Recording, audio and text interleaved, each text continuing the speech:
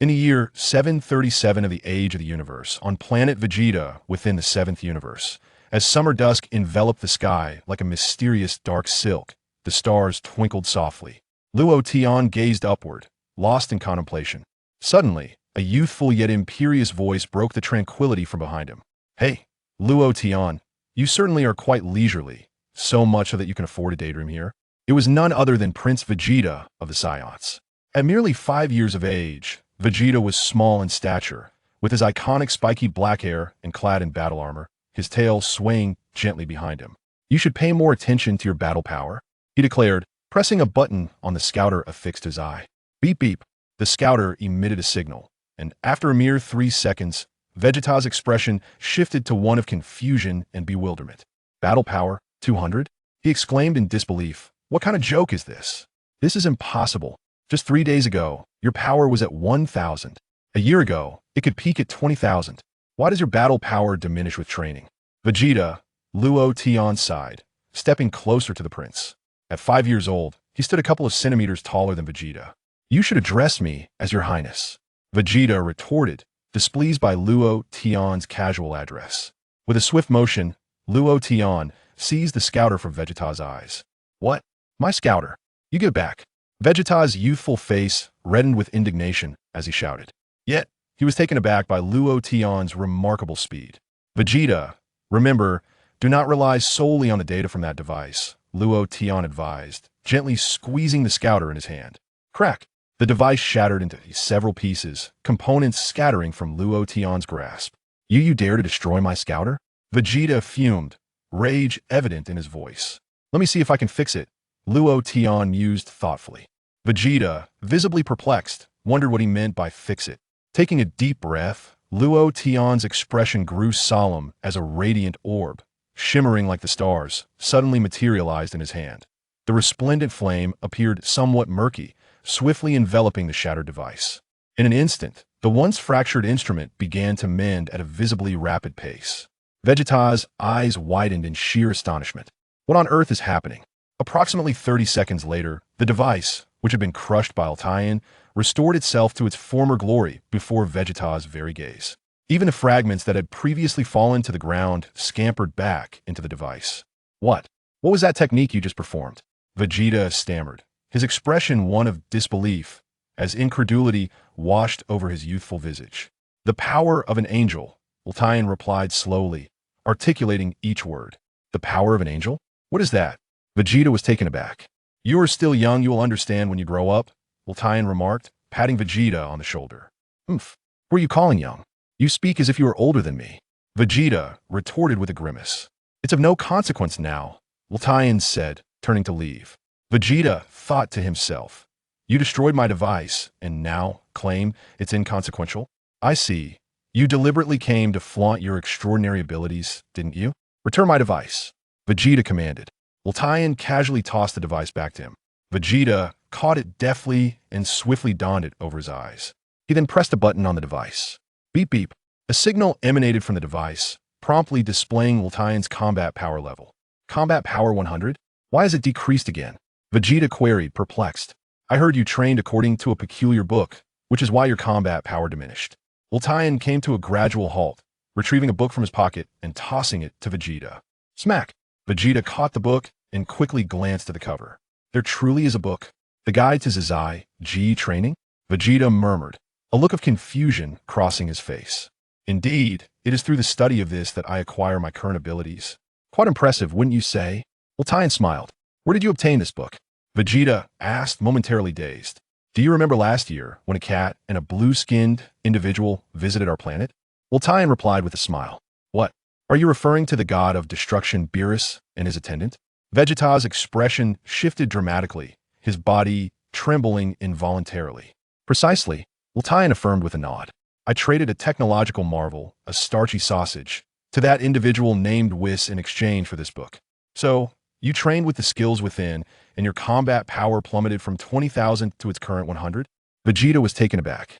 Yes, Luo Tian nodded again. Vegeta stared at him as though he were a fool. Is he truly daft? At the age of 4, he possessed a combat power of 20,000. Among our Saiyans, he would undoubtedly be regarded as a prodigious warrior. My father even intended to train him as my personal attendant. Yet, in a mere year, he managed to reduce his combat power from 20,000 to 100. What a remarkable talent he is. The relationship between Luo Tian and Vegeta is relatively amicable. They are of similar age, and Luo Tian, once a prodigious warrior, was often regarded by King Vegeta as the exemplary child of others. Vegeta, having grown up in an environment overshadowed by Luo Tian's prowess, carried the weight of his young heart, the shadows of his past expanding to a size reminiscent of planet Vegeta itself. Fortunately, since last year, Luo Tian's combat prowess has not only stagnated, but has also begun to decline sharply. Vegeta suddenly feels as though every day is a sunny one, awakening from dreams with a smile. Luo Tian holds a certain admiration for Vegeta. Within the narrative of Dragon Ball, Vegeta's character is masterfully depicted. He evolves from a proud warrior into a father and husband with profound responsibilities. Conversely, in Dragon Ball Super, the protagonist, Son Goku, has devolved into a mere fighter, devoid of deeper understanding. You've trained away your strength just to learn such trivial skills? Vegeta seems to have gained clarity. That's about the gist of it. Luo Tian replies with a gentle nod. That book is now yours. I've already mastered it, and with diligent practice, I should see further improvement. TCH, I have no interest in such worthless trinkets. Vegeta decisively shakes his head. Despite his words, curiosity compels Vegeta to peruse the contents of the book. Ultimate Instinct, a state wherein one transcends cognitive thought, allowing various parts of the body to instinctively sense surrounding dangers and react accordingly. Maximizing speed and reflexes. Prerequisites. A tranquil heart, free from distractions, optimistic and proactive.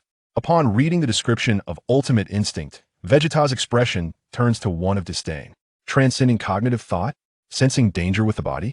Though only 5 years old, he quickly grasps the implication. So, mastering this would enable one to evade all dangers, correct? You can interpret it that way. Luo Tian nods lightly. Luo Tian, we are Saiyans.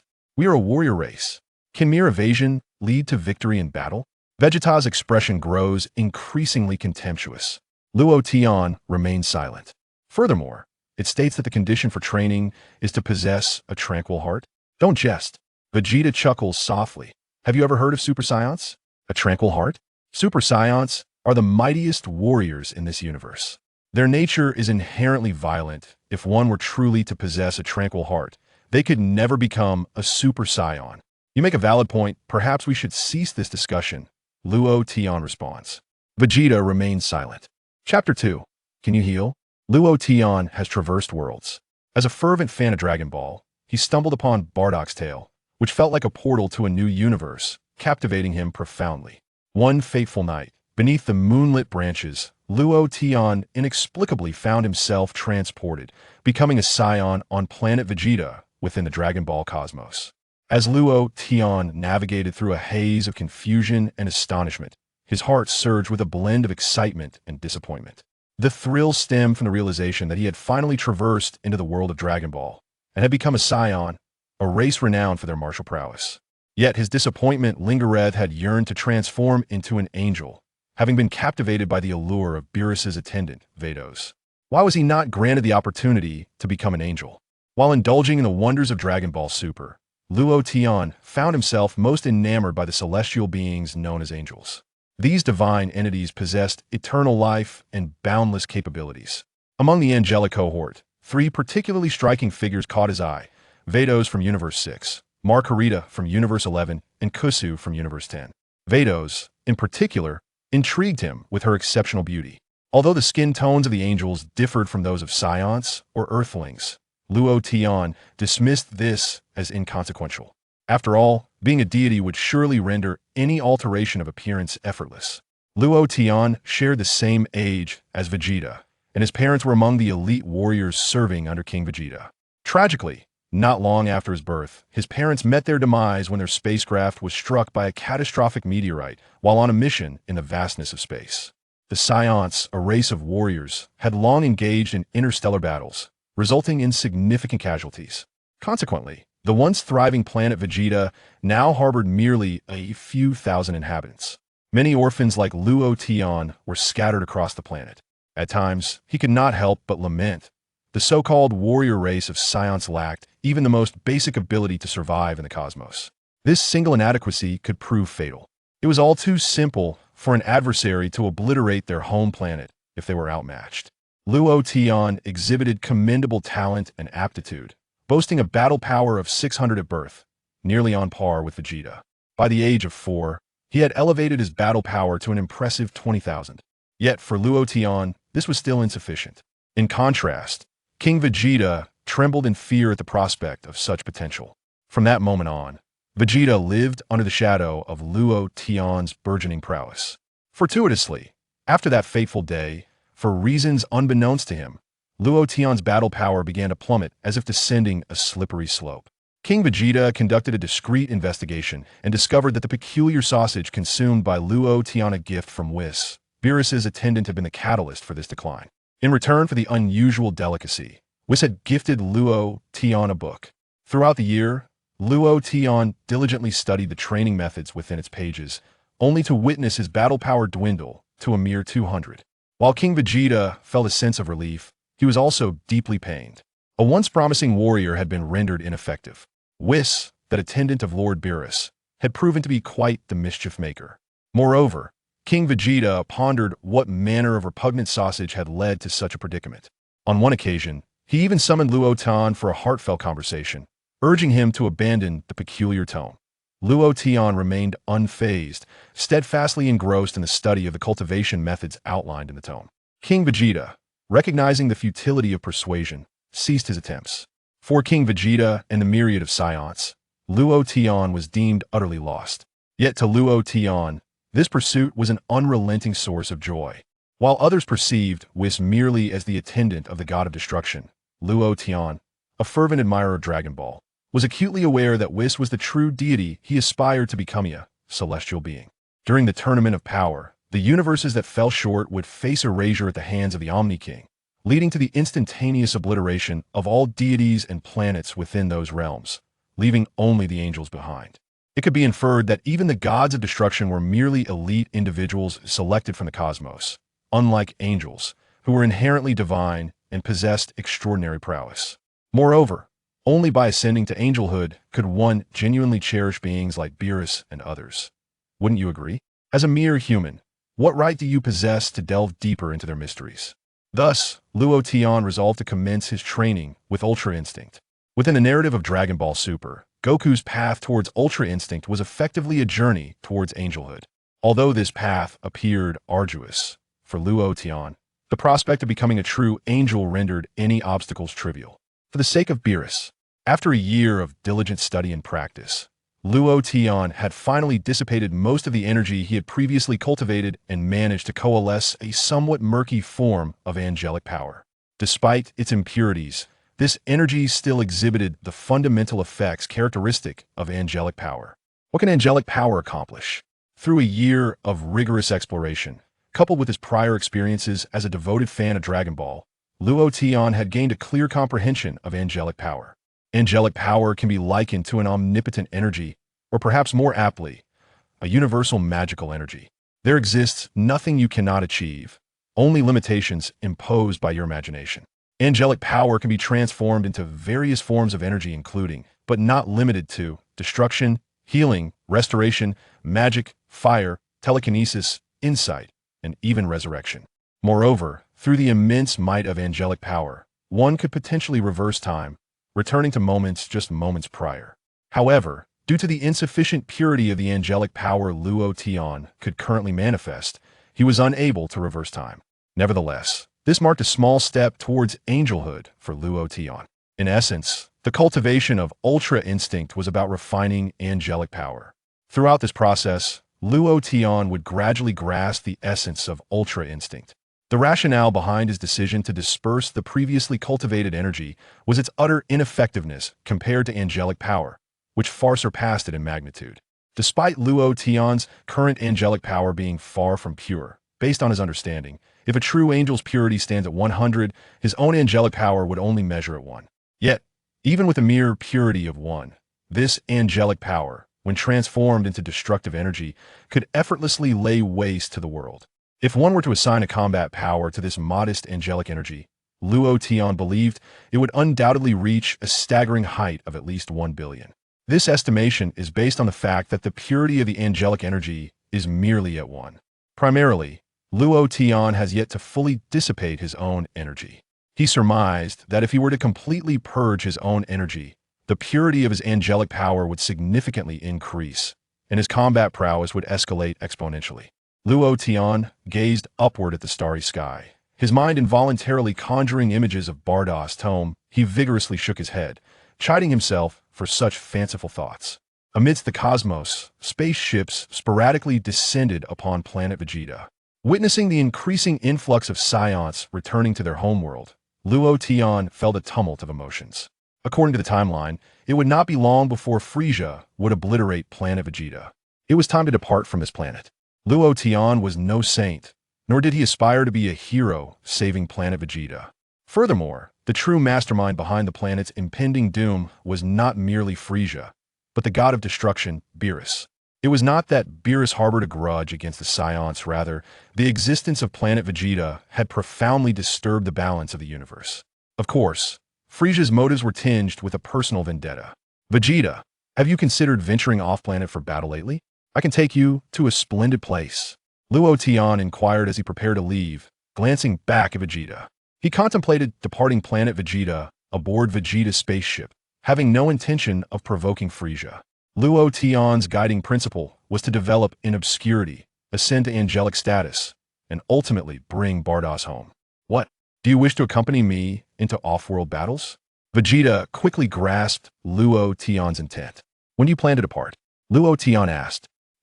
I wouldn't take you along, you'd only hinder me. Vegeta scoffed, raising his chin defiantly.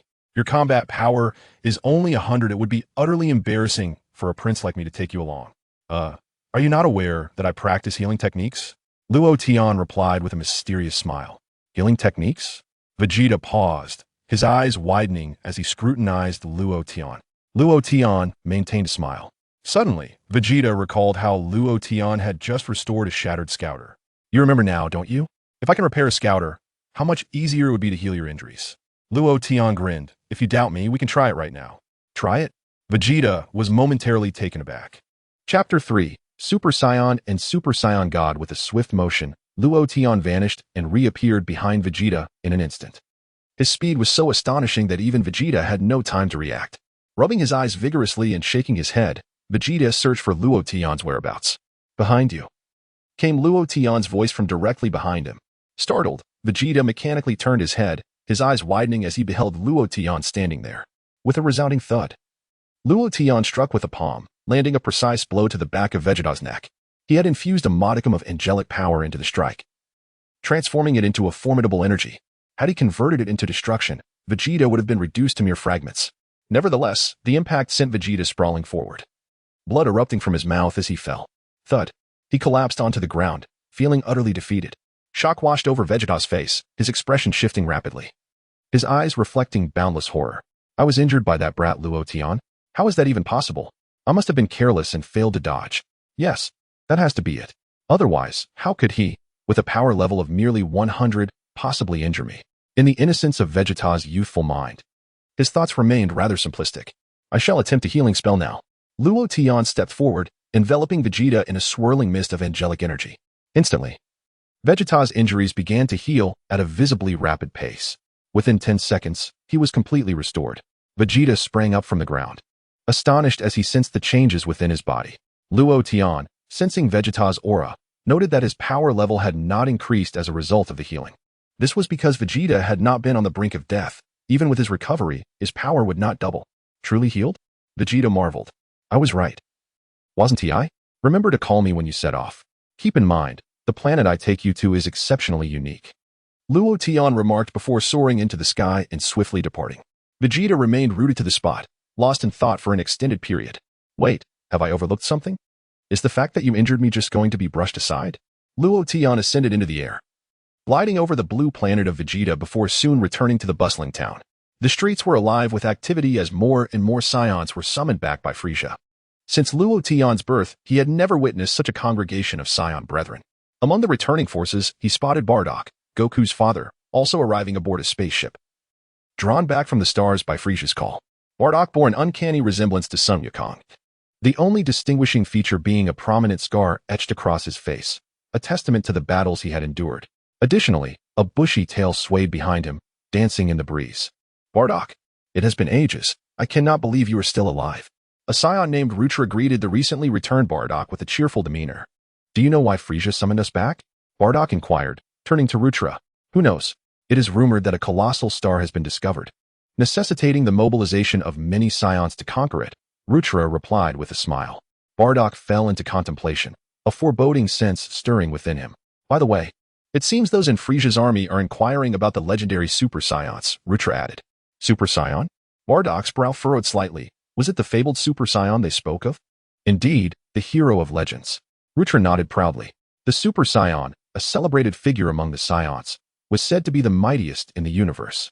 However, in the Scion's understanding, the term universe referred not to the 12 universes but rather to the entirety of the 7th universe. In my understanding, Super Scions are categorized into two types, the ordinary Super Scion and the legendary Super Scion. Loden interjected, approaching with a demeanor reminiscent of a small adult, smiling slowly. Upon Loden's sudden appearance, both Bardock and Rutra were momentarily taken aback. Who could it be? Is it not our prodigious youth, Loden? Rutra exclaimed, unable to resist adjusting the scouter perched upon his eyes. He then clicked his tongue in astonishment and sighed. You ought to check your battle power. I cannot fathom how it has dwindled to a mere 100. That is trivial, Loden remarked nonchalantly. Bardock cast a profound glance at Loden, his eyes brimming with questions. Bardock had heard whispers about Loden. After all, Loden had once been an exceptional warrior, achieving a battle power of 20,000 at the tender age of 4. Yet, in just a year, that power had plummeted to 100. What could have transpired? Of course, Bardock was unaware of the peculiar training methods Loden had adopted from that strange book, as he had been away in battles for many years. Huh. As if you possess such insight about Super Scions. Rutra scoffed with a derisive chuckle. You should take a good look at your battle power. A once promising genius reduced to this. Loden, how much do you know about Super Scions? Bardock inquired with genuine curiosity. As I mentioned earlier, Super Scions are divided into ordinary ones and the legendary Super Scion, Loden replied with a smile. The legendary Super Scion is a prodigy that appears only once every 1,000 years. We, as Scions, can only dream of that. However, through diligent training, you can achieve the status of an ordinary Super Scion. Bardock's expression shifted to one of contemplation. Ha. Beside him, Rutra erupted into laughter. Luo Tian, you mentioned that through diligent training, we can become ordinary Super Scions. Why did you exclude yourself from that? Rutra teased. I fear I can no longer transform into a Super Scion, Luo Tian sighed. Is it because you've rendered yourself incapable? Rutra scoffed once more. No. I might very well bypass the Super Scion transformation altogether and ascend directly to Super Scion God, Luo Tian said, gazing slowly at the sky. Rutra exclaimed, Bardock, you truly have a knack for boasting. I can hardly keep pace with your claims. Furthermore, to become a Super Scion, one must first possess a certain kind of cell, which is born from maintaining a tranquil heart. With a smile, Luo Tian imparted this wisdom to Bardock and Rutra. Cells? A tranquil heart? What nonsense are you spouting? Rutra blinked in confusion. Bardock, you are commendable. Your mindset is relatively serene, and you have already birthed some cells within you, though it is still far from sufficient. Luo Tian remarked, ignoring Rutra's incredulity. However, as long as you uphold your current state of mind, I believe it won't be long before you become a true Super Scion. What? I will become a true Super Scion? Bardock was momentarily taken aback. Ha, Bardock? You can't possibly believe that. Rutra cackled, reveling in his amusement. Luo Tian shook his head, choosing not to stoop to Rutra's level. His encouragement towards Bardock stemmed from the knowledge that, at the moment of planet Vegeta's destruction, Bardock might transcend time and space to 1,000 years past. The legend of the Super Scions indeed originated from Bardock himself. Let me weave this tale to completion, Luo Tian thought as he prepared to depart. Just then, 2 guards swiftly approached, landing beside Luo Tian. Luo Tian, His Highness the Prince has decreed that we assemble at the spaceship launch site tonight at exactly 10 p.m. Do not be late, one guard announced. Next time, wear a scouter for easier communication, the other guard suggested, gesturing to the scouter adorning his own eyes. Next time? Understood. Thank you, gentlemen. Luo Tian nodded. Though, in truth, if my calculations are correct, planet Vegeta will soon face a catastrophic fate. There may not be a next time. After delivering their message, the guards took their leave. Luo Tian, are you all set to depart? Bardock asked, slightly taken aback. Yes, Luo Tian affirmed. Did not Frieza declare that we are not to leave planet Vegeta for the time being? Rutra interjected, his tone gruff. That is his concern, not mine, Luo Tian replied, turning to walk away. This fellow is quite audacious, Rutra gritted his teeth, wondering if he still fancied himself the once great prodigy. Bardock watched Luo Tian's retreating figure in silence, a somber expression crossing his face.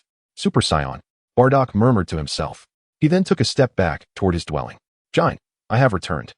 Bardock called out to his wife, Jine, who was in the room preparing meat. Jine, the mother of Goku, was a logistical support worker, primarily responsible for the sustenance of the fighters. Not all Saiyans were warriors. A significant portion, due to their inferior combat abilities, became auxiliary support personnel. After all, the strength of a race is intrinsically linked to its logistical efforts. Given Jine's relatively low fighting power, her contributions were limited to these tasks. Bardock, Jine exclaimed with delight, rushing forward to embrace him. The couple had not seen each other for a considerable time, and this rare reunion was a moment to cherish. Perhaps this gathering today would inevitably lead to a parting tomorrow. As members of a warrior race, reality often revealed its harsh truths. The streets are quite lively, Bardock remarked, reflecting on how long it had been since he had witnessed such a scene. Indeed, everyone has returned. Jine nodded in agreement. What about Raditz? Bardock inquired. He has gone out to play, and he is now a warrior, soon to partner with Prince Vegeta on missions to other planets, Jine replied. Prince Vegeta? Partnering with such a formidable character? Bardock wiped the sweat from his brow in silent contemplation. Yes, Jine affirmed. Is Kakarot still in the nursery pod? Bardock asked again. He has been in there for 3 years. It is time to take him out. Would you like to see him? Jine responded. Entering the inner room, Bardock beheld Kakarot, peacefully sleeping within the pod. Kakarot bore a striking resemblance to Bardock, unmistakably his offspring. He has grown so much, Bardock mused. Indeed, he looks just like you. Especially with that distinctive hairstyle, Jine nodded. After a brief silence, Bardock pondered, once night falls, I shall steal a spherical spaceship and send this child to another planet. Huh? Why would you do that? Jine asked, somewhat perplexed, concerned about the dangers of making him a banished child. This is for Kakarot's own good, Bardock sighed softly. What has happened? Jine felt a sudden wave of unease. Frieza is plotting something. I sense a foreboding of death. Bardock's expression grew increasingly grave. That night, Bardock stealthily procured a spherical spaceship and placed Kakarot inside. Under the cover of darkness, he carried the spaceship, accompanied by Jine, to a desolate mountainous region. In the wilderness, the cold winds whispered, bringing an eerie chill. Not a soul was in sight. I must say, it's quite uncharacteristic of a Saiyan to worry about their child, Jine chuckled. Perhaps I have been infected by your innocence, Bardock replied with a faint smile. Inside the spaceship, Kakarot was wailing incessantly, seemingly aware that he was about to part from his parents. Kakarot, please, quiet down, Bardock urged. Bardock, shall we escape together? Jine proposed. It would be futile. The scanners will locate us swiftly, he responded. Bardock shook his head and gently set the spacecraft down upon the ground. The navigational program was configured to journey toward a distant planet known as Earth. Kaiōshin manipulated a few controls within the spacecraft, addressing Bardock and Kakarot, who was on board, stating that while the planet boasted an abundance of food, its resources held little value, rendering it an unremarkable yet pleasant world. If Bardock is merely overthinking, we shall swiftly come to retrieve you. Remember, do not gaze at the full moon for prolonged periods, Bardock cautioned. I will inform Raditz of this matter as well. Kaiōshin added. You must survive. Bardock waved farewell to Kakarot within the spacecraft. Goodbye, Kaiōshin said, reluctantly. Kakarot stared wide-eyed at his parents, his innocent infant face adorned with a look of confusion. Mom and Dad, do you not want me anymore? With a whoosh, the spacecraft ascended into the sky, swiftly departing planet Vegeta under the watchful gaze of Bardock and Kaiōshin. At precisely 10 o'clock in the evening, Loden appeared punctually at the spacecraft launch site. Present at the launch site were a total of 5 individuals. In addition to Vegeta, there was Raditz, Goku's elder brother, along with Nappa and 2 other Saiyans. Among these 5 Saiyans, only Nappa had matured into adulthood. The others were of a similar age to Loden. Hey, Loden, you are late, Raditz approached. Thank you. No need for courtesy, Loden replied. Raditz, confused, responded, I was not complimenting you. He wiped his brow. Let us depart, Vegeta called out, commanding those present. Your Highness Vegeta, is it really safe to leave now? Nappa expressed a hint of concern, recalling Lord Frieza's orders to keep them all on planet Vegeta. Humph. Does this prince require permission to go wherever he pleases? Vegeta scoffed. You may choose to stay or go. Nappa lowered his head, hastily indicating his intention to accompany them. 1 minute later, whoosh, A small spacecraft pierced through the planet's atmosphere, soaring into the starry expanse. In the vast cosmos, a disc-shaped spacecraft circled the celestial realm near planet Vegeta. Inside sat the cosmic emperor Frieza. Super Saiyans and Super Saiyan gods, you say? Frieza chuckled mischievously from his infantile carriage, his gaze laden with endless mockery. Note: many believe Frieza was unaware of the Super Saiyan god and could not possibly make such a statement. However, in the 2018 Broly film, Frieza indeed mentioned it, likely to connect with the storyline of Dragon Ball Super. This narrative adopts the latest developments from the Dragon Ball Super manga, including the apprentice Angel Myrus, Granola, and Black Frieza, all of whom will make appearances in the forthcoming timeline. Lord Frieza, I believe this is merely a Klitsch D hero's tale. Beelzebub shook his head. Beelzebub, resembling a frog, served as Frieza's attendant, effectively functioning as his caretaker, overseeing his daily needs. I am certainly aware of that. Yet I cannot tolerate even the slightest hint of unease. Frieza snorted, gazing with a sly smile at the distant blue planet of Vegeta, his eyes narrowing into slits. Regardless of the circumstances, Saiyans are an exceptionally proud race. They would never become my loyal servants. It is time for their annihilation. However, I, Frieza, have always been rather merciful, so let them perish along with their planet. What a pity, for Saiyans are indeed remarkable warriors, lamented Biliblu. Moreover, this matter is at the behest of Lord Beerus. Frieza suddenly added, What? Lord Beerus? The god of destruction Beerus? Biliblu's voice trembled with trepidation. I do not wish for a third party to know of this. Frieza narrowed his eyes at Biliblu. Just then, a subordinate entered the room, prepared to report on the situation. Upon hearing Frieza's words, the subordinate found himself at a loss, unable to advance or retreat. Chapter 5. Departing from planet Vegeta, what have you heard? Frieza smiled at the newly arrived subordinate. My Lord Frieza, I heard nothing at all. In fact, I am deaf. The subordinate hastily knelt. Oh, is that so? Frieza chuckled, his eyes emitting a deadly glow. In an instant, the subordinate was reduced to ashes, dead beyond recovery. Biliblu wore a smile, seemingly unfazed by the incident, as if such occurrences were commonplace.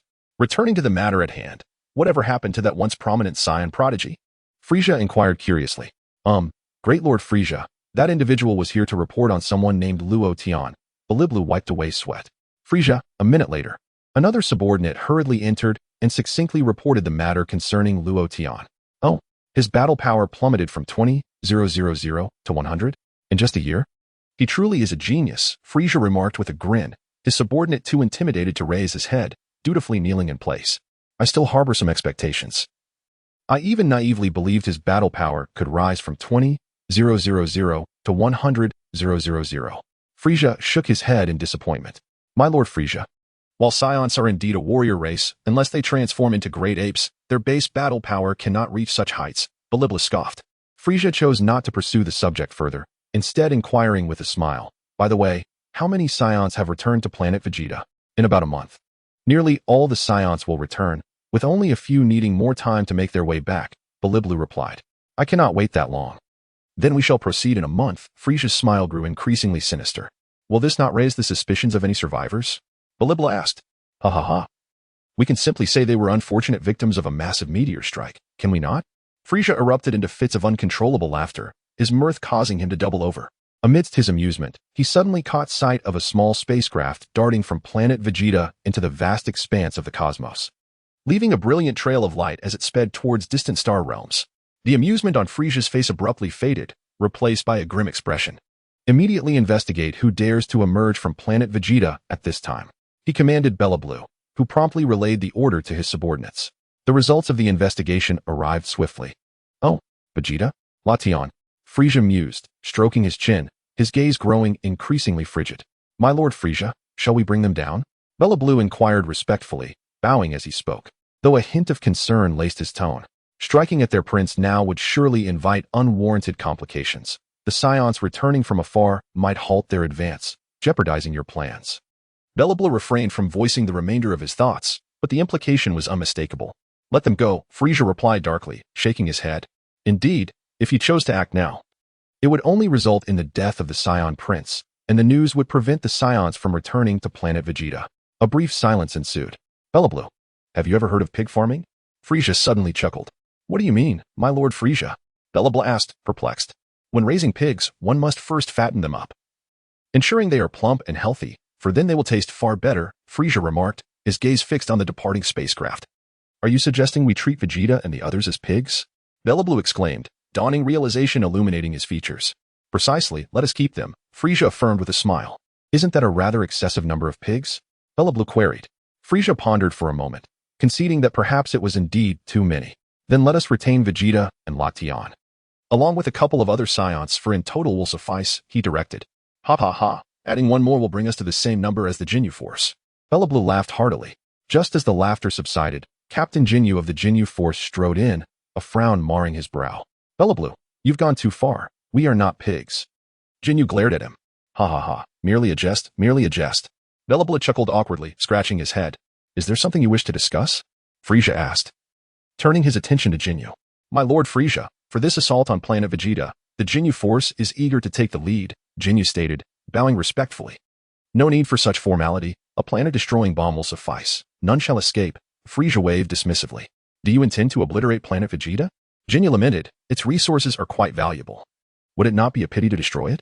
Are you instructing me on how to conduct my affairs? Frieza's demeanor turned ominous. Ah. I suddenly realize how long it has been since I witnessed the fireworks of a planet's destruction, Ginyu responded swiftly, smiling brightly. Frieza's frigid expression gradually transformed into a smile. Whoosh. As they were conversing, a spherical spaceship ascended into the starry sky, passing near Frieza's vessel. Who is it now? Frieza squinted his eyes. Lord Frieza. It is a Saiyan infant with a power level of merely 2, one of his subordinates reported promptly. Should we shoot it down? Asked Bellablu. A power level of only 2? Frieza chuckled. Let it be. Even if it grows, it will amount to nothing. Inside the spaceship of Luo Tian. After flying for over an hour, he turned to glance behind and noticed that the Frieza army's ships had not followed. Prince Vegeta, which planet shall we visit next? Raditz inquired. What do you think, Luo Tian? Vegeta turned to ask him. How many spherical spaceships do we have? Luo Tian posed a question instead of answering. How many? There should be 4, Raditz replied, scratching his head, since their spaceship was not very large and only had 4 mini-spherical ships. That's splendid. Besides myself and Vegeta, each of you 4 can take one and depart, Luo Tian instructed. Raditz's smile gradually faded, while Nappa looked utterly astonished. The other 2 Saiyans appeared equally perplexed. Hey, Luo Tian, aren't you planning to take them along? Vegeta asked in a hushed tone. Luo Tian nodded. What's the point of bringing so many people? It's not very meaningful. Moreover, it's too conspicuous and easily detectable by Frieza's forces. Did you hear that? You 4 get lost. Vegeta decisively commanded Raditz and Nappa without any courtesy. Nappa, Raditz. And the other 2 Saiyans reluctantly complied and entered the other 2 spaceships. Whoosh, whoosh, whoosh. The 4 spherical spaceships launched from the smaller spacecraft, leaving behind 4 bright trails in the vast cosmos. Chapter 6. I have no interest in Super Saiyans, hey. Luo Tian. Vegeta was about to speak when Luo Tian gently waved his hand, halting him. He then pointed at the scouter on Vegeta's eyes. Not one to be foolish. Vegeta immediately understood, removing the scouter and covering the microphone with his finger. What? Are you afraid of others overhearing our conversation? Vegeta huffed, looking at Luo Tian quizzically. I merely wish to avoid unnecessary trouble. Luo Tian smiled slightly. Are you suspecting that Frieza is eavesdropping on us? Vegeta quickly deduced. You are quite astute, Luo Tian commended, giving Vegeta a thumbs up. TCH, no need for your praise. Vegeta cleared his throat and casually inquired. Pray tell, what is the name of that unique planet you mentioned? Namek. Luo Tian replied, articulating each word with precision. In the vast expanse of the cosmos, aboard Frieza's spacecraft, the tyrant remained seated in his infantile throne, a faint smile gracing his countenance. However, beneath Frieza's smile lurked an icy chill. Lord Frieza, according to the latest intelligence reports, 4 spherical stealth spacecraft have been detached from Vegeta's ship, a subordinate reported. Nappa, Raditz, and 2 other inconsequential Saiyans have departed in these 4 spherical vessels. Oh, they have separated? Frieza narrowed his eyes. It appears that the Saiyan prince and the former prodigious warrior, Luo Tian, intend to act independently, Bellablu mused. Dodoria, Salza. Frieza called out. As he spoke, the 2 emerged swiftly from outside, immediately bowing in respect to Frieza. Brothers, Dodoria and Salza bore striking similarities, with their stout physiques, pink skin, and unsightly growths adorning their bodies. You 2 shall split up. One of you will eliminate the 2 unimportant Saiyans, aside from Nappa and Raditz, while the other shall bring me Vegeta and Luo Tian. Frieza commanded decisively, his smile betraying a sinister intent. Though they may be mere insignificant monkeys, I shall capture them to keep as pets. Yes, Lord Frieza. The Dodoria brothers replied in unison. I shall make them understand that no matter what schemes they concoct, they are nothing in the face of absolute power. Frisia sneered. The brothers remained silent. Now go. Frisia gestured with a wave of his hand. As they departed, he added, do not underestimate them. The brothers left, heading towards the spacecraft launch bay. Hey, Dodoria, how about I go capture Vegeta? Salza proposed. Salza, with your meager combat abilities. Do you not fear a mishap? Dodoria scoffed. You must realize that Vegeta's battle power is at least 15,000.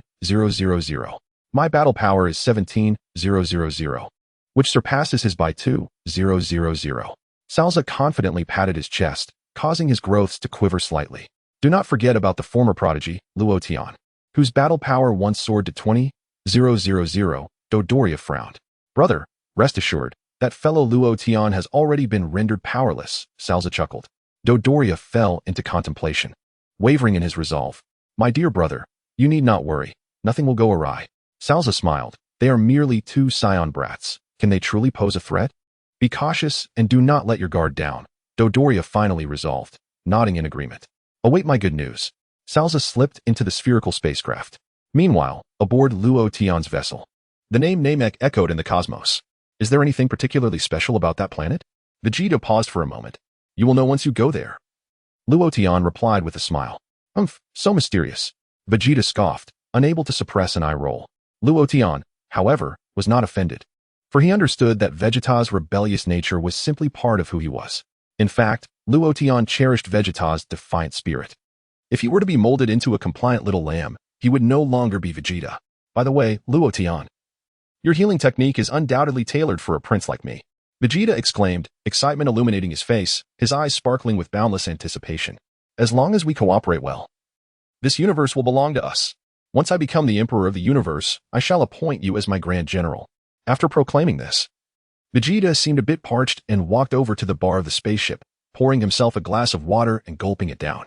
Luo Tian paid no heed to Vegeta's words, but sighed softly, gazing at him as he inquired, My prince, what is your greatest wish? My greatest wish? Why do you ask?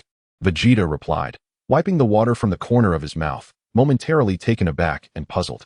Luo Tian smiled mysteriously and lowered his voice. Think carefully. It relates to our journey to Namek. Namek? Wish?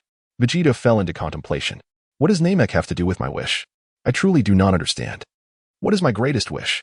Ah, I remember. My greatest wish, of course, is to become a Super Saiyan. Vegeta hurriedly exclaimed. Are you saying that Namek can help me fulfill this wish? You do not need Namek to accomplish this.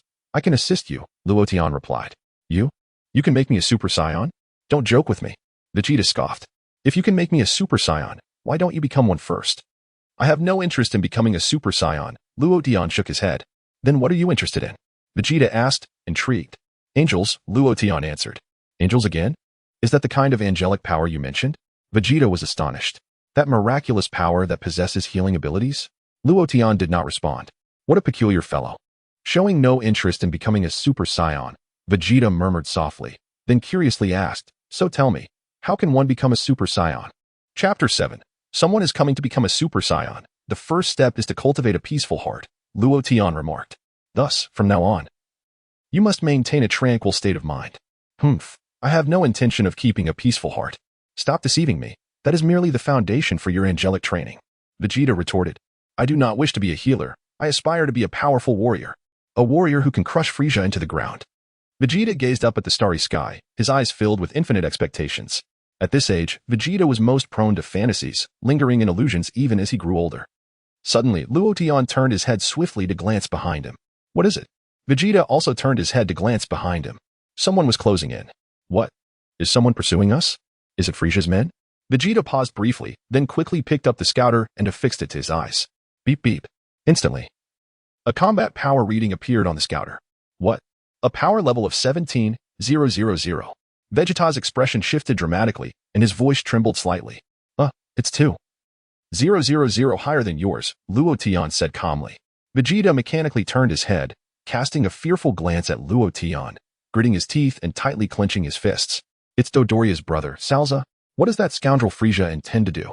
Perhaps he merely wishes to invite us for tea and conversation, Luo Tian replied with a smile. Do you really think that's possible? Vegeta quickly removed the scouter, covered the microphone, rolled his eyes, and hurriedly searched for a planet with a moon to land on. This prince will transform into a great ape and annihilate him. There's no need for that. Have you forgotten that I can heal? Luo Tian chuckled nonchalantly. As long as you are gravely injured by him, I can administer a healing boost, significantly enhancing your combat power.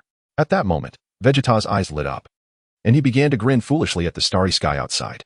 Right. I have exceptional healing. What is there to fear? Wait a moment. How do you know someone is pursuing us without a scouter? Vegeta asked curiously. I told you before, do not rely on the scouter, Luo Tian said with a smile. You must learn to sense the opponent's aura, thereby discerning their strength and position. What? Such a miraculous skill exists? Vegeta was astonished. There is much more for you to learn, Luo Tian replied with a subtle smile. Humph, you speak as if you know far more than I do. Vegeta rolled his eyes. Stop jesting and find a planet to land on. After all, we Saiyans cannot survive in the vacuum of space, which is our greatest weakness. Luo Tian sighed helplessly. Although he had begun to harness the power of angels, it did not mean he had become one or could survive in the cosmos. That was evidently unrealistic. To truly become an angel, a long journey lay ahead. At the very least, comprehending the true Ultra Instinct was the first step. Luo Tian estimated that if he could refine the purity of angelic power to around 10, he should be able to unlock the Super Saiyan God state. With a purity of around 15, he could likely access the Super Saiyan Blue form. If he refined it to about 20, he might unlock the Ultra Instinct sign. With the purity reaching 30, he should be able to achieve true Ultra Instinct, which is the silver-haired state. Of course, these were merely Luo Tian's calculations. Was there a connection between cultivating angelic power and the Super Saiyan God state? Certainly. In fact, the Super Saiyan God is the first step towards deification for Saiyans. It is a small leap in transforming energy into divine power. In his previous life, Luo Tian often observed the fervent debates among Dragon Ball enthusiasts regarding the superiority of Super Saiyan 4 versus Super Saiyan God. The crux of the contention revolved around the question of which transformation was more formidable. To distill it, Super Saiyan 4 represents a quantitative escalation of energy, whereas Super Saiyan God signifies a qualitative transformation of energy. In Luo Tian's perspective, assuming a relatively equal foundation, the potency of Super Saiyan 4 is at least equivalent to that of Super Saiyan Blue. The rationale for this superiority lies in the prolonged duration of the Super Saiyan 4 transformation. Even in a state of unconsciousness, one can maintain this form, a feat unattainable by Super Saiyan Blue. Consequently, even if both parties possess equal strength, in a protracted battle, Super Saiyan Blue may falter. However, these are merely Luo Tian's conjectures from his previous life, and their accuracy remains uncertain. Now that he has traversed into the Dragon Ball universe, he sees an opportunity to verify which form is indeed more powerful. Luo Tian believes it is an excellent choice for Vegeta to pursue the path of Super Saiyan 4. Yet, prior to this, there is a pressing issue to address: the inherent weakness of the Saiyan race, their inability to survive in the vastness of space. This is something that deeply vexes Luo Tian. Shalat, why are you chasing after me? Vegeta had already established contact with Shalat via Scouter. Vegeta, Lord Frieza commands you and Luo Tian to return to him immediately, Shalat instructed. This prince goes where he pleases. Vegeta retorted with disdain. Then I shall have to bring you back myself, Shalat replied coldly. According to my investigations, there seems to be no planets nearby with a moon, correct? Your spaceship cannot match the speed of mine, so I suggest you and Luo Tian behave yourselves. Even without a moon, I can still make you regret challenging me. Vegeta scoffed. How about we battle on that planet ahead? Oh, you seem quite confident, Vegeta, Shalat chuckled in amusement. With a swift motion, the two spaceships streaked across the cosmos, leaving behind bright trails of light as they hurtled toward a distant, ochre-hued planet. Approximately a minute later, the spaceships descended upon the planet's surface. With a creak, the spaceship's hatch opened, and Luo Tian and Vegeta emerged. This time, following Luo Tian's suggestion, Vegeta opted not to bring a scouter, wishing to keep his healing abilities a secret from Frieza. The two soon encountered each other. Vegeta, you should take a good look at your battle power, Shalat remarked with a light laugh. My battle power is 17,000, while yours stands at only 15,000. I must say, as the Prince of the Saiyans, your battle power is indeed impressive. Moreover, this figure must exceed that of King Vegeta. Chapter 8. Are you treating Vegeta? What of it? Vegeta snorted. Luo Tian, once a brilliant warrior, now reduced to a mere fighting prowess of 100? Truly, you are a genius. Diminishing in strength with every attempt at cultivation, Xiao Shalilia exclaimed with a tone steeped in disdain.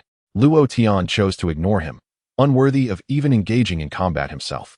How fortunate to have a spirited subordinate eager to fight. You two should team up.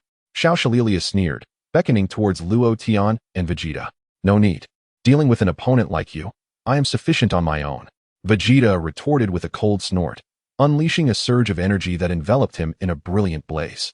In an instant, he transformed into a streak of light, charging swiftly towards Xiao Shililia. In a blink, Vegeta vanished from sight, only to reappear behind Xiao Shililia. With a swift punch, he struck Xiao Shililia in the lower back, sending him sprawling forward.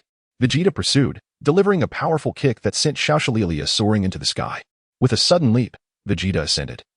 Positioning himself directly above Xiao Shililia, he executed a perfect inverted kick, landing squarely on Xiao Shililia's chest. In an instant, Xiao Shililia plummeted to the ground like a projectile, creating a deep crater upon impact. Descending from the skies, Vegeta landed a forceful stomp on Xiao Shililia's head. With a crack, the scouter adorning Xiao Shililia's eyes shattered beneath his foot. Vegeta leaped once more, gaining altitude, and unleashed a barrage of energy blasts that cascaded down upon Xiao Shililia. The area erupted in dust and debris. Vegeta landed opposite Xiao Shililia, panting heavily, feeling the weight of fatigue settle upon him. He had exerted his energy to its utmost limits. As the smoke began to clear, Xiao Shililia's battered form emerged. Though not entirely unscathed, his face was smeared with dirt, and his armor lay in tatters, yet he bore only minor injuries. After all, a disparity of 2,000 in combat power is significant. Well done, Vegeta. Your previous attack had quite the rhythm, Xiao Shililia remarked with a smirk, brushing off the dust from his body. What? Vegeta's expression shifted dramatically. How does it feel? Your attack seems to be ineffective, doesn't it, Vegeta? Xiao Shililia advanced towards him. Damn it. Vegeta gritted his teeth, raising a hand to unleash an energy blast towards Xiao Shililia. Bang! Xiao Shililia swiftly swatted the energy blast away with a powerful slap. Vegeta's pupils contracted, his expression growing increasingly grim. Now, it's my turn to attack, isn't it, Vegeta? Laughter erupted from Xiao Shililia as he strode confidently towards Vegeta.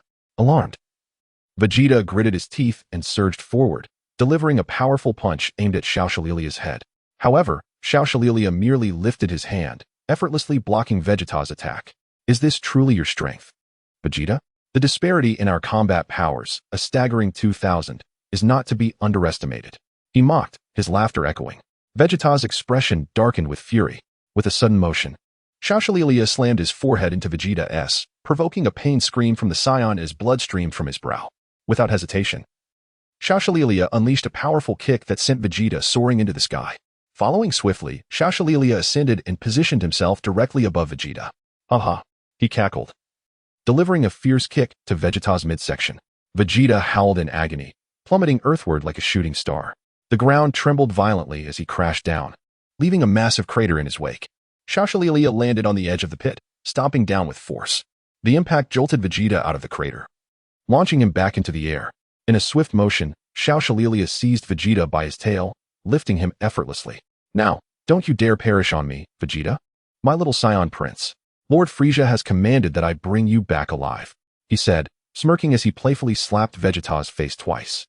He refrained from applying too much force, wary of accidentally killing him, for Frieza had no intention of ending Vegeta's life just yet. He merely wanted him and Luo Tian captured. Blood gushed from Vegeta's mouth as he felt his life slipping away. However, with the powerful healing capabilities of Luo Tian in mind, he refused to surrender. Hey! Vegeta shouted, biting down on Xiao Shililia's hand. Ah! Xiao Shililia yelped, throwing Vegeta back to the ground with great force. Vegeta, disheveled, crawled towards Luo Tian. Humph, are you a dog? Xiao Shililia grumbled, rubbing his injured hand, irked by Vegeta's unexpected resilience. I never imagined you still had the strength to flee, but can you truly escape my grasp? With a sly grin, Xiao Shililia glanced towards Luo Tian.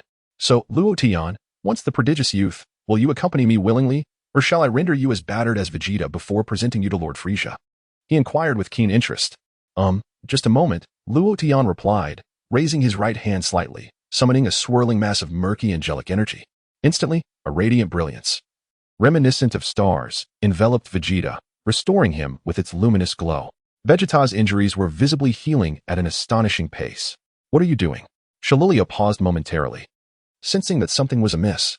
It's nothing. Just wait a moment, and it will be fine, Luo Tian replied with a grin. Are you treating Vegeta? Shililia, not lacking in intelligence, quickly caught on. Chapter 9. How wonderful it is to have a healer like you. Chapter 9. Vegeta's comeback congratulations. Your answer is correct, Luo Tian nodded. What? Can Saiyans even use healing techniques? Shalilia was momentarily taken aback, furrowing her brow. So, you're not enhancing your combat power just to learn healing? Alright, Vegeta. Luo Tian called out to him. With a sudden leap, Vegeta sprang from the ground, swiftly checking his body, a look of boundless astonishment spreading across his face. What? It's healed already? Shalilia's brows knitted tightly together. Well, it's acceptable, Luo Tian replied with a smile. Even if you possess healing techniques, what does it matter? Even if Vegeta recovers 2 or 3 times, he still won't be my match. Shalilia sneered, aiming her hand at Luo Tian's body. However, I won't allow you to heal him any longer. First, I'll make sure you can't fend for yourself. Boom. With that, Shalilia unleashed an energy blast directed at Luo Tian. Luo Tian didn't even flinch. Hey, Vegeta shouted, leaping forward with a powerful slap that sent the energy blast soaring into the sky. What? Shalilia was taken aback, not expecting Vegeta to be so formidable. To her, the energy blast she had unleashed held enough intensity to severely injure both of them. Of course, Vegeta could have evaded it. But what surprised Shalilia was that Vegeta did not dodge. Instead, he swatted the energy blast away. Whoosh! Vegeta transformed into a brilliant streak of light, rapidly charging at Shalilia, and collided headfirst into her chest. Puff! Shalilia spat out a mouthful of blood, her face paling instantly. Vegeta then delivered an uppercut that struck her chin squarely. Shalilia flipped in midair, crashing to the ground, feeling utterly defeated. Spitting out a mouthful of saliva, Vegeta displayed a triumphant expression. Shalilia wiped the blood from her mouth, struggling to rise from the ground. Disbelief etched across her face as she glanced at Vegeta and then at Luo Tian, bewildered. How is this possible? Shalilia exclaimed, her expression one of shock. Why do I feel as though your combat power has increased? Shalilia, do you not know? Vegeta chuckled lightly. Know what? Shalilia was momentarily stunned. A Saiyans experience her rebirth upon the brink of death, leading to a significant increase in combat power. Vegeta laughed heartily. What are you saying? Shalilia's complexion shifted dramatically. Luo Tian, can you sense my battle power? Vegeta inquired. Approximately 18,000, Luo Tian pondered. What? Only an increase of 3,000? Vegeta felt a twinge of dissatisfaction. It's not bad. I just fear it may never grow again, Luo Tian remarked. Vegeta responded, what do you mean? What does it imply that it may never grow again? Yet, he dismissed the thought. 3,000 is 3,000. My battle power is now 18,000, surpassing this fellow by 1,000. Dealing with him will be a breeze. Although he claimed to have 1,000 more battle power, in reality, Vegeta held a decisive advantage. Previously, Xiao Lia had engaged in combat, expending energy and suffering injuries, resulting in diminished battle power. Conversely, Vegeta had fully recuperated, not only returning to his peak, but also enhancing his battle power. 18,000 battle power? Impossible. Absolutely impossible. Xiao Lia exclaimed, his eyes filled with disbelief. You will soon discover its feasibility. Vegeta scoffed, swiftly closing the distance to stand directly opposite Xiao Lia. Shocked, Xiao Lia's pupils reflected boundless terror. Die! Vegeta shouted, delivering a powerful kick that sent Xiao Lia soaring into the sky. Boom! Vegeta unleashed his energy to its utmost limits, engulfing Xiao Lia in a tremendous burst of power. Once calm returned, Xiao Lia lay in shattered fragments, obliterated by Vegeta's might. Panting heavily, Vegeta felt the significant drain on his energy. It was evident that the cost of utterly vanquishing Xiao Lia was substantial. Vegeta's energy reserves were nearly depleted. Quick, Luo Tian, assist me in recovering my energy, Vegeta commanded. Vegeta, do not depend solely on my healing abilities, Luo Tian sighed. For energy recovery, a simple meal would suffice. Forget it, Vegeta replied, reluctant to ask for help. Now that Xiao Lia is dead, Frieza may use our spaceship's tracking system to locate us, Luo Tian mused, sensing the need to destroy the ship's tracking capabilities. No need for such trouble, Vegeta remarked with a smug smile. I just thought of an excellent plan that might allow us to defeat Frieza. Oh, what is it? Luo Tian inquired. You beat me to the brink of death, then heal me. That way, my battle power will continuously rise. Vegeta's face lit up with fervor, brimming with eager anticipation. Such a splendid request is a first for me, Luo Tian marveled. With your healing, I will soon ascend to Super Saiyan. Vegeta laughed heartily, patting Luo Tian on the shoulder. Rest assured, Luo Tian, when I become a Super Saiyan and the strongest in the universe, I will undoubtedly treat you well. Let me beat you half to death, if necessary. Luo Tian gently shook his head, Is there a problem? Vegeta was taken aback. I believe it is essential for you to clarify something first, Luo Tian replied. What is it? Vegeta inquired, puzzled. Do you know Frieza's combat power? Luo Tian asked. Humph. How much could it be? At most 200, 000, Vegeta speculated, then smirked. As long as my combat power exceeds 20, 000, I can transform into a great ape and crush him to the ground. Chapter 10. Do you know Frieza's combat power? You underestimate Frieza far too much. Luo Tian slowly shook his head. Then tell me, what is Frieza's combat power? Vegeta pressed. Luo Tian extended 5 fingers. What? 500, 000? Vegeta's expression shifted slightly, though he was not overly shocked. He then lowered his head to analyze. This guy's combat power exceeds my expectations. It seems I must elevate my power to above 50. 000 and transform into a great ape to contend with him. You can transform into a great ape, but will Frieza not transform as well? Luo Tian added lightly. What did you say? Frieza can transform? How is that possible? Vegeta's expression momentarily froze, revealing disbelief. To my knowledge, Frieza not only can transform, but can do so multiple times, Luo Tian sighed. What? Multiple transformations? Vegeta trembled involuntarily. At least 3 times, Luo Tian stated. Vegeta fell silent, his face reflecting utter despondency. As for combat power, during the first transformation, it seems his power can reach a staggering 1, 000, Luo Tian supplemented. What? Combat power of 1, 000? Vegeta's voice rose several decibels. There's nothing to be astonished about, Luo Tian remarked. Vegeta was left speechless, his shock palpable. Because even more astonishing revelations are yet to come, Luo Tian continued. During the second transformation, the combat power is at least 2, 000. Vegeta felt increasingly unnerved, his expression hardening. In the third transformation, his base combat power is approximately 3, 000, Luo Tian added. 3, 000. Vegeta gasped, his face turning ashen. This means my base combat power must reach at least 300, 000. Only then can I hope to contend with this creature. I am not finished yet, Luo Tian smiled. Vegeta fell silent. This is merely Frieza's base power. If he were to channel all his energy, his maximum combat power could reach an astonishing 120, 000. Luo Tian stated calmly. Vegeta's lips twitched uncontrollably, his body trembling as he collapsed onto the ground, his complexion ghostly pale. Vegeta gasped for breath, feeling as though he were on the verge of suffocation. Combat power of 120, 000? Is this for real?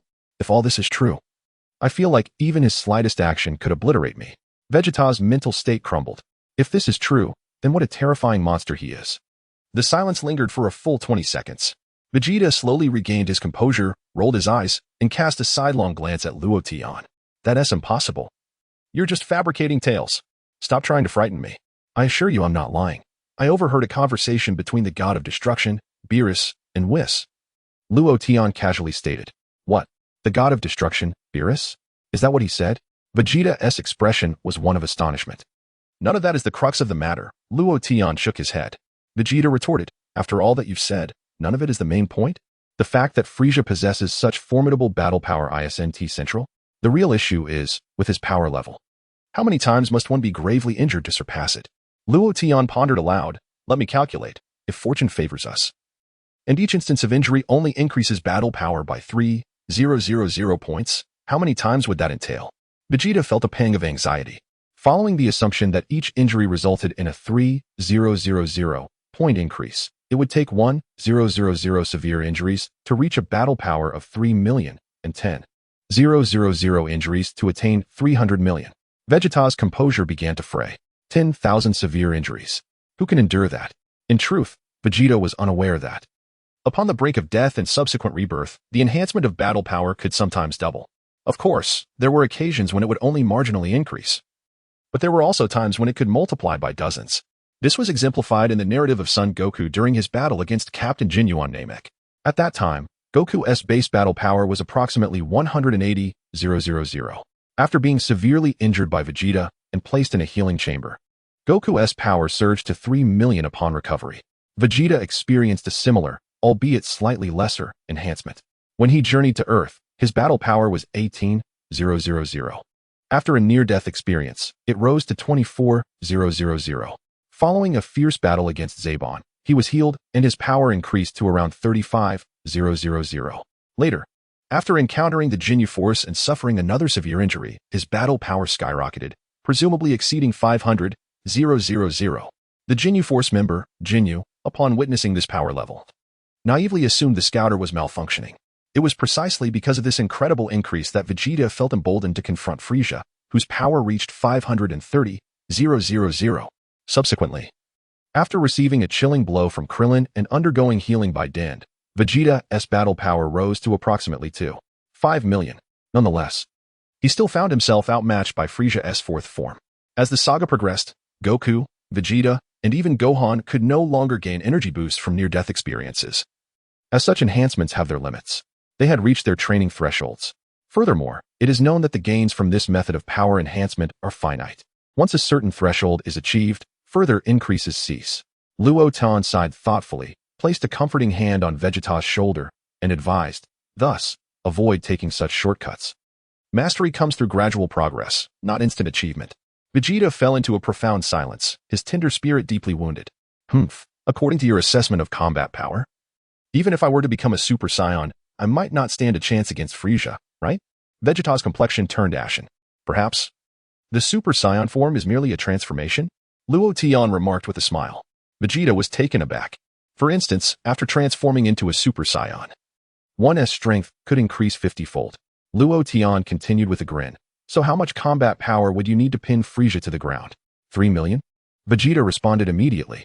Congratulations, you are correct, Luo Tian nodded. Vegeta scoffed. Utter nonsense without any basis. Is the Super Saiyan truly a transformation? Let us not dwell on this any longer.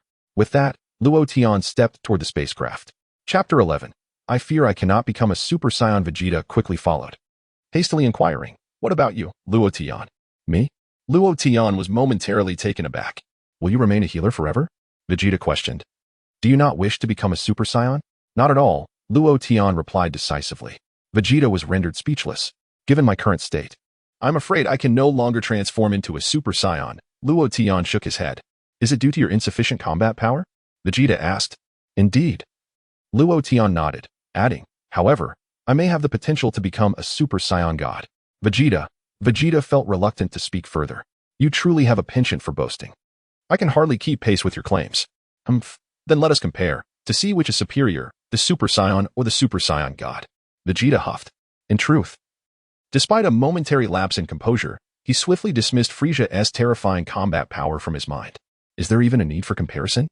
The title Super Saiyan God has 2 more words than Super Saiyan, so naturally, the Super Saiyan God is more formidable, Luo Tian said with a smile. Is that truly how you measure strength? Vegeta retorted with irritation. Ignoring Vegeta, Luo Tian approached the spacecraft directly. That said, how do we disable our spacecraft's positioning system? Vegeta queried. If necessary, we could seek out a scientist to see if he can locate the tracker within the ship. I will attempt it first, Luo Tian said, slowly raising his hand and placing it upon the spacecraft. Crack. A murky angelic power emanated from Luo Tian's hand. In an instant, the angelic energy enveloped the spacecraft. What? Can your so-called angelic power also destroy the spacecraft's positioning system? Vegeta was taken aback. All done. It has been disabled, Luo Tian nodded. What? Was it that simple? Vegeta's eyes widened as he immediately flew to the spacecraft where Shalia was located, manipulating the controls in an attempt to ascertain the location of his own ship. Beep. Lost contact. Please search again, the display screen revealed. Vegeta's expression turned to one of astonishment, momentarily stunned. Has this truly been resolved? Whoosh. Vegeta swiftly returned to the side of Luo Tian, gazing at him and inquiring, do you still study science and technology? Let us depart. Luo Tian did not respond to this question. In truth, he was utilizing his angelic power to search for the spaceship's positioning system, and to his surprise, he indeed located it. Since he could find it, destroying it would be exceedingly simple.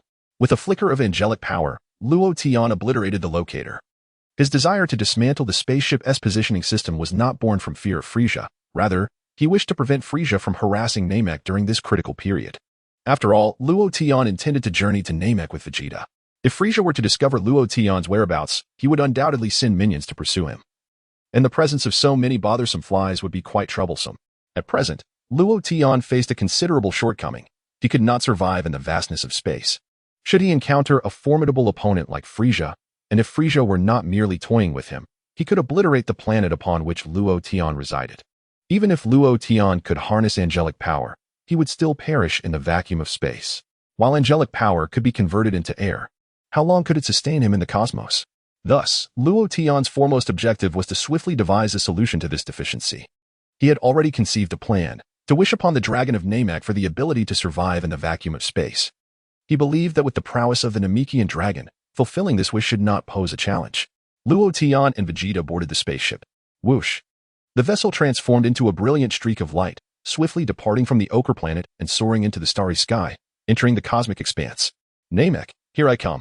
In another star system, on a certain planet, Dodoria effortlessly eliminated the two Saiyans, aside from Raditz and Nappa. Nappa and Raditz trembled in fear. Fully aware of Dodoria's formidable power, which had reached an astounding level of 23,000. Humph. This is the consequence of your reckless actions. Dodoria's expression was cold as he narrowed his eyes at Nappa and Raditz. The corners of their mouths twitched incessantly, beads of sweat forming on their brows. However, Lord Frieza remains quite merciful. As long as you two comply, no harm shall come to you, Dodoria stated with a smile. Nappa and Raditz remained silent. Maintain communication. Be at our beck and call, and obey Lord Frieza's orders. Can you manage that? Dodoria asked with a grin. Nappa and Raditz nodded vigorously. Very well. Dodoria stepped forward, causing Nappa and Raditz to tremble even more violently, as if their legs had lost all autonomy. They understood that in the face of absolute power, even fleeing would lead to their demise. Well then, I must take my leave. You two take care of yourselves. With that, Dodoria did not press them further and departed aboard his spaceship, leaving them behind. Upon entering the spacecraft, Dodoria immediately attempted to establish contact with his brother, Salza. However, there was not a trace of signal from Salza's end. What could be the matter? A sudden sense of foreboding washed over Dodoria. Could it be that my brother has met with misfortune? His heart sank further into unease. Without delay, Dodoria pressed several buttons on the control panel of the spacecraft. In an instant, the panel displayed the location of Salza's spacecraft. Dodoria then proceeded to search for Lot's spacecraft. Beep, lost contact. Please search again. Dodoria paused momentarily, his expression changing dramatically. After a brief hesitation, he promptly established communication with Frieza's spacecraft. Inside Frieza's spacecraft, the tyrant sat in a pod, gazing out at the blue planet of Vegeta. From this vantage point, Vegeta bore a resemblance to Earth, radiating like a sapphire. Lord Frieza, Dodoria has successfully completed his mission and is returning, said Biliblu, approaching with respect. Does he have anything else to report? Frieza inquired without turning. He mentioned that his brother, Salza, has gone missing and Vegeta's spacecraft has also completely lost contact, Biliblu replied. Our technicians have indeed confirmed that Vegeta's spacecraft has vanished. Oh, so they have managed to disable the tracking system? Frieza remarked, seemingly unfazed. Perhaps, Biliblu nodded. Order that any sightings of them be reported immediately. Very well, Lord Frieza. Biliblu bowed. Thus, it seems Salza may have been slain by Vegeta and Lot. Am I correct? Frieza's expression darkened, his eyes narrowing with a flicker of anger. It was not merely the loss of a subordinate that irked him. Rather, it was the realization that he had underestimated the two Saiyans, Vegeta and Lot. Dodoria has requested to investigate the location of Salza's spacecraft, Biliblu continued. Let him go, Frieza nodded in agreement, offering no objections. An hour later, a disc-shaped spacecraft descended upon the planet where Lot and his companions had previously landed. Dodoria swiftly located his brother's spacecraft. As he surveyed the area, he discovered remnants of the battle between Vegeta and Salza. Among the debris, Dodoria keenly discerned a piece of his brother's skull. He picked it up, his countenance growing increasingly grim. Salza, you fool. I urged you to exercise caution, yet you chose to disregard my advice. As a result, that scoundrel Vegeta has met his demise, has he not? Dodoria clenched his fists tightly, trembling with rage. Without a moment's hesitation, he boarded his spacecraft and departed from the planet. Vegeta, Loden, you two shall await my return. I am determined to annihilate both of you and avenge my brother. Dodoria bellowed within his spacecraft, unleashing the fury that consumed him. Meanwhile, Loden and Vegeta's vessel sped through the cosmos. Loden took the opportunity to disable the surveillance system on Vegeta's scouter. This divine power truly feels effortless. It is indeed the essence of true godly strength. Are you suggesting that on Namek, one can fulfill any wish? Vegeta's face lit up with astonishment. Indeed, that artifact is known as the Dragon Ball. Loden replied with a smile, revealing that it can grant a total of 3 wishes, one for each of us. Have you contemplated your desire? My wish, without a doubt, is to become a Super Saiyan. What is peculiar about that? Vegeta answered without hesitation, then inquired about Loten's wish. Is it to become a Super Saiyan God? No. I seek merely the ability to survive in the vastness of space. Nothing more, Loten replied. The ability to endure in the cosmos? What merit does such a wish hold? It seems rather superficial. Vegeta regarded Loten with a hint of perplexity. I have no desire to perish in the void of space, Loten remarked with a smile. Suit yourself. Vegeta shrugged, considering Loten to be rather foolish, then muttered softly, I have long heard tales of the Namekians possessing remarkable powers. But I never anticipated they could create the Dragon Balls to grant 3 wishes. Therefore, once we arrive on Namek, be courteous to its inhabitants. Recklessness will yield no wishes fulfilled, Loten advised, nodding in affirmation. I do not require your guidance on how to conduct myself. I am fully aware of my actions. Vegeta stood by the window, gazing at the expansive night sky, unable to suppress a scoff. As they conversed, Vegeta suddenly noticed a spherical spacecraft darting through the stars. Veering off in another direction, peering into the distance, he caught sight of a child within the vessel at the moment it turned. Is that a Saiyan? Vegeta paused, picking up the scouter and pressing a button. Beep, power level 2. In no time, Vegeta discerned the combat power of the individual. I remember now. That little brat is Bardock's son. What was his name again? Vegeta pondered quietly. Kakarot, Loten interjected. Yes, Kakarot, a low-class warrior. How utterly pathetic, with a power level of only 2. Vegeta shook his head, feeling embarrassed for the Saiyan race. Yet, there are instances when low-class warriors, through sheer dedication, can surpass their more gifted counterparts, Loten replied. Do not delude yourself. Such a feat is utterly impossible, Vegeta scoffed, expressing his disbelief. Vegeta, I calculated that the one known as Kakarot may very well become your lifelong rival, filled with both love and conflict, Loten remarked. Vegeta, love and conflict? Is Kakarot a female? Vegeta paused, realizing his mistake. He distinctly perceived Kakarot as a male. Loten silently wiped his brow. What? Do you truly believe that individual could become my adversary? Vegeta displayed a look of disdain. Indeed, Loten nodded. What baseless nonsense, Vegeta scoffed. Where is he headed? Has he just been banished from planet Vegeta by father? Or did Bardock secretly release him? Observing the trajectory of that spaceship, it is highly probable he is bound for Earth, Loten stated. Vegeta approached to investigate Earth's data, revealing disappointment on his face. This planet holds little value. However, it does boast an abundance of food. After a pause, Vegeta continued. I understand now. It must be that Kakarot's father deemed him too insignificant and, unable to endure the ruthless competition among Saiyans, sent him to that planet. Much like my brother, Tarbal, whom father also considered unremarkable and thus dispatched to a resource-poor world. Loten chose not to comment further, instead focusing on honing his own angelic powers. I shall take a nap first, Vegeta declared, retreating to the sleep chamber. As days passed, 10 days later, Loten stood by the spaceship's window, gazing at a distant, sizable green planet. It was indeed Namek. Chapter 13. Why has your battle power disappeared? Vegeta, drawn over to take a look, remarked, this planet is rather sizable. However, after uttering those words, Vegeta checked Loten's battle power readings with a scouter. Upon viewing the results, he could not help but tap the device, displaying a look of confusion. What is happening? Why does the scouter not display your battle power? Is it malfunctioning? Vegeta removed the scouter from his eyes and examined it closely. Because I no longer possess battle power. Loten replied with a faint smile. What did you say? You have no battle power? What does that mean? Vegeta was momentarily taken aback. It means precisely what it states. Loten explained. Your expression suggests you seem rather pleased, Vegeta responded, looking at Loten as if he were a fool. It matters not, Loten chuckled. After 10 days of training, Loten had finally dissipated all the energy within him. Now, he was left solely with divine power. The purity of Loten's angelic power surged from a mere 1 to a remarkable 5 after eliminating all other energies. It appears that the energies cultivated previously had indeed influenced the purity of his angelic power. With the purity of the angelic power now at 5, I shall henceforth devote myself entirely to cultivating this divine ability, free from any extraneous energies that might distract my focus. Remember to be courteous when encountering the Namekians. Do you understand? Luo Tian advised Vegeta, gazing at the distant Namek. Are you instructing me on how to act? Vegeta replied with a scowl. Let us proceed and land on Namek. Without further ado, Luo Tian deftly maneuvered the spaceship, descending gradually near a village. As the ship came to a halt and the hatch opened, Luo Tian and Vegeta emerged, finding themselves amidst the village. At this hour, the able-bodied villagers were away working, leaving behind only 3 elders basking in the sun. Upon the arrival of the spaceship, The elderly Namekians, having already noticed the disturbance, rose from their seats, their expressions growing grave. Upon seeing Luo Tian and Vegeta, the village elder's demeanor shifted, his vigilance evident as he inquired, "Who are you? What brings you to Namek?"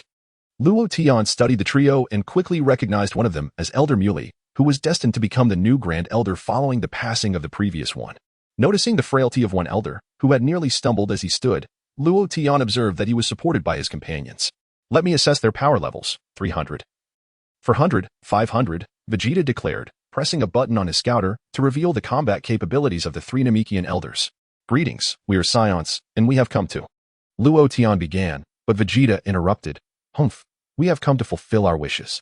Hand over your Dragon Balls so that this prince may see them," Luo Tian reprimanded. "What did I say earlier? Humph, this prince does not require your guidance," Vegeta retorted defiantly. In a flash, Luo Tian moved, appearing instantaneously behind Vegeta. His speed so astonishing that Vegeta had no time to react. With a swift strike, Luo Tian struck Vegeta's nape, causing him to collapse to the ground, his consciousness fading. "My sincerest apologies, my companion lacks decorum," Luo Tian sighed. Elder Muley was momentarily taken aback. This young man certainly acted with decisive resolve. "I can sense a malevolent energy emanating from your companion," Elder Muley remarked, casting a wary glance at the unconscious Vegeta. "And what of me?" Luo Tian asked with a smile. Elder Muley looked back at Luo Tian, a hint of confusion crossing his features. "Why do I perceive a unique charm in this young man? I am filled with a desire to gaze up at him. Who exactly is he?" Elder Muley soon noticed the tail behind Luo Tian and speculated about his identity. "Is he also a Saiyan? And such a charming one at that? Do I possess a countenance brimming with sunshine and warmth?" Luo Tian flashed a grin, revealing a set of pearly white teeth. Elder Muley remarked, "This child certainly has a way with words. What brings you here?" He inquired of Luo Tian. "I am here for a vacation," Luo Tian replied. Muley silently wiped the sweat from his brow. "Your companions have stated that you are here in search of Dragon Balls." Just as he spoke, the elder from Namek suddenly collapsed to the ground, his body trembling uncontrollably. "Delta!" The elder beside him paled and exclaimed in alarm. "Delta, what has happened to you?" Elder Muley asked, his face etched with concern as he hurried over to investigate. "It's the negative energy syndrome again," the elder sighed. "What? When did Delta fall victim to it?" Muley asked in a grave tone. "I sensed something was off with him earlier, but he held on without revealing it." The elder shook his head, implying that Delta's time may be running short. "Negative energy syndrome?" Luo Tian stepped forward, curiously observing the unconscious elder. He noticed black lines entwining around the fallen elder, particularly evident on his face, which was shrouded in dark clouds. Muley and the elder beside him exchanged glances with Luo Tian before turning their attention back to Delta. It seemed as though he had been assailed by a peculiar malevolent energy. "You are correct, young man. The harsh environment of our planet has allowed negative energy, or the evil energy you mentioned, to run rampant," Muley sighed. "Many Namekians have begun to exhibit similar symptoms, and those severely affected have even succumbed to it. We refer to this affliction as negative energy syndrome." Chapter 14. The negative energy of Namek. "If we can eliminate the negative energy from his body, he can be cured," Luo Tian suggested. "It's easier said than done. This negative energy has fused with his body. Only a few Namekians have survived due to their robust resistance. Most have perished from the onslaught of this energy," the elder said gravely. "I will give it a try and see if I can help him rid himself of this negative energy," Luo Tian declared as he stepped forward. You believe you can expel the negative energy from him?" The elder was taken aback. "Do not jest. Even the Grand Elder is powerless against such negative energy. Young man, we appreciate your goodwill, yet it is imperative to acknowledge that the eradication of negative energy is no simple task." Muley's expression grew increasingly grave as he spoke.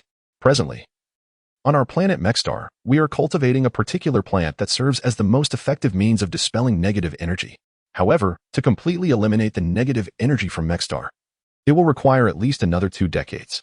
This span of 20 years poses a significant challenge for us Mexstar inhabitants." Luo Tian, choosing not to elaborate further, raised his right hand gently, and in an instant, a brilliant orb of light, reminiscent of stars, manifested within it. With a swift motion, he directed this radiant flame to envelop Delta. The moment the luminous fire made contact with Delta, it swiftly eradicated the dark lines that marred his form. 3 seconds later, the black lines had vanished completely. With a sudden jolt, Delta opened his eyes wide. Muley and the elder beside him stared in astonishment, their expressions a mixture of confusion and disbelief. Startled, Delta leaped from the ground with the agility of a fish, causing Muley and the elder to nearly collide in shock. "Be careful not to strain your back," Luo Tian cautioned quickly. What on earth just happened? Delta exclaimed, gazing in awe at his own body. Why do I feel as though I have been reborn? Muley and the elder exchanged glances, their faces reflecting their astonishment as they turned their attention to Luo Tian. Isn't this simply a momentary revival? Luo Tian replied with a smile. What are you saying? Are you cursing me?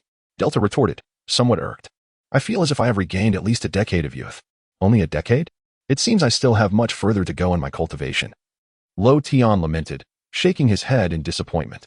Earlier, when Luo Tian infused Delta with angelic energy, he had also inadvertently restored a portion of his youth. The method for rejuvenating through angelic energy is relatively straightforward. It merely requires repairing the aging cells. However, it disheartened Luo Tian to realize that he had only succeeded in making this elder 10 years younger. For the Mexstar people, who enjoy lengthy lifespans of 3 to 5 centuries, 10 years is but a trivial matter. Muley, what is this young man talking about? Delta inquired, casting a quizzical glance at Luo Tian before turning to Muley for clarification. Muley discreetly wiped his brow, while the elder next to him found the situation both amusing and perplexing.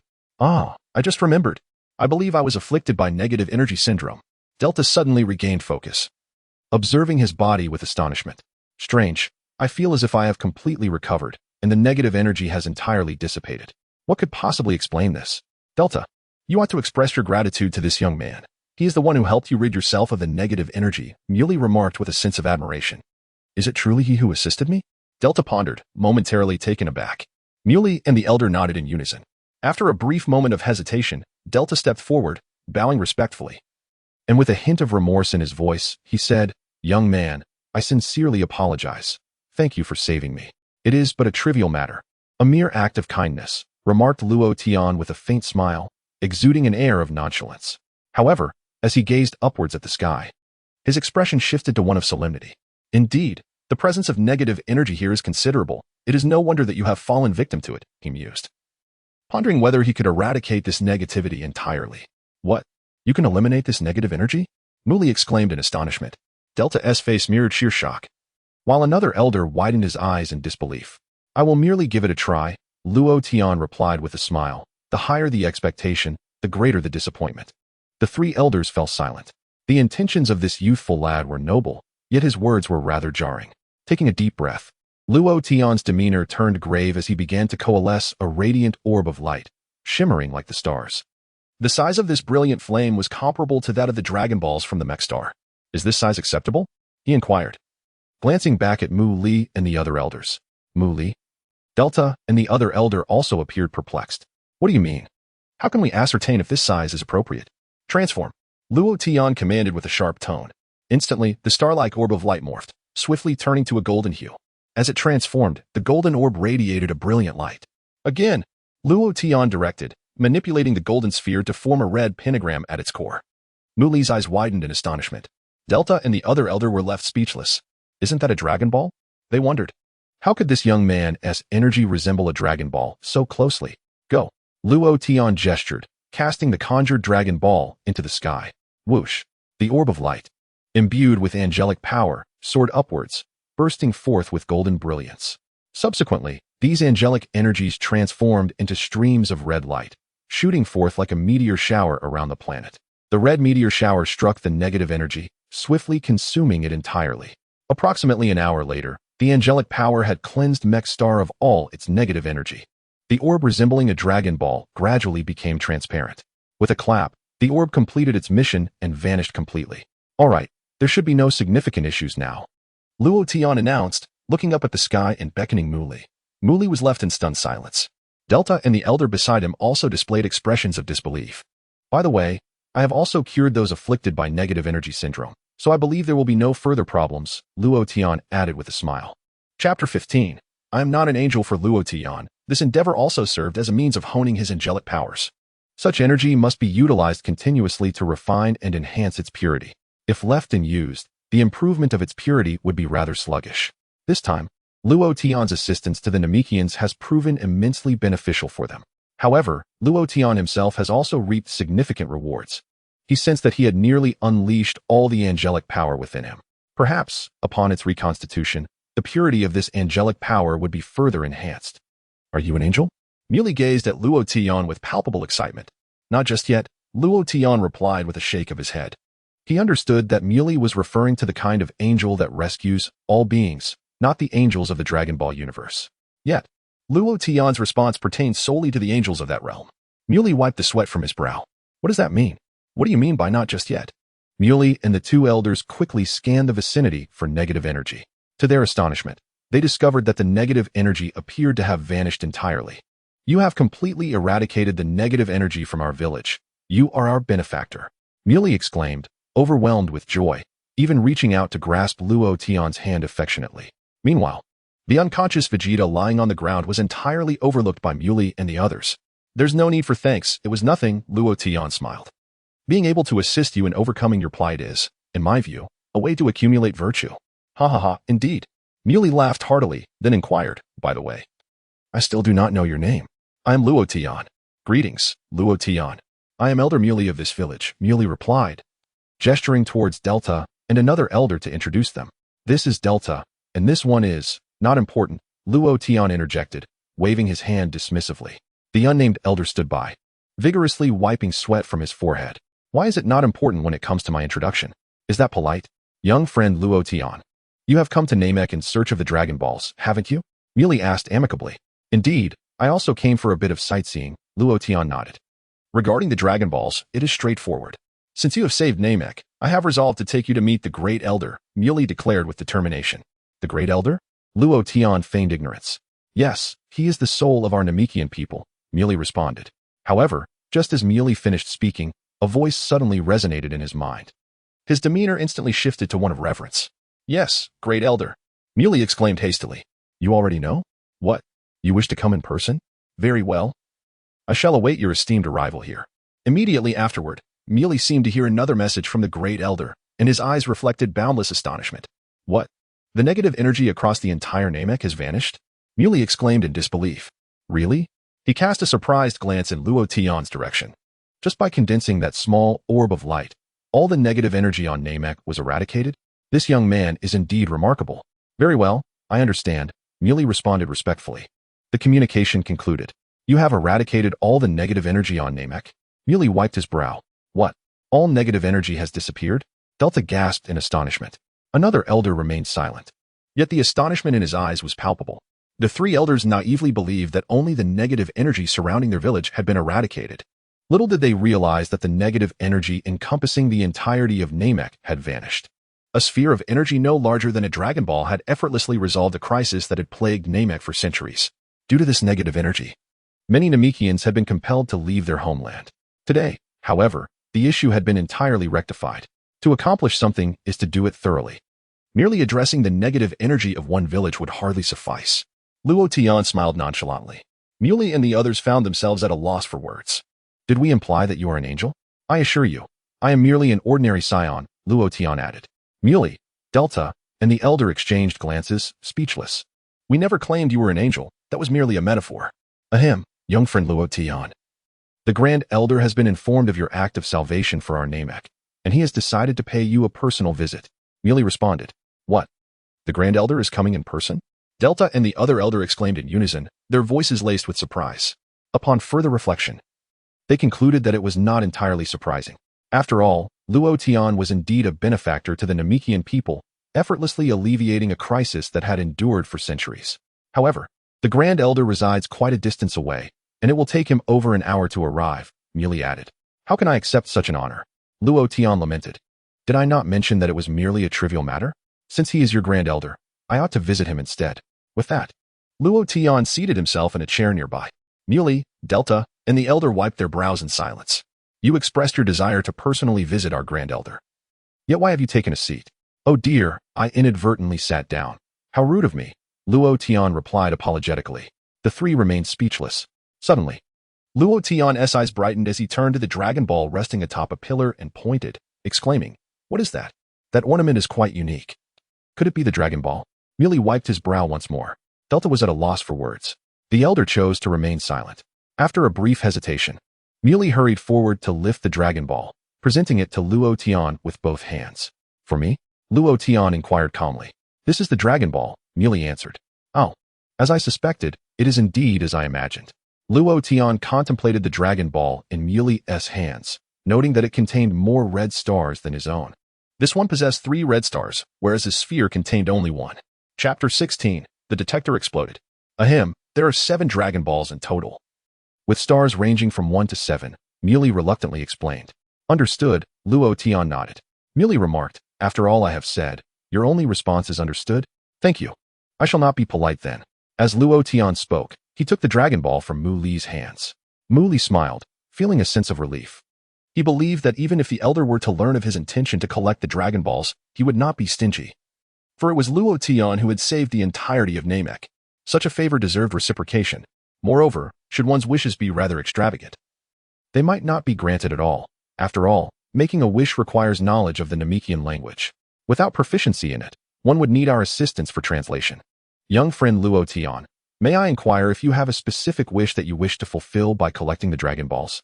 Mu Li asked.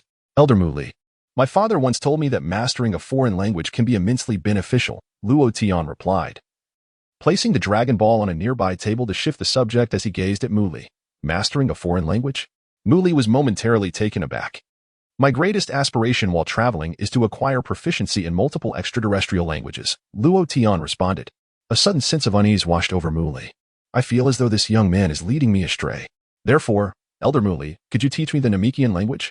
Luo Tian pressed on. Before Mu Li could respond, Delta, standing nearby, patted his chest and eagerly volunteered. Of course, I shall take it upon myself to teach you the Namekian language. Mu Li added, furthermore, your ability to learn our Namekian language would indeed be a matter of pride and honor for us Namekians. Delta chuckled heartily.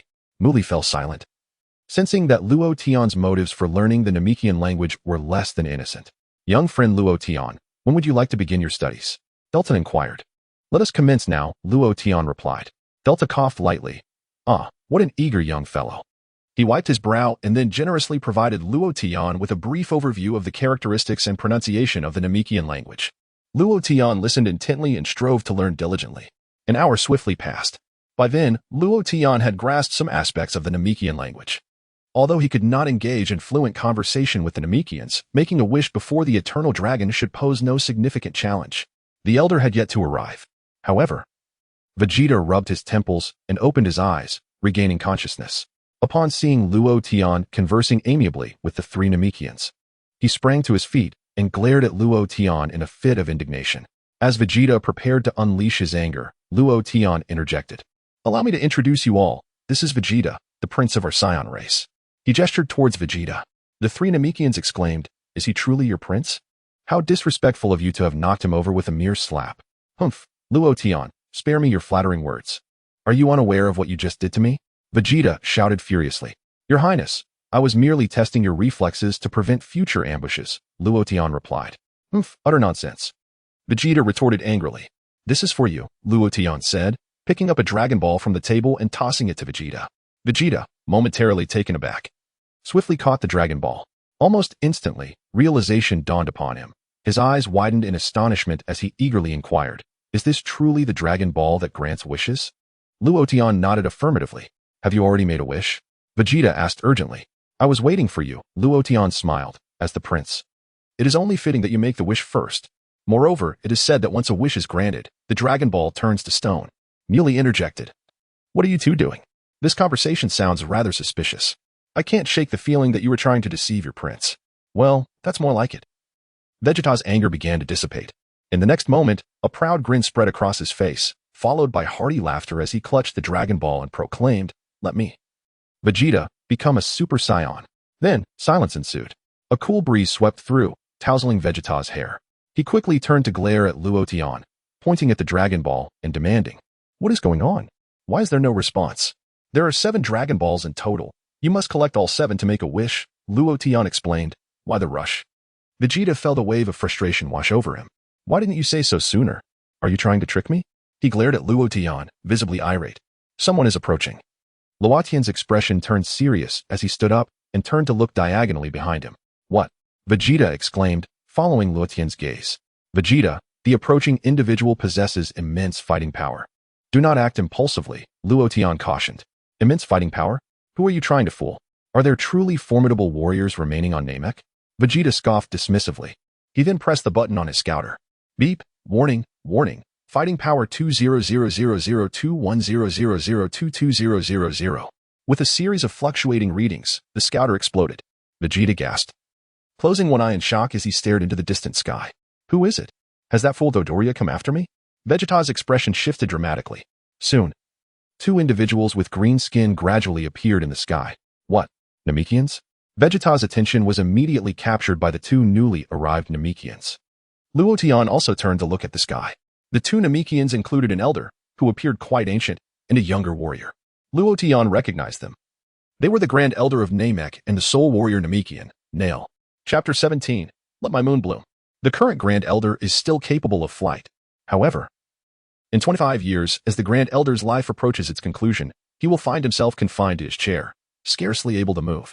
Nairu, who accompanied the Grand Elder, had learned from him about the annihilation of the negative energy on Namek. Nairu was eager to discover the identity of the person responsible for eradicating all the negative energy on Namek, thereby saving the planet and restoring health to all the ailing Namekians. The two observed the world below from their lofty perch. Are they Saiyans? Nairu queried softly, taken aback as he turned to the Grand Elder. They are but children, the Grand Elder replied with a benevolent smile. Let us descend. It would be impolite to remain aloft while addressing our guests. Yes, Grand Elder. Nairu responded promptly. The two gracefully descended and appeared before Luo Tian and the others. Grand Elder. The three elders, Muley, hastily bowed in respect. Rise, the Grand Elder encouraged with a smile, immediately turning his gaze to Luo Tian. You are Luo Tian. My young friend, are you not? First and foremost, I extend my gratitude for saving Namek and all its inhabitants. It was nothing, merely a trifling effort. Luo Tian waved dismissively. Vegeta, however, wore a perplexed expression. What does that mean? During my unconsciousness, Luo Tian saved this planet and all the Namekians? Was there an invasion? Was it the Frisia Force? What about the Dragon Balls? The Grand Elder soon noticed the Dragon Balls resting beside Luo Tian and quickly deduced. You and this young friend have come regarding the Dragon Balls, haven't you? Indeed, Luo Tian nodded. Hey, who are you calling a young friend? Vegeta huffed in irritation. You are a benefactor to us Namekians. We can unconditionally offer you the Dragon Balls and assist you in realizing your wishes, the Grand Elder said sincerely to Luo Tian. He could sense that there was not a trace of malevolence within Luo Tian. It is indeed remarkable, for Luo Tian exuded an aura of angelic power, a divine presence. Moreover, over the years, he had honed his mindset exceptionally well. However, when the Grand Elder's gaze shifted to Vegeta, his brow furrowed in concern. This young one radiates malevolence. He does not seem particularly amiable. Very well, I shall not hold back, Luo Tian agreed openly. The Grand Elder, however, did not take offense. For he understood that to make a wish, one must use the Namekian language. If your desired wish is too extravagant, we shall not assist you in fulfilling it. As a gesture of gratitude for your visit and for saving our Namek, we present to you the finest water from our planet, the Grand Elder smiled. With that, he gently raised his hand, producing a bottle, which he then extended to Luo Tian. Luo Tian accepted the bottle, opened it, and took a sip. The flavor was delightful, sweet, and refreshing. The taste is reminiscent of the mineral water from a previous life. Thank you, Latte expressed his gratitude, commenting that the mountain spring is slightly sweet. The Elder, what do you mean? What? Is that the best water from Namek? Vegeta could not contain himself, asking, do we have anything to eat? I apologize. But we Namekians only consume water, replied the Elder. Vegeta was left speechless. A brief silence ensued. Whose power level was so formidable just now? Was it that person beside you? Vegeta cast a wary glance at Nairu, who calmly returned his gaze without responding. How could it be possible? The battle power of Namekians could not surpass that of the Saiyans, Vegeta thought, feeling quite displeased. Nairu is the only combat-type Namekian we have, and it must be said. He is indeed formidable. The Elder laughed heartily. Vegeta fell silent, feeling a pang in his heart. The proud warrior race of Saiyans had been outmatched in battle power by a Namekian. How humiliating. Now, I shall ask the elders to bring forth the Dragon Balls. The Elder said with a smile, then suddenly slapped his forehead, shaking his head in regret. Alas, I forgot to bring my Dragon Ball. Elder, I will go fetch it. Nara bowed respectfully. I appreciate your assistance, the Elder nodded. However, Nara felt a tinge of unease. After all, Vegeta's aura was rather sinister. He believed it was somewhat unsafe to leave the Elder here. Young one, may I accompany you to retrieve the Dragon Ball? Naru asked Vegeta. Why should I go with you? Vegeta retorted angrily. Vegeta, my prince, what did I say before? Don't you wish to make a wish? Latte scolded with exasperation.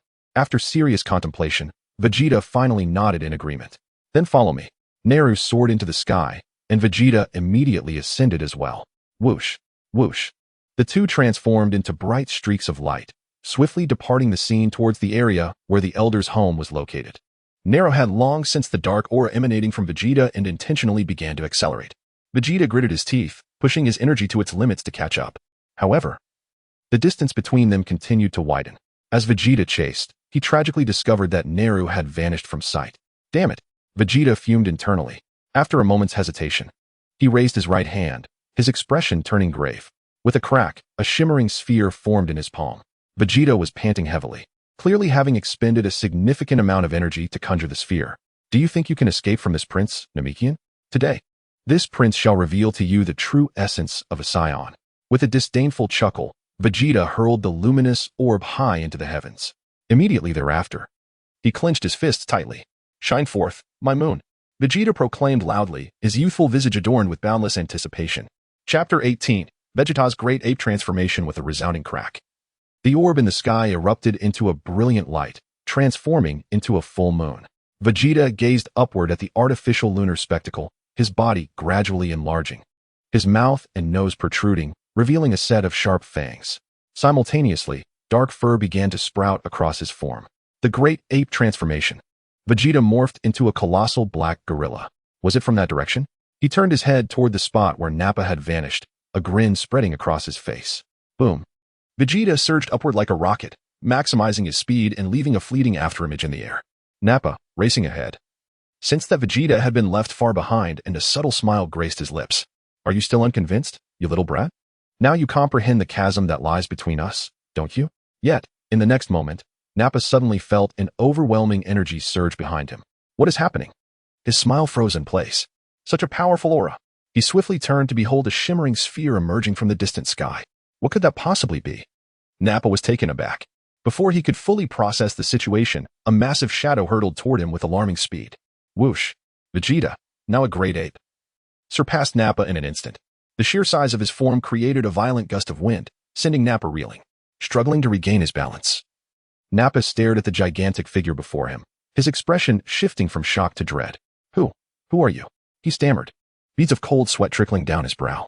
Nappa could distinctly sense the magnitude of Vegeta's power, at least 4 times greater than his own.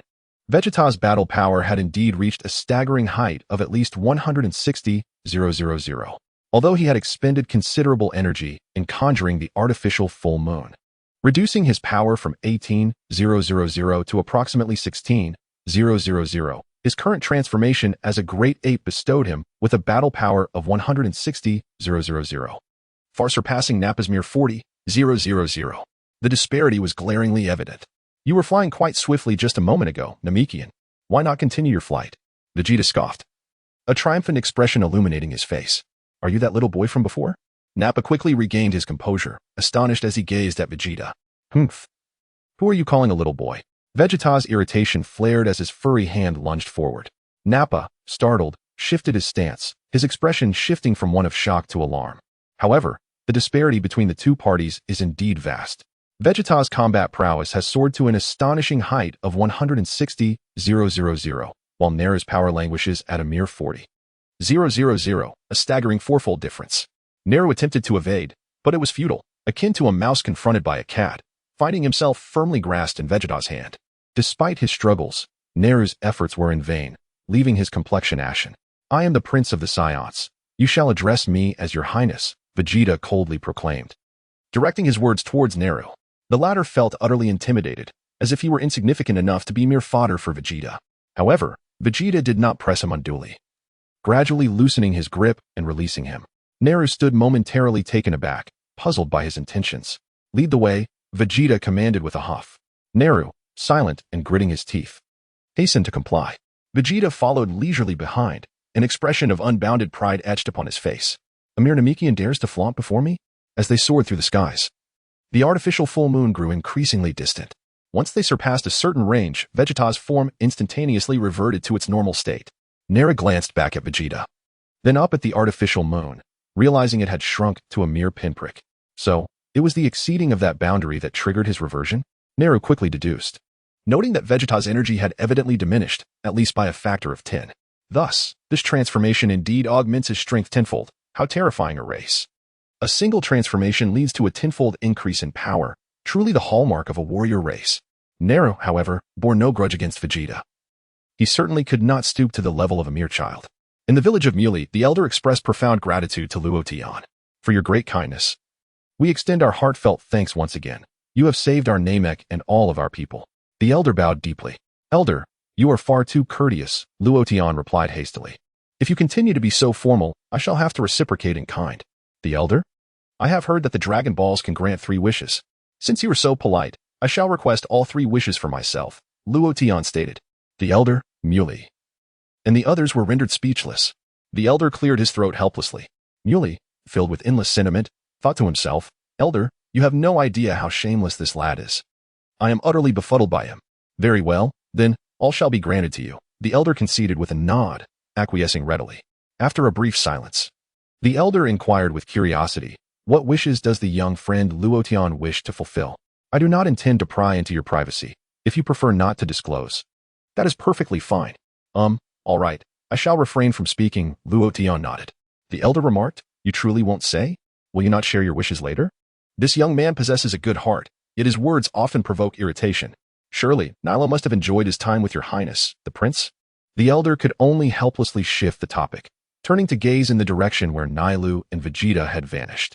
As for whether they enjoyed themselves, I cannot say for certain, but our prince has just transformed into a great ape. Latte smiled as he explained, do you see that distant light? It is the artificial full moon he has conjured. A great ape? I have heard that your Saiyans can transform into a great ape to enhance their energy, correct? The elder's expression shifted slightly. It can amplify power tenfold, Latte replied. The elder's eyes widened, revealing a face filled with shock and disbelief. An increase in battle power by 10 times? How terrifying. Why would he choose to transform in such a manner? Did a conflict arise between them? The elder suddenly felt an ominous premonition. Let us pray together now, Latte suggested. Chapter 19. Dragon, are you familiar with Aladdin's lamp? Gradually, the elders from several nearby villages arrived, clutching Dragon Balls in haste. Upon their arrival, these village elders immediately approached the elder to pay their respects and share news regarding the negative energy from Namek. They had all noticed that the negative energy from Namek seemed to have vanished. Those compatriots who were previously afflicted had mysteriously recovered. When the elder revealed that Latte was their benefactor, the Namekians present displayed expressions of astonishment.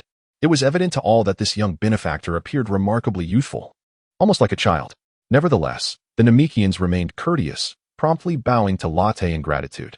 At present, 5 elders had arrived from afar, gathering a total of 5 Dragon Balls, in addition to the one held by Elder Muley, making it 6 Dragon Balls altogether.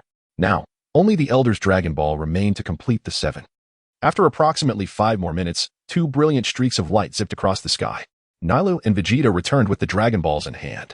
Upon his return, Vegeta gasped for breath, glancing at the Dragon Balls in Nilo's possession, suddenly questioning, what was I doing following along?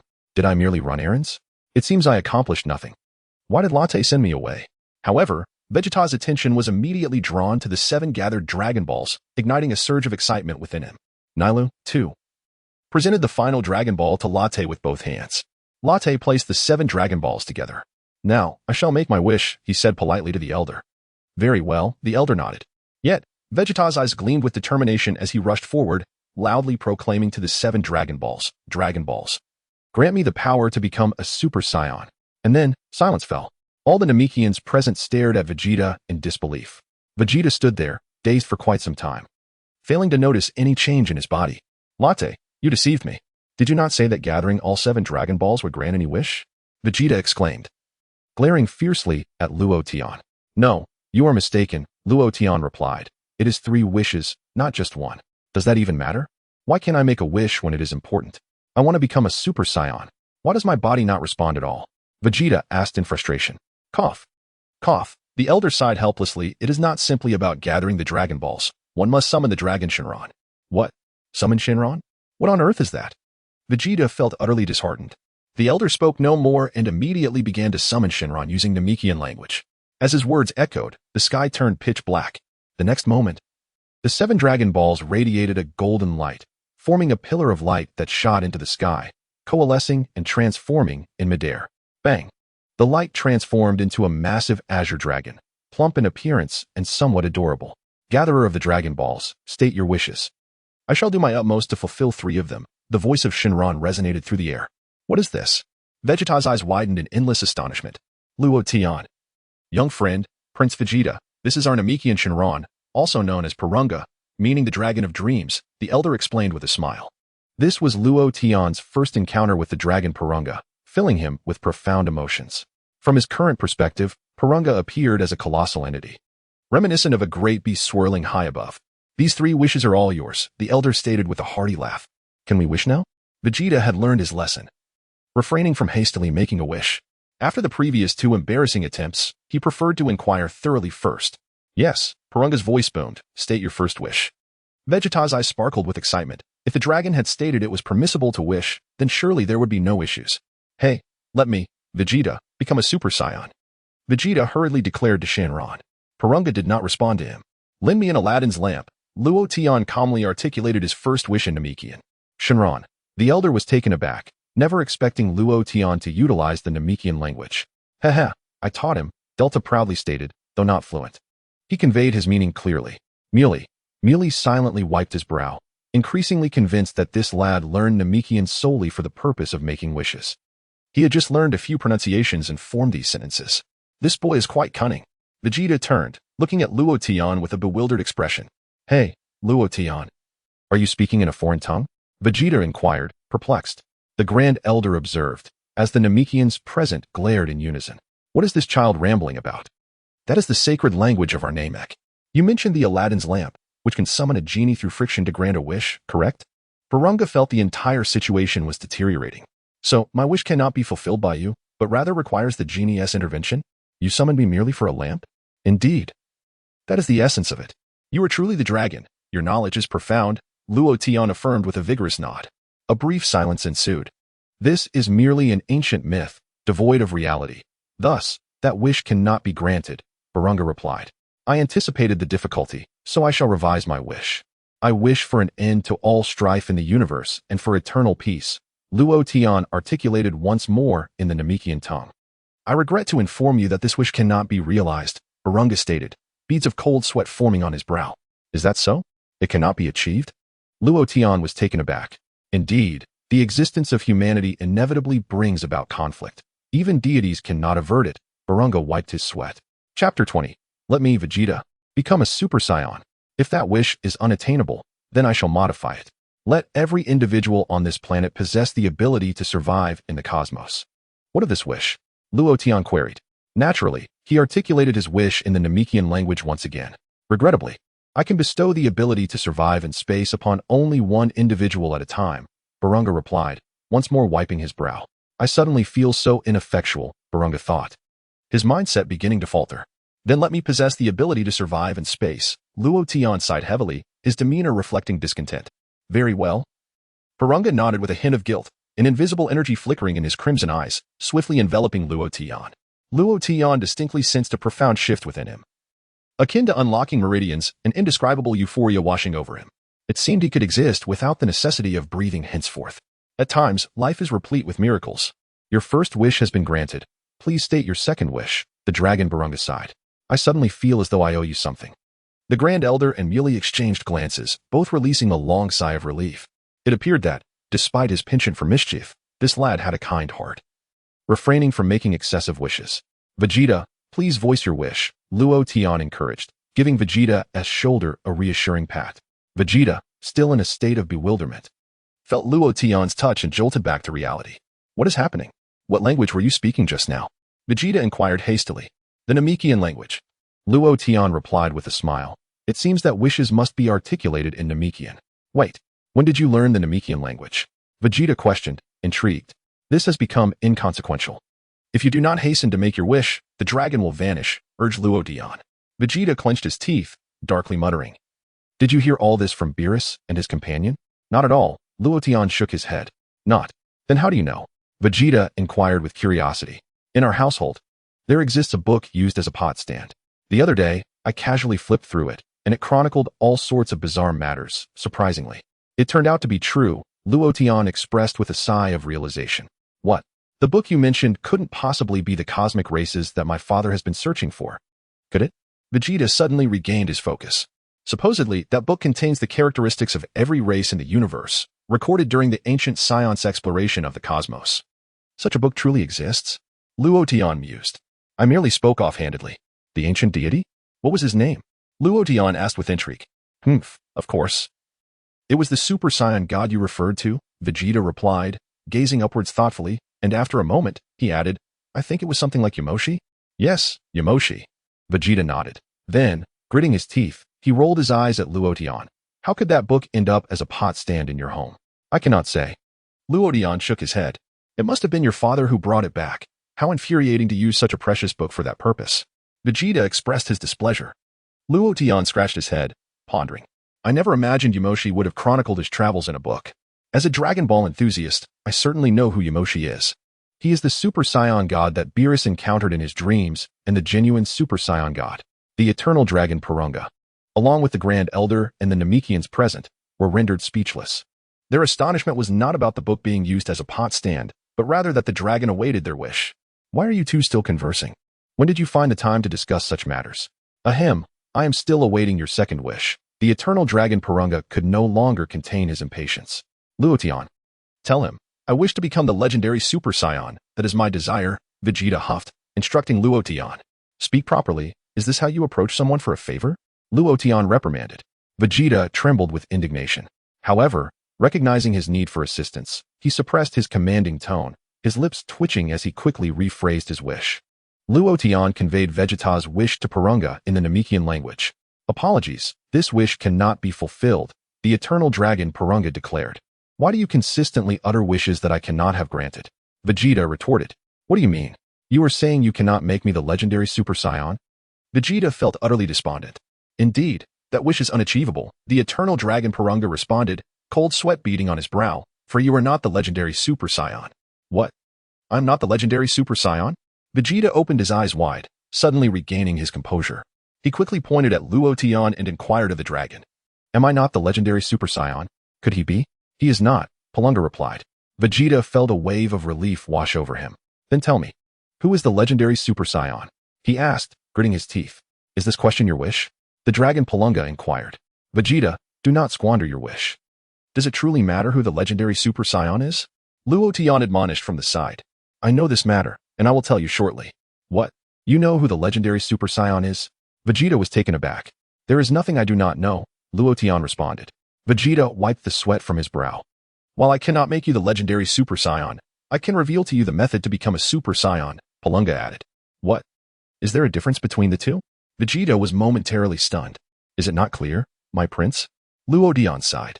One carries the word legend, while the other does not. To simplify, one is the legendary Super Saiyan, and the other is an ordinary Super Saiyan. Do you understand now? Vegeta silently wiped his sweat. Is there such a distinction? Today has truly broadened my horizons. After a brief silence, he pondered and asked, Then tell me, how can I become a Super Saiyan? Let me confirm once more. Is this question your wish? Porunga asked. Chapter 21. Vegeta, the legendary Super Saiyan? Indeed. Tell me, Vegeta nodded. Please use the Namekian language to make your wish, Porunga replied. Vegeta felt a pang in his heart once more. Vegeta, Haven T, I already explained clearly how to become a Super Saiyan? Luo Tian sighed. Must you waste a wish on this? Humph, I want to hear it from the dragon himself. Who knows if what you say is true? Vegeta remained skeptical. Be certain. This is your only wish, Luo Tian warned. Humph, is there not another wish? Vegeta scoffed. Vegeta, you must understand one thing. One should never be so greedy. One wish is sufficient. Luo Tian patted Vegeta's shoulder, imparting wisdom. Vegeta, Elder, the many Namekians present rolled their eyes incessantly. Do not be so greedy. Is that a sentiment you express? Just moments ago, you sought a dragon god to make multiple wishes. Indeed, it is human nature to be lenient with oneself and strict with others. Of course. As long as I learn how to become a Super Saiyan, I can forego other wishes. Vegeta huffed, coming to a realization. As long as I can become a Super Saiyan and reign as the strongest in the universe, what need have I for other wishes? I am still young. I do not require immortality. Once I become the true strongest in the universe, I can consider other wishes. Very well, I shall grant you this. Luo Tian nodded, reiterating Vegeta's wish in the somewhat imperfect language of Namek. Dragon, please elaborate on the matters concerning Super Saiyans. This is our wish. The voice of Porunga resonated, Super Saiyans. in essence, can be divided into the legendary Super Saiyan and the ordinary Super Saiyan. The legendary Super Saiyan is a widely acclaimed warrior among the Saiyans. Born once every millennium, and one must possess the bloodline of the legendary Super Saiyan to attain this form. An ordinary Saiyan lacking this bloodline cannot become a legendary Super Saiyan. Humph. Does that mean neither Luo Tian nor I possess the bloodline of the legendary Super Saiyan? Vegeta felt a surge of indignation within. Indeed, Porunga affirmed with a nod. Vegeta cast a profound glance at Luo Tian, feeling a sense of equilibrium restored. Having a legendary Super Saiyan by one's side would be far too disheartening. Yet, who truly qualifies as the legendary Super Saiyan? Could it be that Kakarot spoken of by Luo Tian? That seems implausible. His battle power is merely 2. How could a warrior with such meager prowess be the legendary Super Saiyan? Wait a moment, something seems to surface in my mind. I recall hearing someone mention that among my contemporaries, aside from that fellow Luo Tian, there was another exceptionally talented warrior. He seemed to have been exiled by my father. What was his name again? Could he be the legendary Super Saiyan? Whether it be a Super Saiyan or the legendary Super Saiyan, both represent a transformation. Although you may not attain the legendary form, through diligent training, you can transform into an ordinary Super Saiyan. The voice of the dragon, Porunga, echoed from the heavens. Transforming into an ordinary Super Saiyan can enhance your strength 50-fold. What? 50-fold? Nairu's expression shifted dramatically. That little brat Ozura transformation is already formidable. Yet a Super Saiyan transformation could amplify one's power 50 times? Vegeta turned to glance at Luo Tian. He had previously stated that the Super Saiyan might be a transformation, and indeed, it appears to be true. To transform into an ordinary Super Saiyan, the foremost prerequisite is to possess a tranquil heart. A peaceful heart will foster the birth of cells within you. When your battle power reaches a certain threshold and the cells are saturated, you can achieve the transformation into a Super Saiyan through immense emotional upheaval. Porunga elucidated the concept of Super Saiyans in detail and added, "Your second wish has been fulfilled. Please articulate your third wish." "Dragon, we have no further wishes, thank you." Luo Tian replied with a subtle smile. "In life, one should not be overly greedy. I initially wished to ask for 100 more wishes." Porunga responded, "Very well. Then farewell." With a nod, Porunga's form dissipated into the ether. Whoosh! The 7 Dragon Balls swiftly ascended into the sky. As the 7 Dragon Balls ascended to a certain height, they swiftly descended from the sky. With a series of rhythmic thuds, they landed beside Luo Tian. Now transformed into stone, the sky regained its brilliance. Luo Tian had heard that after granting wishes, the Dragon Balls from Namek would not scatter across the world, but would instead congregate together. The Earth's Dragon Balls had originally been united as well. However, due to the greed of humanity, the celestial deity of Earth had caused them to disperse. The elder regarded Luo Tian with a mixture of astonishment and approval. Although the young lad could be somewhat irritating in his speech, his qualities were indeed commendable. With one wish remaining, he chose to forego it entirely, a rarity among mortals. Porunga remarked that they should cultivate a peaceful heart, noting that Luo Tian already possessed such tranquility. However, their prince seemed rather tempestuous and would benefit from further refinement. "What? You truly do not require a third wish?"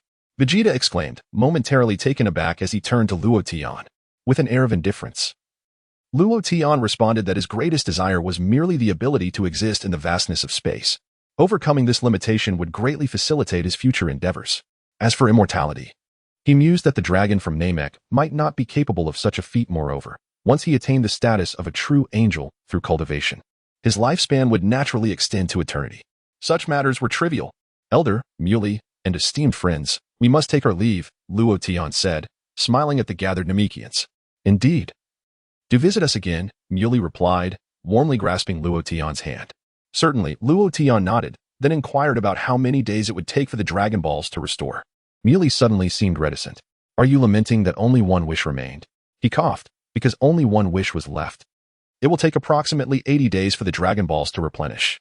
The elder discreetly wiped the sweat from his brow but offered an explanation nonetheless. "I shall return." Luo Tian waved farewell.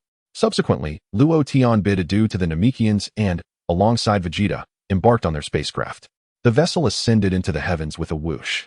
It pierced through the planet's atmosphere, leaving a brilliant trail of light as it swiftly soared into the cosmos. As he watched the spacecraft vanish from sight, the elder fell into deep contemplation. Chapter 22. Is he a god? Is there an issue, elder? Nilu inquired. This young man named Luo Tian may very well become a great deity in the future, the elder smiled. A deity? Is he truly a god? Nyla responded, momentarily stunned, his expression reflecting utter astonishment. Muley and the other Namekians also looked on with curiosity at the elder. The unique energy fluctuations emanating from him, if I am not mistaken, should signify divine essence, the elder mused. Could he be the so-called Super Saiyan God? Muley asked, astonished. Perhaps he will journey even further. The elder replied with a slight smile, enveloped in a brief silence. After all, he effortlessly saved the entirety of Namek, a feat that, aside from a true deity, would likely be insurmountable for an ordinary human. The elder lamented, noting that even the mighty Shinran could not eradicate the negative energy of our Namek. All present Namekians fell into deep contemplation. With a sudden movement, Delta knelt and bowed to the starry sky, proudly exclaiming, I once taught a god to speak the Namekian language. The elder and Muley exchanged glances, while many Namekians discreetly wiped away sweat. In the vast cosmos, aboard a spacecraft piloted by Luo Tian, Vegeta remained silent throughout their journey. After approximately 10 minutes of traversing the starry expanse, he abruptly turned to Luo Tian and inquired, Now, can we discuss the legendary Super Saiyan? Perhaps it's best not to. Luo Tian sighed. It's rather disheartening. Regardless, one could argue that we are among the most gifted warriors of our generation, yet we are not the chosen ones. Vegeta replied, Your words only deepen my dismay. Despite being the most talented warriors of this era, we are not the fabled Super Saiyans, while others claim that title. How vexing. Never mind. Vegeta dismissed the topic with a huff. He might already be dead. Luo Tian remarked, You certainly possess a sharp wit. However, I find this expedition to Namek to feel rather illusory. Vegeta furrowed his brow, stroking his chin in contemplation. What do you mean? Luo Tian was taken aback. I sense it is a trap, Vegeta grunted. A trap? Luo Tian was perplexed. Is everything the dragon said true? Vegeta questioned, skepticism evident in his tone. False. All of it, Luo Tian sighed. I suspected as much. You conspired with the Namekians while I was unconscious to stage this charade for my benefit, didn't you? Vegeta scoffed. Luo Tian was momentarily stunned, staring at Vegeta's youthful face, at a loss for words. You truly have a vivid imagination. Me, conspiring with the Namekians? How idle must I be? Lost for words, are you? Surprised, perhaps? Vegeta retorted, convinced of the validity of his assumptions based on Luo Tian's astonished expression. Luo Tian struggled to respond. Why does the dragon's words mirror yours so closely? Vegeta coldly huffed, narrowing his eyes at Luo Tian. Explain this phenomenon to me. All right. You may be right. You possess quite the intellect, Luo Tian conceded, sighing as he placed a hand on Vegeta's shoulder. I knew I was correct, Vegeta declared. His tail proudly elevated. I told you the dragon's words were strikingly similar to yours. Such tranquility is absurd. Luo Tian chose to ignore Vegeta, turning to leave. As he departed, he couldn't resist uttering, You are truly a hopeless case. Who is this Edo? Is he famous? Vegeta asked, momentarily taken aback. Indeed, quite renowned. Luo Tian affirmed with a nod. Pray tell, what is the combat prowess of this individual known as Edo? Vegeta inquired, his interest piqued. Luo Tian replied. I recall a game I played previously. His strength was rated at 21, intelligence at 16, politics at 15, charm at 20, and leadership at 18. The rest eludes my memory. Vegeta, perplexed, exclaimed, What nonsense is this? What on earth are you talking about? Disregarding Vegeta's confusion, Luo Tian turned and headed towards his quarters. Yet, Vegeta swiftly pursued him. Hey, don't walk away, he urged. Is there something else, my royal highness? Luo Tian sighed. You promised to take me to a planet of great uniqueness, and this is what I find. Vegeta's dissatisfaction was palpable. Observing Vegeta's obstinate demeanor, Luo Tian pondered whether he should seek a different ally. Who might that be? He mused, when suddenly a thought illuminated his mind. Broly. Yes. Should I seek out Broly? I believe having him by my side would be considerably more advantageous than this Vegeta, especially since Broly could train alongside me. As for Vegeta, he currently lacks strength. Moreover, this rebellious character must endure the harsh trials of Kakarot, engaging in a tumultuous love-hate relationship to truly evolve. By the way, what are your plans moving forward? Luo Tian abruptly inquired. Being with you is dreadfully dull. I initially hoped to rely on your healing abilities to swiftly enhance my combat prowess. But I have come to realize that I must cultivate my strength through my own efforts. Vegeta retorted, This prince is the most talented warrior. I do not require assistance from others. Shall I take you to find Raditz and Nappa? Luo Tian suggested. That would suffice, far better than your tiresome pacifism. Vegeta nodded in agreement. I had anticipated engaging in a good battle on Namek. Had you not intervened, I would have already decimated that planet. Very well. I shall take you to find Raditz. That should suffice, Luo Tian affirmed. However, the locator has been destroyed. How do you plan to locate them? Vegeta questioned. You are correct. While our spacecraft's navigation system is compromised, the communication system remains intact, allowing us to contact them, Luo Tian explained. You speak wisely. Vegeta's eyes sparkled with realization, and he promptly approached the spacecraft's communicator to establish contact with Raditz. Raditz's voice soon resonated through the speaker. Prince Vegeta? We are currently on planet Curate, which boasts excellent resources. We have just conquered it, and can fetch a handsome price for it. Planet Curate? I have heard of that world. Await our arrival. I shall come to you post-haste, Vegeta replied. Raditz was taken aback. You intend to join us? Previously, you sent us away to act independently. What has changed? Is my presence unwelcome? Vegeta queried. Welcome? Of course you are welcomed. Raditz replied eagerly. It would indeed be our honor if Prince Vegeta could join our ranks, Raditz replied. That's splendid. Vegeta's lips curled into a smug smile, displaying his satisfaction. Raditz, the subordinate, is far more obedient and knows how to please me. As for that Luo Tian, he shows me no respect whatsoever.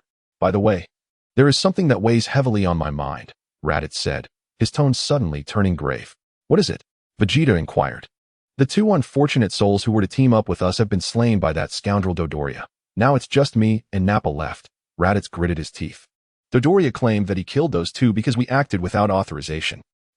That's fair. I've taken care of his brother, Vegeta chuckled. What? Is it that Dodoria? Raditz exclaimed, astonished. I heard his battle power has reached an impressive height of 17,000. My battle power is currently at 18,000. Vegeta declared with pride. Has Prince Vegeta's battle power truly risen to 18,000? Raditz exclaimed in astonishment. Of course, I'm a genius, Vegeta beamed radiantly. You all wait there. I shall be with you shortly. Whoosh. The spaceship altered its course through the starry void, swiftly heading towards the region where Nappa and Raditz were located. Frieza's spaceship. Vegeta and Raditz were in communication, and since the communication lines were controlled by Frieza, his minions immediately received updates from both parties. Lord Frieza, we have received word from Vegeta, one of the minions reported. What? Where is he? I want to kill him and avenge my brother. Dodoria clenched his fists tightly, gritting his teeth as he coldly glared at the messenger. Frieza narrowed his eyes at Dodoria. Dodoria instantly shrank back, hastily falling silent. What did Vegeta say? Frieza inquired with keen interest. He mentioned that he is going to find Nappa and Raditz, the minion replied. Oh, Frieza was somewhat perplexed by Vegeta's intent. Supposedly, Vegeta and Luo Tian had damaged the spaceship's communication system. They should not be able to contact Nappa and Raditz.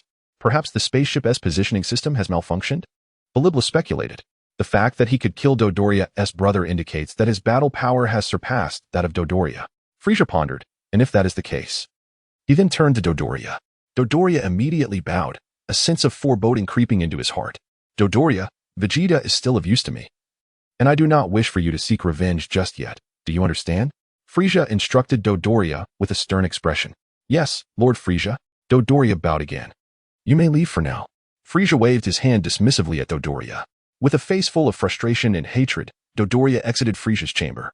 Lord Frieza, should we keep Vegeta alive? Biliblu asked. I am quite curious about how he has managed to elevate his battle power so rapidly. Something significant must have transpired during this time. Frieza sat in a baby carriage, his tail swaying back and forth, adorned with a smile that revealed his delight.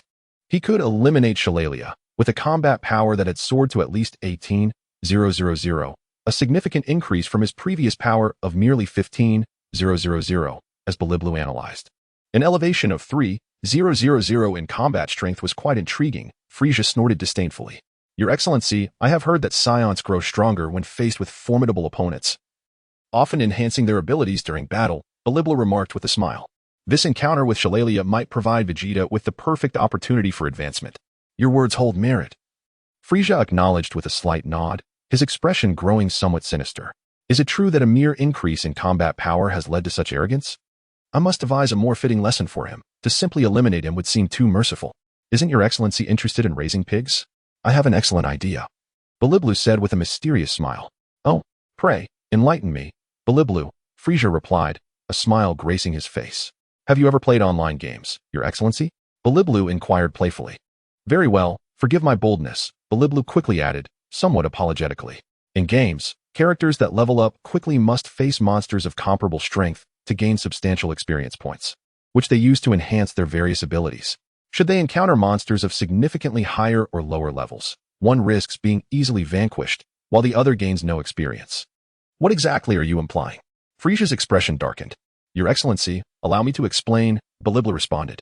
If we were to place Vegeta in such an environment for growth, I assure you, his combat power would show little change over the span of 10 or 20 years. Oh, quite intriguing. As expected of Beliblu.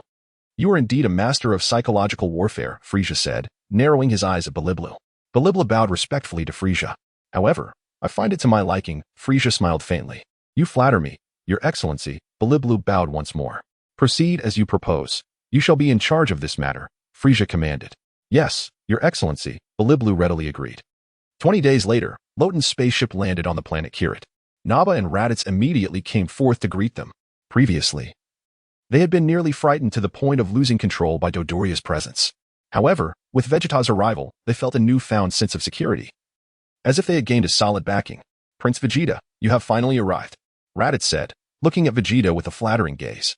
Prince Vegeta, we have prepared a lavish feast for you, Naba quickly added. Let us indulge in a meal. I find myself somewhat famished, Vegeta replied with satisfaction. Lotan followed closely behind Vegeta as they walked toward the distance. The four soon arrived at a magnificent castle, the residence of the Kirit King, which now seemed fortuitously useful. Naba smiled and said, This is the palace where the Kirit King resides. Chapter 24. The Destruction of Planet Vegeta. The group entered the palace together. Luo Tian meticulously sensed his surroundings and discovered that the entire population of the planet had been exterminated by Naba and Raditz. Such occurrences were not uncommon for the Saiyans, who typically annihilated all inhabitants of a planet before selling it off. Luo Tian had grown accustomed to this reality and did not possess the compassion to lament for the lives lost on this world. His training involved harnessing the power of angels, not that of a saint. His essence was one of tranquility rather than inherent kindness. This tranquility meant maintaining a calm demeanor regardless of the gravity of the situation. In the realm of Dragon Ball, as well as in Luo Tian's previous life, the law of the jungle prevailed. Feeling a pang of hunger, he recalled the unpalatable food aboard his spaceship, having long been deprived of delectable meat. He subsequently enjoyed a sumptuous meal with Naba and Vegeta. On planet Vegeta, Frisia emitted a series of sinister chuckles, brandishing a crimson planet-destroying orb. Surrounding him were his subordinates, including the Ginyu Force, Zarbon, and Dodoria. Suddenly, a brilliant beam of light surged upward from below, striking at Frisia's minions with fervent ferocity. It was Bardock, the father of Son Goku, who had arrived on the scene. Frisia, Bardock bellowed, conjuring a massive energy sphere in his hands and hurling it toward Frisia above. Unfazed, Frisia merely pressed his right hand downward, causing the colossal planet-destroying orb to descend ominously toward Bardock's position. With a thunderous clap, Bardock's energy sphere was shattered by the force of the planet-destroying orb, which continued its descent. Alarmed, Bardock quickly raised both hands and his knees to shield himself from the impending devastation. Yet, the moment his hands made contact with the orb, an overwhelming sense of doom enveloped him. In the blink of an eye, Bardock was obliterated, leaving no trace behind. The planet-destroying orb plummeted downward until it impacted the surface of planet Vegeta. With a resounding roar, the planet erupted in a brilliant display of colors, akin to a celestial firework. As planet Vegeta met its demise, Frisia's laughter echoed through the cosmos. Lord Frisia, today is a momentous occasion worthy of celebration. Shall we dance in your honor? Proposed Ginyu. Meanwhile, on the distant planet Kirit, Raditz was taken aback upon receiving the news of planet Vegeta's destruction. Lord Belibulu, is this true? He inquired. Regrettably, I must inform you that a colossal meteor unexpectedly traversed the cosmos and collided with planet Vegeta, shattering it into pieces and triggering a catastrophic explosion within its core. That is the sequence of events, Belibula sighed. Surely, someone must have detected the meteor in advance? Raditz exclaimed in disbelief. I cannot say, came the uncertain reply. Belibulu shook her head and sighed, urging, please accept my condolences. After these words, she concluded the call. Raditz widened his eyes, his expression shifting repeatedly, and promptly informed Vegeta of the destruction of planet Vegeta. There was no way for Vegeta to assume the mantle of king now. Nonchalantly nibbling on a chicken leg, Vegeta remarked indifferently, it doesn't matter. Raditz, perplexed, stroked his chin and gazed out at the sky. Nappa remained silent. Vegeta continued to eat, seemingly unfazed. Luo Tian had long been aware of the impending annihilation of planet Vegeta and felt no surprise. I recall my mother mentioning that I have a brother who was sent to some planet by my parents, Raditz said, scratching his head. After a brief silence, he turned to Vegeta, Your Highness, you have a brother as well, don't you? Humph, he's a worthless one. Why even mention him? Vegeta scoffed, glancing at Raditz. Your brother's name is Kakarot, right? Indeed, Kakarot, Raditz nodded. Luo Tian interjected, your brother Kakarot will become my lifelong rival. Vegeta suddenly chuckled, unable to contain his amusement at such a declaration. Ha ha ha, what a hilarious joke. Raditz exclaimed, laughter erupting from him. Nappa, who had been quiet, suddenly burst into laughter. Isn't that a bit of an exaggeration? Raditz responded, bemused. My brother is merely a low-class warrior. How could he possibly be a rival to your highness? I'm full. Luo Tian patted his belly, reflecting momentarily. The mission of becoming an angel is indeed a heavy responsibility. Luo Tian knew that even without sustenance, the angelic race would not perish. They consumed food solely to relish its exquisite flavors. Angels could forego eating and sleeping. The fact that Luo Tian still experienced hunger indicated that he could only be considered human, still far from divinity. I must continue to hone my skills. After nearly a month of rigorous training, Luo Tian's angelic power had attained a higher purity. Presently, the purity of Luo Tian's angelic power had reached an impressive level of 8. According to Luo Tian's calculations, if he could elevate the purity to 10, he might unlock the transformation into Super Saiyan God. However, these were merely conjectures, and their accuracy would require empirical validation. Vegeta, are you not planning to join me? Luo Tian inquired as he rose. Humph, there is nothing stimulating about following you. What I crave is combat across various planets, not learning your childish tongue. Vegeta felt a surge of irritation at the thought. Accompanying Luo Tian had only provided a modicum of satisfaction in obliterating Solaria. After 10 days of travel to Namek, he found that none of his wishes had been fulfilled.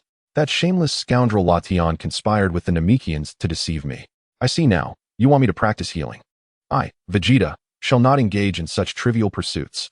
I am the prince of the Saiyans, and that dragon dares to claim I am not the legendary Super Saiyan? Humph. Aside from this prince, who else possesses the merit to be recognized as the legendary Super Saiyan? Just a glance at that dragon reveals its fabrications. And it boasts of granting 3 wishes. I currently do not believe you can survive in the vastness of space.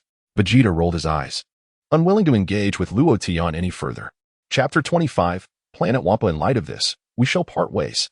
Luo Tian did not insist. Go on, go on.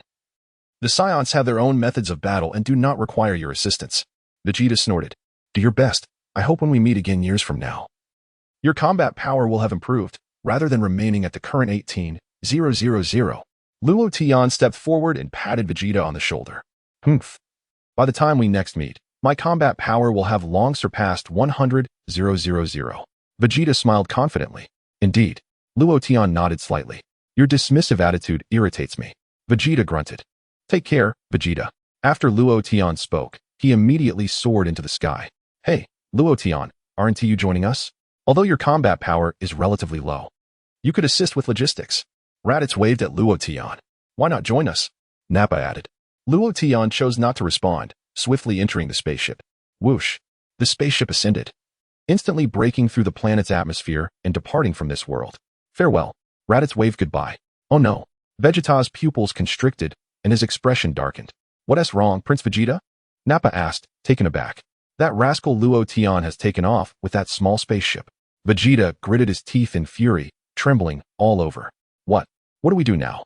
Raditz was left dumbfounded. That scoundrel Luo Tian. Vegeta was seething. That was my spaceship. There are 2 more spherical spaceships on this planet, Nappa explained. Shall we pursue him? Chase after him? Vegeta scoffed. That ship is a mother ship. How could we possibly catch up? Forget it. Let us clean up this planet and head to another one. After careful consideration, Vegeta instructed Raditz and Nappa. Luo Tian piloted the spaceship into the starry sky, leaving a brilliant trail of light in the cosmos. He had already decided on visiting planet Wampa. Since Luo Tian aspired to become a true angel, it was only natural that he would have a god of destruction as an ally. Initially, Luo Tian intended to train Vegeta to become his god of destruction. However, upon witnessing Vegeta's rebellious nature, he abruptly changed his mind. Why expend effort training Vegeta when I could cultivate a more obedient subordinate? After careful deliberation, Luo Tian concluded that Broly would indeed be an excellent choice. Broly is the legendary Super Saiyan, and his power is undeniably formidable. Perhaps his combat power is already in the millions. Luo Tian felt a surge of excitement, as if the Saiyan blood coursing through his veins was also stirred. The journey to the planet Wampa would take no less than 6 days, during which Luo Tian diligently focused on condensing and purifying his angelic power. The 6 days passed swiftly. Through the window of the spacecraft, he beheld the distant, ochre-hued planet, Wampa. This planet boasted an extraordinarily harsh environment. devoid of any vegetation and lacking even liquid water. Additionally, it was perpetually shrouded in wind and sand, with howling gales reminiscent of a beast element. It was in such a dire setting that Broly had lived. Broly, like Luo Tian, was also 5 years old, when Broly was merely 3. He had been sent to this planet by King Vegeta. His father, who accompanied him, had become stranded here when their spacecraft malfunctioned, leaving them unable to return. Unless fate intervened, the father and son would remain trapped for 40 years. During these 6 days, Luo Tian had made progress in refining his angelic power, yet regrettably, its purity remained at level 8, without reaching the coveted 9. He longed to elevate his angelic power's purity to 10, hoping to validate his hypothesis and transform into a Super Saiyan god. Expectation gleamed in his eyes. Luo Tian hovered the spacecraft above the surface of Wampa. With a decisive click, he pressed the button to open the hatch and soared out of the spacecraft. He descended rapidly towards the barren ground of Wampa. In a natural cave filled with insect eggs, Paragus lamented, 2 years. 2 years I have been trapped here. He gazed at the endless expanse of yellow sand. His expression filled with despair. Beside him, Broly munched on the insect eggs, seemingly unbothered by their unappetizing nature, rather appearing to savor them. Paragus glanced at Broly and, particularly horrified by the sight of him consuming the eggs, felt a wave of nausea. Is this truly fit for human consumption? The conditions on this planet are utterly abominable. Aside from these insect eggs, there is nothing edible or drinkable. We lack even the most basic freshwater resources. When will this wretched existence come to an end? Cursed King Vegeta. Broly, I shall venture out once more, this time to explore further afield. Perhaps I shall uncover something better. Paragus, undeterred, resolved to investigate a more distant area. He had already scoured a significant portion of the planet, yet a small segment remained unexamined. Perhaps at the end of the desert lay an oasis. Broly obediently nodded in agreement. Paragus ascended into the air, braving the swirling sands as he sped away, soon vanishing from sight. Barely had Paragus departed when Luo Tian descended from the sky, appearing before Broly. Broly looked up, curiously observing Luo Tian. Broly? Luo Tian greeted with a smile. Broly, with a look of bewilderment, nodded slightly. Unleash your full power upon me. Let me gauge your prowess, said Luo Tian, beckoning to Broly. After a brief moment of hesitation, Broly promptly nodded in agreement. Instantly, an eruption of energy radiated from Broly as he charged towards Luo Tian with great speed. Luo Tian briefly sensed the intensity of Broly's energy. This young man is indeed remarkable. He is truly the legendary Super Saiyan, with just a slight release of energy. His combat power has already soared to an astonishing height of 100,000. As Broly approached, Luo Tian raised his left hand, the power of an angel shimmering in his grasp. With a resounding thud, Broly's fist struck Luo Tian's hand, which met the attack head-on. Chapter 26. Broly wept. Bang. Following this, Luo Tian thrust his right hand forward, unleashing a brilliance akin to the stars. Accompanied by a muffled sound, his hand collided with Broly's form. Boom. Broly's body flew backward like a meteor, crashing into a nearby mountain and embedding deeply into the rock. He let out a mournful cry, his energy surging once more as he regained his composure and charged fiercely towards Luo Tian again. Thud, thud, thud. Broly launched a relentless assault against Luo Tian. Yet, Luo Tian evaded each of Broly's strikes with ease, employing his mastery of instinctive movement. After an extended barrage, Broly had yet to even graze Luo Tian's attire. Broly seemed infuriated, trembling all over. His energy surged from him like a tempest. In the next moment, his pupils turned white, devoid of color. Observing closely, Luo Tian noted that Broly's physique had expanded, and his energy surged to its zenith. Luo Tian could sense that Broly's base combat power had reached a staggering height of at least 1,000,000. This was the true essence of the legendary Super Saiyan. And yet, Broly had not even transformed. At merely 5 years of age, his combat power was already at an extraordinary level. If Vegeta were to be brought here, he would likely be annihilated in an instant. As Broly's body swelled, his combat power skyrocketed to an astounding 10,000,000. Broly had not transformed. He had merely unleashed the power of the great ape. His combat prowess had multiplied tenfold in an instant. However, this surge caused Broly to lose his rationality entirely. How could he not? After attacking Luo Tian for an extended duration, he had yet to make contact. Broly was utterly enraged. And with his energy surging furiously, he charged once more towards Luo Tian. Broly launched a fierce onslaught at Luo Tian. Yet, Luo Tian refrained from confronting Broly directly, even closing his eyes to evade every attack through his mastery of instinctive movement. 3 minutes elapsed. Breathing heavily, Broly gasped. Feeling an overwhelming sense of despair etched upon his youthful face, tinged with a hint of grievance. Suddenly, he burst into tears. "Why are you crying?" Luo Tian asked, wiping the sweat from his brow. "Moreover, you are in a berserk state, aren't you? Crying while in such a state?" Broly's sobs intensified, his indignation palpable. "You're unfair. I've been trying to hit you for ages and can't even touch you. It's so frustrating." This was akin to a child in a tussle, striking out at their opponent, yet failing to connect. Who could help but feel upset? In essence, Broly was merely a 5-year-old child at this moment. Luo Tian, as a traveler from another realm, exhibited a level of maturity that belied his current age. "All right, this time I won't dodge," Luo Tian sighed in resignation. Instantly, Broly's eyes lit up, the whites of his irises regaining a hint of color. With a rumble, Broly's energy surged again, his aura erupting fiercely and scattering the surrounding sand. Luo Tian sensed the intensity of Broly's energy, realizing that his battle power had now escalated to approximately 20 million. It was evident that this was likely the peak of Broly's physical capabilities at present. In his current state, his battle power had reached an astonishing 20 million. And let us not forget, he was merely 5 years old. Given ample room for growth, his future achievements would be immeasurable. With fervent eyes, Broly, brimming with endless fighting spirit, charged towards Luo Tian. Thud. His fist struck heavily against Luo Tian's hand. Harnessing the power of an angel, Luo Tian effortlessly caught Broly's punch. Broly's eyes widened in disbelief. "Not bad. The strength is commendable," Luo Tian remarked, grasping Broly's wrist with a swift motion. Bang! He yanked Broly's wrist, slamming him forcefully onto the ground of the planet. Broly coughed up a mouthful of blood, feeling as though his entire being had been shattered. With a flick of his hand, Luo Tian summoned a sphere of angelic energy that enveloped Broly. Instantly, Broly's once colorless eyes blinked, quickly returning to their normal state. "Get up," Luo Tian said, extending a friendly hand towards Broly. Blinking in surprise, Broly grasped Luo Tian's hand. Luo Tian pulled Broly up from the ground, channeling angelic energy once more as he enveloped Broly with it. In an instant, Broly's injuries were completely healed. "Wow!" Broly exclaimed. Astonishment painted across his youthful visage as he felt the changes within his body. "Broly, would you like to join me in exploring this universe?" Luo Tian asked with a warm smile. Broly, somewhat understanding, nodded vigorously. "Then come with me," Luo Tian replied with a smile. With that, he ceased further words and swiftly ascended into the sky. Broly scratched his head, hesitating for only a moment before swiftly pursuing. Upon reaching a considerable altitude, he caught sight of the spacecraft suspended in the high sky. "Let us depart," Luo Tian beckoned, stepping into the spacecraft. After a brief moment of hesitation, Broly promptly followed Luo Tian's lead and entered the vessel. Inside, Broly curiously examined the spacecraft's interior, his expression growing increasingly bewildered. "Commence." Luo Tian pressed the ignition button of the spacecraft. Whoosh! The ship emitted a brilliant glow as it rapidly departed from planet Wampa, soaring through the vastness of the cosmic sea.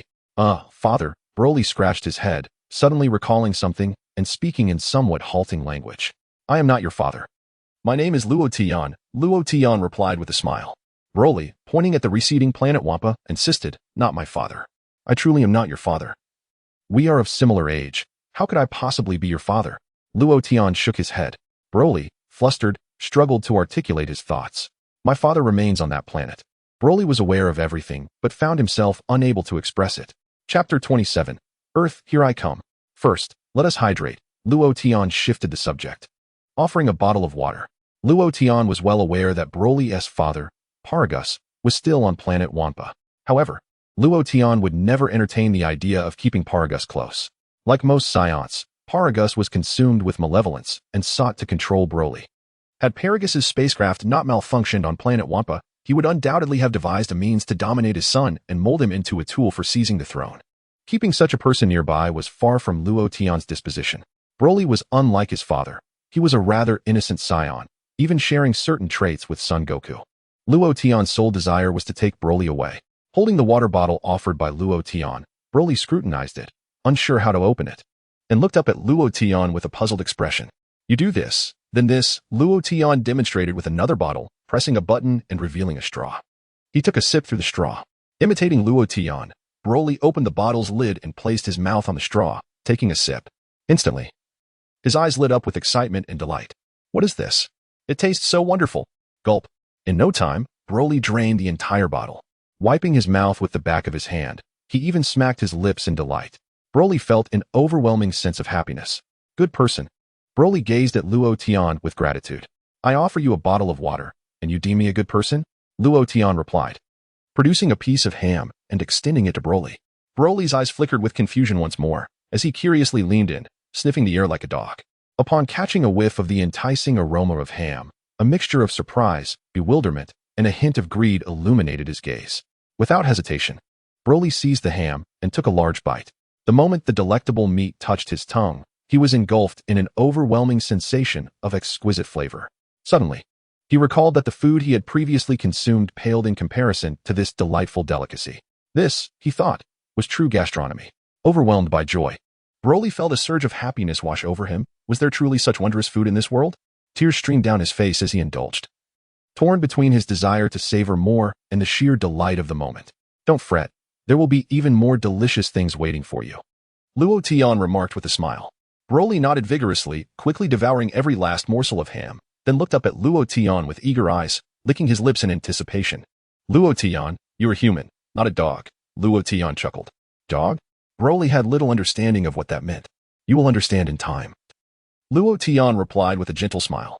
Suddenly, Broly recalled something and turned to gaze towards the direction of planet Wampa. I am not your father. Just call me Luo Tian from now on, he said. Broly scratched his head, uncertain how to respond to this statement. On planet Wampa, when Paragus returned from his explorations, he was met with a chaotic scene near his home. Has Broly lost control again? He frowned, exasperated by the mess this rascal had created. Scanning the surroundings, he searched for Broly's presence. Where's that little brat now? Paragus muttered under his breath, calling out Broly's name. However, there was no response. Paragus was not overly concerned, as Broly had previously experienced episodes of rage and occasionally wandered off. It was not alarming. He would return once he regained his composure. The longest absence had lasted 7 days. Yet, unbeknownst to Paragus, this time, Broly would not return at all. 2 years. 2 years. I, Paragus, have been stranded on this desolate planet for 2 years, he lamented, gazing up at the vast expanse of the cosmos. In the endless starry sky, Luo Tian's spaceship carved a brilliant arc through the celestial sea, soaring swiftly. His next destination was Earth, for it was a place replete with marvelous resources, such as the miraculous Senzu Beans. Although Luo Tian possessed the ability to heal himself, he knew that should his angelic powers be depleted, he would be unable to restore himself until they gradually replenished. Previously, during his time on Namek, he had utilized his formidable angelic powers to eradicate all negative energy, leaving him nearly drained. It took him several hours to recover fully. If only a magical bean existed, it would greatly simplify matters. Additionally, Luo Tian intended to gather some culinary delights from Earth to conveniently store within a universal capsule. Most importantly, he envisioned transforming this spacecraft into a capsule-like form for ease of transport. Although Luo Tian could currently survive in the vastness of space, his own speed paled in comparison to that of the spaceship. Until he surpassed the speed of the craft, it remained the optimal mode of travel. Furthermore, Broly was currently unable to survive in the cosmic expanse. Should it become necessary, he could utilize Earth's Dragon Balls to grant Broly the ability to exist in space. Of course, this was contingent upon Broly's compliance. If he were as unruly as Vegeta, Luo Tian would not hesitate to send him back to planet Vampa. The spaceship hurtled towards Earth at an astonishing velocity. After approximately 10 days, Luo Tian beheld the familiar yet foreign blue planet, Earth, viewed from space. It appeared as a sapphire, radiating an enchanting azure glow. Amidst the boundless cosmos, Earth seemed diminutive and fragile, akin to an abandoned orphan silently confronting the vast universe. Yet, this solitary planet harbored the hopes and dreams of countless lives. Broly also caught sight of this exquisite sphere, unable to resist rubbing his eyes in astonishment. His gaze wide with wonder. It seemed to be his first encounter with such a beautiful world. Struggling to articulate his thoughts, Broly pointed at the blue planet and turned to Luo Tian. That is Earth, Luo Tian replied. Broly, tapping his forehead, suddenly recalled that his father remained on planet Vampa. Chapter 28, Lapis and Lazuli. That is not your father, that is Earth. Do not call everyone Dad, Luo Tian chided. Broly, opting for silence, acquiesced. I truly did not mean that. I simply could not find the words to express myself. Whoosh. The spaceship pierced through the planet's atmosphere, descending rapidly toward the terrestrial realm. In East City, the urban populace went about their daily routines as usual. The bustling streets were alive with a constant flow of people. 2 beautiful women sat at a sipping coffee and engaging in light conversation. "The weather is splendid today, not a cloud in sight," one remarked. "Are you aspiring to be a poet?" As the two women chatted, an enormous shadow suddenly loomed overhead, casting a gray hue over the area. They froze in shock, quickly looking up at the sky. There, suspended in midair, was a flat, oval-shaped spacecraft. With a diameter of approximately 30 meters, it loomed like a colossal entity. Although the craft was classified as a small spaceship, it appeared quite sizable within the cityscape. Two beautiful women stood frozen in awe, gazing at the spacecraft hovering in the sky, rendered speechless. "Is that a spaceship?" One of the women blinked rapidly, her complexion pale. "Could it be aliens?" The other woman stammered, her coffee spilling from her cup, oblivious to the fact that her pants were now wet. Nearby residents also looked on in astonishment at the spacecraft. With a creak, the hatch of the spacecraft opened, and Luo Tian emerged, floating high above like a divine being. However, at just 5 years of age, he appeared rather small, his tail swaying in the wind, giving him a somewhat comical appearance at that moment. Following closely behind him was Broly, scratching his head as he too flew out. Gazing down at the humans and the peculiar buildings below, Broly's expression grew increasingly perplexed. "Where is this place? It looks so strange. It's the first time I've seen humans without tails." The city dwellers, upon witnessing this extraordinary scene, stood wide-eyed and serious. Nearby, an innocent 6-year-old boy excitedly shouted, "Wow, so cool. Are they aliens?" His sister looked up at Luo Tian in amazement. However, their mother was taken aback. "Hey, alien, please take me away. I've had enough. I don't want to do homework anymore." The boy yelled at Luo Tian. "Humph, as if you have so much homework." His sister retorted, "You know I write it for you every time. Take both me and my sister with you." The boy exclaimed. Their mother quickly covered the mouths of her son and daughter, her face pale with fear, tightly embracing them as if to protect them from being taken by aliens. Luo Tian wiped his brow in silence. Are all the children in the Dragon Ball world this intense? These two kids don't seem that old. Perhaps just in first grade. Is there really that much homework? Wait a moment. Why do these two children look so familiar? They seem like someone I know. "Children, what are your names?" Luo Tian inquired, turning to the boy with curiosity. He spoke. The two children had yet to respond, while the two nearby women drinking coffee trembled in fright. "My name is Lapis, and my sister's name is Lazuli," the boy revealed. "Lapis? Lazuli?" Luo Tian paused slightly, realizing why he found these two little ones familiar. They were, in fact, the future androids 17 and 18. Judging by their appearances, they indeed resembled their future selves closely. "Do you have a lot of homework?" Luo Tian asked. "Humph, it wasn't much at first, but now that I've finished mine, I have to do my brother's too." Lazuli replied glumly. "We aliens don't have homework. I'm about your age, and I can travel to outer space at just 5 years old. Isn't that interesting?" Luo Tian said with a smile. Lapis and Lazuli displayed expressions of envy. At merely 5 years old, the prospect of interstellar travel seemed so alluring. How carefree the extraterrestrials must be. Yet here we are, burdened with the monotony of daily homework. "Please, take us with you. We yearn to travel." Lapis implored eagerly. "Yes, take my brother and me," Lazuli echoed, her eyes sparkling with anticipation as she gazed at Luo Tian. That alien was merely jesting with the children. "Do not take it to heart," cautioned the children's mother, her anxiety palpable. "Can you fly?" Luo Tian inquired. Lapis and Lazuli shook their heads in unison. "First, learn to fly, then we shall see," Luo Tian smiled, prompting a silence from the siblings. "Does anyone know where West City is?" Luo Tian asked, surveying the crowd. In that direction, a coffee-drinking beauty pointed cautiously. "Madam, your pants are wet," Luo Tian remarked, gesturing towards her trousers. Upon realizing, the beauty gasped in surprise. "Good luck to you all," Luo Tian waved as he returned to the spacecraft. Broly scratched his head, following Luo Tian back aboard the ship. Whoosh! The spacecraft ascended, vanishing in an instant. The onlookers stood wide-eyed, gazing skyward, taking a considerable time to regain their composure. Bang, bang, bang. Soon after, Lapis and Lazuli were met with a thorough reprimand. Their mother scolded the two youngsters. "You're already in the first grade and neglecting school? Helping your brother with his homework?" The siblings wept inconsolably. "Oh, how unkind the aliens are." Lapis lamented, tears streaming down his face. "Humph, once I learn to fly, I shall have my revenge." Lazuli pouted defiantly, wiping her tears. West City, headquarters of the Capsule Corporation. The spacecraft descended gently into the courtyard of the corporation, garnering immediate attention from Dr. Briefs, Bulma's father. He pedaled over on his bicycle, adjusting his glasses to scrutinize Luo Tian and Broly as they emerged from the ship. "Are you aliens?" Dr. Briefs exclaimed, astonished. "Greetings, Doctor. I have heard you are the most renowned scientist on this planet. Luo Tian greeted him warmly. Broly trailed closely behind Luo Tian, a curious shadow, fascinated by everything. Chapter 29. The first encounter with Bulma. Haha. Am I so highly regarded in the cosmos? Dr. Briefs chuckled heartily at Luo Tian's compliment. Following this, his curiosity was piqued as he examined the spacecraft behind Luo Tian. Ahem, what brings you to me, my extraterrestrial friends? Dr. Briefs inquired amiably, adjusting his glasses once more. I have heard of a remarkable invention on Earth known as the capsule. Is it true that you are its creator? Luo Tian inquired politely. Indeed, it is my invention. It is called the Universal Capsule, Dr. Briefs confirmed proudly. Dr. Briefs nodded, candidly stating that he would demonstrate a remarkable device, a universal capsule, explaining that, in essence, it involved the transformation of objects into particles for compression, which were then contained within the capsule. When needed, the process of decompression would restore them to their original state. Could you transform this spacecraft into a capsule? Luo Tian inquired, gesturing toward the vessel behind him. Absolutely, no problem at all. Dr. Briefs exclaimed, his excitement palpable. I was just thinking how much I wanted to study this spacecraft in greater depth. Feel free to explore, just don't damage it. Luo Tian readily agreed.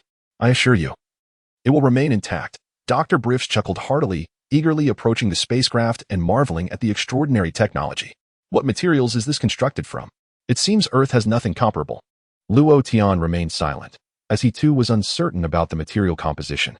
Broly, even more bewildered, was filled with curiosity. So much so that he fixated on a black cat, locking eyes with the feline. The cat, crouching low, regarded the unfamiliar face with wariness. Broly, don't stare at the black cat. It's quite formidable, Luo Tian cautioned. Broly responded, perplexed. Long ago, I witnessed a black cat brandishing a handgun, which it used to shoot off a mouse's ear, Luo Tian reminisced. Broly's face reflected utter confusion, unable to comprehend the tale. Is there truly such an impressive black cat? Dr. Briefs inquired, astonished. Indeed, it made the news, Luo Tian confirmed with a nod. Is that so? Was it an incident from your planet? Dr. Briefs continued, inspecting the spacecraft. Yes, Luo Tian affirmed once more, then asked, how long will it take to convert this spacecraft into a capsule? I shall first examine the internal structure. Dr. Briefs replied, climbing into the spacecraft. Go for it. Luo Tian cheered from behind. Broly, still bewildered, gazed around in confusion before wandering off to inspect a patch of peculiar grass. Meanwhile, Dr. Briefs ventured into the spacecraft, embarking on an exploration of its intricate interior. Such advanced technology. After a thorough investigation lasting half an hour, Dr. Briefs emerged. Based on the structure of this craft, it will take at least a month to convert it into a universal capsule, he mused. Very well, then. I appreciate your efforts, Doctor. Luo Tian responded with a gentle nod.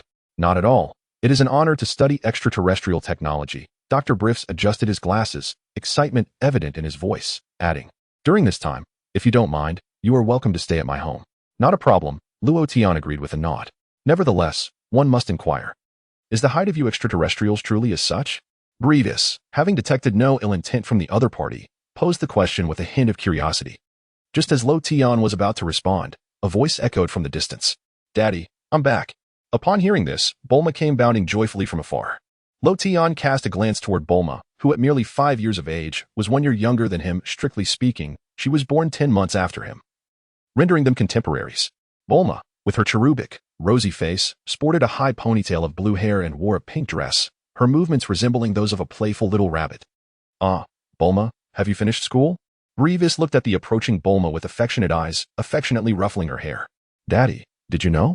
I heard that a massive spaceship appeared in the suburbs of East City today, and 2 aliens emerged from it. Bulma exclaimed, her excitement palpable as she animatedly recounted the tale. I knew it. The universe is so vast, there must be aliens out there. Beerus then turned to glance at Luo Tian. Daddy, who is he? Is he your illegitimate child? Bulma asked, pointing at Luo Tian. Beerus wiped the sweat from his brow in silence.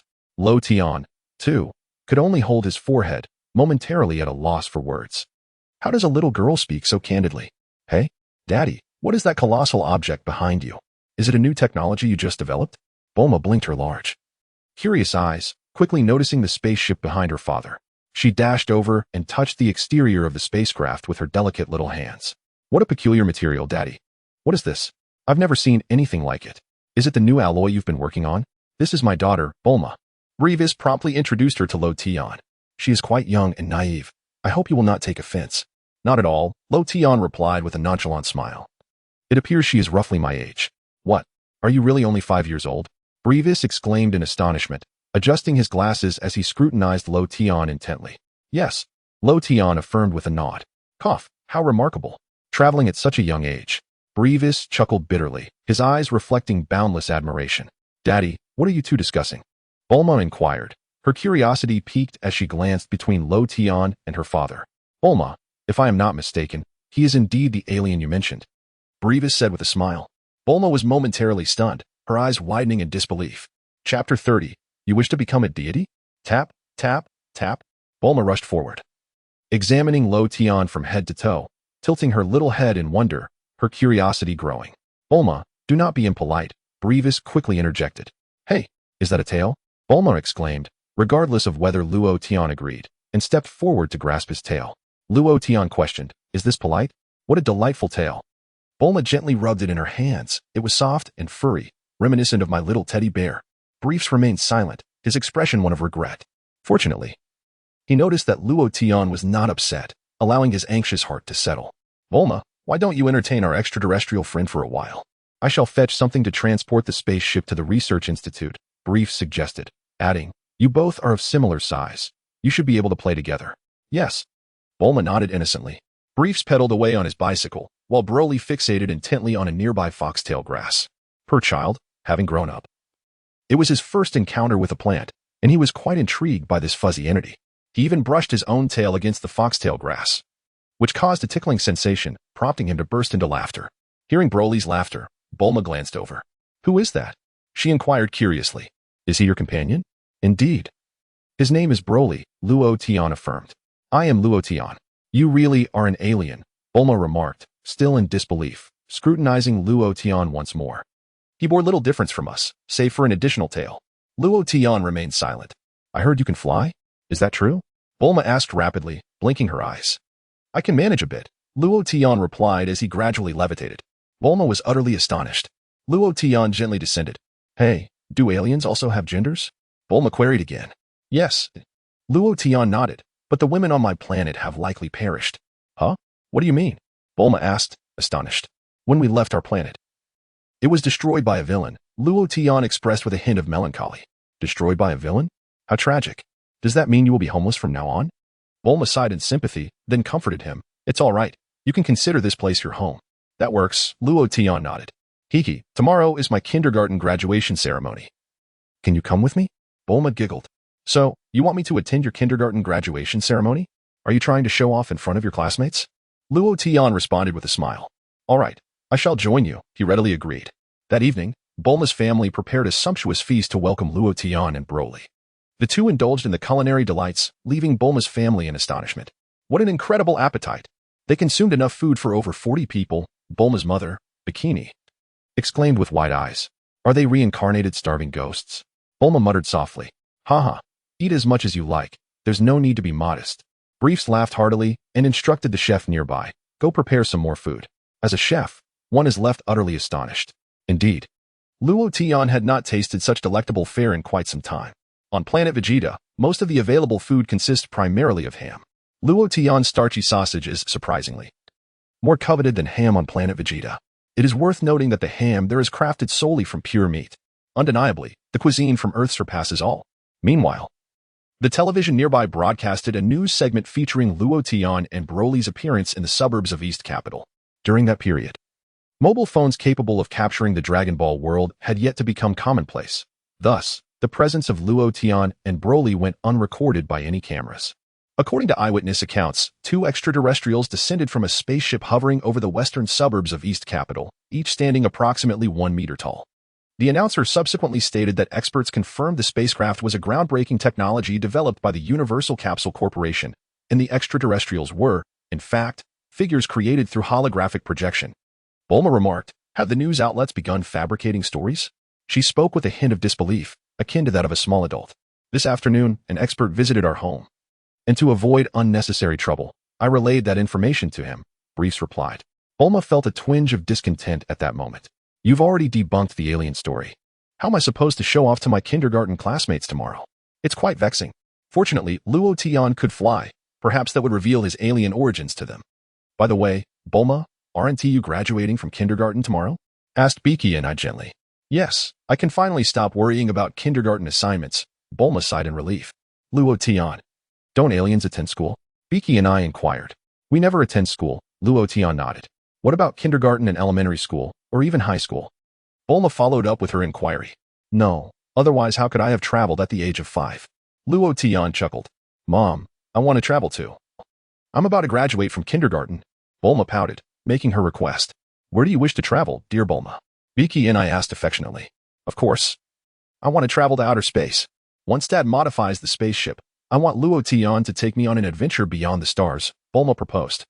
That is certainly possible, but some planets are not conducive to your survival. You could perish upon arrival, Luo Tian candidly warned.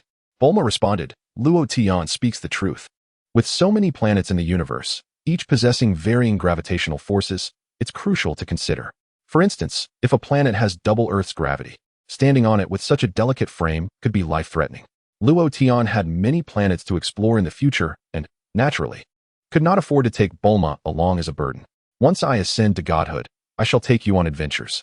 At that time, regardless of the planet you visit, I can ensure your safety, Luo Tian added reassuringly. Ascend to godhood? Bulma was taken aback. Chapter 31. I shall become the greatest god in the universe. Do you aspire to become a deity? Briefs adjusted his glasses, astonished as he gazed at Luo Tian. A god? Bajini also displayed a face of curiosity. Meanwhile, Broly was indulging in his meal, oblivious to Luo Tian's words, with his mouth smeared in grease. Yes, I aim to become the greatest god in the entire universe, Luo Tian explained with a smile. Ah, your ambitions are indeed lofty, Briefs chuckled heartily. After the meal, Bulma's parents busied themselves with their own affairs, leaving Luo Tian and Bulma in the courtyard. Broly reclined on the lawn, patting his round belly, gazing up at the starry sky with a contented expression. Suddenly, Broly felt that this way of life was truly delightful. If only he could eat like this every day. Hey, Luo Tian, where shall we venture next? Bulma excitedly tugged at Luo Tian's hand. Shall I take you for a flight through the skies? Luo Tian proposed. Absolutely. Bulma exclaimed, her excitement palpable. Come, let me carry you aloft. As Luo Tian spoke, he wrapped one arm around Bulma's waist and soared into the sky. Wow, this is so much fun. Bulma cheered loudly. Isn't it enjoyable? Luo Tian smiled. Let us go faster, Bulma suggested. All right, then we shall accelerate. Luo Tian tightened his embrace around Bulma and quickened their ascent. This is fantastic. We are nearly matching the speed of the aircraft my father built. Bulma was increasingly exhilarated. As they flew, Bulma suddenly spotted a tall tower in the distance, towering into the clouds and standing out strikingly against the night sky. Oh, what a tall tower. Bulma blinked in wonder, her curiosity evident. Let us go take a look, Luo Tian said, continuing to carry Bulma upwards. Upon reaching a certain height, Luo Tian and Bulma beheld the pinnacle of the tower. The top was adorned with a somewhat ancient, flat, oval-shaped building. Is that a house? Could there be someone living inside? Bulma's face turned pale with fear as she clutched Luo Tian's arm tightly. Let us explore inside, Luo Tian suggested. Be careful. The occupants of such a place might be monsters. Bulma's small face turned ashen. Fear not. If it is a monster, I shall simply vanquish it with a single blow. Luo Tian replied with a gentle smile, leading Bulma into the tower.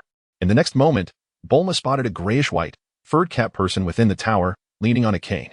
The cat person gazed at Luo Tian and Bulma with equal astonishment. Indeed, a monster, he must be a cat demon. Bulma's face paled further as she anxiously urged. Luo Tian quickly dispatched this creature. Monster, reveal your true form at once, or I shall strike you down. Luo Tian shouted at the cat person. The cat person silently wiped his brow. Ahem, I am not a cat demon. The cat person spoke with human-like eloquence. He spoke. He truly is a monster. Bulma grew even more frightened, hurriedly hiding behind Luo Tian. The cat sage felt a wave of discomfort wash over him as he coughed again, revealing a bitter smile. To be precise, I am the cat immortal, also referred to as the caring sage. Cat immortal? Bulma was taken aback.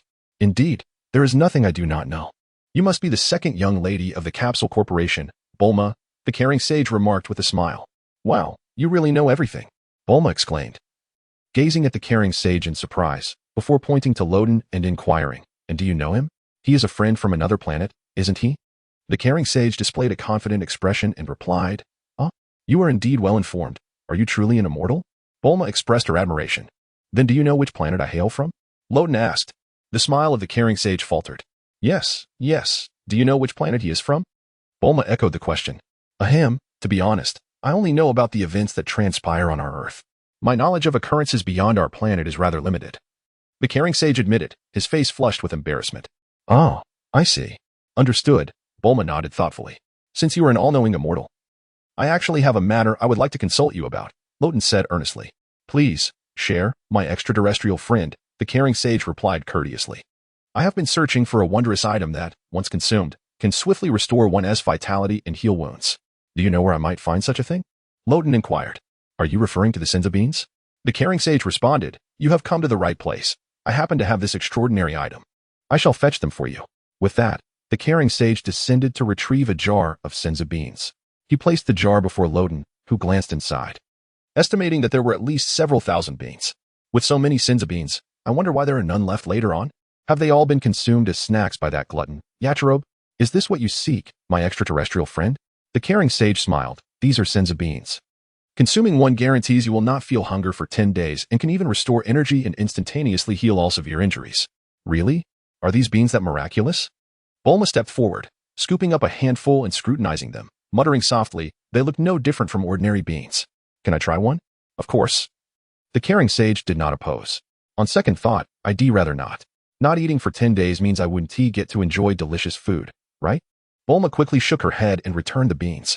What kind of thought process is that? Luo Tian approached leisurely and subtly released an intangible angelic energy, enveloping the Senzu Beans. The caring sage raised an eyebrow, puzzled by Luo Tian's actions. What does this lad mean? Then, with a smile, Luo Tian turned to the caring sage and asked, How many beans are there in total? I have never counted. The caring sage wiped his brow. There should be several thousand, I suppose. Are you not an immortal? Can you even fathom how many there are? Bulma inquired curiously. Master Karen, at that moment, felt disinclined to respond. Indeed, I am a sage. But why should I count the number of Senzu Beans in this jar? Master Karen, might you bestow all these Senzu Beans upon me? Luo Tian asked with a smile. Master Karen silently wiped the sweat from his brow. You truly have the audacity to ask for them all? Chapter 32. I feel he embodies divinity more than I do. If you wish to take 10 or 20, I would not object. But if you desire them all, cough cough, Master Karen subtly declined. I could have simply taken them by force, yet I prefer to act reasonably, Luo Tian remarked. How about this? If I can accurately guess how many Senzu Beans are in this jar, you will grant them all to me. What do you say? Master Karen paused briefly. He nodded gently in agreement. Do you really think you can guess the number of Senzu Beans contained herein? I shall see if you can indeed do so. Luo Tian, are you truly capable of guessing it? Bulma asked in a hushed tone. No problem. Luo Tian replied with a smile. There are precisely 158 beans. Is that so? Then let us count. Master Karen's heart sank as he scrutinized the Senzu Beans within the jar. Very well, let us count, Luo Tian said, snapping his fingers. With a soft pop, the beans soared out of the jar. Whoosh, whoosh, whoosh. They quickly gathered in groups and formed 6 piles, suspended in midair. Upon closer inspection, each of the 6 piles was further divided into 10 smaller sections. Before us, we have a total of 6 piles of Senzu Beans, each containing 10 sections, with each section comprising 100 beans. You may count them, Luo Tian smiled, adding, as for the remaining 158 beans, I have set them aside for you. Master Karen's eyes widened, his expression a canvas of astonishment. How did he achieve this? Why do I suddenly feel he embodies divinity more than I do? Even that old fellow in the heavens could not accomplish such a feat, could he? No need to count. You have one. Master Karen wiped his brow. Very well. I shall not be polite then. Luo Tian, without hesitation, snapped his fingers again. Whoosh, whoosh, whoosh. Instantly, all the Senzu Beans flew back neatly into the jar. Thank you. Luo Tian expressed his gratitude. You are welcome, Master Karen replied with a bittersweet smile. Shall we depart? Luo Tian called to Bulma. Let us see if there are any other treasures. After all, he is a sage, Bulma suggested quietly. Master Karen felt at a loss for words. You have stripped my Senzu Beans bare, and now you inquire about other items? I believe there is nothing left. Luo Tian shook his head. Very well. I suppose it matters not. After all, I am the daughter of a wealthy family and lack for nothing. Bulma pouted, grinning. Master Karen retorted, You lack for nothing. Yet you still ask me if there are other treasures? Enough of this. Luo Tian approached and embraced Bulma, soaring away from the Korin Tower. Simultaneously, he unleashed a spark of angelic energy, enveloping the divine beans nestled within their container. Instantly, the jar followed closely behind him. What? The jar can fly too? Bulma exclaimed in astonishment. The jar? Luo Tian was taken aback. Luo Tian, You can have the divine beans, but that jar belongs to me, Bulma said, her interest piqued. This is the first time I've seen a flying jar. All right, it's yours, Luo Tian consented without objection. Little did he know how someone would feel if they discovered that the jar was not actually capable of flight. By the way, can you assist me in creating a device for storing the divine beans? Something akin to a storage space, Luo Tian proposed to Bulma. Leave it to me, Bulma replied, patting her chest confidently. Luo Tian was well aware that despite Bulma's tender age of 5, she was undeniably a prodigy, a genius in science. In the special episode of Galactic Patrol, 5-year-old Bulma constructed a formidable energy gun. When the trigger was pulled, the gun unleashed a blast that sent waves soaring dozens of meters high, leaving Galactic Patrolman Gak pale with fright. This was precisely why Luo Tian entrusted the task of creating the storage space to Bulma. He firmly believed she could accomplish this honorable yet arduous endeavor. What kind of storage space should we create? Bulma pondered. How about a ring? It would be more convenient to wear on the hand, Luo Tian suggested. You're quite clever. All right, we'll do it your way, Bulma nodded, estimating it would take about a day to complete, as it was merely a matter of slightly modifying a universal capsule. Is it really that simple? Then I appreciate your help, Luo Tian expressed his gratitude. Not a problem. But you'll have to lend me your tail for a couple of days, Bulma giggled, playfully grabbing Luo Tian's tail. What's so entertaining about a tail? Luo Tian replied, bemused. It's so fluffy and fun. Bulma laughed, stroking his tail affectionately. It's only fun because you don't have one, Luo Tian remarked. Indeed. It's precisely because I don't have one, Bulma nodded earnestly. There will be more amusing tales in the future, Luo Tian responded. Where? Bulma inquired. You'll find out when you grow up, Luo Tian smiled. As if you're older than me. Aren't we the same age? Bulma pouted. Luo Tian chose not to engage further, swiftly navigating through the night sky. Before long, he returned with Bulma to the headquarters of the Universal Capsule Corporation. It was around 9 p.m., and a waning moon hung in the night sky. A gentle breeze rustled through the air, carrying a refreshing scent that evoked poetic imagery of the moon resting atop the willow branches. Broly lay on the lawn, gazing up at the moon, lost in thought. Upon seeing Luo Tian and Bulma return, Broly quickly sat up. Broly, what are you looking at? Luo Tian asked curiously. Dad, Broly pointed to the moon, suddenly reminded of his father back on planet Vampa. My father is still on that planet. Shouldn't we bring him over as well? Luo Tian, your companion can speak. I always thought he was mute. Bulma gazed at Broly in astonishment and whispered to Luo Tian. He can speak, though his expressions are somewhat unclear. Luo Tian nodded. What did he just call you? Bulma hadn't caught it earlier. Father, Broly pointed to the moon again, still at a loss for words. He called you father? This time Bulma heard it clearly, and her youthful face was filled with utter shock. Have you already married and had children? Can aliens marry at 5 years old? How fortunate you are. Luo Tian replied. Chapter 33. Boyfriend? I am not married, he shook his head. Then is he your illegitimate child? Bulma gazed at Luo Tian with increasing astonishment, as if he were a curiosity. Annoyed, Luo Tian pinched Bulma's cheek. Don't pinch my face, it makes me salivate. Bulma protested. Luo Tian slowly released her cheek. Bulma's face was so tender that even a light pinch felt like it could bring forth moisture, a delightful sensation. Hee. I was just joking. Although I am only 5, I certainly understand that one cannot marry and have children at this age. Bulma mischievously smiled, revealing a row of pearly white teeth, and curiously asked, but why does he call you father? He calls everyone father, who knows? Luo Tian shook his head. Bulma stepped forward, tilting her head to scrutinize Broly. Father, Broly pointed to the moon once more. Call her mother, Bulma suggested, wiping her brow. Broly scratched his head in confusion, mumbling mother? The next morning, Bulma went to Luo Tian's room and pulled him out of bed. To be honest, Luo Tian had never slept so soundly before. Perhaps it was because he had returned to Earth, combined with the familiarity of having lived there in a past life, making him more adaptable to the environment. Although the Earth in the Dragon Ball world differs slightly from the Earth of his former life, it is at least superior in air quality. After all, the ecological preservation in the Dragon Ball world is relatively good. Furthermore, the vehicles in this world utilize the most advanced energy technologies, significantly reducing carbon dioxide emissions. It can be said that the oxygen levels on Earth in the Dragon Ball world are still quite high. Upon arriving here, Luo Tian felt as though he were living in an oxygen bar. Although he no longer needed to breathe to survive, occasionally inhaling fresh air was still quite beneficial. Are aliens this lazy? Hurry and get up. I need to attend the kindergarten graduation ceremony. Today is the most significant day of my life. Bulma tugged at Luo Tian. It's just kindergarten graduation, nothing more, Luo Tian sighed. You promised to accompany me to kindergarten, Bulma pouted, fearing that Luo Tian might break his promise. All right.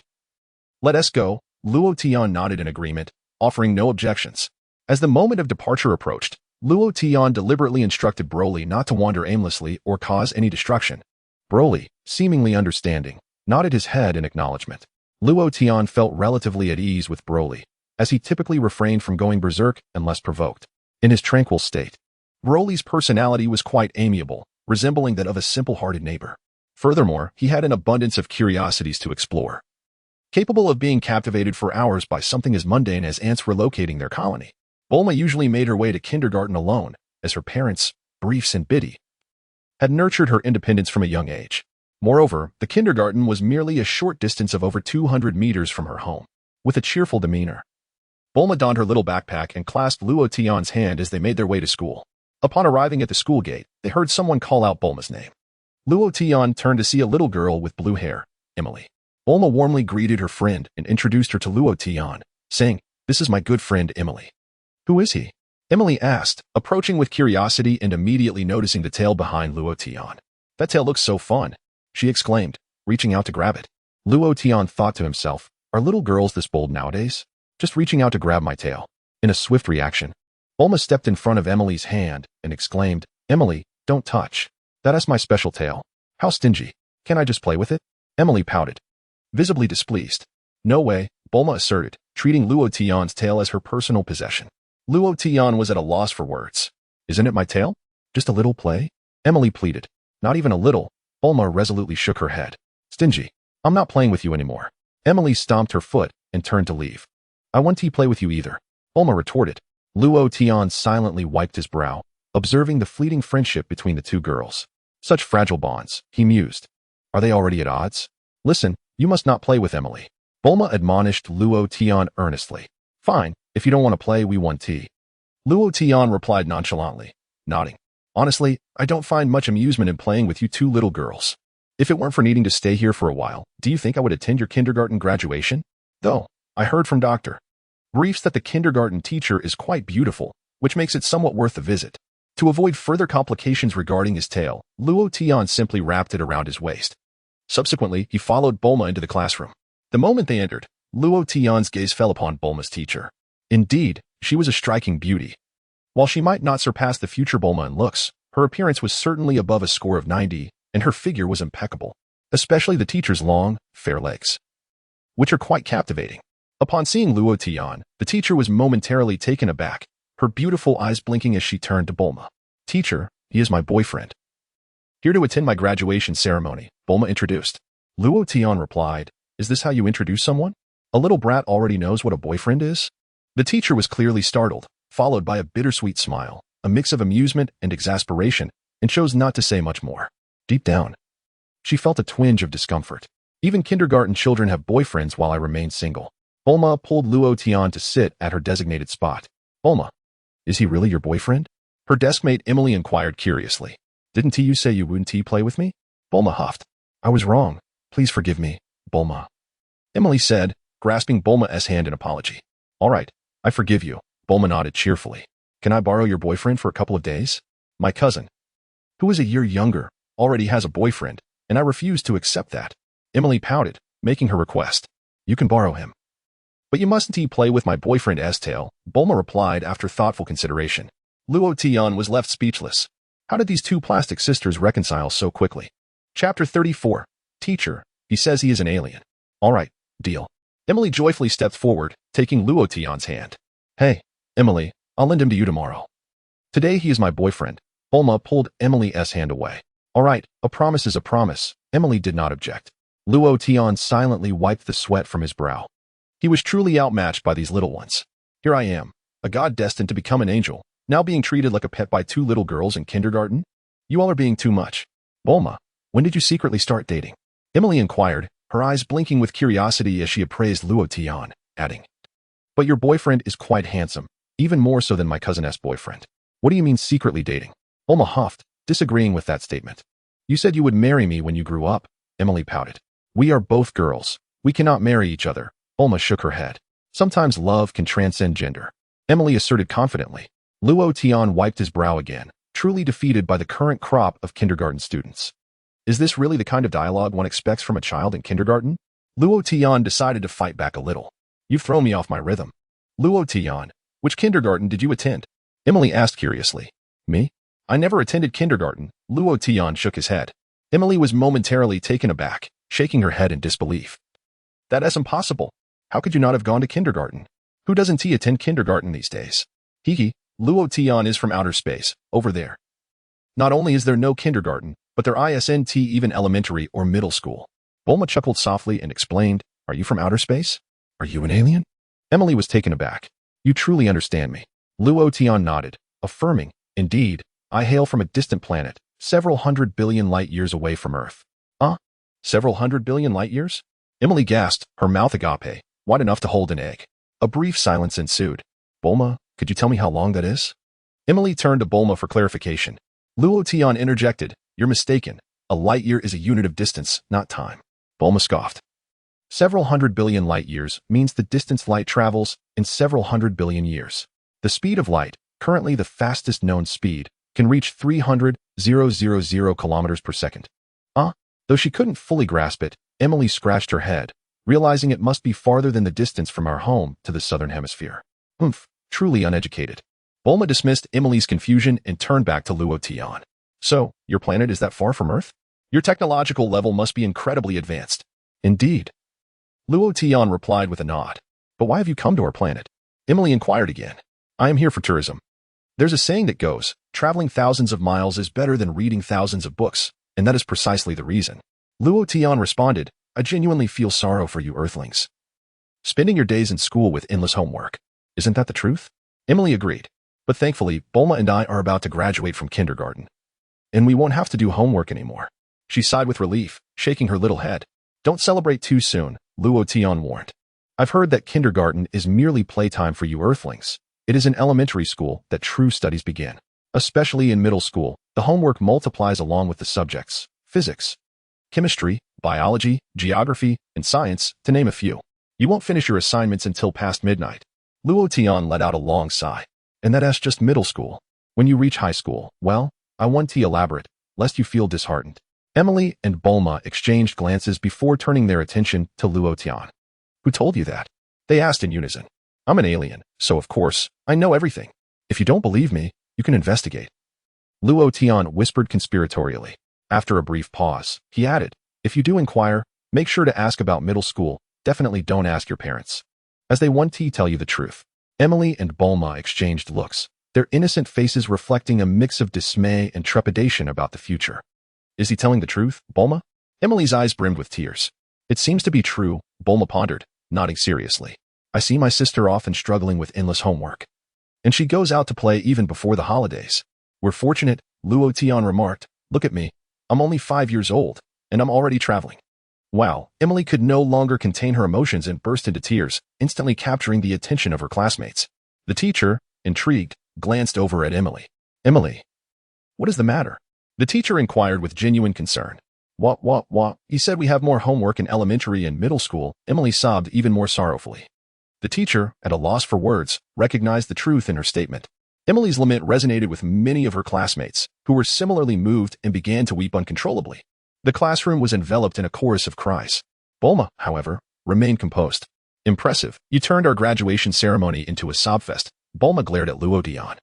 I merely spoke the truth. Luo Tian sighed softly. Suddenly, Bulma joined in the crying. Why are you crying? Luo Tian asked, seeing that she was not shedding any tears. Can I not cry? Everyone in class is crying, and they might think it was my fault. Then the teacher will scold me. Bulma pouted, mumbling softly. You're about to graduate. Why fear the teacher? Luo Tian queried. You make a valid point, Bulma considered, realizing the truth in his words. The teacher, having soothed one child, found herself momentarily flustered as another began to cry. Teacher, he said he is an alien. Emily sniffled, raising her hand to report. Instantly, all the children ceased their tears and focused their attention on Luo Tian. Chapter 35. Bulma's Dragon Balls. Indeed, I am a warrior from another planet, and I shall become the greatest deity in the universe, Luo Tian proclaimed as he gradually levitated into the air. Wow! The kindergarten children cheered with uncontainable excitement, their little bodies dancing with joy. Bulma, today I present you with a most extraordinary graduation ceremony. Luo Tian extended his hand toward Bulma. An extraordinary graduation ceremony? Bulma paused, hesitated for a moment, and then reached out her hand. Luo Tian grasped Bulma's hand, lifted her into his arms, and soared out of the window. The teacher gasped in shock, her face paling. Snap! Luo Tian snapped his fingers. At the same time, he raised his hand gently, and a dazzling light burst forth. The flames sparkled like diamonds, illuminating the moment beautifully. Let us go. Luo Tian waved his hand again. The brilliant flames swiftly coalesced and transformed, forming the words Happy Graduation, Bulma. Bulma was taken aback, her bright eyes sparkling with joy and wonder. Can you snap your fingers? Luo Tian inquired. I cannot, but I can certainly try, Bulma replied, momentarily stunned. As she mimicked Luo Tian's gesture and gently snapped her fingers. Although it was not very loud, the 7 grand words suddenly erupted in a splendid display of fireworks, blooming throughout the kindergarten. Wow!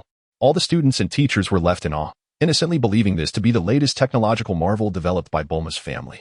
Let's go. Luo Tian waved to everyone, soaring into the sky with Bulma, soon vanishing from sight. Hey, Bulma, remember you promised to lend me your boyfriend for a few days. Don't forget, Emily shouted from below. Luo Tian nearly stumbled in midair. The young girl truly was remarkable. Why not wait until you grow up to play? You're far too young for me to have any fun with right now. In an instant, Luo Tian returned with Bulma to the courtyard of the Capsule Corporation headquarters. Broly was engrossed in watching ants move their home, thoroughly entertained. Luo Tian momentarily ignored Broly, instead raising his hand to conjure a shimmering golden sphere, at the center of which twinkled 2 stars.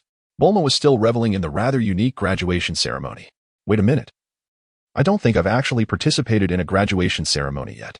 You released a very special firework, and then we left kindergarten, Luo Tian inquired.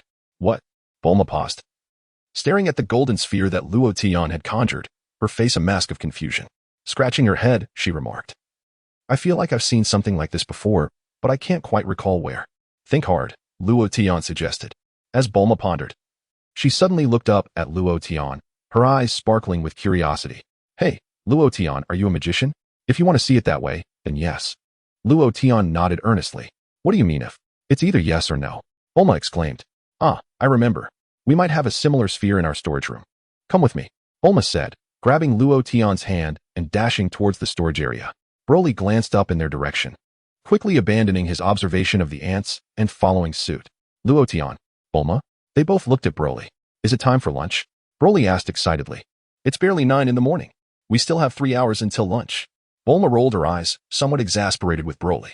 Broly displayed a look of confusion, disappointment flickering in his eyes. How long is 3 hours? I'm hungry, he said, patting his stomach. There's a robot over there. Just tell it what you want to eat. Bulma pointed to a robot in the distance, calling out, Xiao AI, come here and prepare something for Broly. Make whatever he wants. The robot, resembling a floating ball, sparkled at the command, swiftly flying over and responding, received. Go on, ask Xiao AI for food, Bulma instructed Broly. Broly scratched his head, inspecting the robot with curiosity. For a moment, Broly became captivated by this peculiar contraption. Meanwhile, Luo Tian and Bulma continued their run towards the storage area. Broly stared unblinkingly at the robot Xiao AI. What are you staring at? Xiao AI suddenly spoke. What are you staring at? Broly mimicked the robot's tone. What of it? Xiao AI replied. What of it? Broly continued to imitate. With a sudden crackle, 2 bolts of electricity erupted from Xiao AI's eyes, striking Broly, causing him to tremble uncontrollably. Ha! Xiao AI burst into fits of laughter. Ha! Broly joined in the mirth. How delightful! Xiao AI exclaimed, reveling in the exhilarating moment. However, Xiao AI fell silent, her eyes flickering with a radiant glow, seemingly struggling to keep pace. According to the programmed instructions, shouldn't you be uttering words of submission at this moment? Why are you still so joyful? What is the matter with you? Broly inquired again. With another crackle, a bolt of electricity shot from Xiao AI's eyes, hitting Broly once more. He trembled again, followed by another bout of exuberant laughter. What's the matter with you? Broly said, chuckling heartily. With relentless enthusiasm, Broly continued to be electrified, shaking with delight. Under Bulma's guidance, Luo Tian accompanied her to the storage room. The space was cluttered with miscellaneous items, a chaotic assortment piled together, and the air was thick with the scent of dust. After rummaging through the disarray, Bulma quickly unearthed a 2-star Dragon Ball. Is this it? She exclaimed, bouncing over to Luo Tian with the Dragon Ball in hand. Yes, that's the one, Luo Tian affirmed with a nod. What is this? Bulma tilted her head, curiously examining the 2-star Dragon Ball. This is a Dragon Ball. Legend has it that there are 7 in total. Once all 7 are gathered, one can summon the eternal dragon and make a wish, Luo Tian explained. Just utter the words, "Come forth, eternal dragon," and the dragon will appear. Really? How enchanting. Bulma's interest was piqued, though a hint of concern crossed her face. But how do we find the other 6 Dragon Balls? Luo Tian remained calm, choosing not to respond. Chapter 36. Broly, I entrust you with a task. Let me see that Dragon Ball, Bulma requested, extending her hand. Luo Tian handed her the Dragon Ball, and she scrutinized it closely, soon retrieving a peculiar device from the storage room to analyze the Dragon Ball further. I've got a plan. This Dragon Ball emits a unique wavelength, and we can use a device to detect the wavelengths to locate the other 6 Dragon Balls.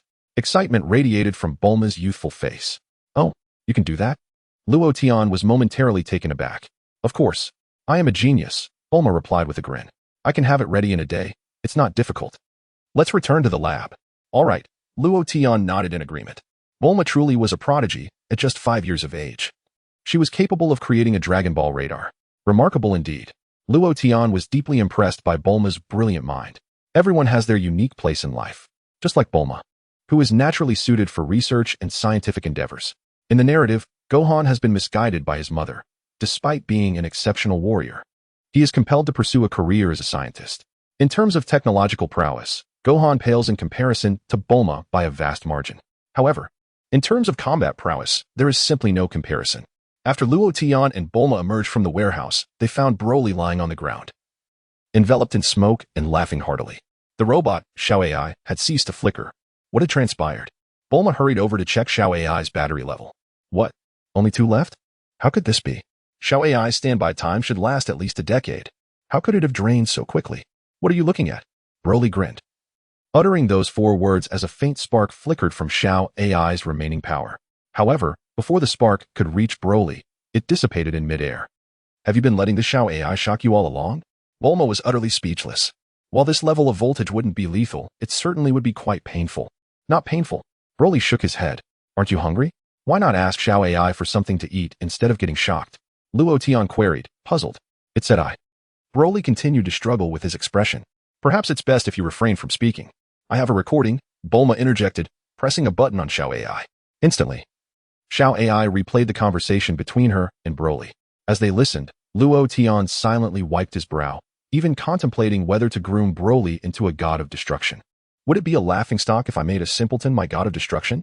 Hey, Luo Tian, Bulma quickly pulled him aside and whispered, your companion isn't a fool. Is he? He is rather unfortunate, having lived on a planet devoid of water since childhood, barely managing to stay warm and fed, Luo Tian reflected, which explains his seemingly simple demeanor. Why not eat meat? Bulma inquired curiously.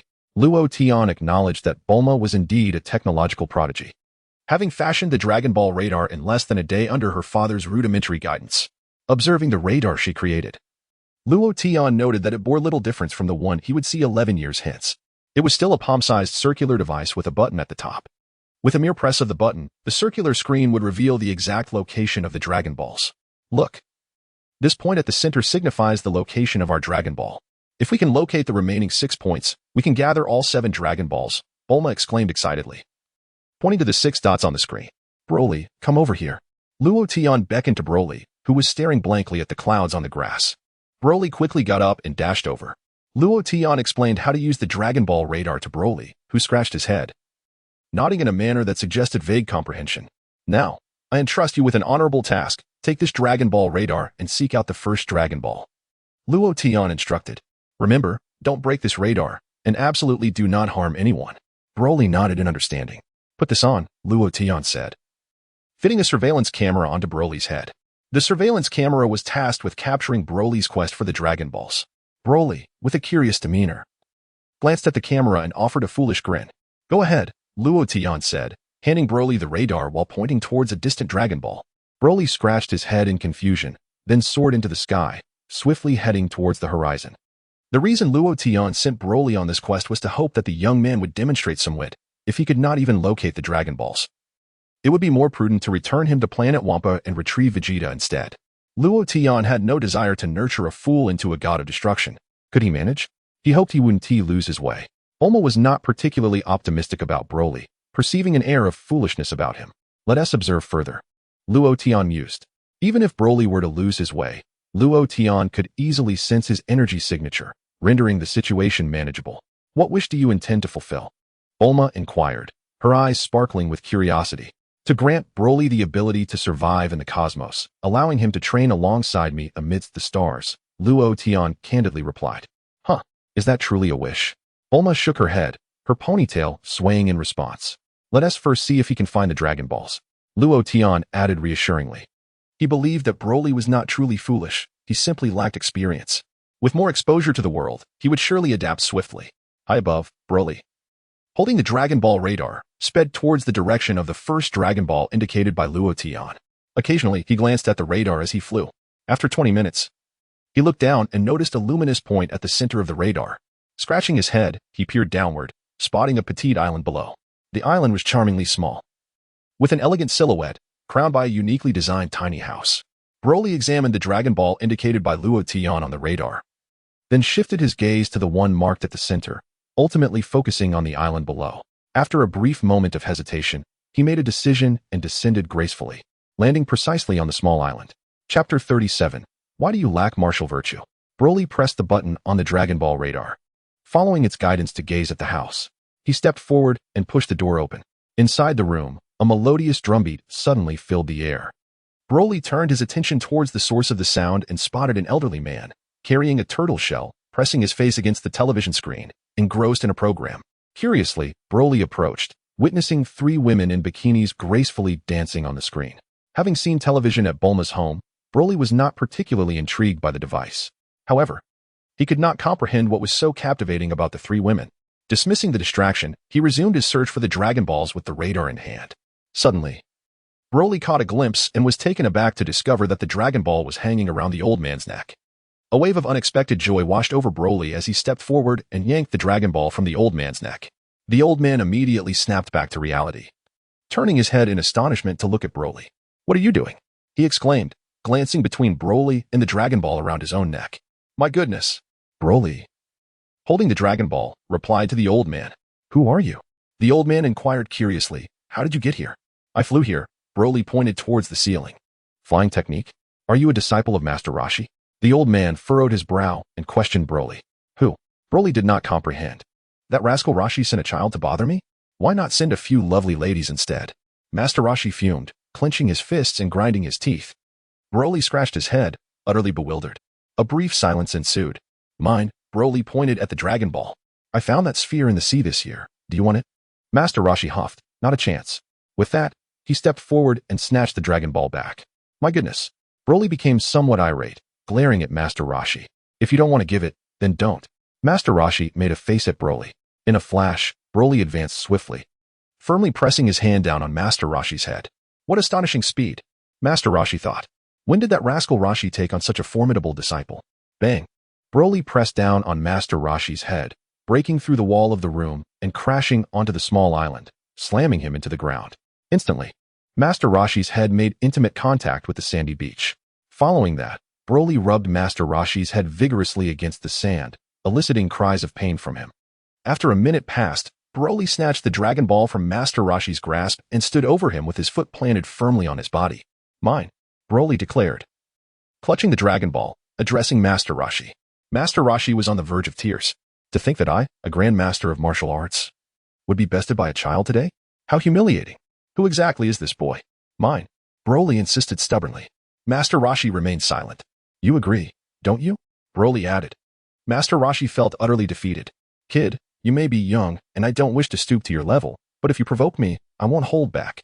Master Roshi's anger surged. Smack! Broly seized Master Roshi's shell, tossing him around with reckless abandon. Another minute passed. Mine, you agree, Broly reiterated, holding the Dragon Ball defiantly towards Master Roshi. Yes, yes, take it. Master Roshi wept. How could you lack martial ethics? Only then did Broly, satisfied, tuck the Dragon Ball away securely.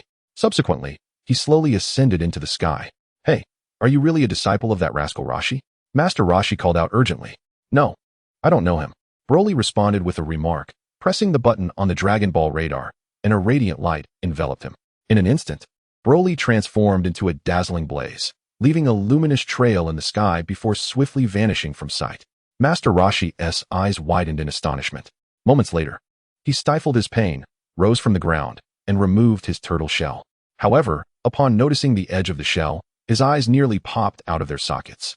The edge of the shell appeared somewhat loose. Gently prodding it with his finger, the shell's edge shattered instantaneously, causing beads of cold sweat to form on Master Roshi's brow. That young man had clearly held back. Had he unleashed his full might, Master Roshi trembled, his complexion paling. Who exactly was he? He certainly did not seem to be a disciple of Master Shun, as long as he was not affiliated with Master Shun. Master Roshi felt a slight sense of relief amidst his lingering fears. 40 minutes later, Broly returned to the headquarters of the Universal Capsule Corporation, clutching 2 Dragon Balls, and appeared beside Luo Tian, retrieving the Dragon Balls from his pocket. Found them. Broly grinned. Oh, why 2? Luo Tian inquired, somewhat surprised. Just a coincidence, Broly replied. I took them from the old man. Never mind, I'll check the surveillance, Luo Tian said. Removing the camera from Broly's neck and connecting it to a computer for analysis. Broly, intrigued, leaned closer to observe. Suddenly, the computer screen displayed Master Roshi's image. That's him. Don't hold back. I'm going to fight, Broly exclaimed. Shortly thereafter, Luo Tian witnessed Broly dragging Master Roshi and delivering a thorough beating, brazenly snatching the Dragon Balls from his grasp. Upon closer inspection, Luo Tian noted that Broly hadn't truly exerted himself. Given Broly's formidable combat power, even a slight exertion would have easily reduced Master Roshi to mere fragments. But it appeared that Master Roshi had not sustained serious injuries, merely superficial wounds. Well done. Luo Tian nodded in approval, patting Broly on the shoulder and praising his performance. Despite his seemingly foolish demeanor, Broly demonstrated remarkable cunning. Luo Tian had merely tasked him with locating 1 Dragon Ball, yet he had fortuitously brought back another. Now, I have another assignment for you, Luo Tian said with a smile. A task. I like it. Can I hit someone? Broly replied eagerly. Don't always think about fighting, Luo Tian said, wiping his brow. Fighting is exhilarating, Broly declared. Luo Tian was rendered speechless. This young man truly embodied the essence of a destroyer. Chapter 38. Encountering future androids 17 and 18. Do you see the location of this Dragon Ball? Luo Tian casually pointed to another Dragon Ball in a different direction, gradually enlarging the map to provide the exact coordinates. Broly scratched his head and nodded. Remember this Dragon Ball's position with your mind. This time you will not use the Dragon Ball radar. Can you find it? Luo Tian asked. Broly meticulously examined the Dragon Ball radar, committing the map and directions to memory. After approximately 10 seconds, he replied affirmatively. I'm ready. I'll be back in time for lunch. Luo Tian smiled, fastening the camera around his neck, primarily eager to witness the experiences unfolding around him. Should all go well, he would assist Broly in acquiring the ability to survive in the vastness of space, thereby paving the way for his development as a god of destruction. Time to eat.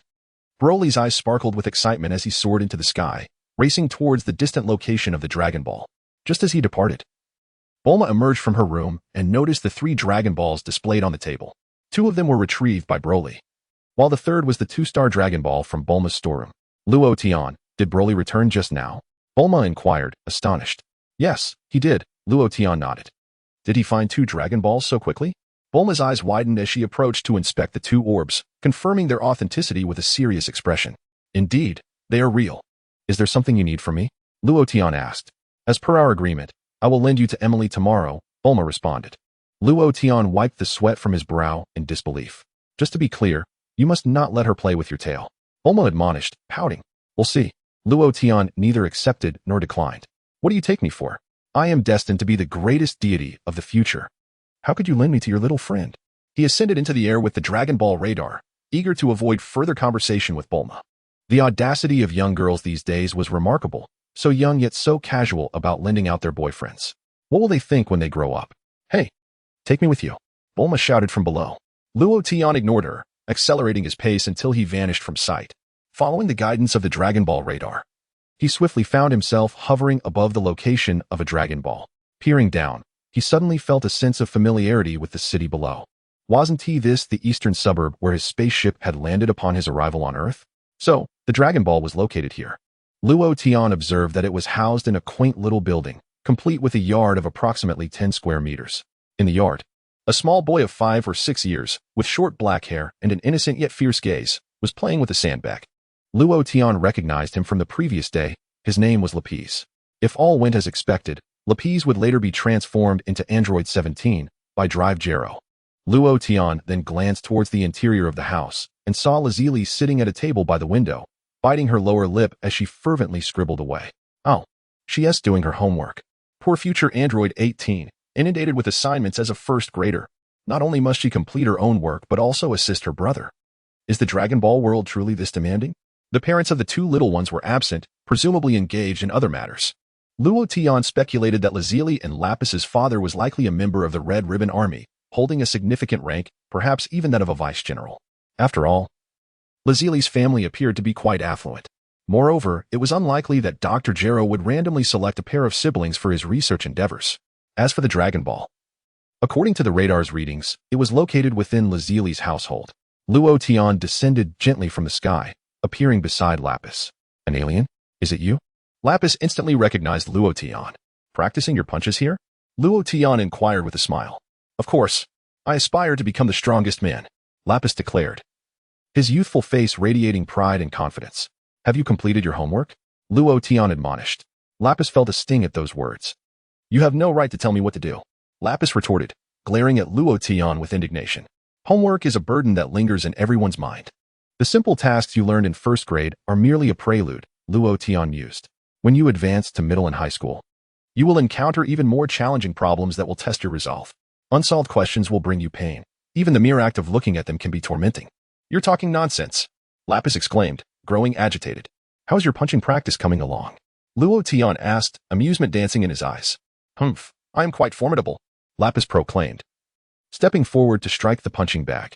What do you think, alien? My punch is quite powerful, right? Don't let my age fool you.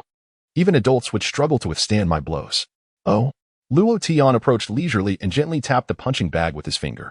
With a resounding crash, the bag burst open, sand spilling everywhere. Lapis stood in stunned silence, wide-eyed and incredulous. Life as an alien is tough. We never practice on punching bags, only on solid rocks, Luo Tian remarked, patting Lapis on the shoulder. Lapis was rendered speechless, at a loss for words. Just then, Lazuli stepped out of the room. At the tender age of 6, she bore an expression as cold as that of the future Android 18. Her golden hair was tied into a ponytail, swaying as she moved. An alien? Lazuli quickly recognized Luo Tian. I am Luo Tian, he smiled. You are so wicked. Do you know that after you left, my mother gave my brother and me a thorough scolding? Lazuli pouted, her anger directed at Luo Tian. However, if you take my brother and me for a ride in your spaceship, I might consider forgiving you. Do you possess this ball? Luo Tian asked, raising his hand to conjure a glowing sphere resembling a Dragon Ball. The siblings exchanged glances. That thing seems to be in my mother's jewelry box, Lazuli murmured, blinking. I have seen it too, Lapis nodded. Bring it to me, and I shall find time to take you both on an adventure to outer space, Luo Tian smiled. I'll go find it. Lapis hurriedly dashed into the room, rummaging through every corner until he finally discovered the Dragon Ball. He was about to present it to Luo Tian when Lazuli interjected, Wait, brother, we cannot simply give it to him. Let him first take us aboard his spaceship. Lapis leaned closer to Lazuli, whispering softly, though his words reached Luo Tian's ears with clarity.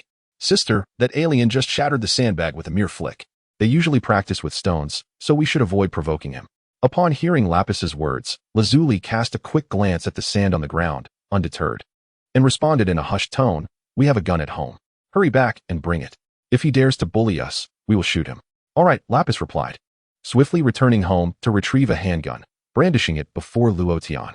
Do you know what this is? After a brief silence, Luo Tian shook his head. No, this is a gun. I know you are formidable, but no matter how powerful you are, it cannot compare to a bullet. With a gun in hand, Lapis felt a surge of confidence. Is this thing truly powerful? Luo Tian casually beckoned with his finger. Suddenly, the handgun slipped from Lapis's grasp, soaring directly into Luo Tian's hands. Do you possess magic?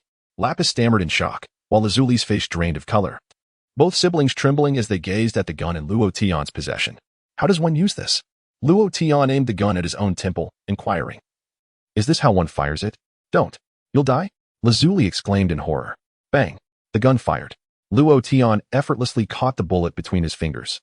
He then extended the bullet towards Lapis and Lazuli, smiling as he said, Here, you may play with it. It's still warm. Lapis was left speechless, while Lazuli stared in disbelief, both regarding Luo Tian as if he were a creature from another world. Are all aliens this powerful? Lapis's words stumbled out. Children should never play with guns. They can be dangerous. I am confiscating this weapon, Luo Tian declared, and with a flicker of angelic power, the radiant light transformed into a deep crimson hue. The purple-red flames enveloped the handgun, and with a crack, it disintegrated into nothingness. May I have that ball? Luo Tian extended his hand. Lapis, gripping the Dragon Ball tightly, exchanged a glance with his sister. Give it to him, Lazuli commanded decisively.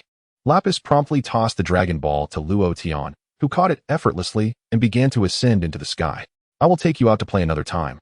Luo Tian waved at the siblings, adding as he departed, however, Lapis, do not forget to complete your homework. Lapis huffed. If I do not finish my homework or neglect it entirely, I shall not allow you aboard my spaceship. Luo Tian smiled in response, wiping away his sweat silently. The future version of number 17 indeed possesses a distinct personality. Not even a spaceship could ignite your enthusiasm for completing assignments. You promised to take me aboard the spaceship for a joyride, Lazuli exclaimed, cupping her hands around her mouth as she shouted. Without further ado, Luo Tian swiftly departed from the scene. Moments later, he glanced at the dragon radar in his hand and propelled himself toward a mountainous region. In merely 10 minutes, Luo Tian found himself hovering over the summit of Baozi Mountain. On one of the peaks, an elderly man clad in martial arts attire, adorned with a green hat and sporting a white beard, was practicing his techniques at his doorstep. Notably, a 4-star Dragon Ball was embedded atop his green hat. From his elevated vantage point, Luo Tian easily discerned the man's identity. This elderly figure was none other than Grandpa Gohan, the adoptive father of Sun Wukong. If all proceeded as expected, he would soon take in Kakarot, who had drifted to Earth from planet Vegeta, and bestow upon him the name Sun Wukong. Thus began the legendary saga of Sun Wukong's life. One fateful night after being taken in by Grandpa Gohan, Sun Wukong, while sneaking a glance at the full moon during a bathroom break, transformed into a giant ape and inadvertently crushed Grandpa Gohan underfoot. Later, when Sun Wukong had a son, he chose to honor his grandfather by naming his child after him. Luo Tian often found himself speechless at Sun Wukong's line of reasoning. To commemorate your grandfather, you name your son after him. How remarkably creative of you. Luo Tian peered downward, surprised to find no sign of Sun Wukong. Logically, he should have already arrived on Earth. After all, Luo Tian and Vegeta had lingered on Namek for some time before seeking out Nappa and Raditz, causing a considerable delay. Given that Sun Wukong's spaceship was relatively slow, he should have reached Earth several days ago. Gradually, Luo Tian expanded his perception, searching for Sun Wukong's presence. After 10 seconds, he indeed sensed the faint aura of Sun Wukong. Though his combat power was a mere 2, Luo Tian, having trained in angelic power, easily detected his existence. Currently, Sun Wukong, more accurately, Kakarot, was approximately 3 kilometers away, on another mountain peak, and it was no wonder that Grandpa Gohan had not noticed him. At present, Kakarot was indulging in the raw flesh of wild beasts within the forest, showcasing the primal ferocity of the Saiyans. Moreover, he wept as he ate, each bite of raw meat eliciting loud sobs, mourning the loss of his parents who had cast him away to this peculiar planet. It was evident that Kakarot still retained fragments of his memories from planet Vegeta. Luo Tian descended gracefully from the sky, appearing beside Grandpa Gohan. Upon witnessing Luo Tian's descent, the practicing elder was momentarily stunned, his expression one of astonishment. Why you flew here? Grandpa Gohan rubbed his eyes in disbelief, gazing at Luo Tian. Indeed, Luo Tian affirmed with a nod. Observing your youthful visage, old Gohan scrutinized Luo Tian and pondered aloud. 5 years old? Luo Tian extended 5 fingers with a smile, proclaiming, I have heard of your formidable prowess, and I have come today to engage in a friendly spar. Ah, indeed, heroes emerge in their youth. Old Gohan exclaimed, his demeanor shifting to one of gravity as he regarded Luo Tian with utmost seriousness, not allowing the boy's age to diminish his focus. Give me your best shot, he encouraged. Then I shall not hold back, old Gohan declared, leaping forward with remarkable speed, aiming a punch directly at Luo Tian. With a swift motion, Luo Tian merely extended a single finger, effortlessly intercepting old Gohan's punch. The impact felt as if it had struck nothingness, the force dissipating instantaneously. Old Gohan was taken aback, his expression one of astonishment, his gray beard trembling in disbelief. Please, allow me, Luo Tian remarked with a hint of amusement. Old Gohan, momentarily stunned, swiftly retreated, creating distance between them. His expression shifted slightly, to be so powerful at merely 5 years of age? Who is your master? My master? Luo Tian replied, slightly taken aback, as he calmly produced a book, tossing it to old Gohan. Catching the book in mid-air, old Gohan glanced at the title emblazoned on the cover, murmuring, The Guide to Ultimate Freedom? My master is this very book. As the saying goes, within the pages lies a treasure trove. Within the pages lies a world of wonder, Luo Tian answered. Ahem, old Gohan coughed, attempting to mask his embarrassment. Is that truly how the saying goes?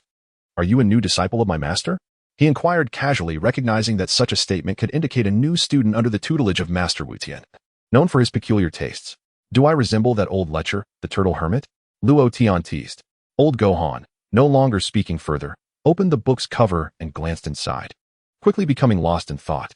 Such profound martial arts skills. Your body instinctively evades unknown dangers without the need for cerebral deliberation, he mused. Would you like to learn? Luo Tian inquired with a smile. After making his offer, he subtly beckoned with his finger. In an instant, the book soared from old Gohan's grasp, returning to Luo Tian's hand. What? Telekinesis? Old Gohan gasped in astonishment. How about it? Luo Tian asked, maintaining a cheerful demeanor. Do you wish to learn? Yes, I do. Old Gohan nodded earnestly. That was merely a glimpse, Luo Tian chuckled. If you truly wish to learn, I shall leave this book atop the mountain. You may seek it yourself, Luo Tian explained, casually tossing the book into the air. With a swoosh, the book traced an arc through the air, vanishing into the distant mountains, soon lost from sight. If fate allows, you shall come across this book. After Luo Tian spoke, he gracefully ascended into the sky. Old Gohan murmured his farewell, and soon, Luo Tian vanished without a trace. As he gazed in the direction where Luo Tian had disappeared, old Gohan fell into deep contemplation. Suddenly, he sensed an inexplicable absence, as if a weight had been lifted from his mind. He raised his hand to brush against his hat, and was startled to discover that the luminous orb atop it was gone. Old Gohan was left speechless. When had that little rascal taken my orb? I was completely oblivious. This little fellow is truly remarkable. Had he intended to take my life, I would have been dead by now. Cold sweat broke out on old Gohan's brow. Yet, a thought suddenly struck him. Yes, the book. That book appeared quite intriguing. I shall search for it. If I can find it and diligently cultivate, perhaps my martial arts prowess will ascend to a higher level. Old Gohan slung a bamboo basket over his shoulder and swiftly hopped towards the direction where the book had fallen. The book that Luo Tian had cast away. The Guide to the Art of Freedom was indeed genuine, albeit a replica. Luo Tian had utilized the power of the angels to recreate Whis' original tome. He intended to leave this copy on Earth, awaiting a destined individual to discover it. Furthermore, Luo Tian believed that the only one capable of truly mastering the art of freedom, aside from himself, was Goku.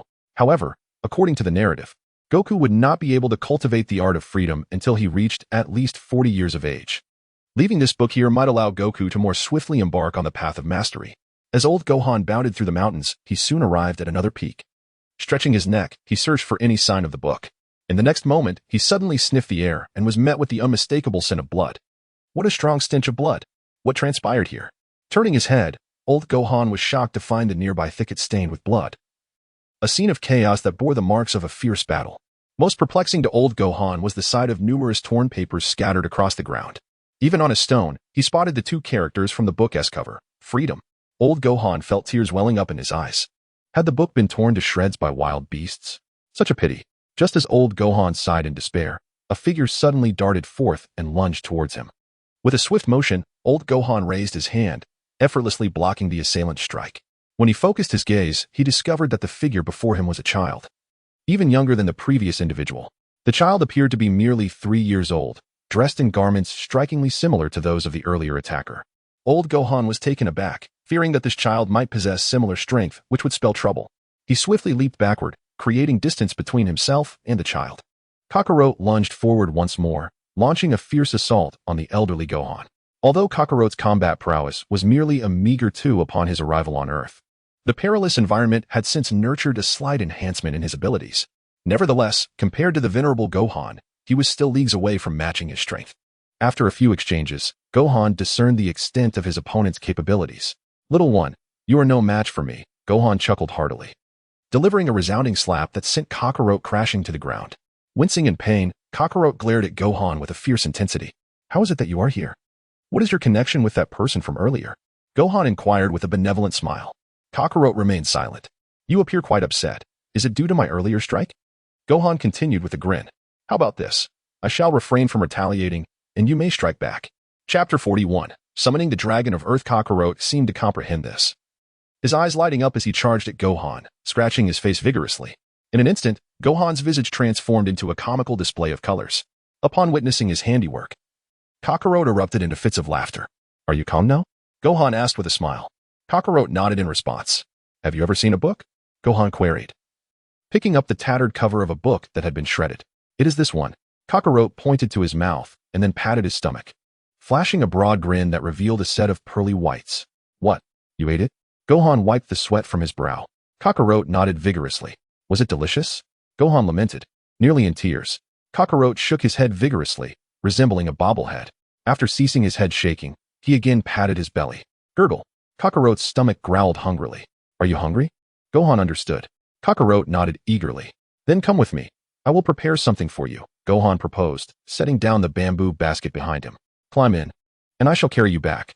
Kakarot leaped lightly into the basket. By the way, what is your name? Gohan asked. Kakarot could only manage to utter a few simple syllables. Kaka, what sort of name is that? Gohan shook his head. Never mind. Let us return and get you something to eat. Upon returning home, Gohan prepared a sumptuous feast for Kakarot, who relished every bite. You can consume an entire month's worth of food in our household, Gohan exclaimed, wiping the sweat from his brow. However, I must say, despite not knowing where you come from, you possess remarkable skills at such a young age, much like your companions. Were it not for my own moderate strength, I would have been in grave peril. Moreover, judging by your manner of eating, it seems you have not received much education. If you have no place to stay, you may remain here, for I can teach you many things. Kakarot, with a mischievous grin, casually seized a leftover bone and playfully struck Grandpa Gohan on the head. What an odd personality this child has, Grandpa Gohan mused, rubbing his sore head. Kakarot, undeterred, lunged forward and playfully scratched Grandpa Gohan's face, transforming it into a comical canvas of colors. Be gentle, the last scratches haven't even healed yet, Grandpa Gohan chuckled. After finishing his antics, Kakarot bounded into the jungle, quickly vanishing from sight. As darkness enveloped the area around the Buns mountain, the jungle became an ominous void, occasionally pierced by distant wolf howls. Grandpa Gohan glanced in the direction Kakarot had disappeared, sensing an unsettling silence. What could be wrong with this child? He wondered, a flicker of concern igniting within him as he hurried after Kakarot. Upon nearing, he was rendered speechless. There lay Kakarot, sound asleep amid the foliage, drool pooling around him. Not far from Kakarot, a large-tailed wolf, with its mouth agape, was fixated on the slumbering boy. Just as the wolf prepared to pounce, it caught sight of Grandpa Gohan, who glanced back at the creature. The wolf, seemingly recognizing him, let out a low growl and retreated several steps in fright. Ah, it's you. I trust your injuries have healed. Grandpa Gohan waved cheerfully at the wolf, remembering the last encounter with this old man. The wolf quickly tucked its tail and fled the scene. What on earth are you doing sleeping here? You were almost dinner. Grandpa Gohan sighed, approaching to lift Kakarot. Stretching lazily, Kakarot nestled deeper into Grandpa Gohan's embrace, sinking into a deeper slumber. Let us get you home for a proper rest, Grandpa Gohan smiled, carrying Kakarot back home. This was the most peaceful sleep Kakarot had experienced since arriving on Earth. Upon returning, Luo Tian fortuitously discovered another Dragon Ball, bringing his total to 6. So soon. We have gathered 6 Dragon Balls? Bulma exclaimed, eyes sparkling as she gazed at the 6 orbs on the table. Once Broly returns, we shall be able to collect the 7th. Indeed, Luo Tian nodded in agreement. About an hour later, Broly soared in from the distance, landing gracefully in the courtyard, presenting a Dragon Ball to Luo Tian. Well done, Luo Tian praised. Broly, scratching his head with a goofy grin, beamed in delight. With all 7 Dragon Balls now assembled, wishes could be granted. Luo Tian wore a smile, and Broly nodded eagerly, anticipation etched upon his face. Bulma, equally captivated, peered at the 7 Dragon Balls on the table, murmuring with curiosity, I wonder what the dragon looks like. Luo Tian placed the 7 Dragon Balls on the ground and called out, Arise, Eternal Dragon. Suddenly, a radiant golden light flickered above the 7 Dragon Balls, expanding rapidly until it coalesced into a towering golden beam. Whoosh! The golden pillar shot skyward, shimmering like a bolt of lightning and casting the entire sky in a golden hue. Broly's eyes widened in astonishment, while Bulma gazed in awe with her large, innocent eyes, captivated by the extraordinary spectacle. In an instant, the heavens turned dark, the inky night sky enhancing the brilliance of the golden glow. Simultaneously, the golden beam transformed into a colossal azure dragon, gracefully winding through the night, exuding an aura of divine majesty. Is this the dragon? Wow, it's enormous! Bulma exclaimed. Broly scratched his head, still in shock, yet feeling a surge of excitement, as if he wanted to throw a punch at the dragon. Luo Tian swiftly restrained Broly. What do you intend to do? Speak your wish, O gatherer of the Dragon Balls, and I shall strive to fulfill any desire you may have. The dragon's voice resonated. Casting a wary glance at Broly. Why do I feel as though this fellow intends to strike me? Moreover, his energy far surpasses mine. Truly, he is the legendary Super Saiyan. Such formidable power at such a tender age. Dragon, my wish is simple. Grant Broly the ability to survive in the vacuum of space. Surely, this is within your capabilities? Luo Tian articulated his desire, confident that it would not pose a significant challenge, considering that the Dragon of Namek could accomplish such feats. You should be even more exceptional. The dragon responded, Chapter 42, Broly. Good dragon, I want to hit you. Have you been to Namek? It gazed at Luo Tian, astonished. Indeed, Luo Tian affirmed, candidly sharing, I too received the ability to survive in space through the Dragon of Namek. As I understand it. The Namekian dragon can grant 3 wishes. Why not wish for Mr. Broly to possess the ability to thrive in the cosmos? Curiosity piqued, the dragon inquired. Are you here to make a wish or to ask questions? Luo Tian rolled his eyes. You started the conversation? Now you blame me? The dragon replied, well, fine. I shall grant your wish. Nodding, it explained that the ability to survive in space encompasses enduring the harshest environments, such as the vacuum of the cosmos and beyond. As it spoke, an invisible divine energy flickered in the dragon's eyes and swiftly enveloped Broly. Broly looked down at his body, scratching his head in confusion. Good dragon. I want to hit you, he declared, giving the dragon a thumbs up. The dragon retorted, so if I hadn't granted your wish, you would have come to deliver a beating. Beads of sweat trickled down the dragon's face. Your wish has been fulfilled. Farewell. With that, its massive form dissipated, and the 7 Dragon Balls ascended rapidly into the sky. Luo Tian nonchalantly waved his hand. Suddenly, the celestial power in Luo Tian's hand flickered and swiftly enveloped the 7 Dragon Balls poised to take flight. Upon sensing Luo Tian's divine force, the Dragon Balls, which were about to scatter in all directions, were abruptly redirected. With a resounding thud, one Dragon Ball, unlike the other 6 that dispersed across the globe, traced a parabolic arc in the air and landed just outside Bulma's warehouse. The stone-like Dragon Ball rolled a few times on the ground before appearing in an inconspicuous spot. Luo Tian, it seems the Dragon Balls have flown away, Bulma exclaimed, astonished at the sight of the vanished orbs. Indeed, after granting a wish, the Dragon Balls transform into stone and scatter across the world, only to revive after a year, Luo Tian clarified. So, to make a wish, we must wait a year? Bulma inquired, her big, sparkling eyes wide with curiosity. Yes, that is the implication, Luo Tian affirmed with a nod. On Kame House, Master Roshi was engaged in a series of stretching exercises on the beach, alternating between extending his arms, bending his back, and waving his cane. Left punch, right punch. Twist the neck, shake the hips, let the nightlife commence. He hummed shamelessly as he worked out. Suddenly, a sensation struck Master Roshi, as if something were hurtling toward him. What? He paused momentarily, but without hesitation, he raised his cane high.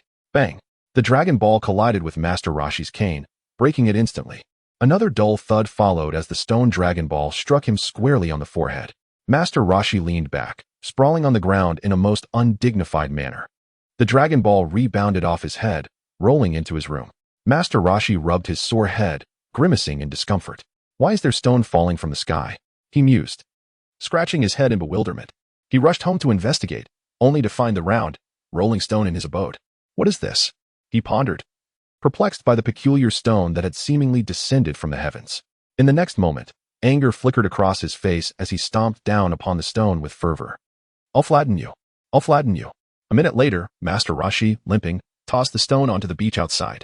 In the suburbs of East City, Laplace had just resecured the sandbag and was preparing to throw a punch when, suddenly, a round stone plummeted from the sky, crashing heavily onto the sandbag. Boom. With a thunderous noise, the sandbag burst, scattering sand everywhere. Laplace was so startled that he burst into tears. What's wrong? What's wrong? Lazily rushed out of her room. A stone fell from the sky. Laplace pointed at the round stone in the yard. A stone fell from the sky? Lazuli stepped forward to pick up a stone, gazing up at the sky in confusion. Yes, it was indeed that stone. Lapasai nodded apprehensively. Could it be the handiwork of that extraterrestrial being once again? Lazuli pouted and scoffed. That wretched alien, always resorting to fright tactics. Just wait until I grow up. I shall make you pay for this. Lapasai clenched his fists tightly, his youthful face etched with indignation. In Baozi Mountain, at old Wufan's residence, the elderly man was sound asleep, cradling Kakarot. Suddenly, a round stone plummeted from the sky, landing with a dull thud at the doorstep. Old Wufan jolted awake, glancing curiously outside. What on earth was that? Kakarot, who had been sleeping soundly, was startled awake as well, blinking his drowsy eyes. He immediately began to scratch old Wufan's face upon recognizing him. Easy now, it's only been a few hours, and you've already scratched me thrice. Old Wufan chuckled, bemused. Hee hee hee. Kakarot laughed heartily, his joy unabated. In the midst of his laughter, he suddenly dove back into the blankets, drifting off to sleep once more. This boy certainly has a fiery temperament, old Wufan mused, not feeling angry at all. With a fond expression, he thought, poor child. Abandoned by your parents at such a tender age, could it be because of the tail you have sprouting from your back? How peculiar. Is having a tail now a trend? That powerful child also possesses one. Muttering to himself, old Wufan rose to step outside, where he beheld the rounded stone resting on the ground. Where on earth did the stone come from? He wondered, inspecting the stone embedded in the earth, then glancing back at the sky, murmuring softly, did it fall from above? Subsequently, he shook his head in confusion and returned to his room to continue sleeping. As Kakarot slumbered, he shifted slightly, resting his head on old Wufan's thigh, grinding his teeth in his sleep. A sudden sense of foreboding washed over old Wufan. Please don't mistake my thigh for a piece of chicken. Quickly, he donned thick pants for protection. Chapter 43, Galactic Patrolman Gake. Several hours passed. Ah, old Wufan exclaimed suddenly, sitting up to rub his thigh. Thankfully, I was well prepared. This boy truly bites hard. Observing the fast-asleep Kakarot still gnashing his teeth, old Wufan felt no anger. Instead, his gaze softened with affection. In West City. At the headquarters of the Capsule Corporation, Dr. Briefs received a phone call around 4 in the afternoon and hurried over to Loten's side. Bulma, noticing her father approaching Loten, dashed over from a distance.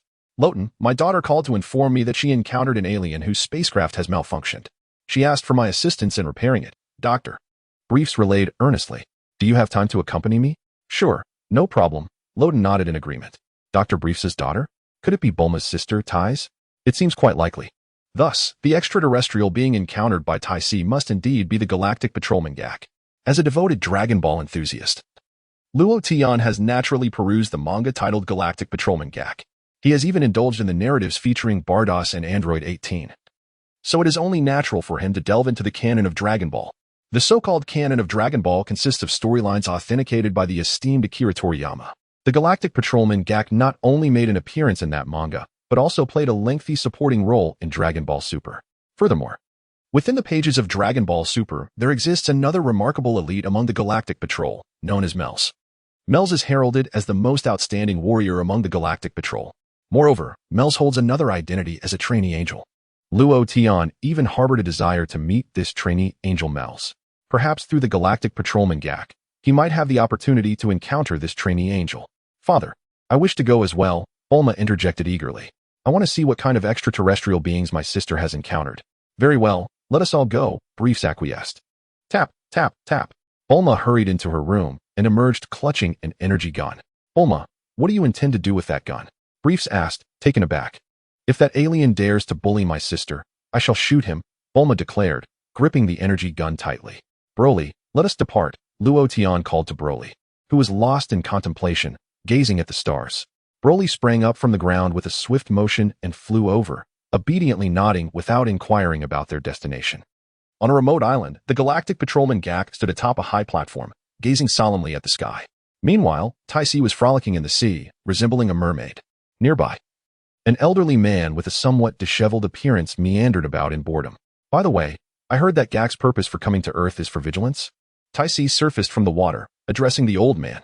Now that you mention it, I recall he mentioned that a terrifying individual would descend upon Earth. The old man replied with a grave expression.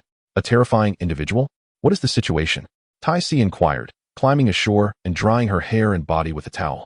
He claimed that this individual intends to annihilate Earth. I thought he was jesting, the old man responded. I remember him saying that his radar detected a hostile alien planet launching a spacecraft, and the destination seemed to be Earth. I shall inquire further, Tai Si declared, making her way up to the platform and appearing beside Gak, greeting him. What do you want? Gak asked without turning around. Is it true that a terrifying extraterrestrial is coming to Earth? Tai Si asked with curiosity. Indeed, according to calculations, it is expected to land nearby. Which is why I have descended here, Gak replied, glancing at the sky and nodding gently. It should fall here like a meteor. You will surely defeat him, right? Tai Si asked with a smile. If it were a small creature that fell, it would be manageable. However, I would be unable to contend with it once it grows up. Jack shook his head. What should we do then? Tais asked, a trace of fear creeping into her voice. Are you really asking me that? Naturally, I would flee. The Earthlings would be annihilated, Jack replied nonchalantly, almost defiantly. Tais inquired further. So if it were a child that fell, there would be no issue? Roughly speaking, A child aged 3 to 5 would pose no problem, Jack affirmed. His confidence evident. Tai silently wiped her brow. 3 to 5 years old? Isn't that the same age as my sister? Is it appropriate for an extraterrestrial to bully a child of that age? Has it not arrived yet? Perhaps it has already veered off to another planet, Tai pondered aloud. If that were the case, then we would be fortunate, Jack responded without looking back. Never mind, it's not worth dwelling on. Tai shook her head, then gazed at Jack. Unable to resist commenting, by the way, the material of your outfit is quite impressive. That is indeed the case, however, this is not my complete suit. Merely my upper armor, Jack replied casually. Tai suddenly stood up in shock, her eyes wide as she glared at Jack, demanding, "What do you mean? Have you been without pants all this time? Is there a problem?" Jack replied, unfazed. "So you've been without pants all along?" Tai felt a sudden wave of indignation, perceiving Jack's behavior as quite inappropriate. "Don't speak so lewdly.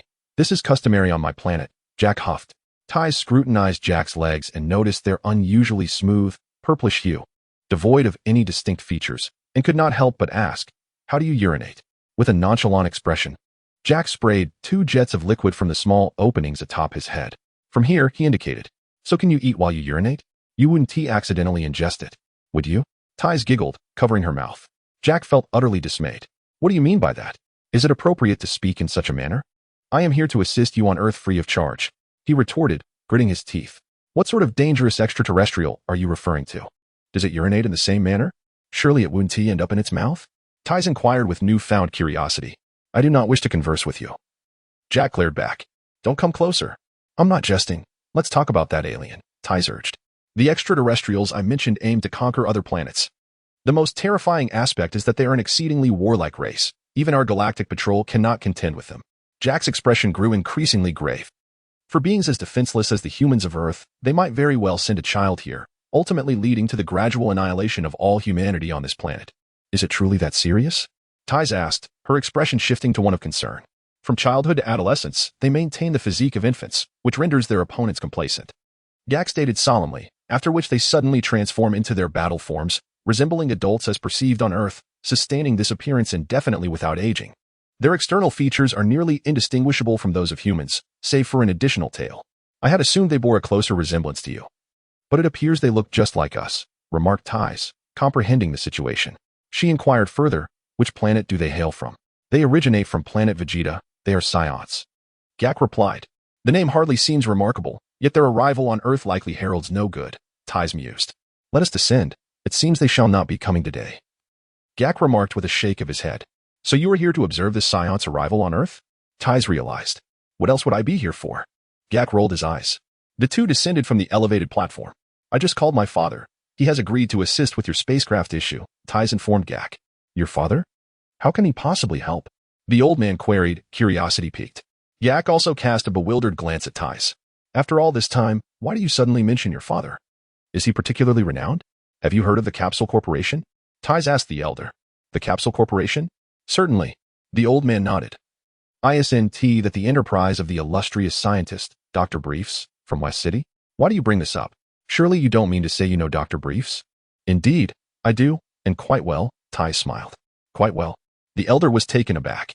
"He is my father," Tai declared.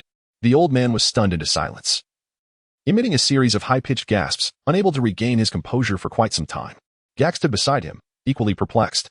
After a prolonged silence, the elder exclaimed, "Miss Tai, you are the heiress of the Capsule Corporation?" "I actually did not wish to disclose that," Tai sighed. "So, you come from wealth?" Jack asked, gazing at Tai. "I only revealed it for your sake. Please do not treat me differently because of it," Tai chuckled. "I wouldn't dream of it." Jack shook his head. Tai added, "This pretense does not hold its ground in the presence of aliens. My father mentioned they would arrive shortly, likely by evening," Tai supplemented. "However, returning to the matter at hand, as the daughter of a wealthy family and the world's richest, why would you leave home to work in such a decrepit place?" Jack queried, puzzled. The elder interjected, "Who dares call it a decrepit isle? Because I aspire to be a science fiction author. Such experiences are essential. Growing up in affluence, one cannot fathom what life is like in less fortunate circumstances." Tai responded with a smile, noting that the conditions here are quite ideal, especially with your extraterrestrial presence. Moreover, you, an extraterrestrial being, would not dare to lay a hand on a beautiful lady like me, which brings me great comfort. Jack felt a pang of unease. "Your reasoning is sound. I find myself at a loss for a rebuttal." As dusk approached, a luxurious amphibious airship gracefully glided in from the seaside. Slow down. I want to fly, Broly exclaimed, yearning to leap from the vessel multiple times. Behave yourself. Bulma shot a furious glare at Broly. Broly sheepishly scratched his head, offering a silly grin in return. The airship docked at the pier, and Briefs, Loden, Bulma, and Broly disembarked in succession. Gak and the others were already waiting on the shore. Thank you, Dr. Briefs, for coming all this way, the elderly man said eagerly, extending his hand for a shake. You must be the extraterrestrial that Ties mentioned. Dr. Briefs adjusted his glasses, curiously examining the old man.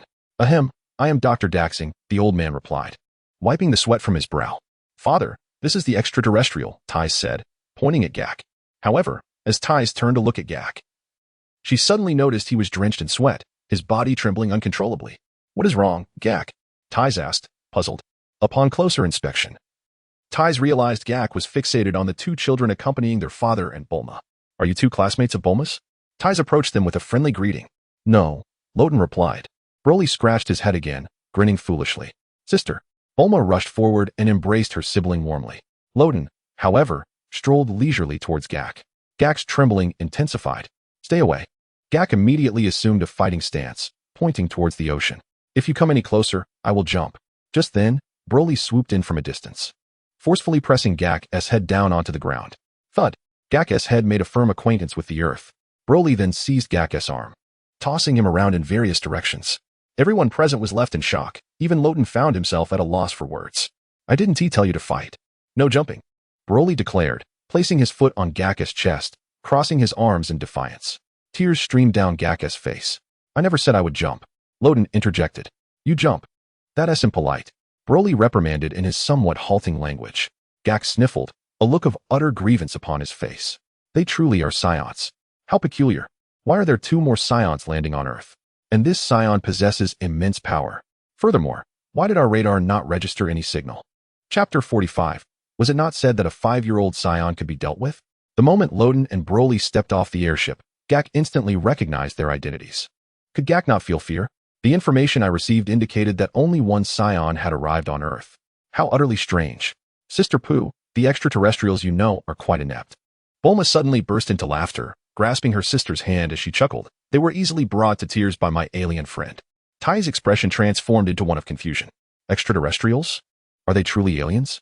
She paused, scrutinizing Luo Tian and Broly from head to toe. Her gaze quickly fell upon the tails trailing behind them. Tai's pupils dilated in shock, and her complexion paled. Aren't they the Saiyans, the warrior race that Gak spoke of?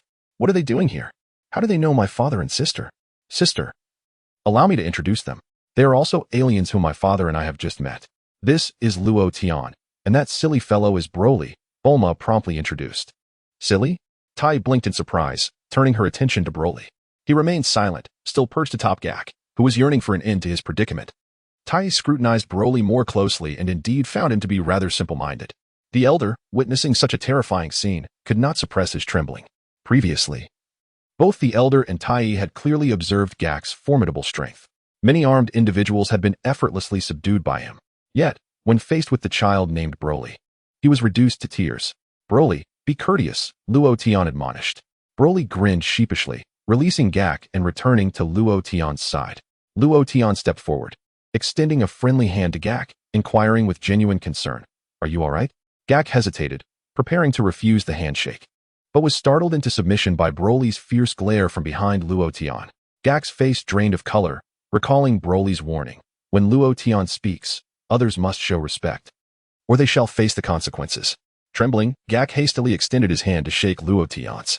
Luo Tian pulled Gak to his feet, brushing off the dust from his attire, and offered an apologetic smile. I apologize, my friend tends to be a bit rough. Are you unharmed? I'm fine. After all, I am an elite warrior of the Galactic Patrol.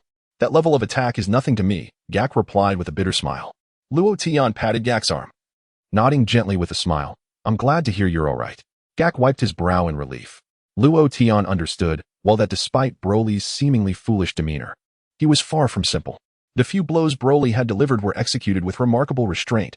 Otherwise, given Broly's combat prowess, Gak would have been severely injured, if not killed. Bulma, how did you come to know these extraterrestrials?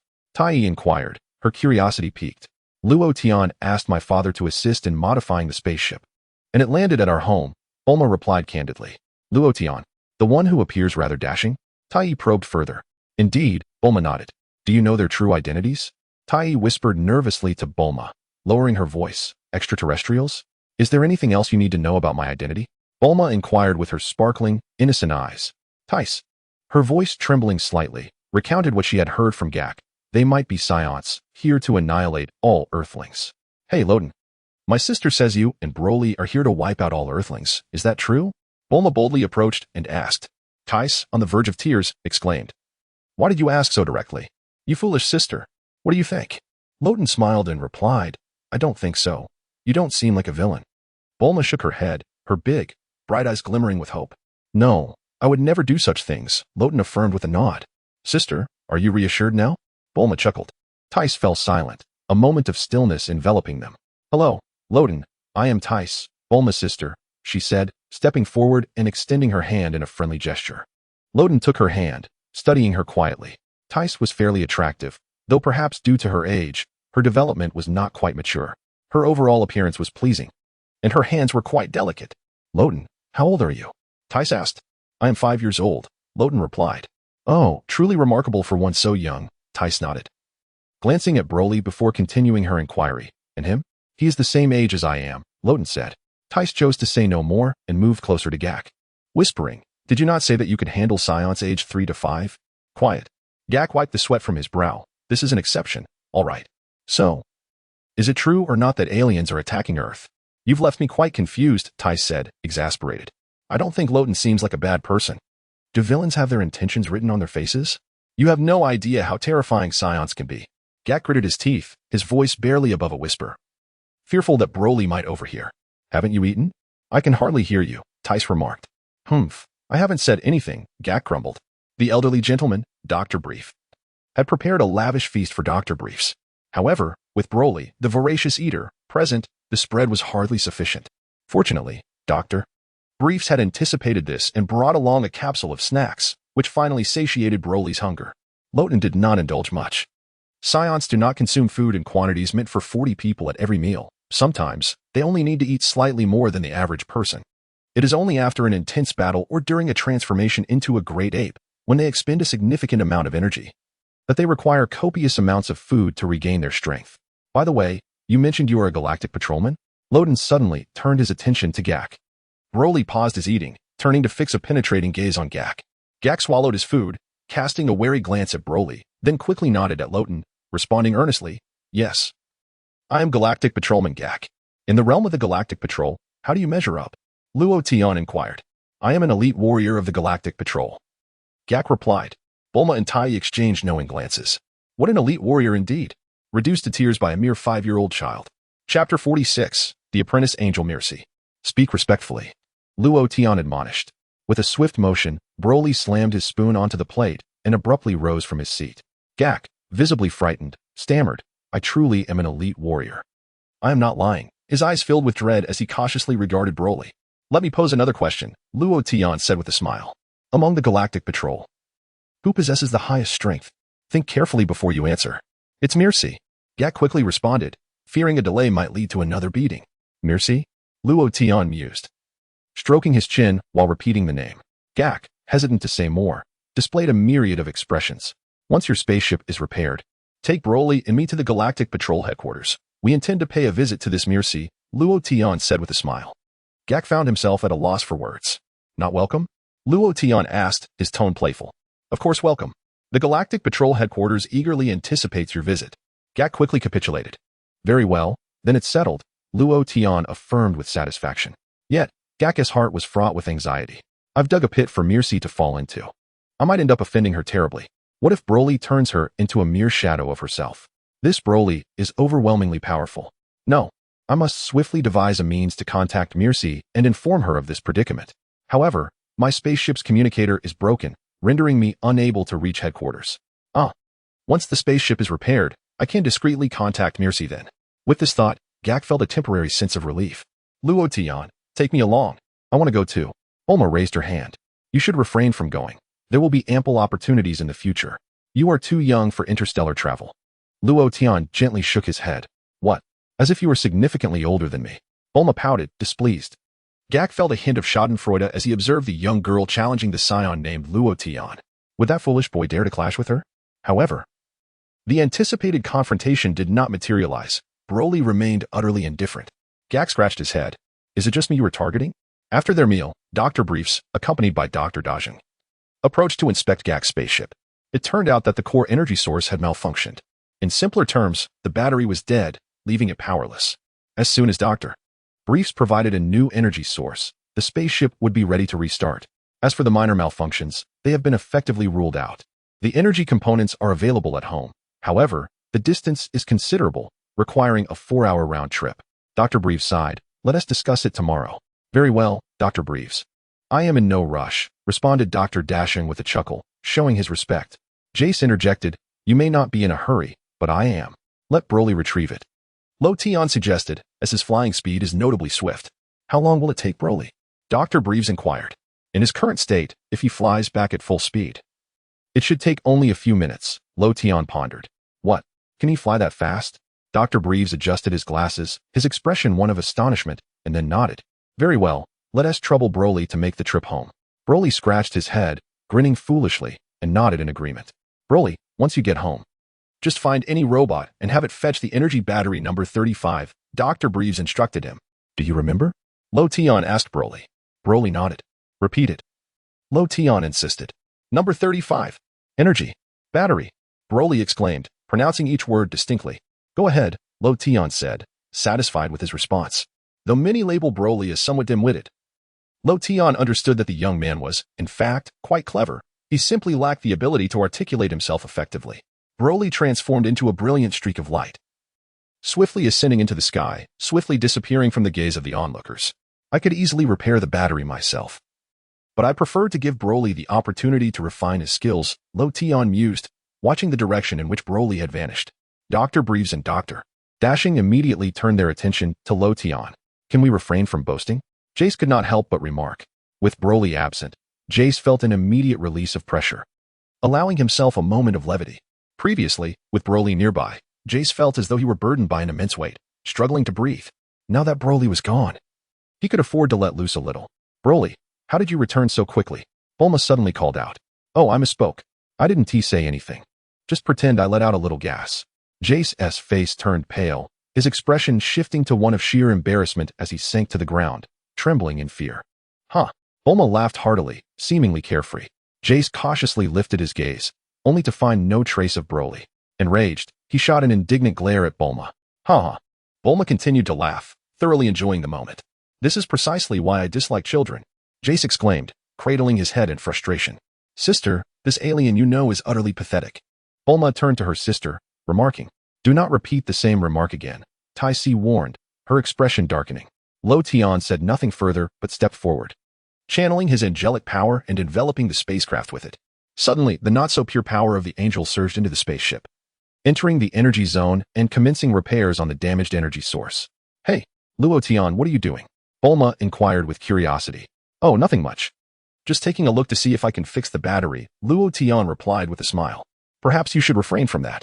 I've examined that energy battery, and while it can be repaired, the process is exceedingly complex. It would be far more convenient to replace it with a new one, Bulma said, shaking her head and fluttering her adorable eyes. Luo Tian, you understand this? Dr. Briefs was taken aback. Not really, just browsing, Luo Tian answered. Dr. Briefs responded. What is there to browse if you don't understand? Gak couldn't help but roll his eyes, even contemplating pulling Luo Tian away. If you don't comprehend, then don't touch anything. What if you damage the spaceship? Approximately 10 seconds later, the spaceship suddenly flickered. All present widened their eyes, gazing intently at the vessel. Gak was both astonished and delighted, his expression tinged with disbelief. How did it get fixed? How did the spaceship become operational again? Look, it's repaired, isn't it? Luo Tian said with a smile. All were silent, staring at Luo Tian as if he were a monster. Is that all it took to fix it? That battery looked incredibly challenging to repair. Gak exclaimed, rushing forward, his face alight with uncontainable joy. Ha ha ha, my spaceship is finally operational. Gak celebrated, his movements animated. However, it wouldn't be fair for Broly to have made the trip for nothing, so I decided to destroy that battery instead. As Luo Tian spoke, the angelic power underwent a transformation. Bang! The angelic power acted upon the energy battery, destroying one of its components. Sizzle! The component ignited, and the energy battery was obliterated once more. The radiance emitted by the spaceship abruptly faded. All done, Luo Tian clapped his hands, indeed finding destruction easier than creation. Gak's smile froze on his face, and everyone present was left in a state of utter bewilderment, silence enveloping the room for several moments. Dr. Briefs. I can't shake the feeling that this little fellow is a philosopher, Dr. Dashing whispered to Dr. Briefs. No, he is not a philosopher. Dr. Briefs gently shook his head. Dr. Dashing paused for a moment. I was merely jesting. Why take it so seriously? He responded. He claims he intends to become the greatest god in the universe, Dr. Briefs added. Dr. Dashing decided to remain silent, cold sweat trickling down his face. It seemed my characterization of him as a philosopher was an understatement. Is he truly aspiring to become a deity? Another silence ensued. Ha ha ha. Does this world truly have gods? Dr. Dashing laughed. Perhaps there are. The pinnacle of science leads to metaphysics. Dr. Briefs adjusted his glasses. Dr. Dashing silently wiped his sweat. Is this a statement from a great scientist? 6 minutes later. A brilliant streak of light flickered in the air before swiftly descending from the heavens. Broly held out a power source resembling the arc reactor of Iron Man to Luo Tian. Excellent. It took a total of 6 minutes, Luo Tian remarked, nodding in satisfaction. Indeed, your energy has improved. Broly grinned sheepishly, scratching his head. Once again, everyone stared in astonishment at the two individuals. Under the watchful gaze of the crowd, Luo Tian handed the battery to Dr. Briefs. The doctor accepted the battery and moved forward to replace it in the spaceship. Buzzing sounds filled the air as the spacecraft's hull illuminated with a brilliant glow, standing out vividly against the night sky. It's fixed, Jack exclaimed joyfully, bouncing over to grasp Dr. Brief's hand. Thank you, Doctor. There's no need for such gratitude. You should thank Broly, for it was he who hastily retrieved the battery, Dr. Briefs chuckled heartily. Jack's mouth twitched slightly as he quickly expressed his thanks to Broly from a distance. Broly waved his hand dismissively, remaining silent. Taking a deep breath, Jack felt relieved upon seeing that Broly bore no ill intent. Jack, when do you plan to return? Taisi inquired, approaching him. I should head back soon. I have been out of contact with my companions for quite some time, Jack responded. I will depart for the Galactic Patrol headquarters at once. Jack was eager to leave. Earth felt perilous. With two Scions present, the possibility of humanity facing extinction loomed large. You mentioned taking me on an interstellar journey. I wish to explore the cosmos and pen an even better novel, Taisi reminded Jack. Jack exclaimed, how could I have forgotten such an important matter? Very well. Of course you can accompany me. He nodded in agreement. Jack, is there something you've overlooked? Luo Tian asked with a playful smile. Jack felt a wave of dismay wash over him. Oh yes, I promised that Saiyan I would take him to meet Beerus.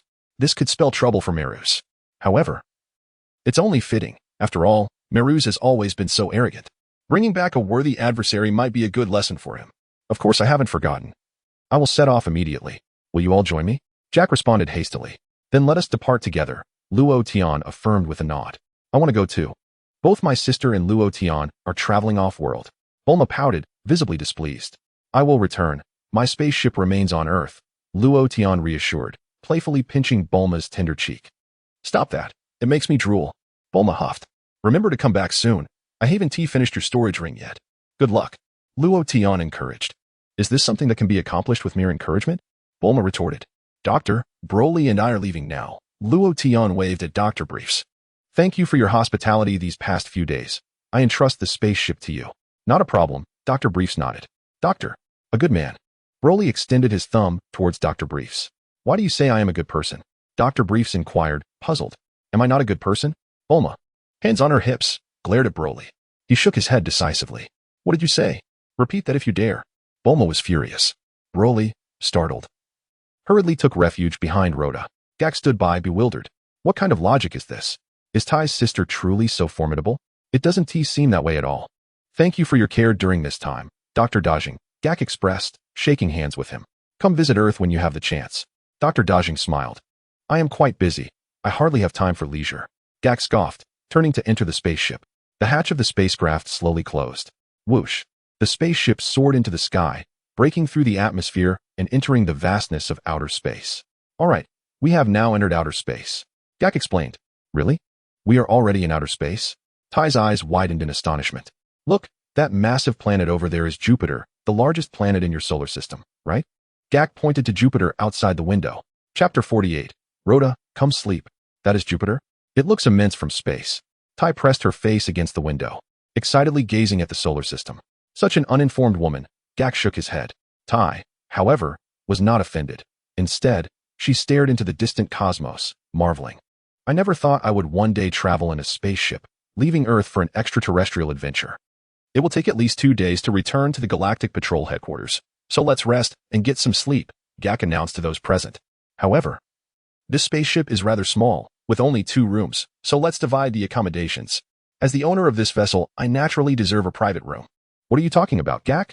I am the only girl on this ship, so I should have a separate room. Tai huffed, glaring at Gak. Don't be ridiculous. What kind of girl are you? Gak retorted. In our race, there is no such distinction between men and women. I have something to say. Broly suddenly interjected. Upon hearing his voice, Tai and Gak immediately fell silent, turning to look at him. We almost forgot. There's this formidable little fellow on board. Broly, without uttering a word, pointed to himself, then to Gak, and finally towards one of the rooms. His meaning was unmistakable. He and Gak would share a room. Gak felt utterly dismayed. I do not wish to share a room with you. I do not want to die. Following this, Broly pointed at Rhoda and Tai, directing them to the other room. Ahem, Rhoda coughed. Broly, are you intentionally playing the fool? You actually want to put Tai and me in the same room? I'm feeling a bit embarrassed. All right, it has been decided with great pleasure. Tai contemplated the arrangement and found no fault in it. She certainly did not wish to share a room with Broly, as there was a risk of being inadvertently harmed in her slumber. Nor did she desire to share quarters with Gak, a rather peculiar individual whose unpredictable actions could lead to unforeseen consequences during the night. Among them, only Luo Tian seemed to embody normalcy, a mere 5-year-old child, making the prospect of sharing a room with him rather inconsequential. Thus, the matter of room assignments was settled. After admiring the vastness of the cosmos for a moment, fatigue began to envelop Tai, as it was indeed time for rest after their earlier escapades on that isolated island. Stretching languidly, revealing her modestly curved figure, she yawned and declared, I shall retire for the night. Luo Tian, you may join me shortly. Luo Tian swallowed hard. Sleep with you directly? Is that appropriate? Watching Tai stretch, a flurry of thoughts crossed his mind. However, he felt a tinge of helplessness. In this moment, he possessed the mind of an adult yet resided in the body of a 5-year-old. He yearned for maturity more than ever. Broly promptly entered another room, locking the door behind him, and soon fell into a deep slumber. What do you mean? You've taken my room. Gak protested. Is this how you show respect? Yet upon further reflection, he realized that even with the door open, he would not dare sleep alongside that brute. A single punch in his sleep could very well be fatal. Let him keep that room. I shall manage on the couch for the night. Once I return to the Galactic Patrol headquarters, I can catch up on my rest. Luo Tian, without any pretense, walked directly into Tai's room. The space was modest, featuring a single bed approximately 1 meter wide, arranged similarly to the modern sleeping compartments found in high-speed trains of his previous life, albeit slightly more spacious. Given the limited size of the spacecraft, having 2 rooms was quite a feat. Upon entering, Luo Tian's gaze fell upon Tai, who had already changed into her pajamas. She wore a pink ensemble that exuded a delightful fragrance, which filled the room and created an enchanting atmosphere. Luo Tian, come and sleep, Tai beckoned, shifting slightly and patting the small bed beside her. All right, Luo Tian nodded, feeling no need for further courtesy as he nestled into the warmth of her blankets. The cocoon was both cozy and aromatic, with the essence of youthful femininity permeating the air. It had been a long time since he experienced such a sensation. Here he was, transported to the Dragon Ball universe, and the first woman to share a bed with him was none other than Bulma's sister. Yet, the dilemma remained. He was powerless to act. No, I must not indulge in such thoughts. My ultimate aspiration is to have a beautiful angelic sister. Although her skin is blue, I hold no disdain. The first woman in the world of Dragon Ball must undoubtedly be an angelic sister with a ponytail. I have a particular fondness for women with ponytails. However, just as Luo Tian had removed his armor and laid down, Tai suddenly embraced him. Luo Tian, you're being excessive. He turned over in exasperation. Minutes passed, and Luo Tian distinctly felt that Tai had fallen asleep. He too began to feel drowsy, slowly closing his eyes and gradually drifting into slumber. In the midst of his semi-conscious state, he abruptly sensed a tightening around his tail, as if Tai had seized it in her grasp. What a delightful little puppy, Tai murmured. Luo Tian thought, so she has mistaken my tail for a little dog? Yet, what left him even more speechless followed. Tai's hands were rather mischievous. Her action suggested that merely grabbing his tail was insufficiently thrilling. Hee, little dog, Tai suddenly chuckled. Luo Tian, I am only 5 years old. I must remain composed. I am destined to become an angel. I am not angry. Not in the slightest.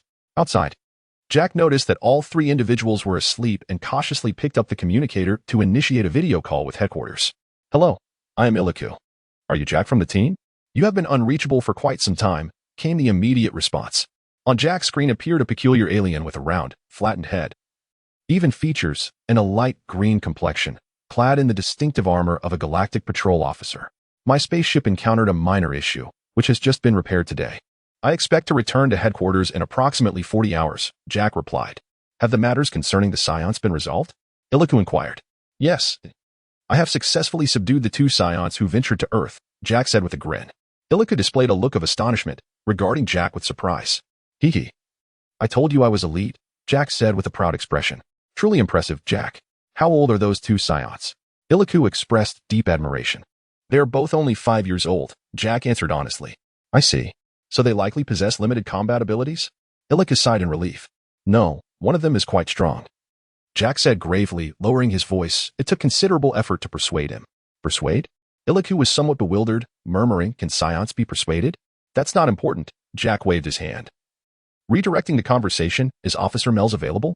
Yes, Iliku responded. Please connect me to the communication. I have matters to discuss with Officer Mel's, Jack suggested. All right, Iliku agreed. Transferring the call to Mel's quarters. Soon, Mel's image appeared on Jack's display. Ah, Jack, what brings you here? Mel's inquired politely. Melis, do you want to step outside and hide for a bit? Jack whispered earnestly. Step outside and hide? Melis paused slightly, taken aback. Yes. Find any excuse to go and hide, Jack urged quietly. What has happened, Jack? Melis inquired. There's a Scion who wishes to see you. Jack's expression grew grave. A Scion? You mean that warrior race, the Scions? Melis quickly grasped the situation. Indeed, Jack nodded solemnly. If he wants to see me, let him come. Why should I hide? Melis replied with a faint smile. There are two Scions here on Earth. One of them seems rather mediocre, but his companion is extraordinarily powerful. Despite being merely 5 years old, Jack's expression turned more serious, fear evident in his eyes. Did he mention what he wanted to discuss with me? Melis asked. He did not specify, only that he wished to have a conversation. Jack responded. Then it is of no concern. I shall speak with him, Melis assured, smiling. Not every Scion is malevolent. Regardless, I have delivered your message. It is your choice to remain hidden. Should you be harmed, do not lay the blame at my feet. Jack retorted with a smirk. Rest assured, nothing will happen, Melis said with confidence. Then added, by the way, you may not be aware, but planet Vegeta has been destroyed. Planet Vegeta has been destroyed? Truly, divine justice has been served. Jack exclaimed in delight. It must be retribution for their numerous wrongdoings. How did it meet its end? It is said to have succumbed to a colossal meteorite, Melis replied, but the truth was far different. Oh, what could possibly be the actual cause? Jack asked. Momentarily taken aback. According to our investigations, it was Frieza himself who obliterated planet Vegeta, Melis pondered. What? The universe tyrant, Frieza? Jack's complexion shifted, and he shouted before quickly glancing over his shoulder. Fortunately, the soundproofing of the spacecraft was effective, and Jack confirmed that no one had overheard him. Taking a deep breath to steady himself. Why would he do such a thing? Aren't Scions his warriors? Why would Frieza destroy their home? Melis inquired curiously. Because Frieza fears the emergence of Super Scions or Super Saiyan gods among the Scion race, Melis disclosed. Super Scions? Super Saiyan gods? What are those? Jack's curiosity deepened. Legend has it that Super Scions are the mightiest warriors in the universe, Melis smiled. Thus, a Super Saiyan could potentially threaten Frieza's dominion, prompting him to eradicate all Scions. Correct? Jack nodded thoughtfully. Precisely, Melis affirmed. Now, fewer than 10 Scions remain. This is their just deserts. The Scions have invaded numerous planets and slaughtered countless innocents, Jack scoffed, showing no sympathy for their plight. After all, the Scions had indeed acted as Frieza's henchmen, conquering many worlds and causing untold death. This may very well be the evil of the Scions, Melis nodded slightly. Evil? Indeed, you speak the truth. The malevolence of the Scions is evident, Jack replied. Yet, in my perspective, there exists a semblance of goodness among them, Melis pondered. Do not jest. Where could one possibly find benevolent Scions? Jack shook his head, asserting, in their hearts, there resides only wickedness. As their conversation unfolded, suddenly, Iliku's communication intruded. What does that rascal Iliku want at this moment? Jack chuckled lightly, pressing the answer button. Instantly, Iliku's visage appeared on the opposite side of the screen, akin to a group video call. Iliku, what brings you here? Is there something amiss? Jack inquired with curiosity. Gak, dire news has arrived. A spaceship from Frisia's army is heading towards your direction. If all goes according to plan, in 2 minutes, your two ships will converge in the vastness of space, Ilika stated urgently. A spaceship from Frisia's army? Gak paused, astonished. Is Frisia himself coming? Not Frisia. Iliku shook his head. As long as it isn't Frisia, it must simply be a reconnaissance vessel, right? Gak speculated. It is not a mere reconnaissance ship. It is a truly formidable adversary. Iliku's expression grew increasingly grave. Who? Gak felt a twinge of fear. Ace, Iliku uttered with gravity. Ace, who is that? Is he renowned? Gak was taken aback. Frisia's son, Iliku responded solemnly. What did you say? Frisia has a son? When did that happen? Gak exclaimed in shock. Long ago, Iliku clarified. Frisia belongs to the race of frost demons. His son was frozen on his home planet shortly after birth. It is said that the longer they remain encased in ice, the stronger they become. Frisia was frozen for approximately 5 years, his brother Cooler for 6 years, but Ace has only been frozen for 3 years. However, he may have grown restless and emerged prematurely. Chapter 50. Together in the galactic prison, even if he has emerged early, why would he seek me out? Gak felt a wave of dread wash over him. As he spoke, his hands swiftly navigated the buttons on the computer. Sure enough, Gak soon discovered a spaceship rapidly approaching his location. A cold sweat broke out across his brow as he hurriedly adjusted the ship's trajectory. Let us hope he is not coming specifically for me. Perhaps he is not intentionally seeking you, Ilika hypothesized. It could simply be a coincidence in the vast expanse of space. A coincidence in space? The odds of that happening are slimmer than a meteor striking planet Vegeta. Gak chuckled in disbelief, clasping his hands together, silently praying, Oh God, may my spaceship remain undetected by Frisia's son. Gak, hold steady. I shall hasten to your aid. Melz declared resolutely. Melz, you are a good person, Gak said, tears welling in his eyes. But it has been over a day since you set out, has it not? No, my spaceship is exceptionally swift, at least 10 times faster than yours. I shall arrive in under half an hour, Melz assured. At that moment, Gak felt a pang in his heart. Why is your spaceship faster than mine? And by such a significant margin? He remained silent for a full 10 seconds. The matter of the spaceship could be set aside for now, but after all, he is Frisia's son. Even if you could defeat him, what if you provoke Frisia himself? Gak expressed his concerns. Then we shall capture him and confine him in the galactic prison, Miles replied with a smile. Gak, in a fit of exasperation, retorted, I don't wish to speak anymore. Why is your face so large? You intend to imprison Frisia in the galactic prison? Good luck, Gak. Iliku said sympathetically, however. Our galactic patrol has always kept its distance from the Frisia force. I hope you can evade this calamity. You make a compelling point. Perhaps it is best for you to remain silent. Gak angrily concluded the conversation. Immediately after, Gak turned to the radar to observe A's spaceship once more. To his dismay, he tragically discovered that the opposing spaceship was rapidly approaching his position. Gak's calm demeanor began to wane. In the vastness of space, within a disc-shaped spaceship belonging to the Frisia force, A stood by the window, gazing into the distance. A's line of sight was fortuitously met by the sight of the Galactic Patrol's spaceship ahead. Your Highness, that is the Galactic Patrol's spaceship, one of his subordinates reported. The Galactic Patrol? A smiled, his tail swaying slightly behind him, intrigued. He had long heard of the Galactic Patrol, but his father's forces seldom ventured into this region. Your Highness, shall we attack the Galactic Patrol base? The subordinate inquired respectfully. What my father does not wish to do, I shall undertake, Ace declared with pride. Isn't the Galactic Patrol the defender of cosmic peace? It is our family that must maintain order in this universe, not the Galactic Patrol. Then, Your Highness, shall we bring down that spaceship? The subordinate asked. Alive, Ace commanded. Understood. The subordinate replied immediately. With a sudden burst of speed, A's spaceship accelerated rapidly towards Gak's vessel. Beep, beep. Just then, the detector A's wore on his eyes emitted a sudden sound. A's pressed the communication button on the device. Father? A's paused, surprised. A's, why are you not obediently frozen on your home planet? What are you doing out here? Frisia's voice came through, tinged with discontent. Father, I was simply too bored and decided to come out for a bit of activity, Ace chuckled. Humph, do you believe your current strength is formidable? Frisia scoffed. Father, although I have only been frozen for 3 years, my combat power has already reached a height of 30 million, Ace said, smiling with pride. With this level of power, I should be able to navigate this universe with ease, should I not? While that may be true, this universe is not as simple as you imagine. Hurry back and freeze yourself again. Frisia ordered with a stern expression. Do not speak like that, father. I have no desire to succumb to slumber in such a tedious environment. Ace shook his head in refusal. Now, enlighten me. What brings you to the territory of the Galactic Patrol? Frisia admonished. Father oversees the Western Universe, Uncle Gula governs the Eastern Universe, and Grandfather rules over the Southern Universe. Currently, only the Northern Universe is under the jurisdiction of the Galactic Patrol, is it not? Ace replied with a smile. Of course, I intend to unify the Northern Universe, so our family may reign over the entire cosmos. The Galactic Patrol's domain is managed by the King of the Worlds. Do not act recklessly. Frisia's brow furrowed tightly as he scolded. The King of the Worlds? Ace laughed at that moment, his words laced with disdain. What makes the King of the Worlds so formidable? If possible, I would not hesitate to eliminate him. Ace, you underestimate the power of the gods. Frisia rebuked. Father, rest assured, our backing is none other than Lord Beerus, the god of destruction. Ace replied nonchalantly. Even the King of the Worlds must show respect to Lord Beerus. Does he not? Frisia fell silent. You make a compelling argument. I find myself at a loss for a rebuttal. You may explore, but exercise utmost caution. Should you encounter the King of the Worlds, retreat immediately. Frisia pondered carefully before issuing his command to Ace. Understood, Father. I shall exercise discretion. Ace nodded in agreement.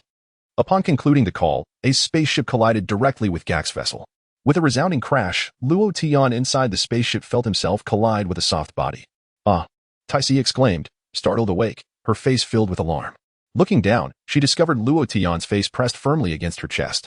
What just happened? Taisi, not angry since Luo Tian was merely a child, felt an overwhelming fear from the violent shaking of the spaceship. Could it be that the spaceship has collided with some asteroid? Taisi's complexion paled as she hurriedly leaned against the window to peer outside. In the next moment, she was astonished to see a large spaceship materialize before the window. The opposing vessel loomed like a colossal entity in the vastness of space, instilling a sense of despair within Taisi. Is that a space pirate? Taisi gasped, drenched in cold sweat. Indeed, you were right. It truly is a space pirate. Luo Tian glanced towards that ship, unable to suppress his curiosity. Chapter 51. Frisia's son Luo Tian found it peculiar. Isn't that a spaceship from Frisia's army? What brings Frisia's fleet to this region? Logically, Frisia's forces control several areas except for the Northern Universe, which is overseen by the Galactic Patrol. Until now, Frisia's army has not encroached upon the Galactic Patrol's territory. As for the reasons behind it, Luo Tian was not entirely certain. However, the sudden appearance of Frisia's fleet in this region was perplexing. Was it possible that the location of his spacecraft had been compromised, prompting Frisia's ship to pursue? Oh, Frisia, why do you insist on provoking me? If you must come, let Broly test his skills. But I wonder if Frisia has come in person. Luo Tian calmly donned his battle armor and raised his hand, enveloping Taisi in a protective shield. What is this? Taisi exclaimed, momentarily taken aback by the shimmering aura surrounding her. This is a protective shield, Luo Tian explained. It contains oxygen, allowing you to survive for up to 10 hours. Even if the spacecraft were to accidentally explode. 10 hours? Taisi replied, both amused and exasperated. In the vastness of space, the distances between planets are measured in light years. What significance does surviving 10 hours here hold? I'll go outside and take a look. Luo Tian opened the door and stepped out. Broly immediately rushed out as well, glancing around and rubbing his head, having accidentally bumped it during the sudden collision with the ship. This is bad. We're in serious trouble. It's Frisia's spaceship. They've forced our ship to a halt. Gak exclaimed urgently. Has Frisia come personally? Luo Tian inquired. No, it's not Frisia. It's his son, Ezer, Gak replied. Ezer? Luo Tian paused, surprised to find this character from fan comics appearing here. As a devoted Dragon Ball fan, he was familiar with Ezer, a figure of immense strength. However, according to Luo Tian's calculations, Ezer likely did not match the power of Golden Frisia, as Ezer himself claimed his strength was 10 times that of Frisia's fourth form. Given that Golden Frisia was significantly stronger, it was clear that Ezer was not a match. Frisia had attained his golden form after being imprisoned in the depths of hell, where he gained profound insights, particularly in his yearning for immortality, a desire that had been utterly extinguished. Even with immortality, being sealed in such a place was akin to a living nightmare. Upon his resurrection, Frisia's deep reflections during his time in hell allowed him to successfully cultivate the golden form. Yet now, a mere Ezer had emerged. Why are you not dutifully frozen on your planet? Why disrupt my peaceful slumber? This was troublesome, and Gak was overwhelmed with anxiety. Do not worry. Let Broly handle them all, Luo Tian replied with a nonchalant smile. Broly? Jack was taken aback for a moment, swiftly turning his gaze toward Broly. But then he shook his head helplessly, a hint of trepidation in his voice. No way, this is outer space. You Saiyan should be unable to survive here, right? Broly looked at Luo Tian, rubbing the back of his head where he had just been struck, his expression filled with confusion. Do you see that spaceship? Luo Tian pointed to the massive vessel outside. Broly immediately rushed to the window to observe, nodding vigorously. Go ahead, Luo Tian encouraged. Broly dashed forward and kicked the spaceship's hatch open. At the moment the hatch swung open, due to the pressure difference, Jack was involuntarily propelled towards the doorway, nearly being sucked into the vastness of space. Smack! Luo Tian raised a hand gently, blocking Jack's trajectory. As for Tais, she was in the room changing clothes. The door securely shut, thus unaffected by the chaos. Tais thought to herself, even if one were to perish in the vacuum of space, one ought not to do so clad in pajamas. She decided to make herself presentable. Even in death, she would not bring shame to her fellow Earthlings. What a reckless fool!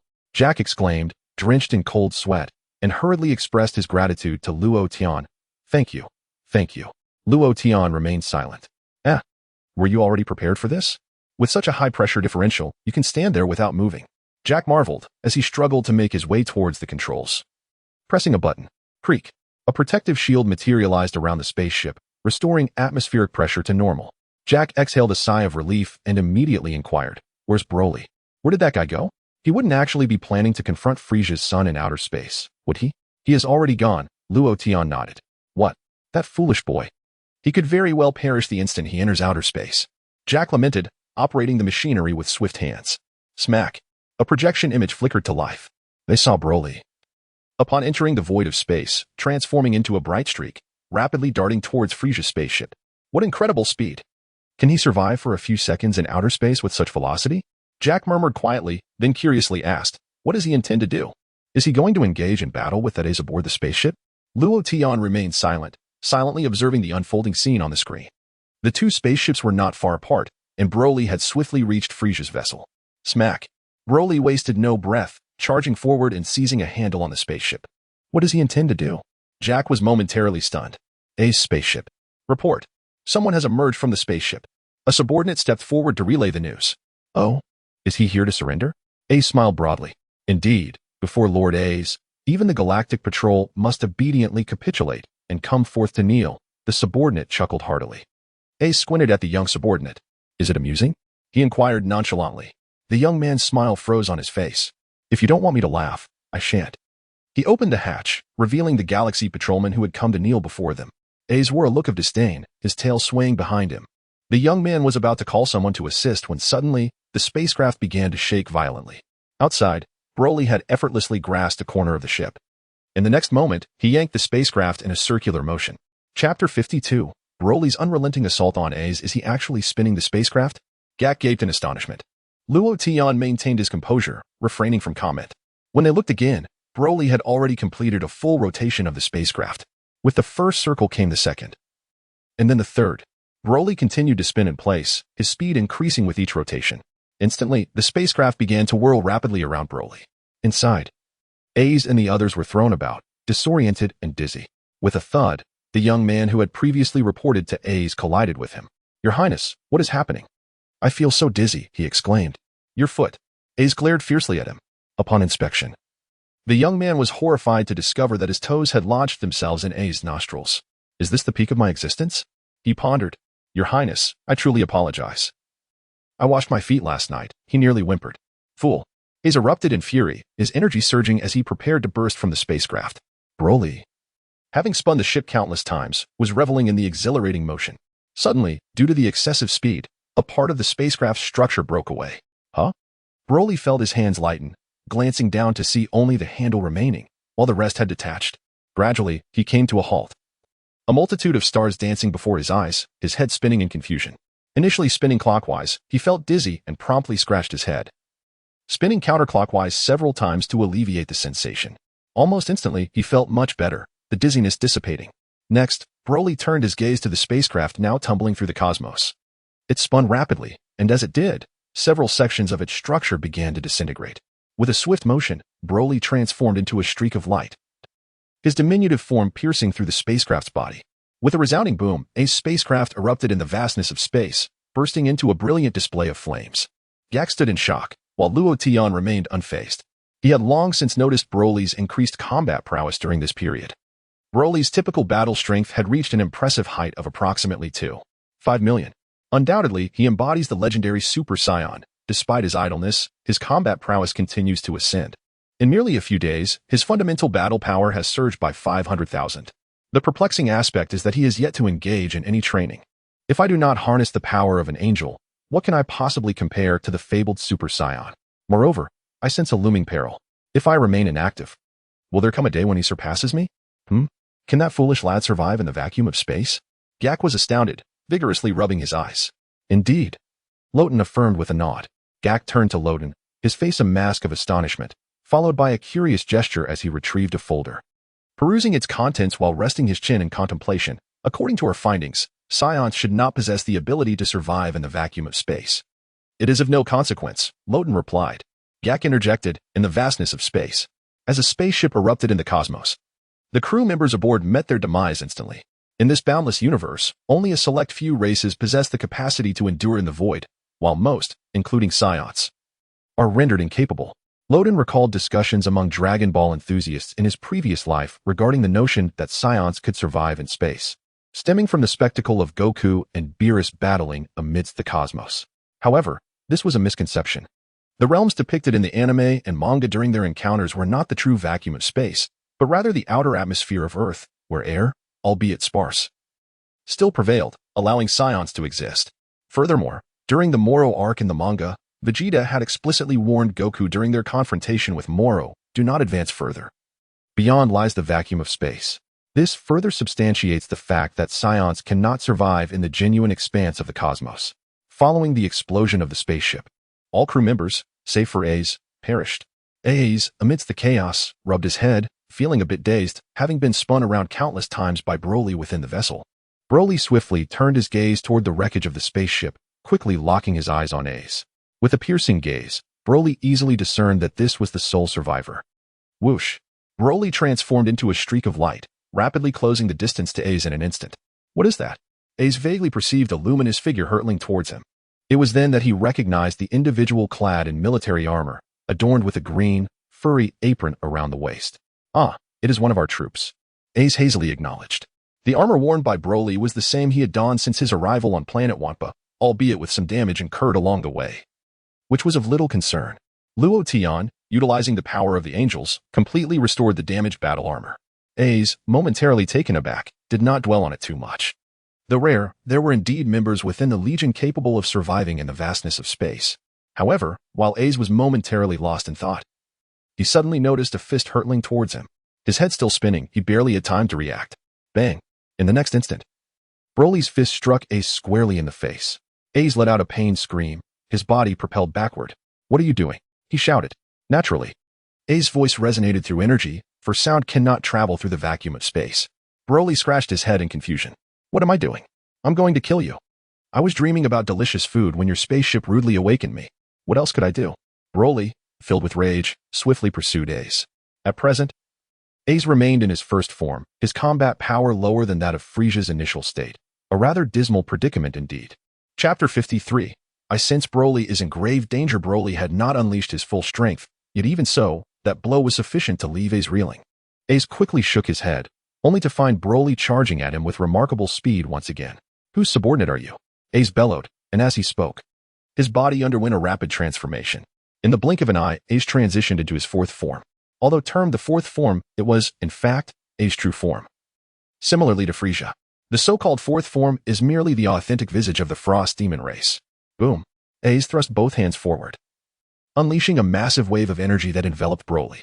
In an instant, the overwhelming force consumed Broly entirely, raising a cloud of dust and creating a dazzling display in the cosmic expanse. This should be enough for you, Ace scoffed. Then, scratching his head in mild confusion, he murmured to himself, how peculiar. When did my father's legion acquire such a formidable individual? Gazing at the radiant spectacle before him, Ace felt a twinge of regret. What a shame. Such a powerful being, and I failed to notice him sooner. I should have brought him under my wing as my loyal subordinate. Meanwhile, aboard Luo Tian's spaceship, Gak could not help but shiver, his face paling. This is bad. I sense Broly is in serious trouble. No need to worry.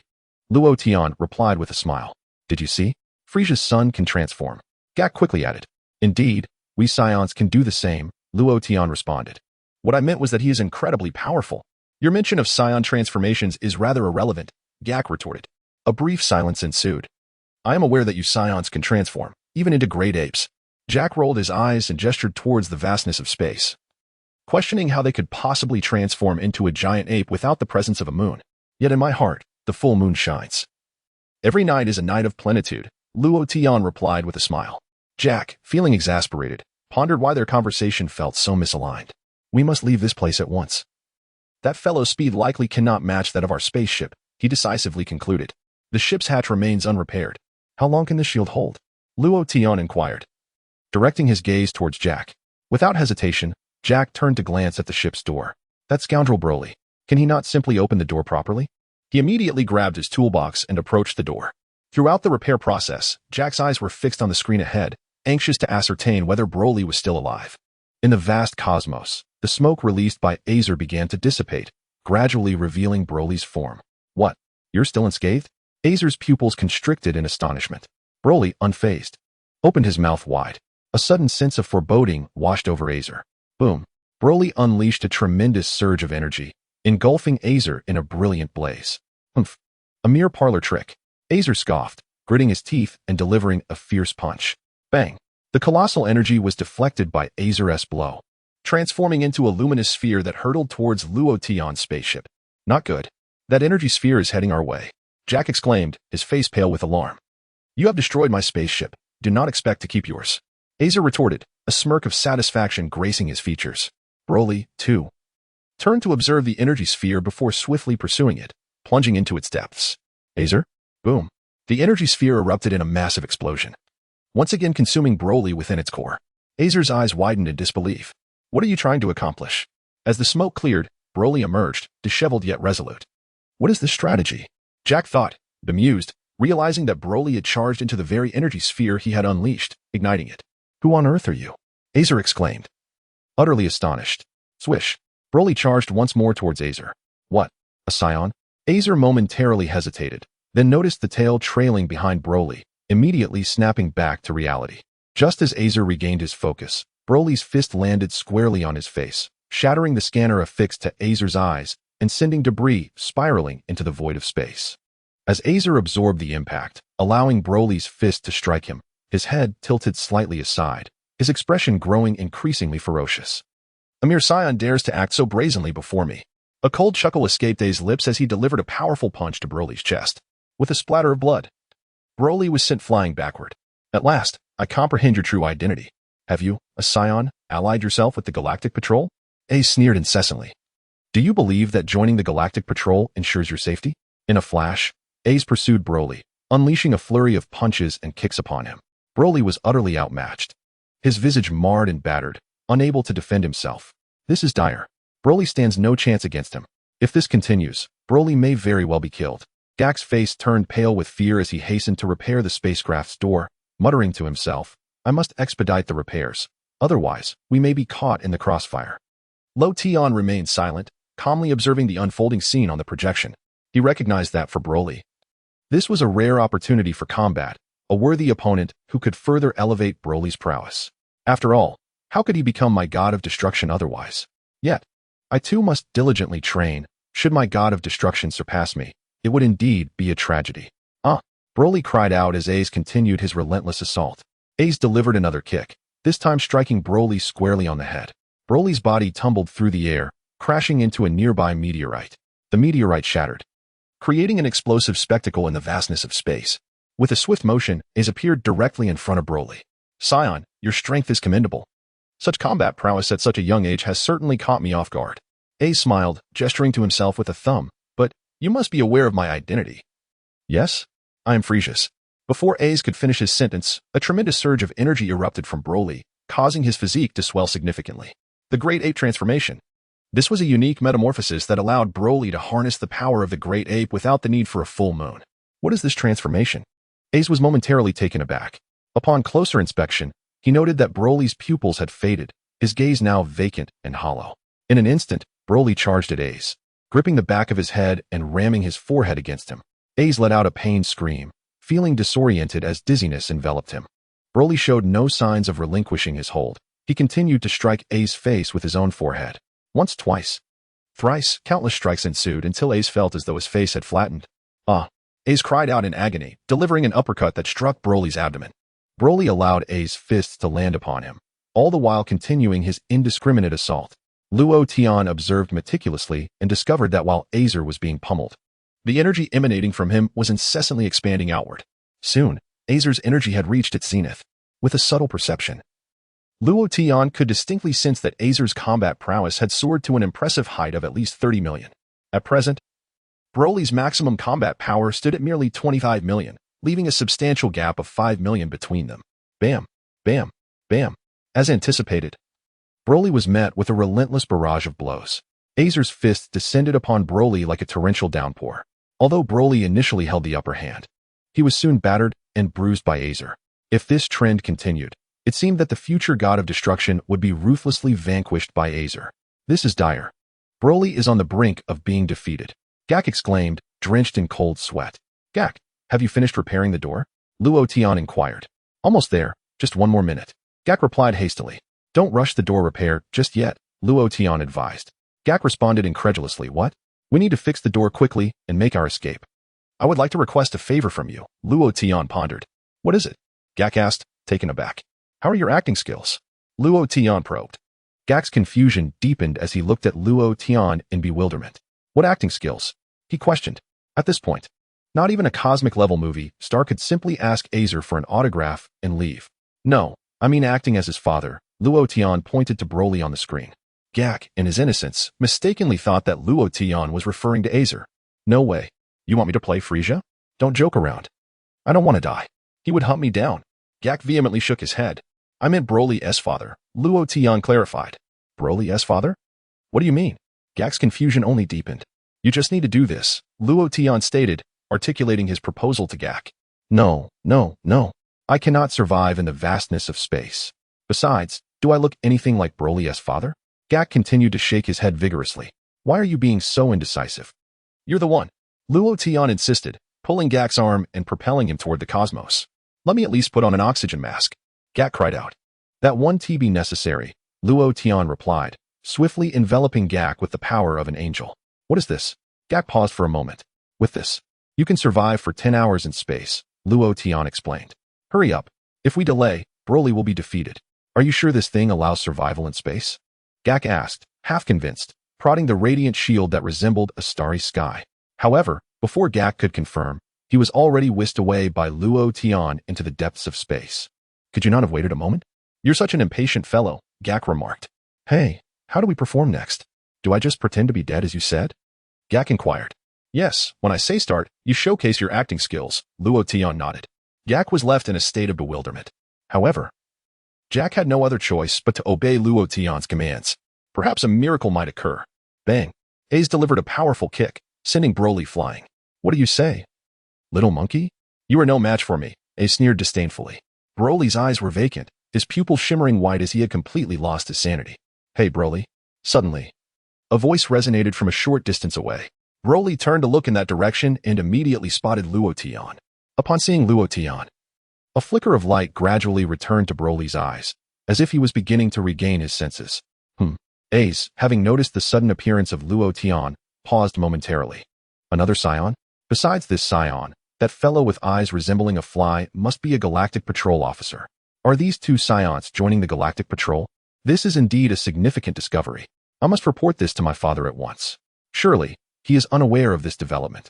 Ace merely cast a cursory glance at Luo Tian and the Galactic Patrol officer Jack, dismissing them entirely. I must admit, the Saiyan child I am battling is extraordinarily strong. I have never encountered such a formidable Saiyan before. Ace gritted his teeth and muttered to himself. Could this be a Super Saiyan? Not quite. Luo Tian replied from a distance. Ace? Ace was taken aback. How did he hear my whisper? Who are you? Ace inquired, gazing at Luo Tian. That is of little consequence, Luo Tian responded with a smile.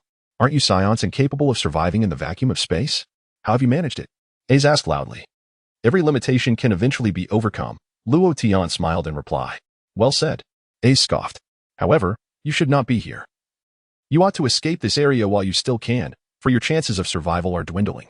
But now, it seemed, escape was no longer an option. Chapter 55. Broly transforms into a Super Saiyan. Do you wish to see what a Super Saiyan looks like? Luo Tian suddenly asked. What did you say? A Super Saiyan? Ace was momentarily taken aback. Indeed, Luo Tian nodded. What do you mean? Are you claiming to be a Super Saiyan? Ace questioned Luo Tian. I am not, he is. Luo Tian pointed to Broly. Ace, although he exudes some semblance of a Super Saiyan, to declare him as such would be an exaggeration. He merely possesses tremendous combat power. Ace laughed heartily. Broly, look, he is your father. Luo Tian gestured towards Jack, addressing Broly. Broly's vacant gaze turned towards Jack. Confusion evident in his expression, followed by a shake of his head. See, he is indeed your father, Luo Tian asserted, as he swiftly enveloped Broly with a somewhat pure angelic power. Ace? Ace appeared utterly perplexed. What are you saying? I can't comprehend your intentions.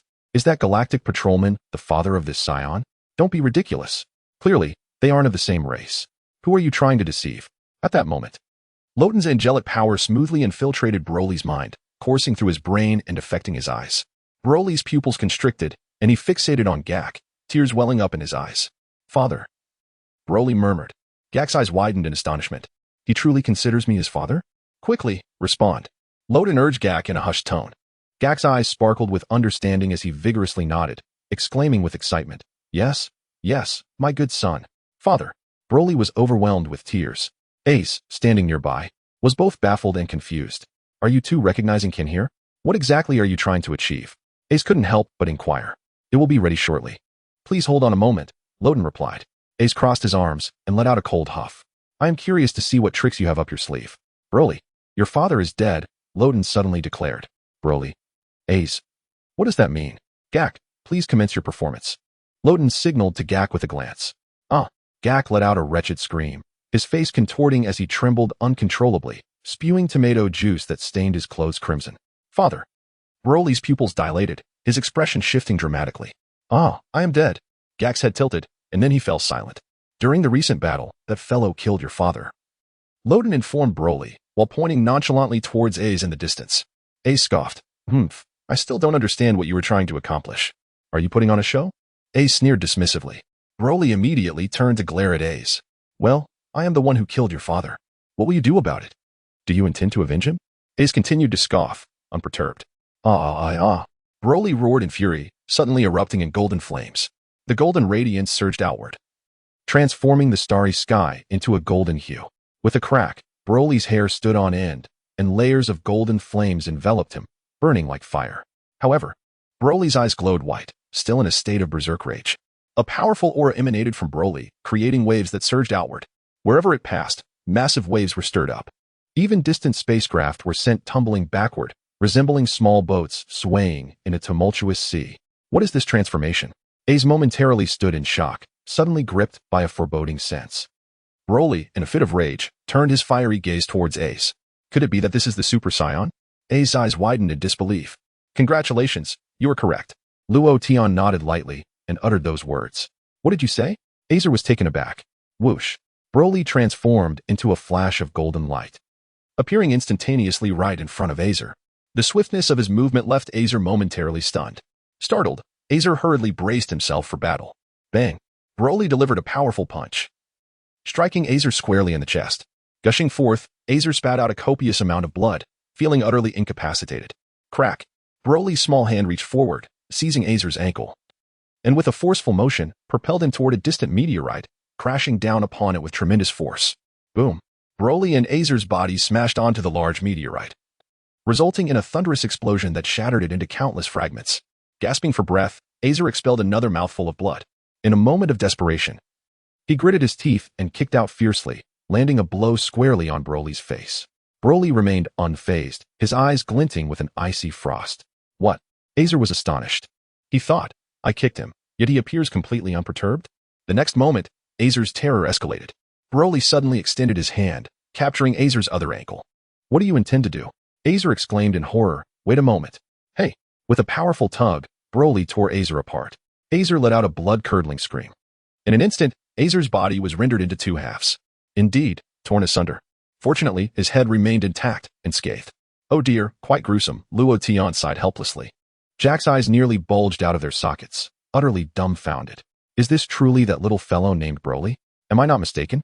The one who was just torn in half is Frisia's son. This is dreadful. Aya! After tearing Acer apart, Broly suddenly clutched his head, emitting a series of anguished cries. Azer thought to himself, I must admit, Azer's vitality is remarkably resilient. Despite being torn in two, he has yet to perish. In a state of terror, Azer felt utterly speechless. It is I who has been torn asunder, yet you are there howling away? Moreover, I believe I might still be salvageable. Is there anyone to rescue me? Father, come save me. I do not wish to die. In that moment, Azer's heart was filled with an overwhelming sense of dread and endless regret. As a prodigy of the frozen demon, why did I choose to emerge at this moment? Would it not have been better to remain sealed away on my home planet? Alas, there are no remedies for regret in this world. Even if there were, Azer would not be able to procure one. Chapter 56. Mel's takes action. Broly, clutching his head, appeared increasingly tormented. Azer cast a sidelong glance at Broly. You have torn me to shreds, and now your expression of anguish signifies mourning? Suddenly, Azer realized that Broly had abruptly changed direction and was hurtling towards Luo Tian and Gak. Run. Luo Tian barely finished his sentence before he took off, leaving only the echo of his voice behind. Gak turned to see Luo Tian flickering and swiftly disappearing. Instantly overwhelmed by a torrent of frustration. How on earth are you running so fast? Are you even human? Gak soon spotted Broly charging towards him with fierce intent, causing him to lose his composure and hastily flee the scene. However, as Gak soared through the air, he abruptly discovered that Broly was relentlessly pursuing him. Despair washed over him. Don't chase me. Go after that guy named Luo Tian instead. Just as Broly was closing in on him, Gak executed a flamboyant turn and shouted behind him, Broly, I am your father. Broly paused momentarily, his eyes flickering with emptiness as he clutched his head and let out a series of tortured wails. Seizing this opportunity, Gak dashed into the spaceship and grabbed a tool to repair the door. I must fix this door quickly and leave this dreadful place. This guy has completely lost it. Broly, still clutching his head, unleashed a flurry of punches and kicks into the void, showing no semblance of control. Suddenly, Luo Tian sped in from a distance, an angelic aura enveloping Broly. Broly, wake up, Luo Tian urged. Broly's pupils fluctuated erratically, at times vacant, at times bright, and at times filled with sorrow, flickering in and out of coherence. 10 seconds passed. Broly let out a piercing scream and charged towards Luo Tian with fervor. Luo Tian, however, chose not to engage Broly directly, instead skillfully evading his attacks with eyes closed. A minute later, panting heavily, Broly gasped for air, feeling an overwhelming fatigue wash over him. What a headache. My angelic power is still insufficient to fully restore the sanity of this Super Saiyan, Luo Tian lamented, shaking his head gently. This is troublesome. We must rely on our own wits. Gak exclaimed. This guy is so fast. How can he evade Broly's attacks? But what good does that do? Once he gets hit, it's all over. Is he really risking his life to dodge? And you still have the energy to chat. Is the door fixed yet? You're taking your sweet time. Almost done, Gak replied hurriedly. However, his words drew Broly's attention, who turned to look at Gak. Gak's face instantly paled, his expression becoming utterly ghastly. You can't see me. You can't see me. It was uncertain if Gak's prayers were effective, but Broly indeed ignored him, once more glaring furiously at Luo Tian. Fixated on this elusive target, he could not seem to strike. Broly charged once more towards Luo Tian, launching a fierce assault.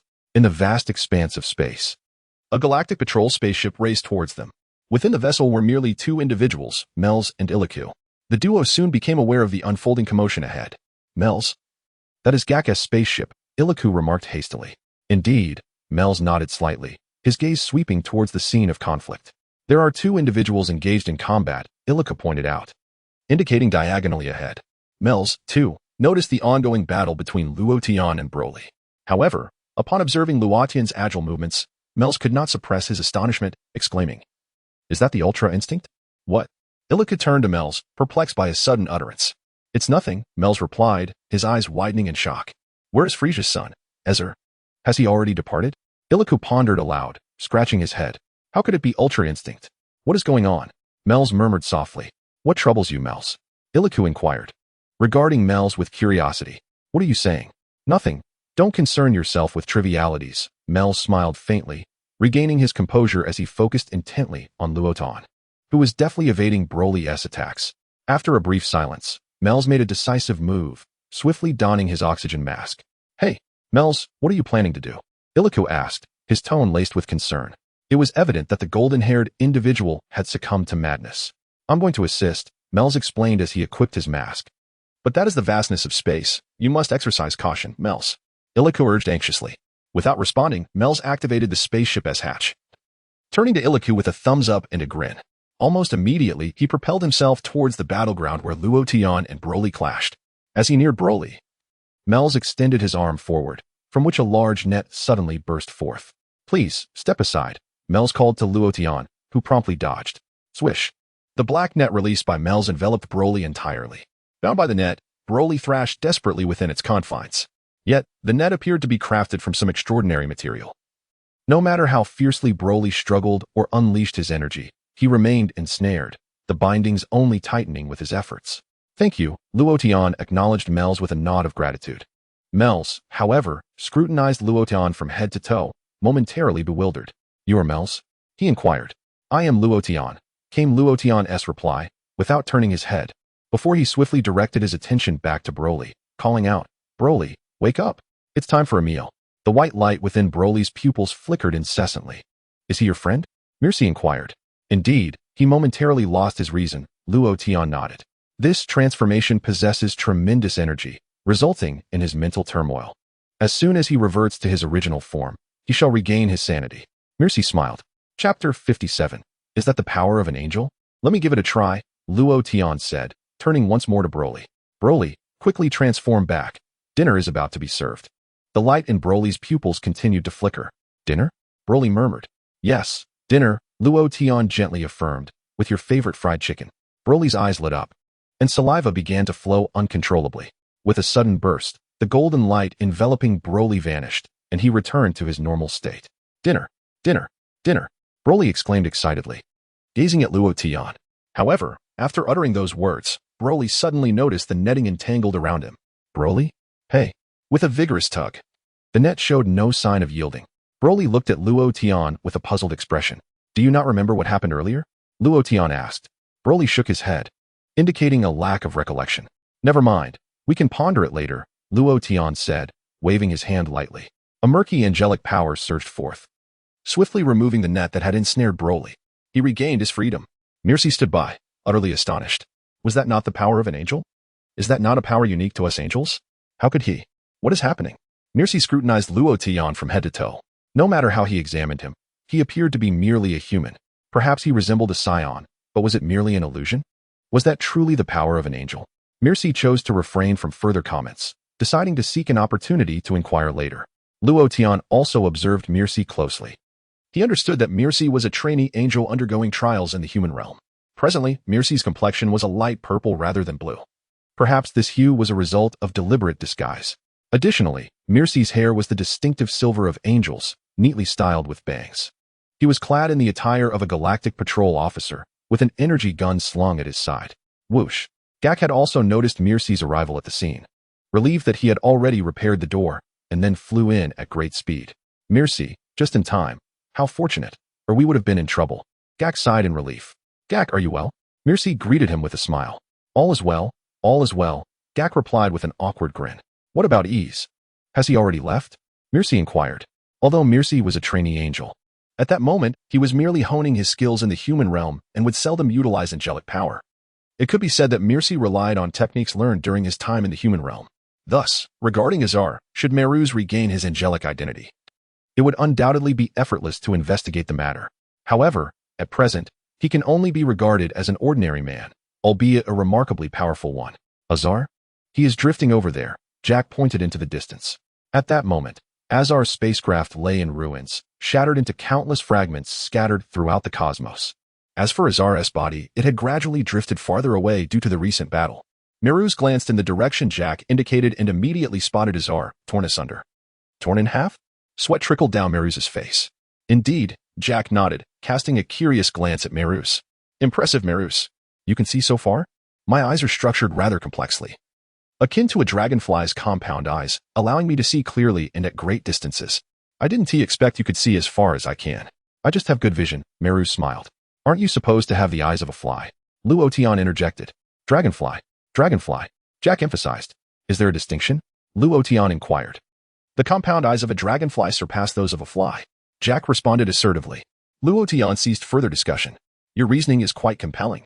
"Azar is dead," Meruz sighed, asking, "Was he defeated by you?"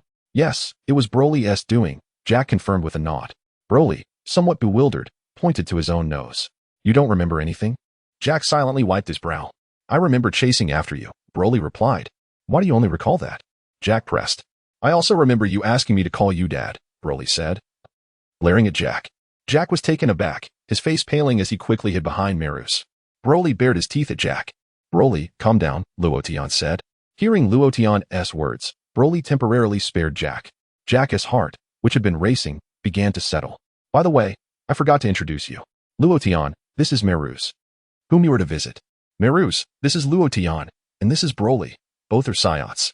Hello, I am Luo Tian. Luo Tian nodded at Beerus, a form of greeting. Hello. Let us discuss this later, Beerus replied, bemused, addressing Luo Tian and Jack. He cast another glance at the remnants of Azar in the distance, recognizing the predicament they faced. If Frieza discovered that his son Azar had perished, he might very well come to assault our Galactic Patrol headquarters. I concur. We must hasten back and devise a plan to set up defensive measures, Jack expressed, feeling increasingly overwhelmed. Beerus nodded gravely. The group returned to their spacecraft. Beerus remained aboard his own vessel, while Luo Tian, Broly, and Jack returned to theirs. Is the door repaired? Luo Tian inquired. It is, Jack answered, pressing a button on the spacecraft. With a click, the spacecraft's hatch sealed shut. Immediately, Jack pressed the spaceship's ignition button and sped towards the Galactic Patrol headquarters. Just as the spacecraft roared to life, Tai Si's door swung open. Good heavens! Jack exclaimed, taken aback by Tai Si's appearance. Luo Tian observed as Broly scratched his head in confusion, even flexing his fists as if he were eager to throw a punch at Tai Si. What is the matter? You androgynous fool, what do you know? Tai Si glared at Jack, hands on her hips. Jack decided to remain silent. Luo Tian felt equally speechless. Upon hearing Tai Si's voice, Broly seemed to recognize her identity, and his tightly clenched fist relaxed slightly. Chapter 58, a private meeting with Myers. Tai Si, adorned in heavy makeup, with crimson lips and a porcelain complexion, turned to Luo Tian and asked, Do you think I look beautiful now? You do look good, but your makeup is applied so evenly. Were you trained in decoration? Luo Tian inquired curiously. Ugh, Luo Tian, you're insufferable. Tai Si shot him an indignant glare before storming into the bathroom. Moments later, she poked her head out. By the way, how are things outside? Are we out of danger? She asked. It's all clear now. That guy was torn in half by Broly, Jack replied. Torn in half? Tai Si quickly turned to look at Broly, who grinned with a sense of pride. Monster. She scoffed before retreating back into the bathroom to remove her makeup. The spaceship launched forth, racing towards the Galactic Patrol headquarters. How is this fair? We are all elite warriors of the Galactic Patrol, yet Myers' spaceship is 10 times faster than ours. Jack lamented, gazing at the spacecraft that had already vanished from sight. What is this? Luo Tian held up 2 fingers. 2. Jack blinked in confusion. What do you mean? Who is truly the elite warrior of the Galactic Patrol? Don't you know in your heart? Luo Tian replied bluntly. Jack's spaceship trailed significantly behind, taking nearly 2 days to reach the Galactic Patrol headquarters. The headquarters was a vast space station, suspended in the cosmos, exuding an aura of cutting-edge technology. As Jack observed the preparations at the headquarters, he quickly explained to Luo Tian, they have already entered a state of heightened alert. Luo Tian nodded slightly and followed Jack into the Galactic Patrol headquarters. Broly looked around in wonder at the architectural marvels within, several times nearly attempting to punch the walls, but each time, Luo Tian managed to stop him. Hello. Are you Mr. Luo Tian? A team member inquired. That's me, Luo Tian confirmed with a nod. Mr. Myers wishes to meet with you privately. The team member stated promptly. Very well, please lead the way, Luo Tian consented without hesitation. Hey, take Broly away. I'm frightened with him beside me. Jack whispered to Luo Tian. Broly, behave yourself and refrain from causing any destruction, Luo Tian instructed. This is a space station, and any unintentional damage to the walls could result in significant losses. Broly nodded vigorously, indicating his understanding. Rest assured, Broly will be just fine. Luo Tian reassured Gak with a pat on the arm. Gak replied, the one in trouble is our space station, you know. However, he refrained from saying more and led Broly and Tai Si to the dining hall for a proper meal. Good fellow, Broly exclaimed joyfully, even giving a thumbs up to the waiter. Gak felt a pang of despair. This meal comes out of my pocket, and you dare to call the waiter a good fellow? Is that appropriate? Also, you certainly have quite the appetite. Tai Si remarked, Broly, your portion size is astonishing. You consumed enough for 20 people. I've spent half a month's salary feeding you, Gak sniffed, feeling his heart shatter. Come now, Gak. Money is but a trivial matter. Don't be so stingy. We are guests from another planet, and it's only fitting for us to enjoy a meal. Tai Si rolled her eyes.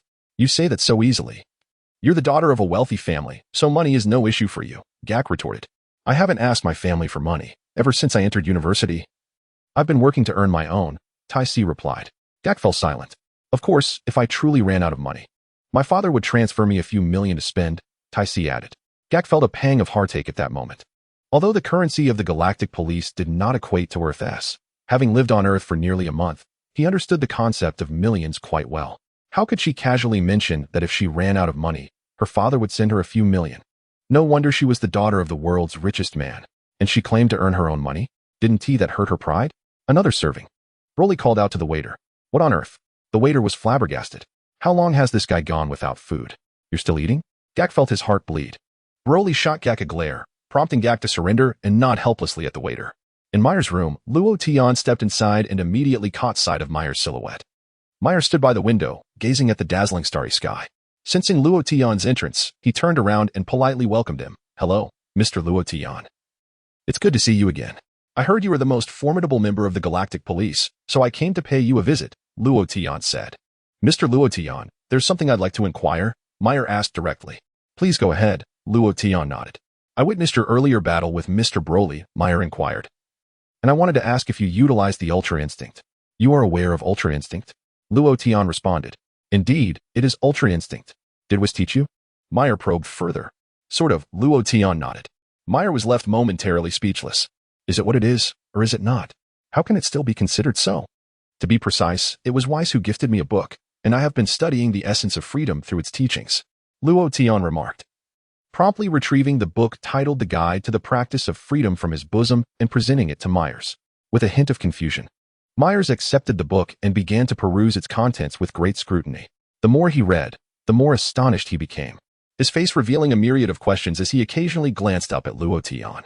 Luo Tian, feeling somewhat perplexed, inquired, Your expression seems rather off. Is there a problem? No problem at all. Myers quickly shook his head. You are lying, Luo Tian asserted with conviction. Is it that obvious? Myers replied, beads of sweat trickling down his brow. Luo Tian remained silent, his gaze fixed intently upon Myers. Before we continue, I must clarify something, Myers said, taking a deep breath. Raising his right hand slightly and locking eyes with Luo Tian. Chapter 59, Myers' confusion with a sudden burst, a radiant orb, akin to a star, materialized in Myers' hand. The orb was not large, roughly the size of a fist. You can do this too? Luo Tian exclaimed in surprise. This is the power of an angel. Myers replied candidly. Without hesitation, Luo Tian conjured a similarly brilliant orb of light, its size comparable to Myers. However, a mere comparison revealed a stark difference between the two. Luo Tian observed his own manifestation of angelic power and felt as though it were a mere imitation. In contrast, Myers' orb radiated a vibrant brilliance. How to describe it? Luo Tian's luminous orb seemed veiled in a grayish haze. In other words, it was akin to two photographs. Luo Tian's lacked vibrancy and appeared somewhat muted in contrast to the clarity of Myers' image, which, while not overwhelmingly dazzling, exuded a comforting allure. Luo Tian felt an urge to seize it. Why should Myers' angelic power be so resplendent? According to Luo Tian's calculations, the purity of Myers' orb of angelic power must have reached at least 40. You truly wield angelic power, Myers remarked, astonished as he gazed at Luo Tian's sphere. Is this what angelic power is? Does this mean you are an angel as well? Luo Tian smiled. Indeed, I am a trainee angel, here to undergo trials with the Galactic Patrol, primarily to comprehend the dualities of human nature, good and evil, Myers stated earnestly, promptly retracting his radiant orb. So, you are related to Whis? Luo Tian inquired. Whis is my brother, Myers confirmed. That's splendid. I happen to have many questions regarding this book that I wish to discuss with Whis, but I have been unable to contact him. Could you assist me in resolving these matters? Luo Tian suggested, also withdrawing his orb of angelic power. Of course, I would be glad to help. Mel's readily agreed. Lowering his voice to remind, I hope you can keep the fact that I am a trainee angel a secret. Rest assured, Luo Tian nodded. If you have any questions, feel free to ask. I will do my utmost to assist you, Mel sincerely said to Luo Tian. You also observed that the angelic power I manifested was somewhat murky. Luo Tian reflected. In terms of purity, if my level is only 9, I sense yours must exceed 40. Mel's chuckled, taken aback. This is the first time I have heard of the purity of angelic power. None of that is a concern. I have diligently cultivated my skills, raising my purity from 1 to the current 9. However, of late, no matter how hard I strive, I have been unable to make any further progress, Luo Tian pondered. Do you have any superior methods to enhance the purity of my angelic power? Mel's found himself at a loss for words. Do not hesitate. Be more forthright like your brother. Your brother Whis speaks directly, Luo Tian remarked. Mel's replied, to be honest. This is the first time I have heard of the purity of angelic power. Can you grant me some time to research it? After a moment of contemplation, Mel's answered earnestly. Very well, Luo Tian did not oppose. Once you have made your discoveries, come find me. Mel's agreed. I must take my leave. Do diligently pursue your research. Luo Tian said, gesturing towards the book on the table, I have memorized the guide to ultimate cultivation. You can take it and study it at your leisure. To see if there might have been an error in Whis' writing. Absolutely, Mel's nodded gently. Farewell. Luo Tian waved his hand as he walked away. Yet, just a few steps forward, Mel suddenly spoke again. By the way, did you truly cultivate your angelic powers solely from this book? Mel's could not help but inquire. Why do you ask? Isn't this book meant for that purpose? Luo Tian looked at Mel's with a hint of curiosity. Indeed. I merely wanted to confirm to help identify any issues, Mel's replied with a slight smile. Luo Tian cast a deep glance at Mel's, choosing not to elaborate further, and turned to leave the room, seeking Broly and Tice. Once Luo Tian had distanced himself, Mel's waved his hand, enveloping the door with a veil of angelic power, sealing it tightly. In the next instant, Mel's gently raised his right hand. Whoosh! In an instant, an angelic scepter materialized in Mel's grasp. Subsequently, Mel's established contact with Whis through the crystal orb atop the scepter. Ah, is that you, Mel's? I heard you were honing your skills at the Galactic Patrol headquarters. Is everything well? Whis' voice resonated from the crystal orb. All is well, Brother Whis, Mel's responded with a slight nod. Did you summon me for another matter? Whis inquired. Do you know a Saiyan named Luo Tian? Mel's wasted no time and directly posed the question. Luo Tian? I recall, the sausages he crafted have an extraordinarily unique flavor. With a smile, Whis replied, the last time I was on planet Vegeta with Lord Beerus, we enjoyed some of his grilled sausages. To express my gratitude, I gifted him a simplified version of the Ultra Instinct manual suitable for training in the mortal realm. Is there a problem? Whis inquired, casting a curious glance at Beerus. The simplified version of Ultra Instinct? Beerus wiped his brow nervously. Indeed. If one can train diligently, while they may not rival the cosmic Emperor Frieza, they could at least find a stable planet to reside on and extend their lifespan, Whis explained, letting out a soft sigh. However, planet Vegeta has been destroyed. Perhaps this young lad named Loden has perished along with it. No, he is still alive, Beerus replied. Oh dear, did he leave before the destruction of planet Vegeta? Whis speculated. Brother Whis, that is not the key point, Beerus said, wiping his sweat. Oh? Whis was taken aback. The crux lies in the guide to Ultra Instinct that you gifted to Mr. Loden. I briefly flipped through it, and indeed it is a simplified version. It can only prolong life and strengthen the body, but it fails to impart the true essence of Ultra Instinct, Beerus explained, shaking the book in his hand. Chapter 60 Whis, the Grand Priest will have a headache. Oh dear, Loden has gone to your place? Whis paused for a moment. Yes, but that is not the main point, Beerus replied with a mix of amusement and exasperation. How can that not be the main point? Whis asked, bewildered. What exactly has transpired? Loden has cultivated angelic power, Beerus stated, enunciating each word carefully. Whis' expression froze, and he was at a loss for words for a considerable time, remaining silent for a full 10 seconds. Oh dear, this is indeed a significant matter, Whis exclaimed in astonishment. Never before had a human been known to cultivate angelic power. Brother Whis, are you certain you did not teach Loden any other cultivation methods? Beerus inquired further. Even if I had, Beerus. Do you truly believe a human can cultivate angelic power? Whis countered, refraining from answering Beerus' question. Beerus fell silent. Indeed, even with earnest guidance, it is inconceivable for a human to cultivate angelic power. At best, they can achieve formidable strength through Ultra Instinct. However, it is utterly impossible for them to wield the angelic power used by angels. What is the meaning of this? Beerus expressed his confusion. What is Loden's angelic power like? Whis asked again. According to Loden himself, the purity is insufficient, Beerus replied candidly. I have witnessed the angelic power he has gathered. It appears quite murky, lacking the purity of my own. Nevertheless, I can confirm that what he has indeed is angelic power. There is no doubt about that. Oh dear, how remarkable, Whis marveled. Should we report this matter to the Grand Priest? Beerus queried. Let me take care of it, Whis contemplated briefly before nodding in agreement.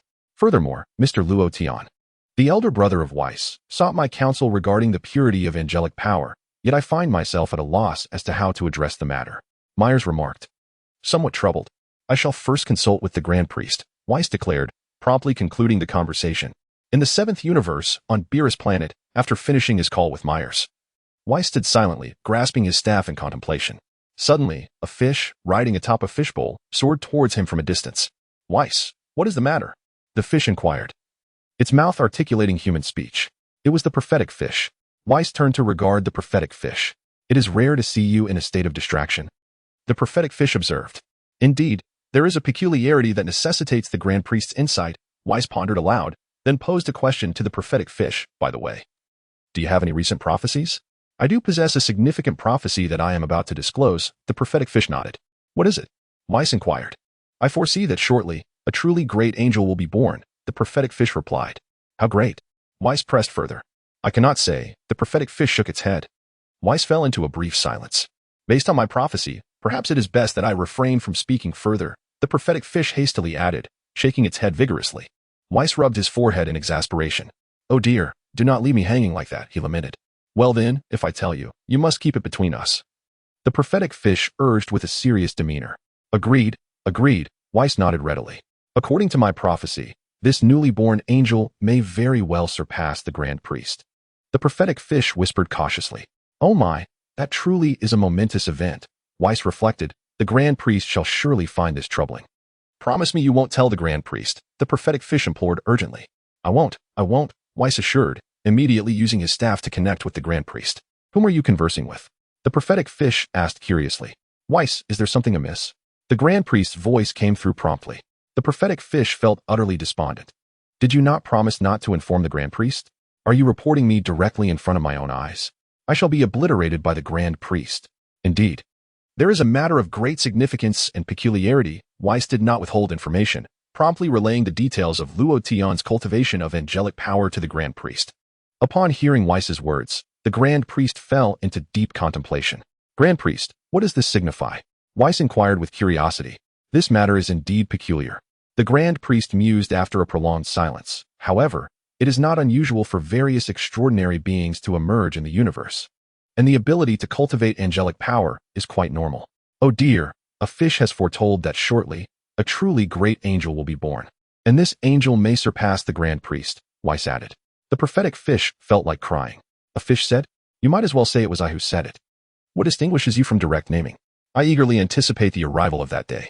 The Grand Priest wore a confident expression, for it had been a considerable time since he had encountered a worthy adversary. "How does the Grand Priest intend to address the matter concerning Luo Tian?" Whis inquired, noting that he was currently with Beerus. "Let him devote himself to diligent training, striving to become a true angel as soon as possible," the Grand Priest mused, and subsequently added that he should impart the true essence of freedom to him. "Very well, esteemed Grand Priest," Whis acquiesced. "By the way, among you angels, who possesses the finest teaching skills?" the Grand Priest asked. "In terms of pedagogical prowess, it would undoubtedly be Sister Kess's level that stands supreme," Whis evaluated. "Regarding Luo Tian's potential to become a true angel, it is best not to disclose this to him for fear of fostering arrogance," the Grand Priest advised with a smile. "I understand, esteemed Grand Priest," Whis nodded in agreement, then asked, "Shall we send him to Sister Kess in the 10th universe?" "We should find a way to guide him there rather than deliberately sending him," the Grand Priest replied. Whis found himself momentarily perplexed. This task seems rather challenging. Why not simply transport him there?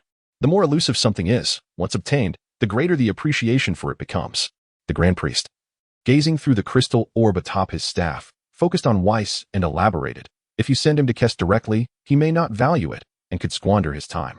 It is worth noting that he is still a human, bound by the limitations of mortality, with a lifespan of no more than a century. A mere 100 years is but a fleeting moment for us angels. Can he truly become a genuine angel?" Whis suddenly understood the gravity of the situation. "Should we allow Luo Tian to meet Sister Kess?" Whis pondered, considering his young age. The Grand Priest, Chapter 61 Zeno, Grand Priest, what troubles you? "Hiki, just a jest." "How rude of me." Whis stifled a laugh behind his hand. "Let us leave it at that." With that, the Grand Priest concluded the conversation. Snap. He promptly stowed away his staff. Tap, tap, tap. At that moment, a small figure came rushing from a distance, appearing beside the Grand Priest. Looking up and blinking at him. "Grand Priest, what is the matter?" Zeno inquired. "Do you still remember Linglong?" the Grand Priest suddenly asked. "Linglong? That name sounds familiar. I believe I have heard it somewhere," Zeno mused, scratching his head softly. The Grand Priest remained silent, observing Zeno intently with his sharp triangular eyes. He was confident that Zeno would recall. "I remember now." Zeno's eyes lit up as he exclaimed, She is the angel from the 18th universe. Isn't she? She insisted on coexisting with the 18th universe, ultimately dispersing all angelic power and vanishing alongside it. Indeed, the Grand Priest nodded gently. It must be said that Linglong had a profound love for her 18th universe. The Grand King sighed softly, pondering the unprecedented actions of an angel. However, the destruction of the 18th universe was inevitable, and her methods were indeed rather extreme. The High Priest let out a slight sigh. Linglong does not belong to you. Does she? Inquired the Grand King. No, in the truest sense, only Korin, Sava, Whis, Chris, Makalita, and Bados are my progeny. The other angels are deities born from various universes, the High Priest elucidated. Notably, Linglong was the only angel with yellow skin, which perhaps contributed to her unique disposition. Why bring him up all of a sudden? The Grand King asked, somewhat perplexed. Do you not recall what Linglong said at the moment of her disappearance? The High Priest queried. I do not remember. It has been several billion years. The Grand King shook his head, expressing disinterest in her affairs. Yet I remember. The High Priest smiled. The Grand King paused, gazing at the High Priest in confusion, unable to grasp his meaning. At the moment of her vanishing, Linglong proclaimed that she would leave her purest angelic essence in a certain universe, awaiting a kindred spirit to resonate with it. The High Priest reflected. Oh, now that you mention it, I do seem to recall something of that sort. The Grand King nodded thoughtfully. A brief silence ensued. So, High Priest, have you discovered this kindred spirit? The Grand King inquired, looking up. Indeed, he currently resides in the 7th universe, the High Priest mused. Let him strive diligently to fulfill Linglong's wish, the Grand King replied nonchalantly. Furthermore, there is another matter that you should be informed of, the High Priest added. Oh, what is it? The Grand King asked, taken aback. The vanished 18th universe may be returning, the High Priest stated solemnly. The Grand King's eyes widened in astonishment. After a 3-second silence, he murmured, wasn't it erased by me? Was the last erasure insufficient? Oh dear, is that Linglong? The High Priest suddenly produced his staff, observing the crystal orb above it with a glimmer of surprise. Linglong? The Grand King said, momentarily taken aback. She may have been reborn, the High Priest spoke slowly. In the 7th universe, on Beerus planet, Whis contemplated earnestly after concluding the call with the High Priest, intending to contact Beerus. Suddenly, the prophesying fish appeared before Whis. Whis, you betrayed me. How unkind. The prophesying fish circled around Whis's head. Oh dear, I never mentioned you. I merely referred to a fish, Whis replied with a smile. What difference does it make? You might as well have named me directly. The High Priest will certainly be furious. The prophesying fish huffed, glaring at Whis. Do not worry. The High Priest will not be angry with you, Whis reassured him with a grin. The prophesying fish paused briefly, his eyes filled with questions, and asked, why? How could the High Priest become angry with a mere fish? Whis sighed softly. The prophetic fish retorted, you believe I am unworthy, do you? The fish's ire intensified. Whis mused, some truths are better left unspoken. That is the wisdom of a good fish. The prophetic fish felt a pang in its heart, glaring at Whis, bubbling with indignation. Ignoring the fish, Whis pondered deeply and promptly contacted Mels. After their conversation, Mels remained in the room, awaiting Whis's response. Brother Whis, have you inquired with the High Priest? Mels quickly seized the scepter and initiated a video call through the crystal orb atop it. Indeed. I have made contact with the High Priest, Whis affirmed with a nod. The High Priest remarked that the emergence of such extraordinary beings in the universe is quite a natural phenomenon. Mels pondered in silence for a moment. Is that all he said? Mels felt a mix of amusement and disbelief. The High Priest hopes that Mr. Luo Tian will diligently cultivate himself and strive to become a true angel, Whis conveyed to Mels. Thus, it is time to impart the true essence of freedom to him. Are you planning to personally teach him the essence of freedom, Brother Whis? Mels inquired. The High Priest had asked who among the angels possesses the greatest teaching ability. Whis explained, I suggested that Mels might have a clearer understanding. Mels, whom do you think is the best teacher? Surely, it must be Sister Kashi. Mels concluded after careful consideration, recognizing Kashi as their elder sister. Then, Mels, this daunting task falls upon you. Find a way to bring Mr. Luo Tian to Kashi, Whis proposed. Are we to take Mr. Luo Tian to the 10th universe? Mels was momentarily taken aback. Yes, indeed, that is the High Priest's intention, Whis confirmed. Very well. I will attend to my affairs, and then accompany Luo Tian to the 10th universe. Mels readily agreed without objection. Furthermore, it would be best for Mr. Luo Tian to remain unaware of this plan. As the High Priest stated, easily obtained things are seldom cherished. He might squander his time. Thus, we must devise a more indirect approach to guide him to Kashi, allowing him to understand the hardships of the journey. which will better prepare him for his cultivation and the quest to become a true angel. Whis spoke with a serious demeanor, his words resonating with clarity. Mels was left speechless. We cannot simply take him there? What other methods are available? Chapter 62. Mels's decision, but how should this be accomplished? Mels felt overwhelmed. Mels, consider this an opportunity for growth, a trial on your path to becoming a true angel. Whis said with a smile. Therefore, you must find a solution for this matter. Mels, exasperated, slapped his forehead, feeling both amused and frustrated. That's how it is. Reach out if there are any issues. Whis distanced himself from the situation.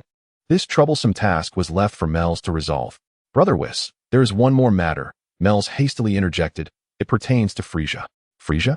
Whis responded, momentarily taken aback. More precisely, it concerns Frisia's son, Azer. Mels sighed deeply. Oh dear, Azer, Frisia's son. Was he not encased in ice on his home planet? Has he been released prematurely? Whis inquired casually. Indeed, after his release, he appeared intent on seizing the Galactic Patrol headquarters. As fate would have it, he encountered Gak, who had just returned from Earth. Aboard his spaceship. Within that vessel were Mr. Luo and Mr. Broly. Mels elaborated on the sequence of events. Mr. Broly, who was remarkably powerful, managed to rend Azer asunder. As it stands, Azer is now deceased, and it is only a matter of time before this news reaches Frisia's ears. Whis fell into silence, and after a few moments, murmured, Mr. Broly by Luo's side? He gently prodded the crystal orb atop his staff with his fingertip and swept his hand sideways.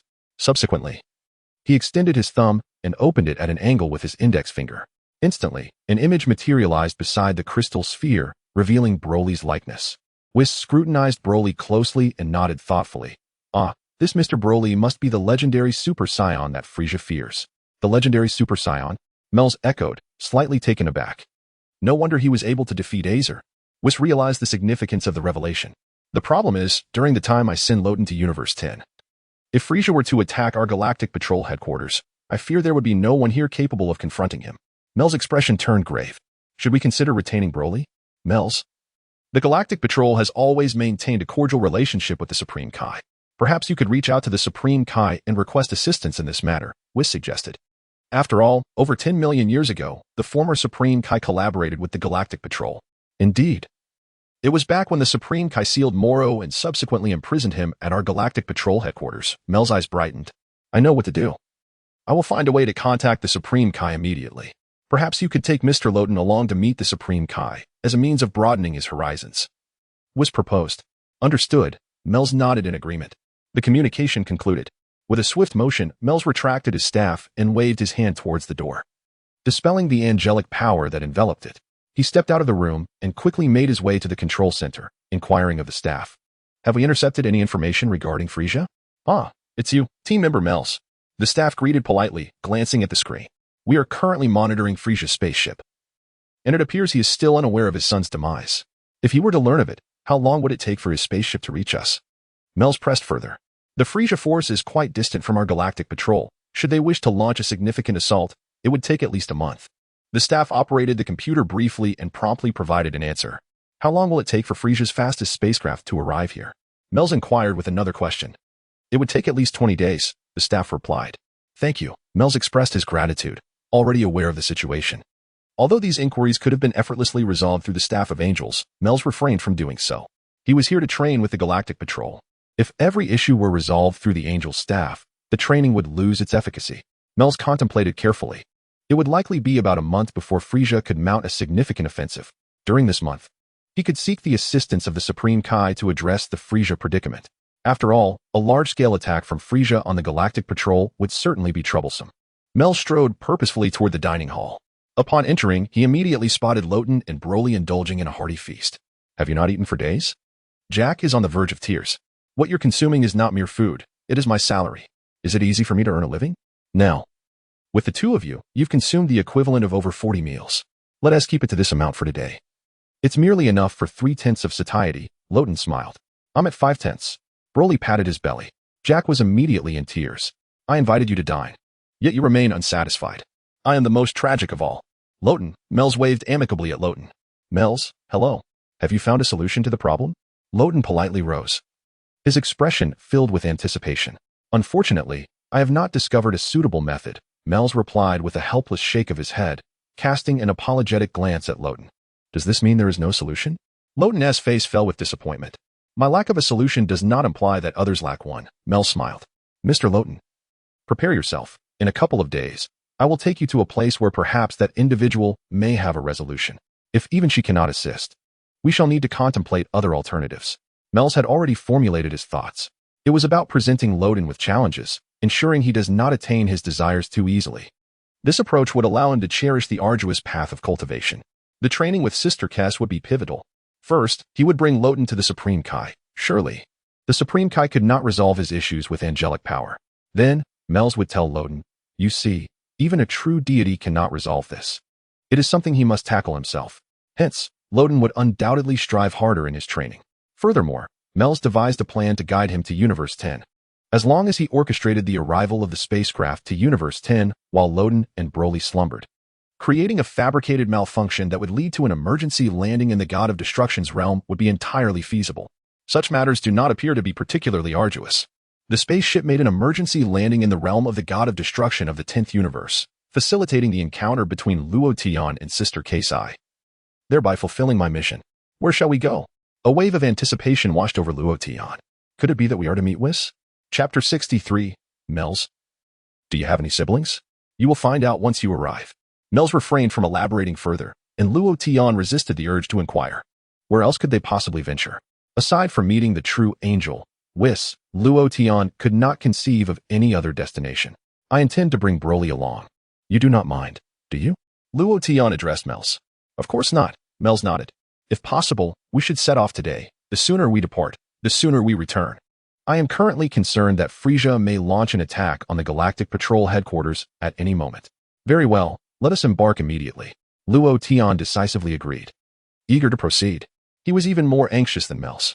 Encountering the true angel would allow for guidance in rectifying my shortcomings in training, as well as assisting in refining my angelic power. An hour later, Luo Tian and Broly boarded Mel's spaceship. This time, the Galactic King personally came to bid them farewell.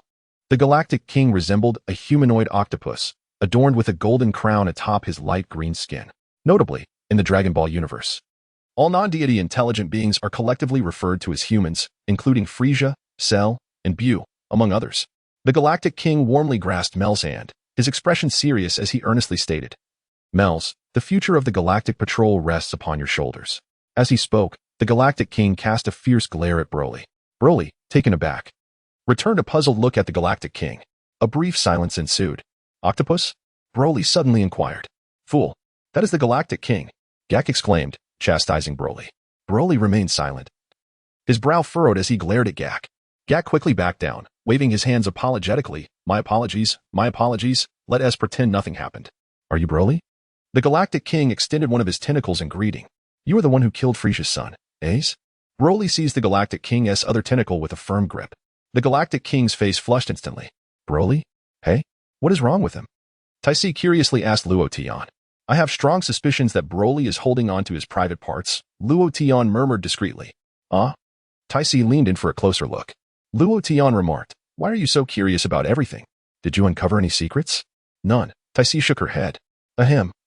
That is a tentacle I use for urination. The Galactic King wiped the sweat from his brow.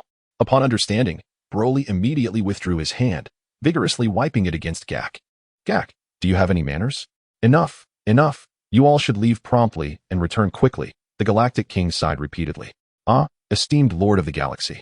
Let us embark on our journey. If all goes according to plan, we shall return within a month at most. Mel's has already calculated the timeline. Once we reach the realm of the Supreme Kai and report this matter, I am confident that the Supreme Kai will intervene, preventing Frieza from launching an assault on the Galactic Patrol. We shall then utilize the remaining time to visit the God of Destruction of Universe 10. Essentially, upon completing this circuit, all matters will be satisfactorily resolved. Luo Tian and the others sequentially boarded the spaceship. Taisi chose to remain at the Galactic Patrol headquarters, claiming she needed to gather more material for her science fiction novel. Whoosh! The spaceship took flight, leaving a brilliant trail of light in the starry expanse as it swiftly departed from the headquarters of the Galactic Patrol. Only Luo Tian, Mel's, and Broly occupied the vessel. Mel's operated the ship's computer for a moment, activating the autopilot system. We should reach our destination in approximately 6 days, Mel stated. I am quite looking forward to it, Luo Tian remarked, scrutinizing Mel's from head to toe. Mel's felt a bit bashful under Luo Tian's gaze and could not help but inquire, Mr. Luo Tian, Is there something on me? No, I was merely asking out of curiosity, Luo Tian replied. What would you like to know? Mel's asked, a bit taken aback. Do you have any siblings? Luo Tian inquired. Mel's, slightly bewildered, answered truthfully, I have 3 brothers and 3 sisters. Your sisters must be quite beautiful, Luo Tian continued. Indeed. They are very beautiful, Mel's affirmed with a serious nod. You must introduce me to your sister when you have the chance, Luo Tian insisted earnestly. Mel's responded. How did you know I would take you to meet my sister? Why do you want to meet her? Very well. I shall certainly introduce her to you when the opportunity arises, Mel's chuckled helplessly, knowing that eventually he would have to introduce his sister, Kes, to Luo Tian. Whatever intentions Luo Tian harbored, he would let Kes deal with it. However, Luo Tian suddenly recalled something and asked, what about Frisia's son, Ezer? Are we just going to leave him in space? Members of our team have already gone to recover Ezer's body and reassemble him, Mel's responded. Were they using glue to put him back together? Luo Tian queried. Mel's explained, however, Frisia will eventually discover this matter. So we at the Galactic Patrol headquarters have already cremated Ezer's body. It is best not to let Frisia see the tragic state of his son. You are correct. Luo Tian nodded slightly and then chastised Broly. Next time, be gentler and refrain from tearing people apart indiscriminately. Broly responded with a foolish grin, vigorously nodding in agreement. As the days passed, the spaceship journeyed through the vastness of space for 6 days. On this day, Luo Tian suddenly sensed a familiar energy emanating from a nearby planet. Mels, could you maneuver the spaceship to make a turn and land on that planet? Luo Tian suddenly requested. Is there something special about that planet? Mels paused momentarily, casting a perplexed glance at Luo Tian. Encountering an old friend warranted a brief greeting. Luo Tian pointed towards a verdant planet amidst the starry expanse. Very well, Mels acquiesced. Deftly maneuvering the spacecraft towards the green celestial body, the vessel traced a luminous arc across the cosmos, altering its course. Upon the green planet, Vegeta perched on a wooden stump, grasping a freshly roasted leg of meat resembling that of a dinosaur, devouring it voraciously. Nappa and Raditz were absent, engaged in cleaning up a distant battlefield. Chapter 64, Vegeta, we meet again beep. Vegeta suddenly detected a power level response. What? A power level of 10,000. He immediately rose from his stump, his expression growing serious as he gazed upwards. In the high heavens, a uniquely shaped spacecraft descended slowly. What is that? Vegeta was momentarily taken aback, sensing the peculiar nature of the vessel. The earlier reading of 10,000 had emanated from this very spacecraft. Who has arrived? Whose spaceship is this? It is noteworthy that although Vegeta's previous detector had malfunctioned, he had acquired a new one after reuniting with Nappa and Raditz. However, to Vegeta, a power level of 10,000 was of little concern, yet it warranted his attention nonetheless. Inside the spacecraft, Mels observed Vegeta outside and inquired with curiosity. Who is this? Our Prince of the Saiyans, Lord Vegeta, Luo Tian introduced. Ah, I see. It is indeed courteous to descend and greet him, Mels finally comprehended, adding, I shall remain aboard. That is agreeable, Luo Tian nodded. Creak. The spacecraft S-hatch opened. Luo Tian, accompanied by Broly, gradually stepped down from the vessel, while Mel stayed behind. The planet appeared relatively primitive, adorned with lush trees and dense jungles, the air invigorating. The humans on this planet had only recently attained sentience, yet possessed formidable strength. With battle powers exceeding 100, it could be said that should these inhabitants launch an assault on Earth, the planet might struggle to withstand the onslaught. Moreover, it is noteworthy that this planet boasted abundant resources, which was why Vegeta and his companions sought to invade it. Only planets rich in resources were deemed worthy of Frisia's army's attention. Above the planet, a round moon floated gracefully in the verdant sky, radiating a sacred light. Vegeta quickly spotted Luo Tian and Broly emerging from the spacecraft. Humph, I wondered who it was. It's just Luo Tian, he scoffed, immediately redirecting his gaze to Broly, realizing that this individual was also a Saiyan, which explained his immense power. Vegeta, how have you been? Luo Tian inquired with concern. Humph, of course, I am well. Vegeta scoffed, declaring that even without your healing, I can soar through this universe. Do you see this planet? Nappa, Raditz, and I have just tidied it up. Vegeta, I urged you to possess a tranquil heart, yet you dismissed my words as mere whispers in the wind. Luo Tian sighed gently, shaking his head. Rather than nurturing a peaceful heart, it is far more advantageous to cultivate formidable combat prowess. Vegeta expressed his disdain, reiterating that he intends to grow stronger through his own training methods. But what about you, Luo Tian? What brings you here all of a sudden? Do you wish to join my team? Humph, then I shall ponder it thoroughly. Speak respectfully. Broly interjected suddenly, having endured much. Previously, someone had been rude to Luo Tian. and he had dealt with them quite severely. Now, this fellow dares to raise his voice at Luo Tian, utterly unacceptable.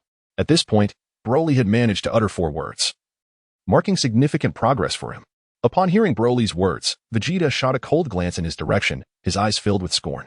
Luo Tian, where did you find a Saiyan with a combat power of 10,000? Vegeta remarked with a smirk. I must admit, you have quite the knack for finding them. I thought we were the last of our kind, yet it appears there is still one survivor among us. Had planet Vegeta still existed, this individual would surely be considered an elite warrior. Allow me to introduce him. Luo Tian patted Broly on the shoulder, signaling him to remain calm, and introduced him to Vegeta. This is Broly. Broly? That is indeed a Saiyan name. Vegeta nodded slightly. But you, Luo Tian, your name bears no resemblance to that of a Saiyan. By the way, let me inform you that our Saiyan names are randomly generated by a computer. When yours was generated, the naming system must have malfunctioned, resulting in such an incongruous name. Luo Tian, I cannot help but feel pity for you. Luo Tian responded, no wonder my name differs from those of the Saiyans. It turns out the system malfunctioned. I rather like my current name. He appeared indifferent. A name is merely that, a name. Does it necessarily define you as a Saiyan? Besides, I aspire to become a divine angel, and thus I should possess a name befitting a deity. By the way, is your name randomly assigned as well? Luo Tian inquired of Vegeta. Certainly not. Only my name is derived from planet Vegeta. Vegeta gestured to himself with a thumb, wearing a proud expression, followed by a defiant demeanor. For I am the most talented warrior among the Saiyans. Naming me after planet Vegeta is most fitting. Ha ha ha. Luo Tian, you must regret practicing that so-called Ultra Instinct. Luo Tian refrained from responding. Broly, meanwhile, was itching to engage, even casting pleading glances at Luo Tian, as if to say, hurry and let me take him on, or I will burst. But returning to the matter at hand, why have you changed spaceships again? Where did you acquire this vessel? Vegeta cast an odd glance at Luo Tian. It no longer matters, Luo Tian replied with composure. What do you mean it no longer matters? Will you return my spaceship to me? You disrespectful wretch. Do you believe I won't knock your teeth out? Vegeta shouted, pointing an accusatory finger at Luo Tian. Broly scratched his head, anxiously pacing in circles. Luo Tian glanced at Broly, who looked at him with pleading eyes. Don't go too hard. You can't tear him in half again, Luo Tian called out to Broly. Broly eagerly nodded, indicating he would indeed refrain from excessive force. What? Do you want that guy to attack me? Vegeta chuckled. Bring it on. With a whoosh, as Vegeta's words faded, he saw Broly hurtling towards him. Reacting swiftly, Vegeta dodged Broly's assault. Chapter 65. Broly strikes Vegeta bang. Vegeta delivered a powerful slap, sending Broly crashing to the ground. Humph, a mere combat power of 10,000. And you dare challenge this prince? Vegeta sneered. Broly scratched his head and rose from the ground, realizing his earlier lapse in energy. Once on his feet, he glared fiercely at Vegeta. What? With your meager combat power, you wish to challenge this prince? Vegeta scoffed dismissively. However, you are a fine Saiyan warrior. I shall indulge you and show you what true genius looks like. Bang. Just as Vegeta finished speaking, Broly charged forward, headbutting him. Vegeta felt a tingling in his nose, a wave of pain washing over his face. Broly slightly increased his energy, extending his small hand and pressing it against Vegeta's face. In the next moment, Broly slammed Vegeta's head hard against the ground. Ouch. Vegeta's head met the ground with a jarring thud. Rubbing Vegeta's head against the ground without restraint, Broly showed no mercy. Vegeta cried out in pain and quickly retaliated, delivering a heavy punch to Broly's abdomen. Broly merely swayed slightly, grinning as if unfazed. What? Vegeta's expression shifted dramatically. Why did my punch have no effect? Wait, the combat power. What is happening? Why has this guy's combat power suddenly soared to 20,000? Am I seeing things? This is impossible. This cannot be. Vegeta's eyes widened in disbelief as he stared at the scouter. It must be a malfunction. Bang. Just as Vegeta suspected a malfunction, Broly landed another punch squarely on his chest. Ouch. Vegeta's limbs involuntarily lifted. Smack. Broly seized Vegeta's wrist, tossing his body around with ease. Vegeta was utterly powerless to resist. Emitting a series of anguished cries, Broly relentlessly battered Vegeta over a dozen times before casually tossing him aside. Vegeta soared through the air in a magnificent parabolic arc, landing headfirst into a thicket, with only his legs flailing above the ground. Just then, Nappa and Raditz, rushing back from afar, chanced upon the sight of Vegeta's unfortunate predicament. Their expressions shifted dramatically. Who are you? How dare you lay such hands upon our prince? Nappa bravely stepped forward, finger pointed accusatorily at Broly. With a resounding thud, Broly delivered a punch that struck Nappa squarely in the face, sending him hurtling backwards, tumbling several times before landing. Feeling utterly incapacitated, Raditz, who had intended to confront Broly, trembled at the sight of Nappa's misfortune, his youthful spirit severely shaken. Hey, Luo Tian? Raditz quickly noticed Luo Tian nearby. Broly, spotting a stone beneath his feet, nonchalantly kicked it. The stone soared through the air, striking Raditz in the abdomen. Raditz collapsed to the ground, writhing in pain. His face contorted in agony. Vegeta, are you all right? Luo Tian ignored Raditz and approached Vegeta instead. I'm here upside down. Do you think I'm fine? Vegeta retorted. That fellow is named Broly. Isn't he? I want to let him off easily. I happened to pass by and sensed your presence, so I came to greet you. Luo Tian replied to Vegeta. Vegeta remained silent, casting a glance towards Broly. What are you staring at? Broly inquired. What do you mean by that? Vegeta responded, his confusion evident. What is it to you? Broly retorted, prompting Vegeta to withdraw from further conversation. With a sudden surge of energy, Vegeta exploded with power, obliterating the surrounding forest into splinters.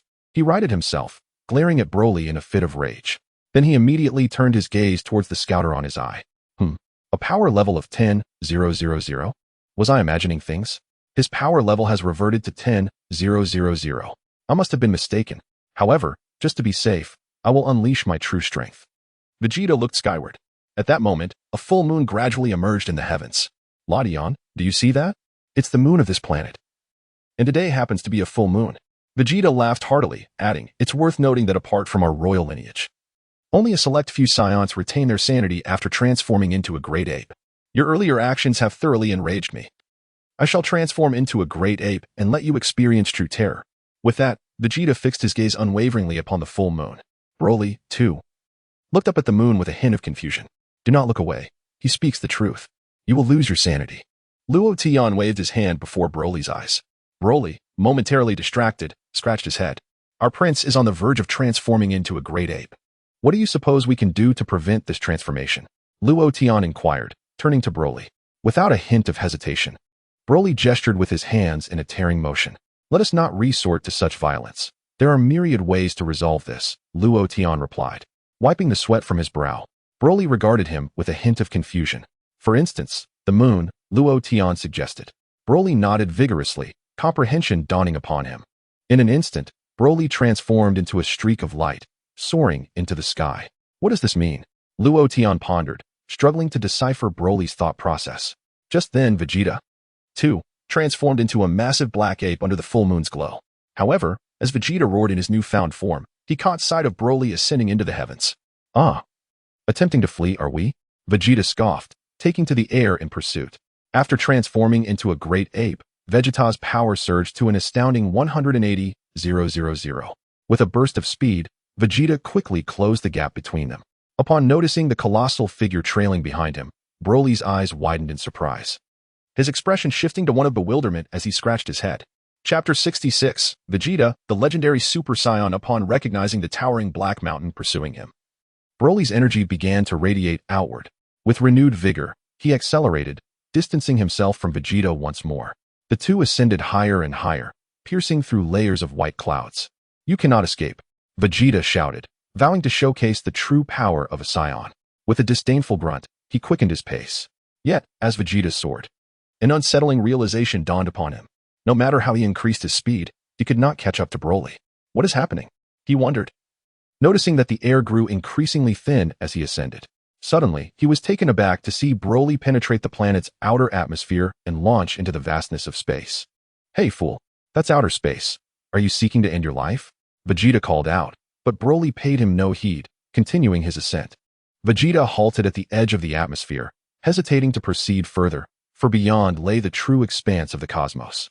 Moments later, he observed a light darting towards the glowing moon above. Bang!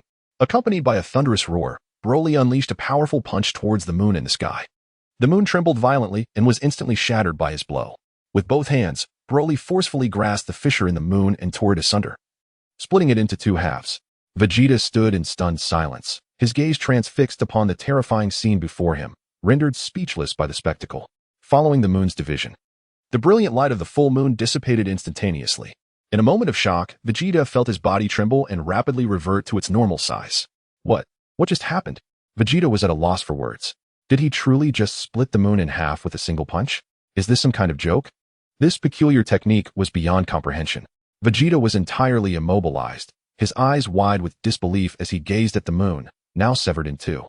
Suddenly, Broly swooped down from the sky, swiftly closing the distance between them. No, no. Vegeta's expression shifted dramatically, a cold sweat breaking out across his brow. However, Broly had no intention of attacking him. He merely soared past. The sheer speed of Broly generated a powerful gust of wind, sending Vegeta tumbling through the air. Struggling to regain his balance, panting heavily, Vegeta fought to stabilize himself, his expression a portrait of distress. Who is this individual?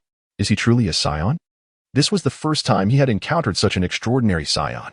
Casting another glance below, Vegeta noted that the one called Broly had already landed beside Luo Tian. With a gentle thud, Broly descended, flashing a broad smile at Luo Tian while gesturing towards the moon he had torn apart. Luo Tian, rubbing his forehead, found himself at a loss for words. I instructed you to attack the moon, and you certainly did that. However, your method of attack was entirely unexpected. With a beaming grin, Broly exclaimed, I did tear it apart. Meanwhile, in the spaceship observing the event, Myers also rubbed his forehead, bewildered by the absurdity of it all. This technique was undeniably strange. A simple energy blast could have sufficed, yet he chose to personally shred the moon. Myers could only conclude how utterly despairing it must have been for Frisia's son when he was torn asunder. Truly, he was the legendary Super Saiyan, always unpredictable. Vegeta descended rapidly from the sky, astonished as he stared at Broly, momentarily at a loss for words, remaining silent for several seconds. Finally, he slowly turned to Luo Tian, pointing at Broly and inquiring, who exactly is he? Vegeta, do you remember what the dragon said about ordinary Super Saiyans and the legendary Super Saiyan? Luo Tian questioned. A foreboding feeling washed over Vegeta. Indeed, he is the legendary Super Saiyan, Luo Tian replied with a smile. What? What did you say? The legendary Super Saiyan? Vegeta was taken aback, his expression one of incredulity as he stared at Broly. Yes, Luo Tian nodded, that's exactly it. Broly chuckled. And suddenly radiant golden light enveloped him. With a snap, Broly's hair stood upright. However, before his hair could fully transform into gold, the golden aura dissipated as he vigorously shook his head. I can't transform. It leads to uncontrollable rage, Broly murmured to himself. Vegeta? Luo Tian, Vegeta. What I wish to convey is that no matter how hard you strive, you remain inferior in the face of innate talent. Luo Tian sighed, encouraging him to strive harder and overturn his statement. Vegeta stood frozen, speechless. Let us depart, Luo Tian said, patting Broly on the shoulder and beckoning him. All right. Broly nodded obediently. Luo Tian turned and began to walk away with Broly. Just as they were leaving, Broly turned back to Vegeta and threatened, next time. Don't disrespect Luo Tian. It's impolite. I'll take you down. Luo Tian and Broly boarded the spaceship. Mel's was at a loss for words. I thought you would reunite with your kin to reminisce, yet here you are, showcasing Broly before him? Mel's refrained from commenting further and promptly pressed the launch button of the spaceship. Whoosh! The spaceship soared into the sky, instantly breaking through the atmosphere and entering the vastness of the cosmos. What a thrill! Broly exclaimed, clapping his hands in excitement. Mel's cast a deep glance at Broly. In that moment, Mel suddenly felt that this legendary Super Saiyan possessed an aura reminiscent of a god of destruction. Had Luo Tian been grooming a god of destruction's attendant since childhood? He himself, a genuine apprentice angel, had not even contemplated such a notion. Yet, this mere human had already begun cultivating a god of destruction? Mels felt a surge of complex emotions. Boom. Just as Luo Tian's spaceship departed from the vibrant green planet, flames erupted fiercely upon its surface. The flames coalesced into a dazzling display against the deep cosmos, captivating and mesmerizing all who beheld it. Chapter 67. Entering the realm of the Kaiōshin, that planet must have been obliterated by Vegeta. Mels wiped his brow. What an explosive temper. It was merely a fight lost. There was no need to vent your anger on a planet. Furthermore, after destroying it, how can you survive in space? On the green planet, Vegeta had just unleashed a massive energy blast, forcefully striking the ground. The overwhelming power of the blast penetrated the surface and reached the planet's core, devastating its innermost structure. Nearby, Raditz and Nappa trembled in fear. Witnessing the fiery spectacle of the planet, Nappa exclaimed, Prince Vegeta, we must hurry and board the spaceship to leave this place. Indeed, we cannot survive in space. The planet has exploded, and we shall perish. This is utter chaos, Raditz said, half laughing, half crying. The two hastily flew towards the direction of the spaceship. Vegeta snorted dismissively, unhurriedly following suit. As they soared towards the spaceship, Brilliant beams of light erupted from deep within the earth, radiating outward like searing magma. Vegeta effortlessly evaded the onslaught of molten rock. Raditz, possessing the lowest combat power, was splattered by the fiery embers several times, yelping in pain. The air was thick with the acrid aroma of scorched flesh, leaving Raditz feeling utterly despondent. If their spaceship were to be destroyed for this reason, it would indeed be a tragedy. The trio quickly appeared near the spaceship. Vegeta calmly stepped onto the spherical mini-spaceship. Whoosh, whoosh, whoosh. The three of them ascended rapidly, entering the vastness of the starry sky. Approximately 10 seconds after their departure, a thunderous rumble ensued. The entire green planet disintegrated in an instant, bursting forth with brilliant colors against the backdrop of the cosmos. At the headquarters of the Capsule Corporation, Dr. Briefs dismantled the spaceship of Luo Tian. Noticing a device resembling a communicator. What could this be? It appeared to be a communicator, equipped with a positioning function. Dr. Briefs paused for a moment, approached for a closer inspection, and murmured softly, "It's already broken," seemingly deliberately destroyed. After a brief hesitation, he decided against repairing it, suspecting that Luo Tian had intentionally rendered the communicator inoperable to evade being tracked. With that thought, Dr. Briefs discarded the communicator into a nearby trash bin. After studying the spaceship for a while, he ventured out in search of some materials. Just as Dr. Briefs left, Bulma entered her father's lab. Humming a graduation song from kindergarten, she examined the spaceship closely, gently caressing its surface. "Hey, Luo Tian, I finished your ring. When are you coming back?" Bulma spoke to the spaceship. However, it offered no response. "Humph, going off to outer space without me. How rude." Bulma pouted, visibly upset. As she dashed outside, she passed by the trash bin. Almost instinctively, she reversed her steps, her bright eyes catching sight of the peculiar component within the bin. Out of curiosity, Bulma picked up the communicator part, prodding it with a screwdriver. "If I fix this communicator, maybe I can get in touch with Luo Tian?" Bulma murmured softly, delicately attempting to disassemble the device. Just then, Dr. Briefs returned from outside, glancing at what Bulma held. "Bulma, that communicator in your hands, did you retrieve it from the trash?" He adjusted his glasses. "Yes, Dad. It really is a communicator. Once fixed, can I contact Luo Tian?" Bulma inquired eagerly. "You wish to repair the communicator? I have no objections. But do not tamper with the positioning system. It's crucial to avoid being located precisely." Briefs picked up the blueprint from the table and examined it, while earnestly advising Bulma. "The locator was precisely targeted," Bulma remarked, slightly taken aback. "It appears that the communication device's positioning system has been deliberately sabotaged. Perhaps to prevent a certain extraterrestrial from locating us," Briefs elucidated. Understood. Bulma nodded vigorously, then inquired, "If we merely repair the communication system, will we still be traceable?" "It's hard to say," Briefs replied, taking a sip of tea and adjusting his glasses. "After all, your voice needs to transmit a signal. Unless we provide a false location while transmitting your voice, I would advise against repairing it. We certainly would want to attract any terrifying aliens." Briefs set his teacup down on the table and continued his examination of the spacecraft. "Is it really feasible to transmit your voice with a fabricated location?" Bulma pondered, scratching her head thoughtfully. "If you manage to repair it, let me see it first before activating." "I will give it a try." Bulma nodded affirmatively. In the vast expanse of the cosmos, Mel stood alone in a small chamber. With a swift motion, he raised his hand, and an angelic scepter materialized before him. In the next moment, he lifted the scepter high. A radiant light, reminiscent of stars, erupted from it, swiftly enveloping the medium-sized spacecraft. With a whoosh, the spacecraft pierced through the cosmos, flickering momentarily before appearing in the divine realm. In that instant, Mel successfully transported the spacecraft from the vast universe into the divine domain. A bit further ahead lay the planet inhabited by the Kaiōshin. Mel's exhaled softly, retracting the scepter. Outside, Broly turned his gaze toward the window, scratching his head as he sensed a shift in the world outside. Luo Tian, too, fixed his eyes intently on the changes unfolding beyond. He could not only perceive the transformation of the world, but also sense the formidable angelic power Mel's had just unleashed. Truly, a remarkable apprentice angel. "I am still far from that level," Luo Tian thought, filled with anticipation and excitement. "Does this mean I am about to meet Whis?" He contemplated. "Bardos, wait for me. On the day I ascend to angelhood, I shall come to wed you." As he gazed ahead, Luo Tian suddenly noticed a distant planet appearing in the spacecraft's trajectory, which caused him to pause momentarily. "Why I ascend there, an inverted triangular planet?" he mused. The planet before him felt oddly familiar, as if he had seen it somewhere before. "Where's Mel's taking me? Surely not to Beerus's planet?" Chapter 68. "I thought you were taking me to meet Whis." With a swift motion, Mel's opened the door and stepped out of the room. "Luo Tian, welcome to the divine realm," Mel's explained. The individual I am about to introduce you to is the most magnificent deity in our universe. Loden, are you not taking me to meet the great Whis? Questioned Luo Tian. Surely, the greatest deity must be the Supreme Kai, correct? He is indeed the Supreme Kai. Melis's expression turned noticeably serious. Luo Tian remarked, so it is the Supreme Kai. What purpose do you have in bringing me to him? For a moment, Luo Tian found himself at a loss for words. Is there an issue? Melis inquired, noticing the subtle shift in Luo Tian's demeanor.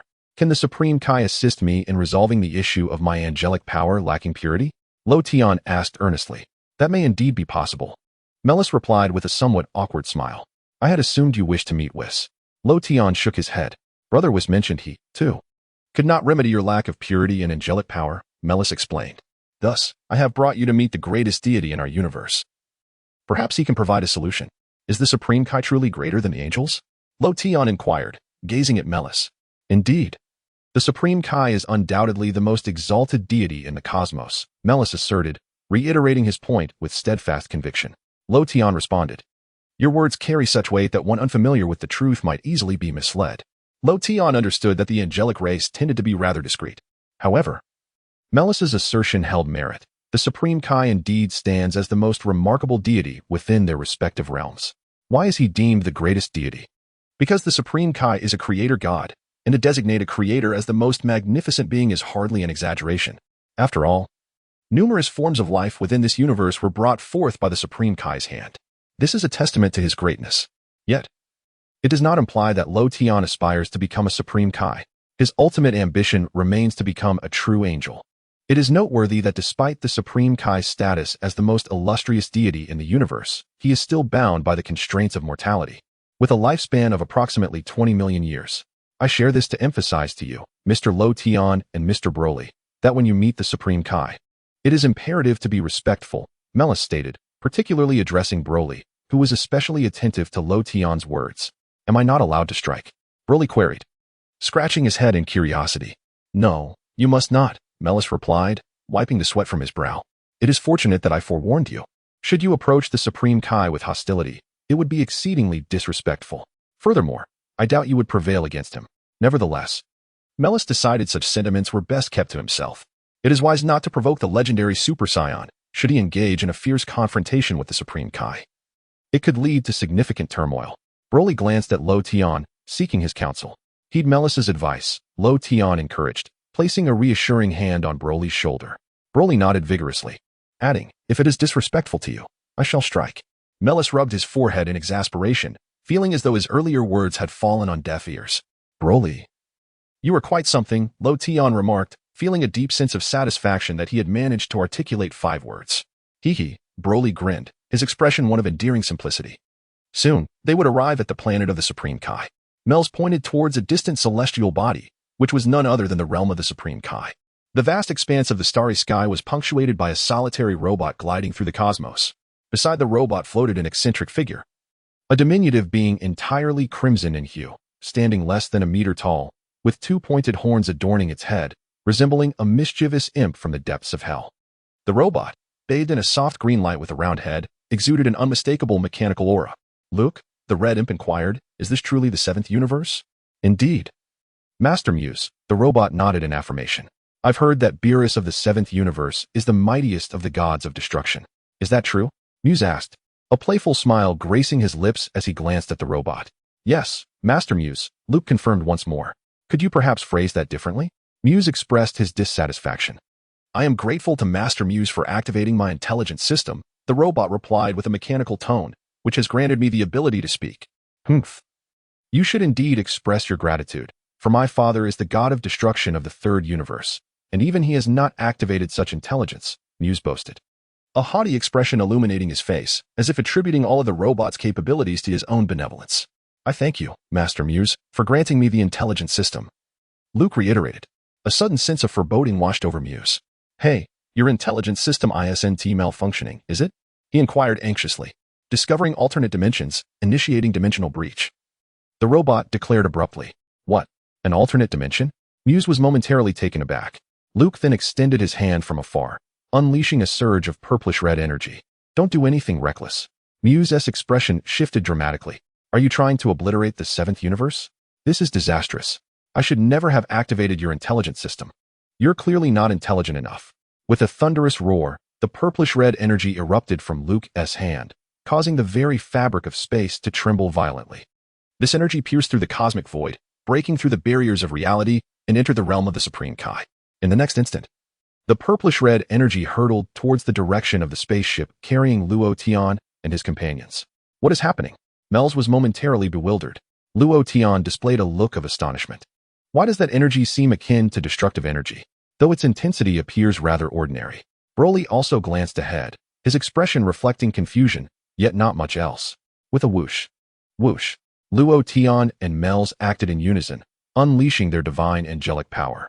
This celestial energy swiftly penetrated the spaceship and extended towards the encroaching purplish-red energy. With a resounding clap, the angelic power enveloped the purplish-red energy, instantly dismantling and annihilating it. In merely 3 to 5 seconds, the crimson energy completely dissipated. Chapter 69. I am not someone you can provoke. What transpired? Luo Tian inquired. I am uncertain, but it is highly likely that a god of destruction has passed through here, inadvertently breaching the realm of the Supreme Kai, Mel speculated, swiftly operating the controls on the spaceship to display several images. With a snap, one of the images materialized before Luo Tian and Mels. In this depiction, Luo Tian beheld a crimson-faced imp alongside a uniquely designed robot. Upon seeing the robot, Luo Tian could not suppress his astonishment. Was that not the god of destruction Mosca from the 3rd universe? How did he find himself in the 7th universe? The red imp, I recall, is the controller of the robot Mosca. His name seems to be Muru. He is not a god of destruction, merely an artificial intelligence robot, Mels pondered. Not a god of destruction? Luo Tian directly questioned. The crimson energy felt somewhat reminiscent of Lord Beerus's destructive power. Indeed, he is not a god of destruction. If you examine their attire closely, you will see it is not of the style worn by the gods of destruction. Mel shook his head, quickly arriving at a conclusion. What are they plotting? Luo Tian murmured. Just as they were conversing, Musu and the robot emerged from the cosmic void, swiftly approaching the spaceship. Reboot, reboot. The robot's voice resonated once more. Damn it, just when it counts, the intelligence system malfunctions, Musu lamented. Can you repair yourself? Attempting repairs, the robot incessantly repeated, its head's light flickering rapidly as it focused on the spaceship. I noticed that spaceship earlier. I wonder whose it is, Musu contemplated. Remove the spaceship's chip and repair my intelligence system. Remove the spaceship's chip and repair my intelligence system. Remove the spaceship's chip and repair my intelligence system. The robot reiterated these commands thrice. I must say, you are quite persistent. Very well, we shall proceed as you suggest. But the individuals aboard the spaceship may find themselves in dire straits. Musu chuckled nonchalantly. Nonetheless, my Luca is of greater importance. If they can contribute to my Luca, it will be their honor. Since Luo Tian and his companions had not departed but remained suspended in place, the duo soon approached the spaceship and knocked on the door. Mels pressed the button to open the door. Click. The spaceship's hatch swung open, and Musu and the robot entered. Who are you two? Mels inquired, stepping forward. Grr. The robot emitted strange sounds. Young man, I am here to requisition the chip from your spaceship for my Luca, Musu commanded in an unassailable tone. Requisitioning the spaceship's chip? Mels silently wiped his brow. Indeed. Muse nodded, expressing that her robot, Luke, was experiencing a malfunction and required their chip for repairs. Although she deemed their technological prowess rather mediocre, the chip aboard their spacecraft was remarkably suitable for her robot. Ahem, may I inquire your name? Melis asked politely. Meanwhile, Luo Tian and Broly sat aside, merely observing the unfolding drama, confident that Melis would adeptly handle the situation. Spare me the formalities. Quickly retrieve the intelligent chip from your ship, Muse said, her impatience evident. Melis responded, the issue lies in the fact that if we provide you with our ship's chip, it will be unable to navigate autonomously, necessitating manual operation to return to our base. Despite his growing concern, Melis maintained his courteous demeanor. Isn't it advantageous to manually operate your return? It's not as if your ship is being destroyed, Muse huffed, growing increasingly impatient. I lack the time for your verbal sparring. The robot emitted strange noises, a far cry from its previous articulate speech, now rendered mute due to its malfunction. My apologies. But I cannot fulfill that request. Melis firmly shook his head. This ship was a reward from Lord Galaxy King. Muse's expression turned icy. Are you implying your refusal? She inquired, her tone darkening. However, I can assist you in repairing the system malfunction, Melis added amiably. Luo Tian, observing from the sidelines, was at a loss for words. The temper of angels is truly remarkable. That individual is practically on your face, And you still wish to assist in fixing his system? I can't fathom your reasoning. Repair the malfunction? Humph, that is unnecessary. Muse sneered, reiterating, I shall state this once more. Hand over the spaceship's chip. This is not a negotiation. I command you. Melis found himself momentarily speechless. As for the so-called Galaxy King, he was nothing in her eyes. Muse displayed a look of disdain. I would appreciate a more courteous tone. My friend, Melis frowned. As an apprentice angel, he generally possessed a gentle disposition, but the situation at hand was challenging his worldview. The Galaxy King. His superior during his training at the Galactic Patrol headquarters was a figure he held in high esteem. Now, this impudent young woman was dismissing the Galaxy King as insignificant. Was this not sheer bullying? What is the matter? Are you disagreeing? Muse chuckled coldly. Do you even know who I am? Melis, having previously wished to know, now felt disinclined. Taking a deep breath, he issued an ultimatum. You are not welcome here. Please leave. Oh, do you realize to whom you are speaking? Muse's smile grew more sinister. You would do well not to provoke me. I am not someone you can afford to antagonize. Should I choose to eliminate you, you would have no grounds for complaint. Melis, on the verge of tears, lamented. Why is this not leading to a confrontation? Broly could no longer contain himself and, with an innocent demeanor, uttered a statement while scratching his head in a somewhat peculiar manner. Go ahead, Luo Tian encouraged as he placed a reassuring hand on Broly's shoulder. Broly, already brimming with enthusiasm, lit up at Luo Tian's command, charging forth towards Muse like a liberated tiger, with a swift motion. Broly grasped Muse's head and propelled his body against the wall of the spaceship. Be careful not to damage the spaceship, Luo Tian hastily instructed. As they neared the spaceship's wall, Broly abruptly veered off course. In a flash, he seized Muse's head and darted out of the spaceship, entering the realm of the divine. The divine realm, akin to the vastness of space, resembled a vacuum where Broly could thrive. The robot turned its head, glancing at Muse, yet remained utterly still. With a decisive kick, Luo Tian sent the robot flying from the spaceship. How barbaric! Exclaimed Myers. Though he couldn't help but feel a strange satisfaction at witnessing Broly and Luo Tian's actions. After delivering the kick, Luo Tian promptly exited the spaceship, joining the divine realm. After a moment's hesitation, Myers swiftly followed suit, appearing at Luo Tian's side. The robot hovered in midair, its lights flickering aimlessly, devoid of any intent to retaliate. Luo Tian approached the spot where he had kicked the robot, revealing a hint of surprise. Myers, come take a look. This robot is remarkably sturdy. Despite my kick, there isn't even a scratch on it. Luo Tian beckoned. I delivered that kick with 80% of my strength. Even the cosmic monarch Frieza would have succumbed to it. Luo Tian remarked with astonishment. Myers leaned in closer, inspecting the spot where the robot had been struck and gently touching it. Indeed, there was not a single mark. The creators of this robot possess exceptional technology. Myers nodded in agreement. What material is this made from? Luo Tian inquired. It could be a rather unique alloy. Infused with various advanced materials, Myers pondered, noting its resemblance to robots produced by the Third Universe. It is worth mentioning that the god of destruction from the Third Universe is crafted from such materials. Oh, the god of destruction from the Third Universe? Luo Tian feigned ignorance. Yes, Myers confirmed, proceeding with an analysis. The strength of this robot has yet to reach the level of a god of destruction, but it possesses power comparable to that of an apprentice god of destruction.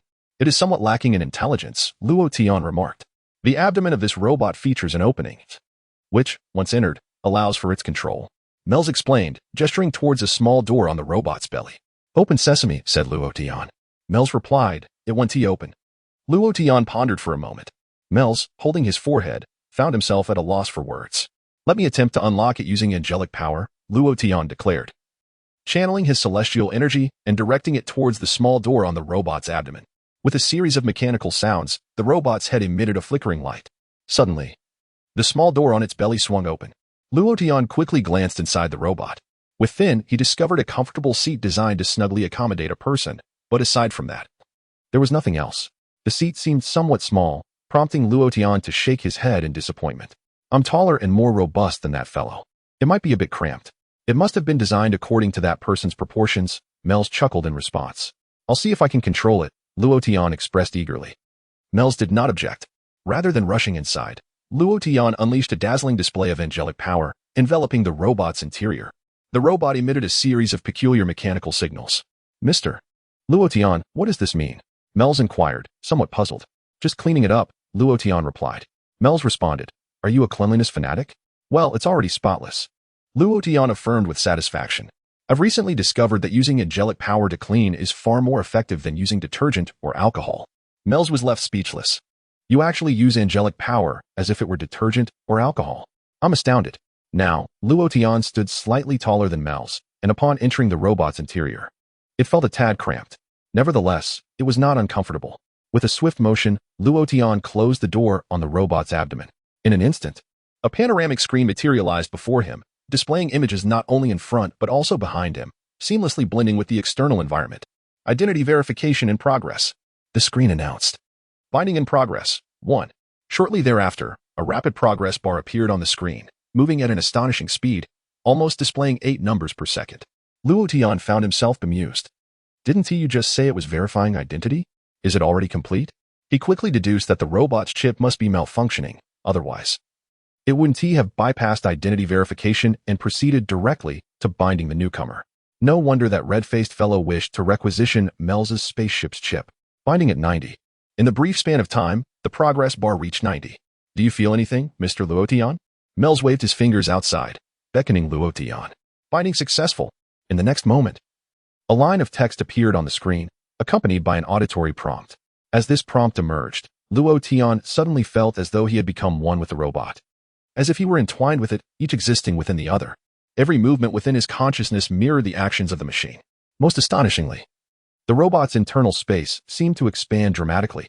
Luo Tian attempted to direct the robot to throw a punch. Whoosh! The robot launched a powerful strike towards Meyer C. The speed of its fist astonishingly swift, imbued with immense force.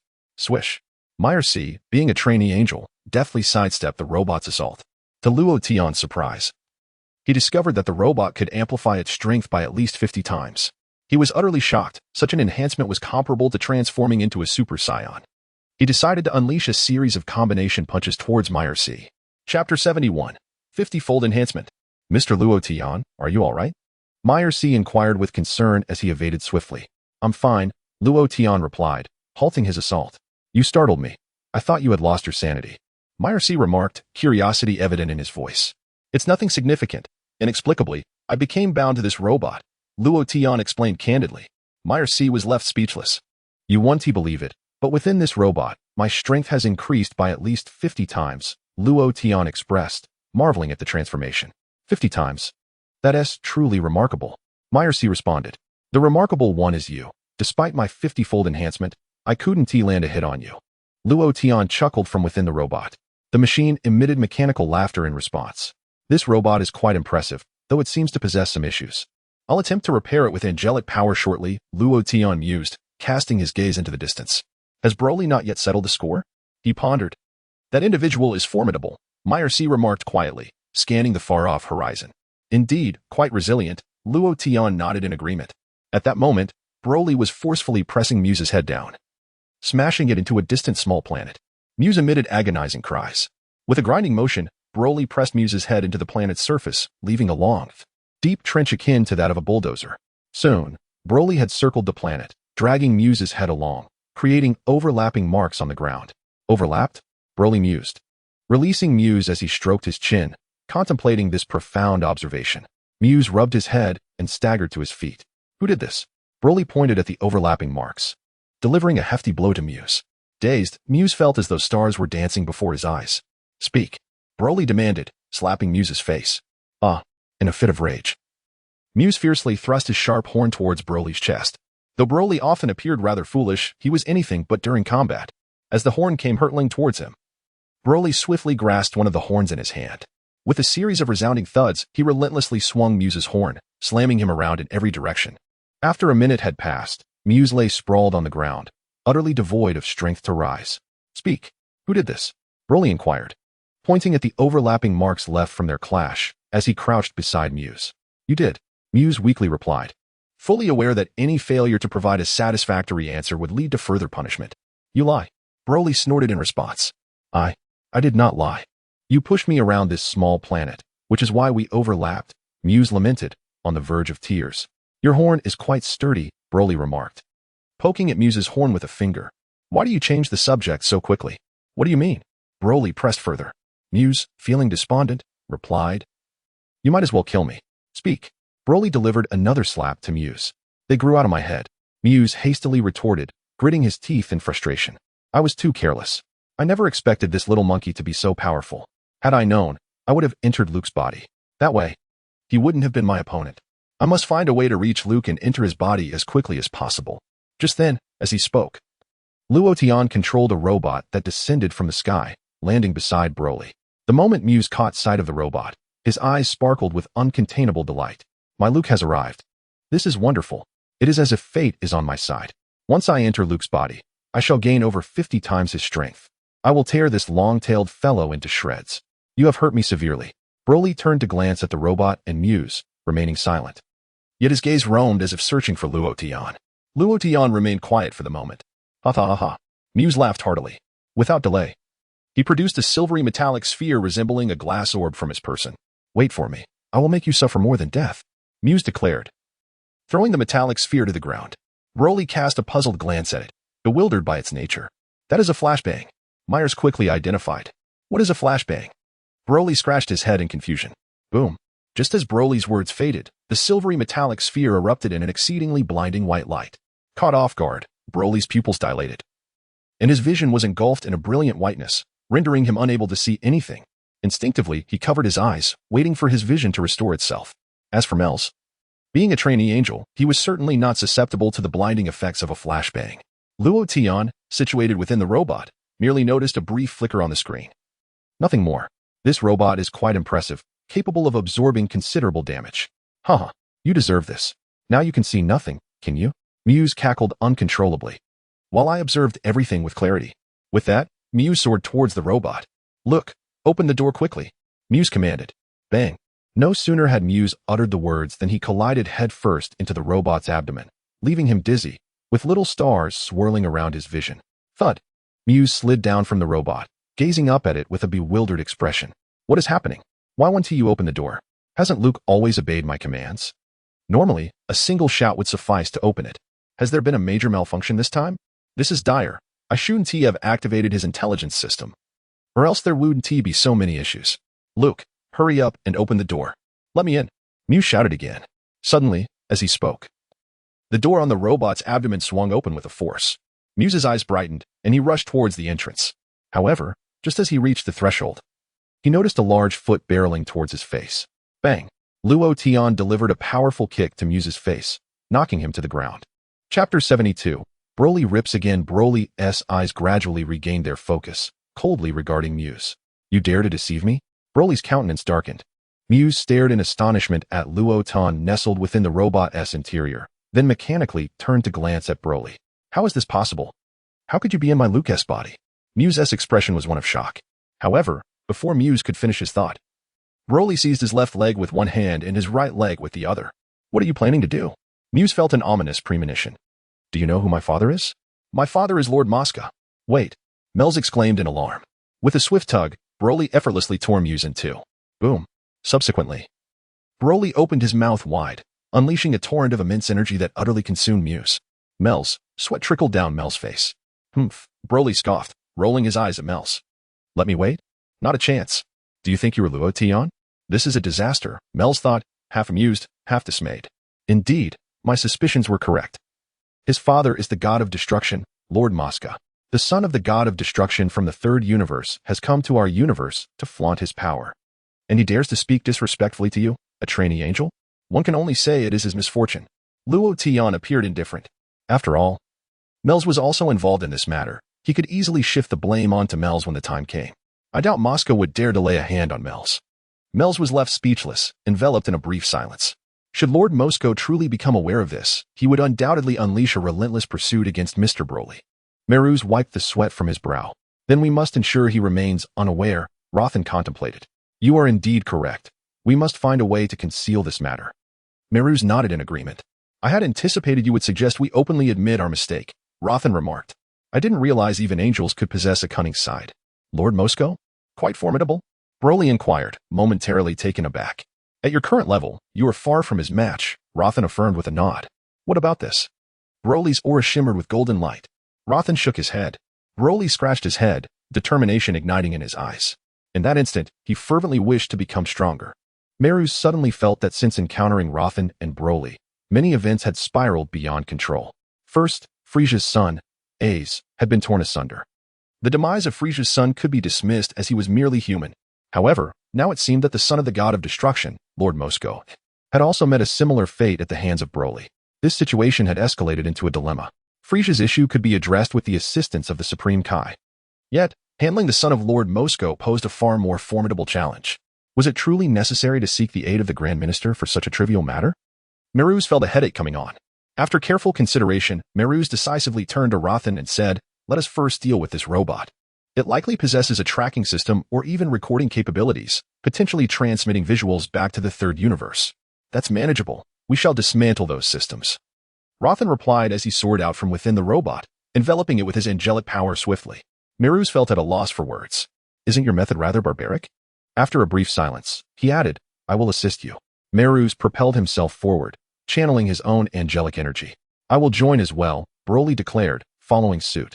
"Step back," Rothan admonished. "What business do you have here? Is this a matter you can resolve?" Broly scratched his head and obediently retreated. With Rothan and Beerus combining their angelic powers to cleanse the robot, they effectively eradicated the internal tracking and recording systems. All done. There should be no further issues now, Rothan said, a satisfied grin spreading across his face. Beerus wore a somewhat complex expression. "Why do I feel like as an apprentice angel? I am complicit in an unsavory deed? Is this truly appropriate for me?" He sighed, realizing he could no longer dwell on such concerns, as this predicament had arisen from his actions. "Do not blame yourself, Beerus," Rothan reassured him. "This matter is not your fault." "Your words leave me at a loss for a response," Beerus admitted. "Consider this. He instigated the conflict with us, correct?" Rothan pointed out. "Your reasoning is sound." Beerus nodded earnestly. "However, returning to the matter at hand, upon the demise of that unnamed red imp, will his soul not report to the underworld?" Luo Tian, lost in thought, uttered a phrase. Myers silently wiped away his sweat. "Are you intent on destroying his soul?" Myers dared not contemplate further. "Could you escort me to the underworld?" Luo Tian suddenly inquired. Myers was left speechless. Indeed, desires often manifest. "You genuinely wish to venture into the underworld to annihilate his soul?" "That seems rather unwise," Myers thought, nearly in tears. He had already been slain, and given his current capabilities, he could not revive him. However, true angels possess the power of resurrection if his soul were to be obliterated. Even a genuine angel would be unable to bring him back to life. Thus, locating his soul should yield knowledge of who murdered him, correct? Luo Tian asked.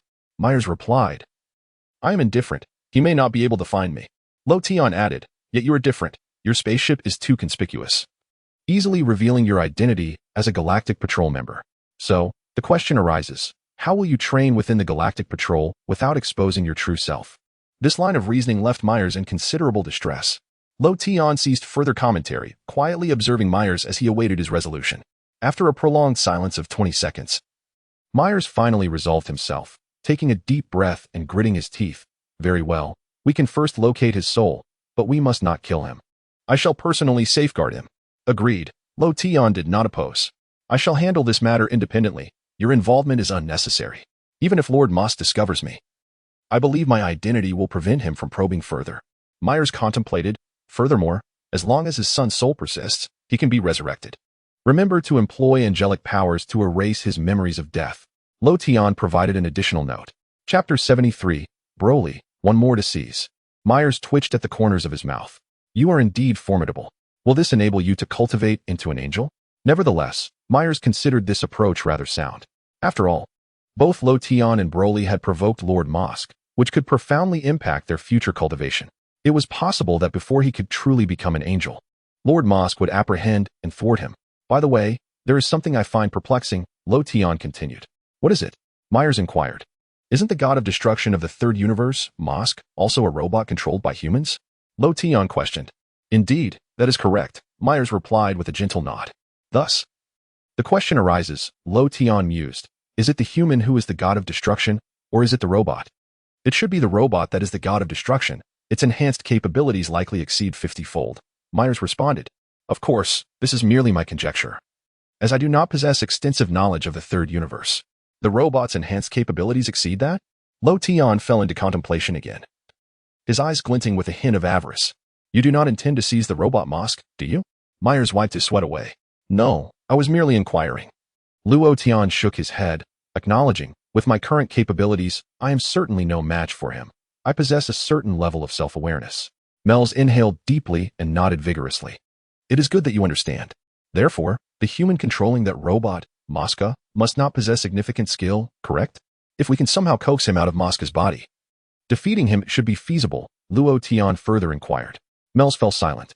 Ultimately, you still desire to seize Mosca, he remarked, somewhat at a loss for words. I was just casually asking. I hope he does not provoke me and Broly, Luo Tian stated. That won't happen. I will find a way to keep this matter under wraps. Mel sighed deeply, gesturing towards the distant spaceship, suggesting, let us return to the spaceship. Very well. Luo Tian nodded and seamlessly entered the robot's body. He maneuvered the robot towards the direction of the spaceship. Throughout, Broly remained silent, primarily because he could not articulate much at the moment, feeling somewhat anxious. On their way back to the spaceship, Broly suddenly tapped Luo Tian's robotic arm. Luo Tian glanced back at Broly. Let us seize it. Broly proposed, his expression tinged with excitement and eagerness. What? Luo Tian was momentarily taken aback. Let us take another one. Broly pointed at Luo Tian's robot. Luo Tian responded, while Mels added, we should reconsider. When he comes to provoke us, we can seize his robot then. Luo Tian nodded in agreement. Indeed, Broly eagerly affirmed, his anticipation growing as he gazed at Luo Tian's robot, his eyes beginning to gleam. Mels rubbed his forehead, feeling cold sweat trickle down his cheeks. What manner of individuals are these? I am at a loss. Can you truly contend with Lord Mosca? Never mind them for now. I trust that Lord Mosca remains unaware of this matter. However, prior to that, it would be prudent to contact the Angel Canberry of the Third Universe and disclose the situation here. Otherwise, Canberry could easily investigate the occurrences. The trio soon returned to the spaceship. Luo Tian remained within the robot, as controlling it felt akin to an extension of his own body. And the seating was remarkably comfortable. The technological prowess of the Third Universe is indeed impressive. Whoosh! The spaceship launched, swiftly heading towards the distant realm of the Supreme Kai. The journey would take approximately 5 minutes. During this time, Mels retreated to his quarters, conjuring his staff to initiate a video call with Canberry, the Angel of the Third Universe. Ah, is that not Mels? Canberry greeted immediately. Good day, Mr. Canberry, Mels replied with utmost courtesy. I have long heard of your endeavors in the lower realms. How have they fared? Canberry inquired with a smile. It is acceptable for the esteemed great officer to allow me to train here with the Galactic Patrol of the Seventh Universe, primarily to comprehend the nuances of human virtue and vice, Melis responded. Campili did not reply, aware that Melis must have other matters to discuss. Today, I have indeed witnessed the darker side of humanity, Melis remarked with a sense of contemplation. Oh, what transpired? Campili inquired.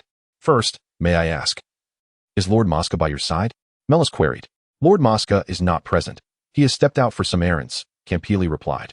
That is a relief, Melis exhaled softly. Is what you wish to discuss related to Lord Mosca? Campili felt an unsettling premonition. Does Lord Mosca have a son? Melis asked directly. Indeed, he has a son. To be precise, he is the son of Lord Miolu, named Mayus, Campili corrected. Does it truly matter whose son he is? Melis retorted. Fully aware that Miolu was the individual controlling the robot Mosca. That man likely resembled the young boy who had been violently torn asunder by Broly. Did Mr. Mayus venture to the Seventh Universe? Campili inquired. Yes, he has perished, Melis responded. Campili was momentarily taken aback, rendered speechless. Deceased? This news is indeed explosive. The matter bears significant relevance to me, which is why I sought you out, Campili. Melis hesitated, casting an apologetic glance at the crystal ball containing Campili. You wish for me to help conceal this matter, correct? Campili asked with a smile. Why yes, I apologize, Melis replied with a hint of remorse. I thought it was a trivial issue. Fear not, it shall be handled without difficulty, Campili chuckled heartily, though his expression soon turned serious. I am aware that Mr. Mayus, son of Miolu, possesses a rather volatile temperament, indeed resembling a minion of chaos. I had always suspected that he would eventually encounter trouble, though I did not anticipate he would provoke you. Melis found himself at a loss for words. Chapter 74. A meeting with the Supreme Kai. You need not elaborate excessively, Campili said with a smile, lowering his voice to inquire further. By the way, you have not revealed your identity to Mr. Mayus, have you? My identity will only be disclosed if it becomes inevitable, Melis nodded affirmatively. I am already aware of this. You may proceed with your endeavors without concern. After all, we are angels, bound to assist one another, are we not? Campili chuckled nonchalantly. Then I plan to find an opportunity to either place Miolu's soul with me or erase his memories, Melis added as a supplement. Campili fell silent. Are you training with the Galactic Patrol? I can't help but feel you have meticulously planned your escape routes. Oh dear, that would undoubtedly drive Lord Mosca to madness. Campili laughed heartily. Having reached this point in their conversation, The matters were essentially settled. Melis had conveyed all he needed to say. The dialogue between them came to a close. Having resolved this intricate dilemma, Beerus reclaimed his staff and exited the chamber. "We are about to descend into the realm of the Kaiōshin," he informed Luo Tian and Broly. Suddenly, Luo Tian inquired, "What if the Kaiōshin is equally unreasonable?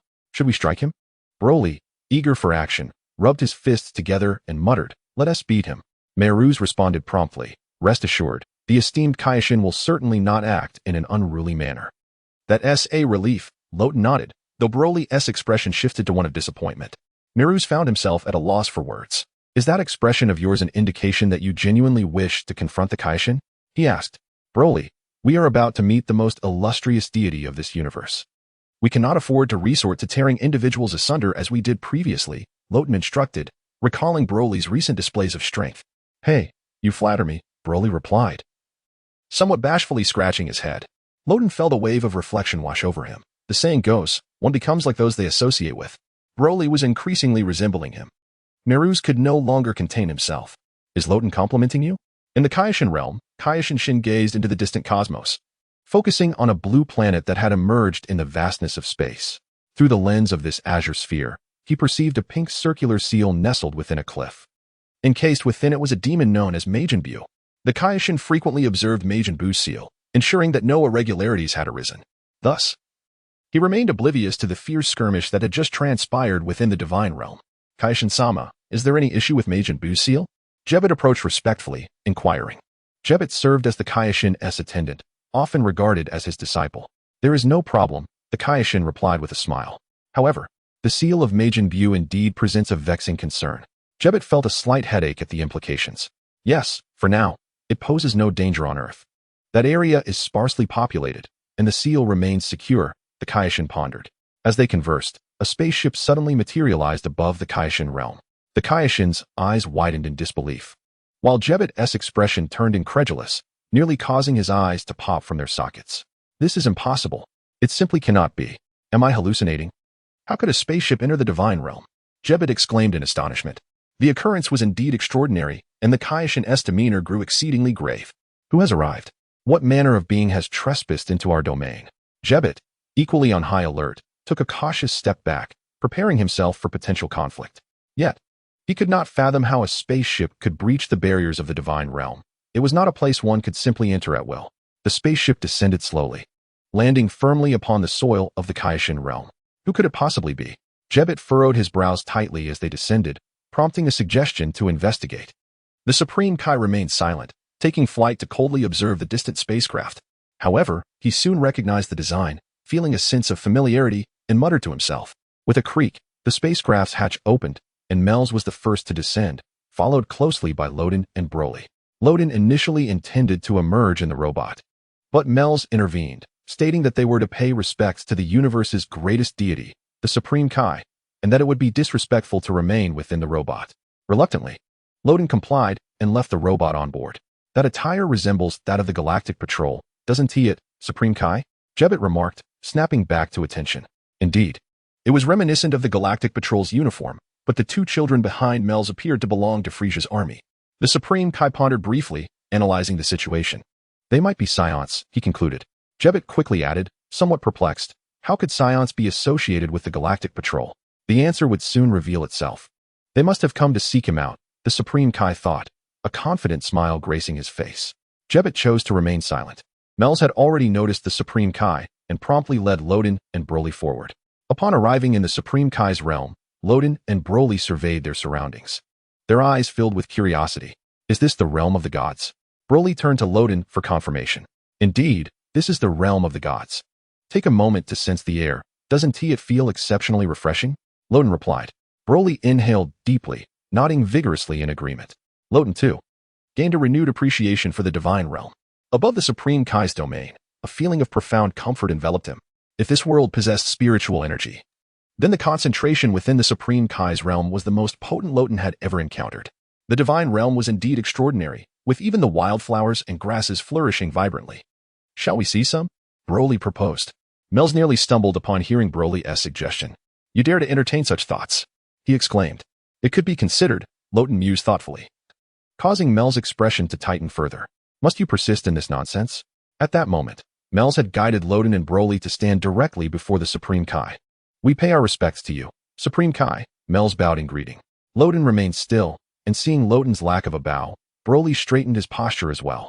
Chapter 75. Sin, the God of Destruction? Is he well known? The Supreme Kai glanced at Mel's, then at Loden and Broly, momentarily bewildered by this peculiar assembly. The angelic race was traditionally known for their politeness. Logically, they were considered the greatest deities in the entire universe. However, the angelic clan remains indifferent to worldly affairs. Even when encountering a Supreme Kai or a God of Destruction, they graciously append the honorific Lord to their names. Not only would they show deference to Supreme Kais and Gods of Destruction, but even ordinary humans would be addressed with Mr. or Ms. following their names. Thus, Melis's gesture of respect towards the Supreme Kai is entirely customary. "You are a galactic patrolman, are you not?" The Supreme Kai inquired, regarding Melis. "Indeed. I am Melis of the Galactic Patrol," he replied with a respectful nod, gesturing toward the Saiyans behind him. "These two are Saiyans. I have long heard of you." Luo Tian extended his hand amicably towards the Supreme Kai. The Supreme Kai cast a fleeting glance at Luo Tian, seemingly dismissive of his gesture. "Extend your hand," Broly exclaimed, irritation creeping into his tone. "I've never seen Luo Tian take the initiative to greet anyone, and you fail to acknowledge him?" Broly clenched his fists, glaring at the Supreme Kai.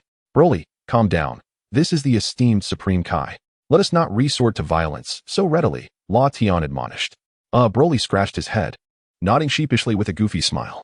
The Supreme Kai merely glanced at Broly, not taking him seriously. Jebbet also regarded Broly with a stern expression. "What was that expression you just made? You dare to shout at the Supreme Kai?" Jebbet approached with a questioning demeanor. "This is something we, the Galactic Patrol, have established a friendly relationship with the Supreme Kai's realm over 10 million years ago," Melis explained with a smile. "The former Supreme Kai had even sent some heinous criminals to us for confinement, which is how we gained access to the Supreme Kai's realm." "Oh, so you are acquainted with my master, the former Supreme Kai." The Supreme Kai finally revealed a smile and kindly asked, "What brings you to me?" "We have indeed come with two significant matters, and we hope for your assistance, esteemed Supreme Kai." Melis bowed once more. "Do tell," the Supreme Kai nodded slightly. "The first matter concerns us at the Galactic Patrol. We accidentally killed Friesia's son, Ezer," Melis sighed. Broly pointed to his own nose, implying, "I was the one who did it." Melis shot Broly a disapproving glare. "What is there to boast about? Do you seek even greater trouble?" Luo Tian also cast a glance at Broly, urging him to be more discreet. Understanding the hint, Broly reluctantly lowered his hand. "Friesia's son, Ezer?" The Supreme Kai paused slightly. "I did hear that Friesia had a son, supposedly frozen on the frozen planet. Has he been unsealed prematurely?" "Indeed," Melis nodded.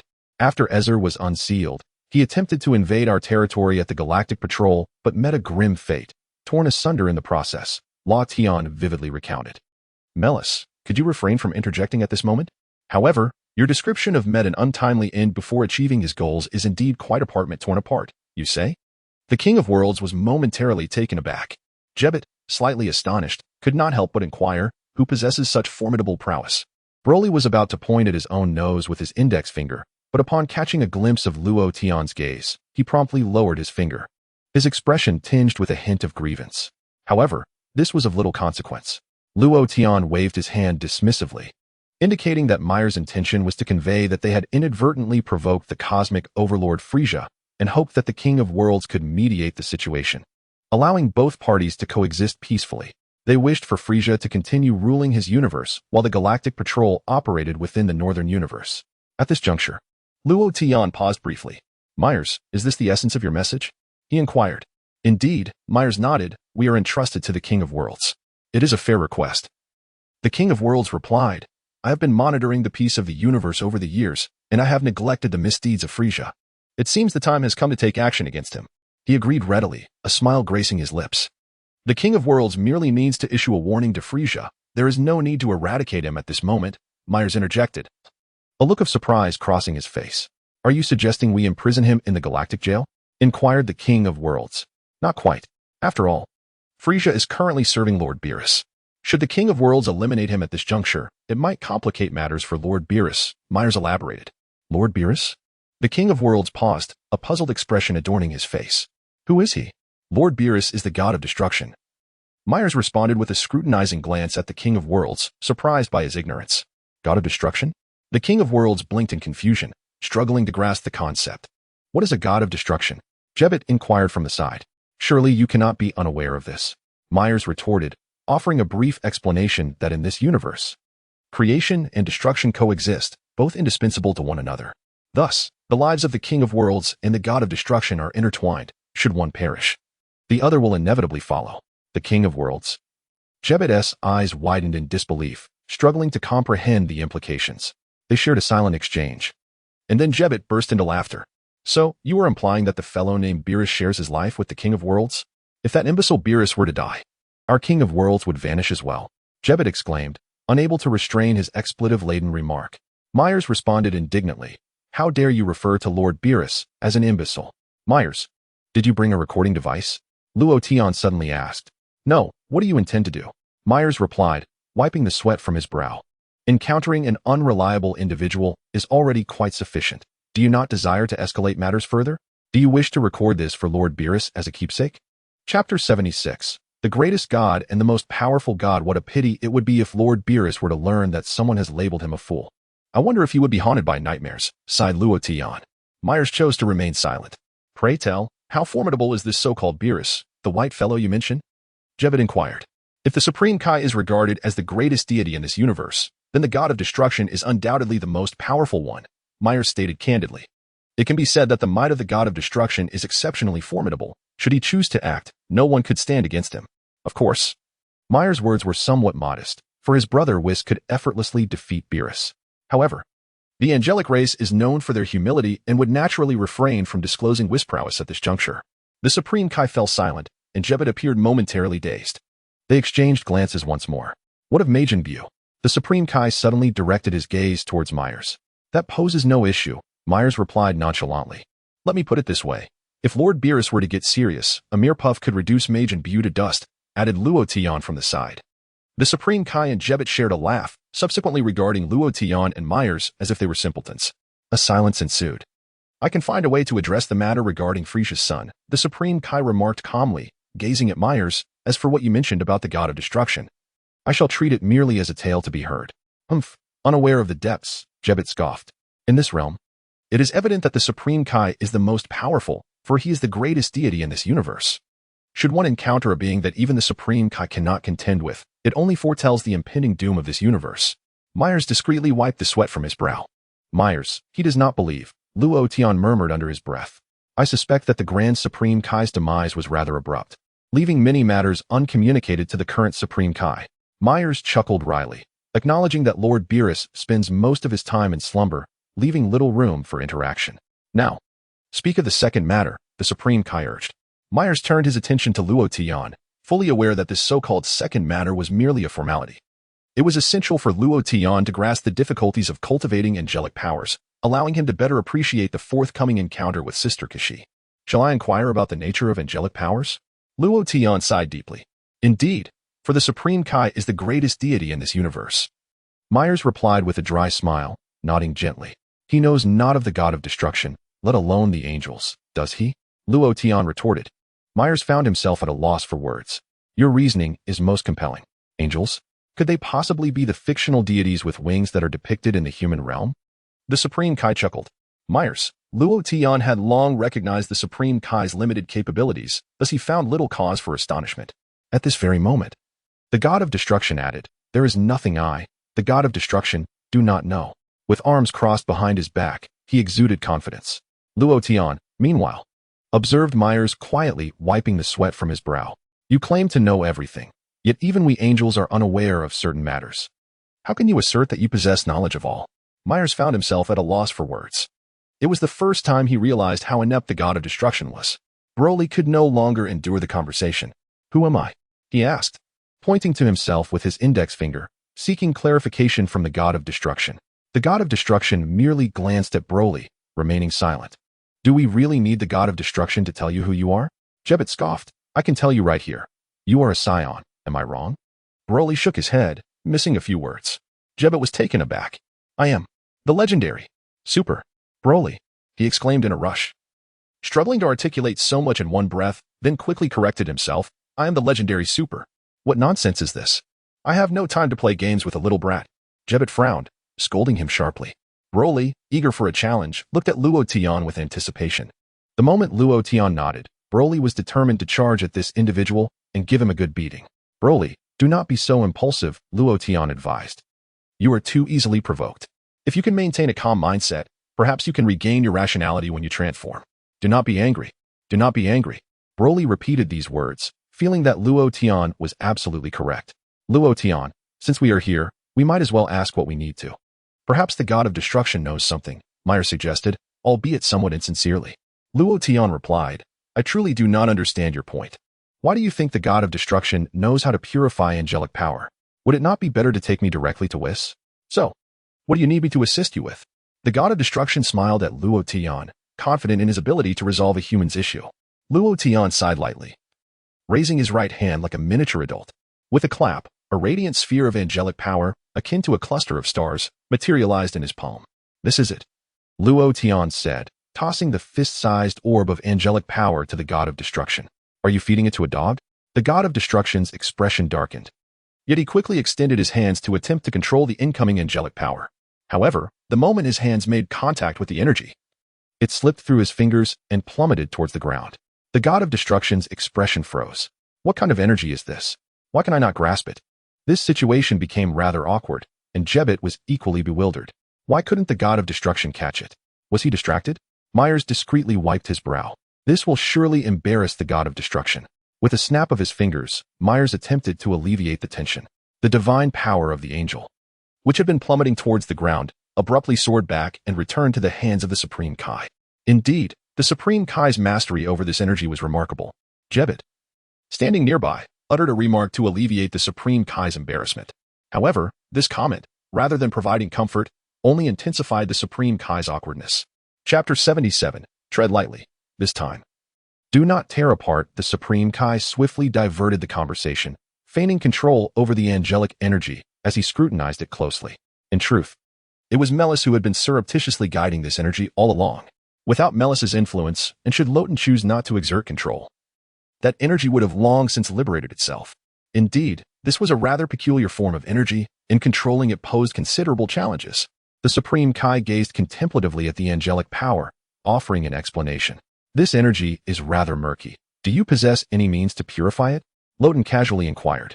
The Supreme Kai was momentarily taken aback by the question, staring blankly at the strange energy. No need to worry. We shall devise a solution later. Loten decided to spare the Supreme Kai's dignity, for he was acutely aware that the Supreme Kai could never truly comprehend the nature of angelic power. The Supreme Kai of the Seventh Universe did not even recognize the destroyers, let alone the angels. Asking was tantamount to futility.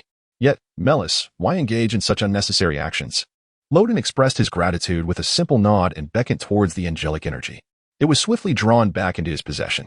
Behold, even the mightiest deity of this universe cannot resolve your dilemma. Melis seized the moment to impart wisdom to Loten. Thus, you must diligently cultivate your abilities. Ponder the purification of angelic power, for I am confident you will uncover a method. I believe in you, Loten. Strive hard.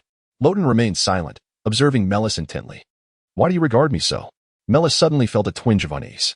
Melis, after such a roundabout approach, you cannot possibly intend to convey just this? Loten queried. Is it that blatant? Melis chuckled awkwardly.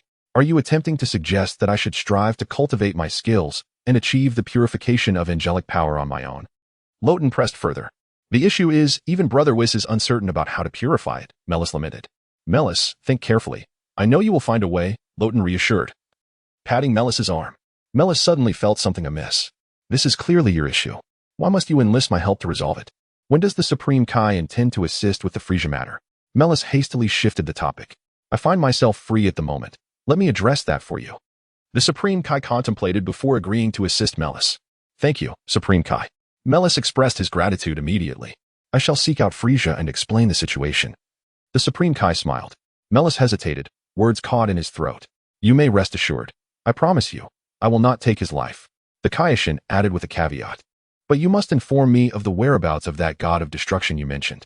Since he is the mastermind behind Frisia, I must certainly meet this god of destruction.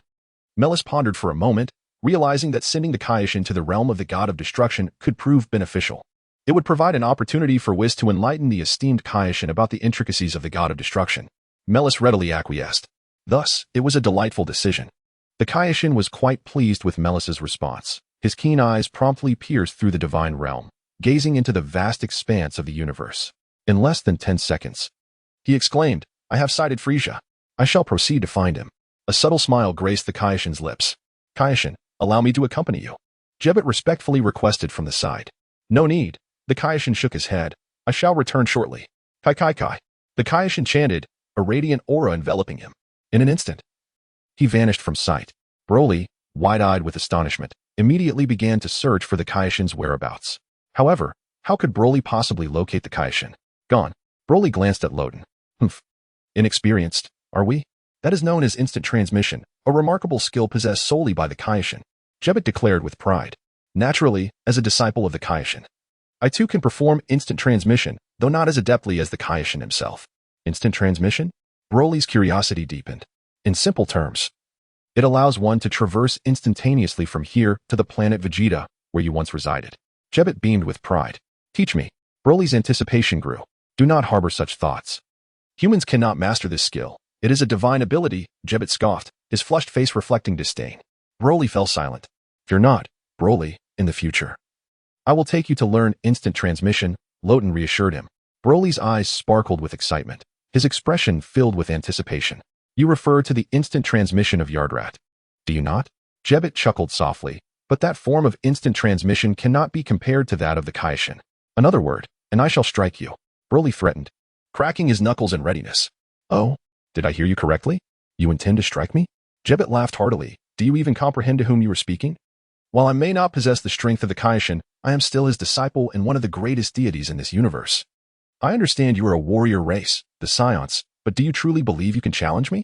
Broly immediately turned his pleading gaze to Loden. "Be gentle, this time. Do not tear anyone apart," Loden gently nodded, offering a warning. Broly's face lit up with joy as he swiftly dashed toward Jebbet. In the vast expanse of the cosmos, Frisia's spacecraft floated languidly in the void of space. Inside the ship, Frisia sat in a baby carriage, gazing out at the stars. The caretaker, Bilibulu, stood rigidly by his side. "It has been several days without news of Azer, hasn't it?" Frisia inquired. Yes. Indeed, His Highness Azer has been missing for several days." Bilibulu replied, her expression grave. "I have an unsettling premonition. Could it be that Azer has encountered misfortune?" Frisia's brow furrowed tightly, and his tail swayed restlessly behind him. "Surely not, Your Excellency," Bilibulu insisted, shaking her head emphatically. "The last place His Highness visited was the Galactic Patrol, and with their strength, they could never contend with Azer." Suddenly, the space around them distorted with a wave of energy. In an instant, the Kaiōshin appeared nearby, having utilized instant transmission. Chapter 78, The Kaiōshin's glare sent Frisia flying. "Who goes there?" Bilibulu exclaimed, startled. Frisia squinted his triangular eyes, coldly regarding the newcomer. "Frisia," the Kaiōshin bellowed. "Who are you?" Frisia retorted. "I am the Kaiōshin." Came the introduction. "The Kaiōshin?" Frisia's demeanor shifted slightly, as he recalled that before working for Beerus, he had been explicitly warned to refrain from any hostility towards the Kaiōshin and to obey their commands unconditionally. Although he had found this confusing at the time, Frisia dared not defy Beerus's directives and had acquiesced.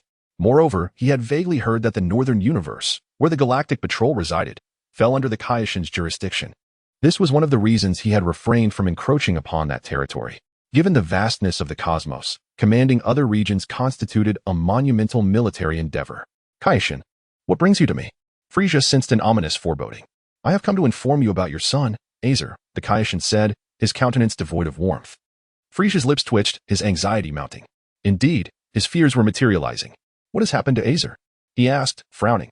"Your son, Azer, trespassed into the territory of the Galactic Patrol and launched an unprovoked attack, thus violating the peace of the universe. I have consequently eliminated him," the Kaiōshin stated, bearing the weight of universal peace upon his shoulders. "What did you say? You killed Azer?" Frisia's fury ignited, his expression darkening instantaneously. "Indeed," the Kaiōshin affirmed. "If you seek vengeance, feel free to confront me. However, you may not comprehend the chasm that lies between us. To me, you are merely an ordinary human." As he spoke, the Kaiōshin fixed Frisia with a piercing gaze. Instantly, a tremendous, invisible force bore down upon Frisia. With a resounding crash, the baby carriage beneath Frisia shattered, and he was sent hurtling backward, caught entirely off guard. With a sudden burst, Frisia's body pierced through the spacecraft, instantly entering the vastness of outer space. Due to the drastic change in atmospheric pressure, the contents within the spaceship were rapidly drawn into the cosmic void. Bilibulu let out a horrified scream, uncontrollably propelled towards the abyss. Fortunately, Luck was on Biliblu's side. He managed to grasp a handle on the ship, preventing him from being sucked into the cosmos. In a swift motion, the Supreme Kai waved his hand towards Biliblu's direction, enveloping him in a sphere of divine energy. The spacecraft fell silent. Biliblu descended slowly, his face ashen, terror having rendered him nearly paralyzed. Was the formidable Frisia truly so easily vanquished by a mere glare from the Supreme Kai? Rushing to the viewport, Biliblu peered outside, only to be struck with sheer terror. Frisia was now suspended among the stars, appearing to have lost consciousness. Such power. Was this the essence of divinity? The cosmic Emperor Frisia, reduced to insignificance before a god? The Supreme Kai warned Frisia to maintain his composure, lest he find himself obliterated. Biliblu, sensing the gravity of the situation, immediately knelt and fervently bowed his head. Take heed, the Supreme Kai remarked coolly, his form becoming ethereal. In an instant, he executed a technique of instantaneous movement, vanishing from sight. In the blink of an eye, the Supreme Kai returned to his realm. However, upon arrival, he sensed something amiss. There, he beheld a Saiyan clad in green fur, furiously grinding Jebed's head into the ground. Melz and Loten were spectating the chaos. The Supreme Kai was momentarily taken aback. What transpired here? Yet, his astonishment swiftly transformed into fury. I assist you, Galactic Patrol, in dealing with Frisia. And you take this opportunity to bully my subordinate? Audacious. The Supreme Kai bellowed, summoning a torrent of divine energy that surged towards Broly. With a resounding impact, Broly was struck, sent reeling backward and tumbling several times upon the ground. At present, the Supreme Kai's power was akin to that of Vegeta surpassing Super Saiyan in the saga of the Cell games, though he was weaker than Goku at full power. Nevertheless, it was more than sufficient to contend with the current Broly. Broly swiftly rose from the ground, spitting blood, his eyes widening in astonishment as he regarded the Supreme Kai with a hint of delight. Such a formidable being existed. Without a moment's hesitation, Broly surged towards the Supreme Kai. With a resounding clap, Broly expanded in stature, golden light radiating from him as he transformed into a Super Saiyan, harnessing the energy of the great ape in this newfound form. The combat capability has surged 500-fold.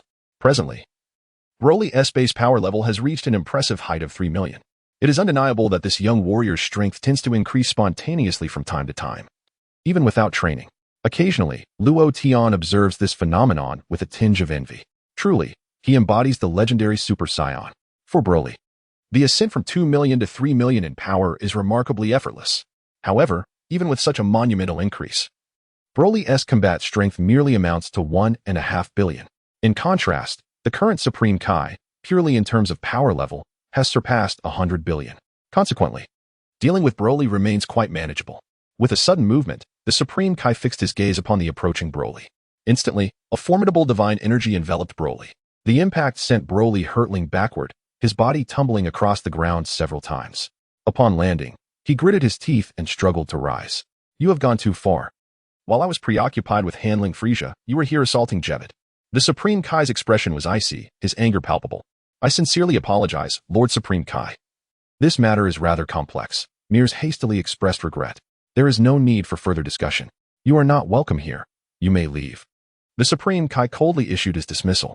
I extend my heartfelt apologies for today's events, but did you not mention wanting to meet with Lord Beerus? Mir's deftly shifted the conversation. Chapter 79. Unable to overcome Majin, yet cannot confront the god of destruction? The Supreme Kai did not respond to this query. Instead, he moved forward to assist Jebet to his feet. Jebet, are you all right? He inquired with concern. I'm fine, Jebet nodded. In truth, Broly had been quite measured in his approach. Jebet only sustained minor injuries. However, Broly himself was significantly wounded, having faced the brunt of the Supreme Kai's ire. After all, witnessing one's subordinate being subdued was infuriating for the Supreme Kai.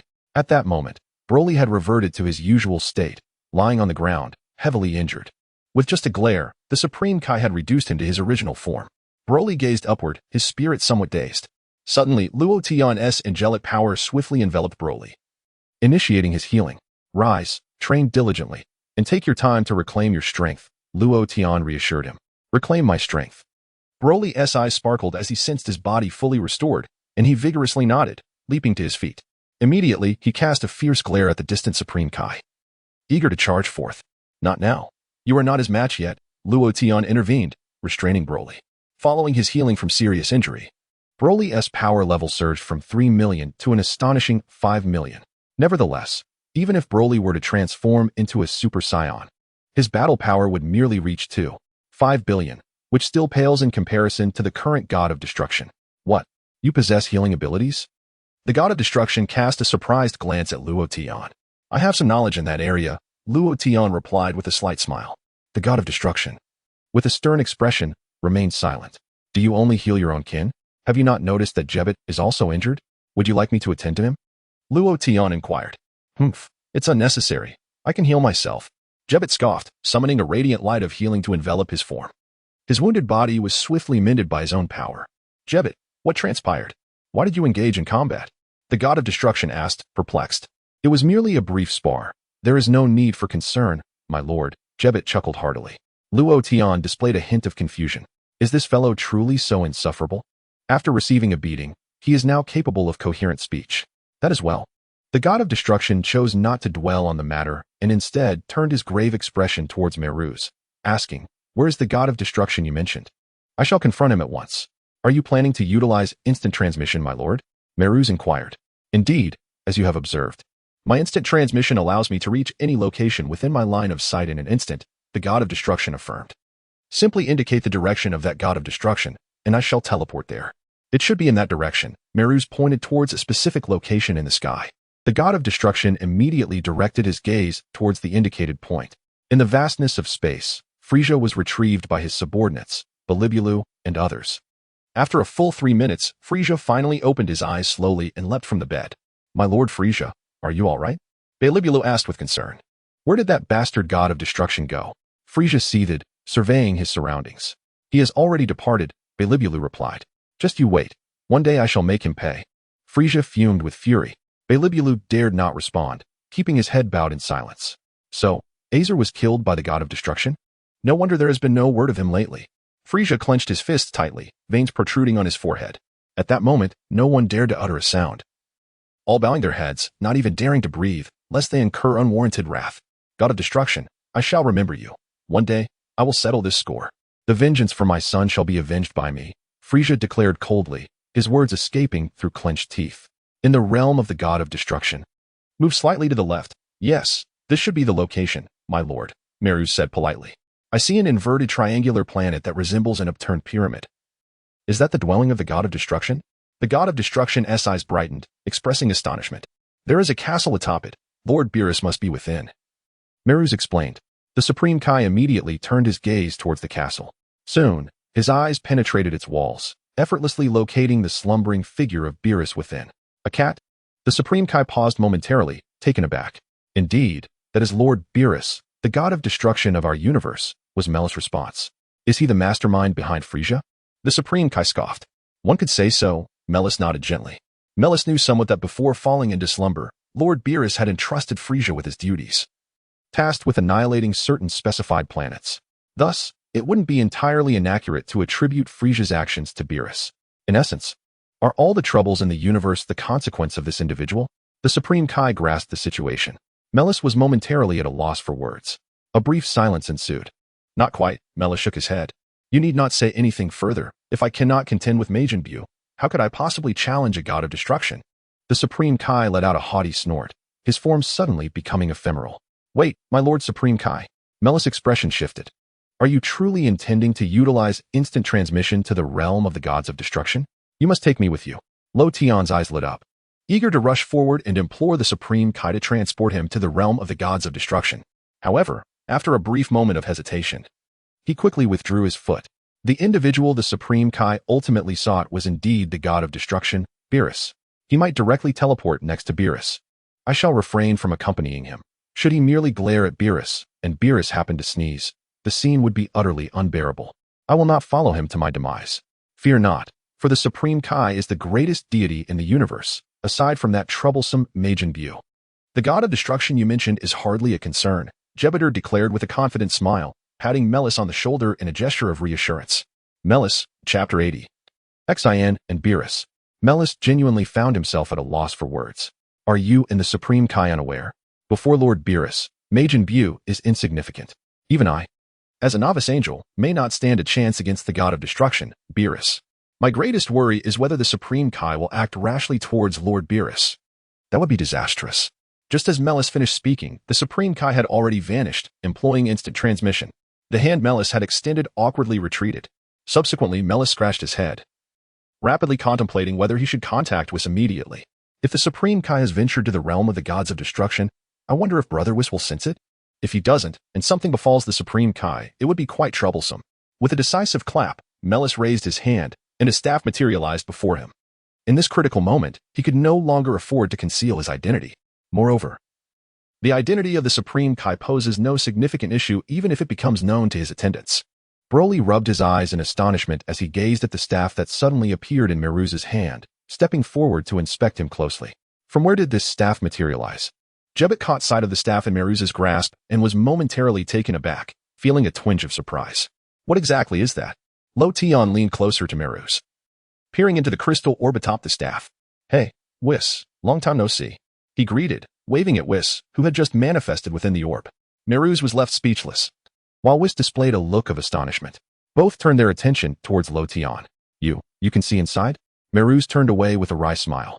Shouldn't that be impossible? Luo Tian inquired. Indeed, it is, Meruz nodded. Unless we allow it, even Lord Beerus cannot perceive the scenes within the crystal orb. Luo Tian acknowledged. Meruz, is your a proper response? Oh my, how impressive, Luo Tian. I never expected you could see me. Whis smiled gently at Luo Tian. You flatter me. Luo Tian humbly replied. Meanwhile, Broly circled the crystal orb, casting curious glances between Luo Tian and Meruz. Who are you two conversing with? Why can't I see anything? Jebbet expressed his disdain from the sidelines, refusing to join the spectacle. Whis, was the sausage from last time delicious? Do you want more? Luo Tian asked. Ahem. It was quite good, but I'll pass for now, Whis replied swiftly, unsure how to continue the conversation with Luo Tian. He then shifted the topic. By the way, Meruz, did you have a reason for summoning me? Ah, indeed, there is a matter of great importance, Meruz exclaimed, tapping his forehead in urgency. The Supreme Kai may have already entered Lord Beerus's castle. Notably, it seems there is a gap in the Supreme Kai's knowledge. He is unaware of Lord Beerus's affairs and even our existence as angels. Oh dear, is that so? Whis paused slightly, promptly turning his gaze towards the distant castle. As expected, he sensed the presence of the Supreme Kai within the castle. I shall go and take a look, Whis informed Meruz before preparing to end the call. Luo Tian refrained from interrupting Whis at that moment. After all, it would be quite troublesome if the Supreme Kai were to inadvertently meet an untimely demise, especially considering that he was about to meet the god of destruction, Beerus. A vivid image crossed Luo Tian's mind, the Supreme Kai glaring at Beerus, who in turn sneezed at the Supreme Kai, and then both vanished into the storm. The thought was exhilarating. In the realm of destruction on Beerus's planet, the scene unfolds within the castle where Beerus resides. At this very moment, the Supreme Kai has instantaneously transported himself beside the slumbering Beerus. The Supreme Kai gazed coldly at the peacefully dozing Beerus, unable to suppress a derisive snort. Beerus, curled up, was enjoying a deep slumber, even snoring audibly. Who could have imagined that this mere cat-like being is, in fact, the mastermind behind the cosmic tyrant Frisia? The Supreme Kai muttered to himself, his gaze growing increasingly frigid. Once you are vanquished, peace shall descend upon this universe. I am powerless against Majin Buu, but can I not eliminate you? The Supreme Kai's ire escalated. And without a hint of hesitation, he suddenly cast a glare at the slumbering Beerus. Instantly, a surge of formidable divine power enveloped Beerus. Bang! Beerus's body was propelled through the wall behind him, soaring through the air in a graceful arc. The god of destruction is but a mere trifle. The Supreme Kai scoffed, a triumphant smile gracing his features. I had thought him formidable, yet he was effortlessly cast aside by a mere glare. Surely, he must be on the brink of annihilation now. Thud. Beerus landed heavily on the grass outside the castle, sprawled in disarray. Yet, he promptly rolled over, stretched leisurely, and resumed his slumber. What an annoyance! Beerus muttered in his dreams, releasing a purplish-red bubble from his mouth. Whoosh! The bubble shot forth toward the castle with astonishing speed. Piercing through the wall it had just created and aiming directly for the Supreme Kai. What is this bubble? The Supreme Kai was taken aback, snorting derisively at the audacity of such trivialities attempting to confront him. With a flourish of his hands, he directed his divine might toward the bubble. However, it proved futile. The purplish-red bubble drew ever closer. What? How can this be? The Supreme Kai's eyes widened in bewilderment. Just as the bubble was about to collide with him, swoosh! Whis arrived in a flash from the distance, his staff deftly striking the bubble, altering its trajectory. Bang! The bubble pierced through the castle ceiling and ascended into the sky. Crack! In the next moment, the purplish-red bubble collided with a distant star, obliterating it in an instant, rendering it into nothingness, disappearing before the eye could blink. The entire realm of the god of destruction dimmed considerably. Chapter 81. Is this figurine the Omni King? What? The Supreme Kai's complexion turned ghastly pale as he beheld such a horrifying spectacle. What on earth was that? That bubble annihilated a sun in an instant? The corners of the Supreme Kai's mouth twitched, his face a portrait of despair. Oh dear, it is indeed the great Supreme Kai. Whis approached promptly, letting out a sigh of relief. Just moments ago, the great Supreme Kai was nearly struck down by Lord Beerus. Had that occurred, it would have been a tragedy. Lord Beerus could have vanished without a trace.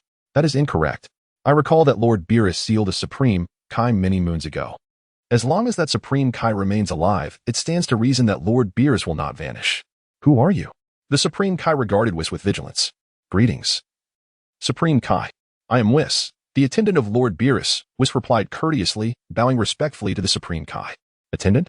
So, in a manner akin to how Jebet serves me? The Supreme Kai grasped the concept.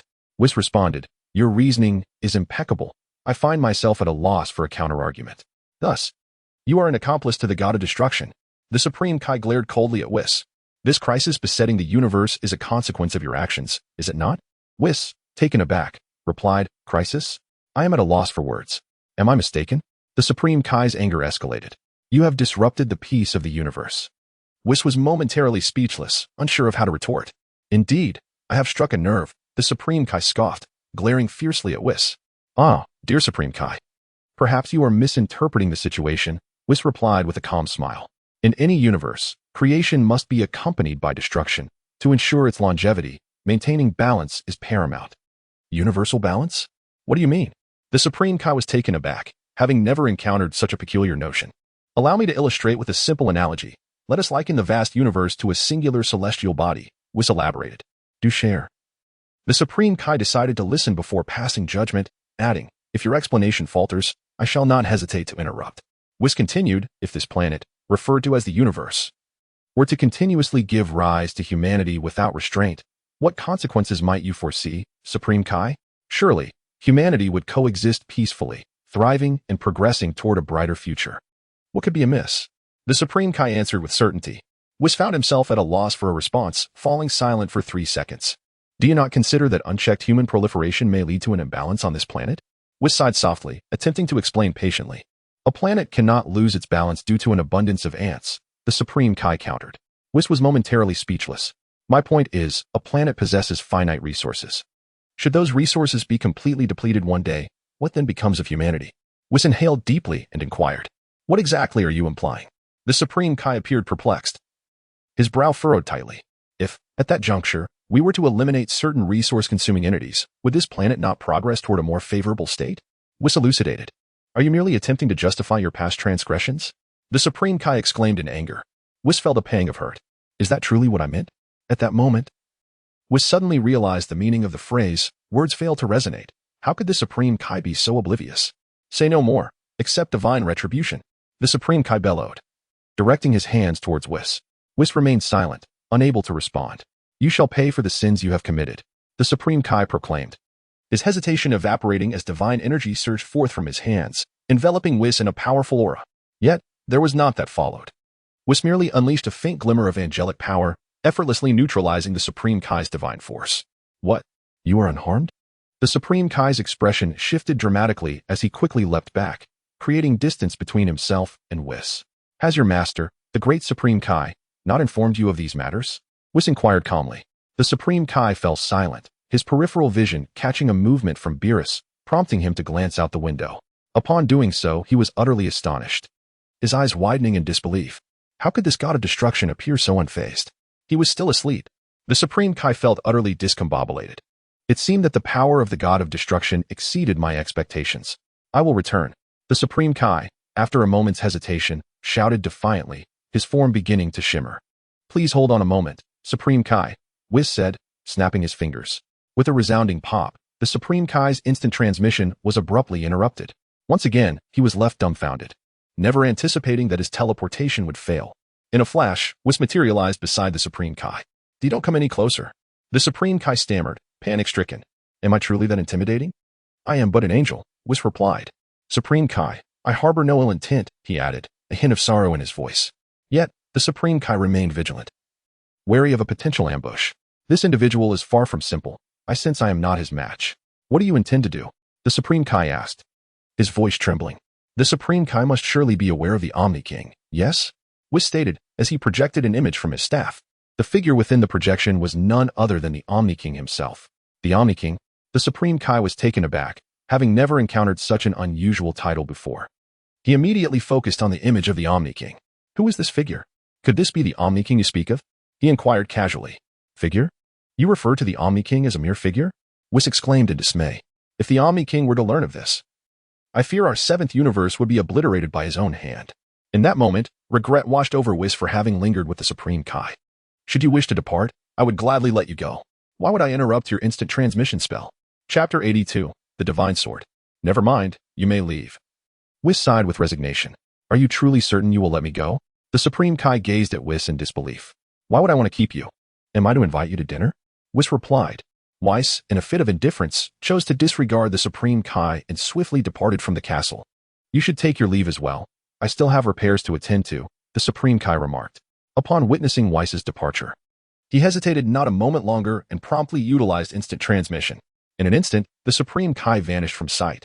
In the realm of the Supreme Kai, everything that had transpired on Beerus' planet was closely observed by Beerus through his staff, with Luo also present to witness the events unfold. Meanwhile, Jebbet and Broly remained oblivious to the occurrences. Beerus discreetly wiped the sweat from his brow, suddenly realizing that seeking out the Supreme Kai had been a colossal error. Beerus, quickly stow away your staff, Luo urged in a hushed tone. Beerus, taken aback, glanced back at Luo with a look of confusion. If the Supreme Kai sees you wielding a staff identical to Whis', you may find yourself in quite a predicament, Luo pondered aloud. Beerus, suddenly enlightened, nodded vigorously in agreement. You are indeed correct, thank you.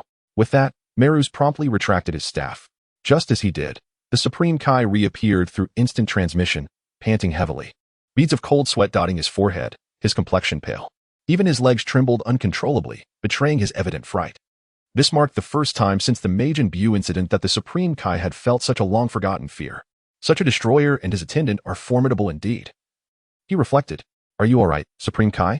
Jebbet inquired with concern as he approached. I am fine, the Supreme Kai assured, waving his hand gently to calm Jebbet.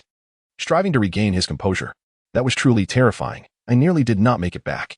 Fortunately, I reacted swiftly and escaped that perilous situation. Otherwise, it would have been dire.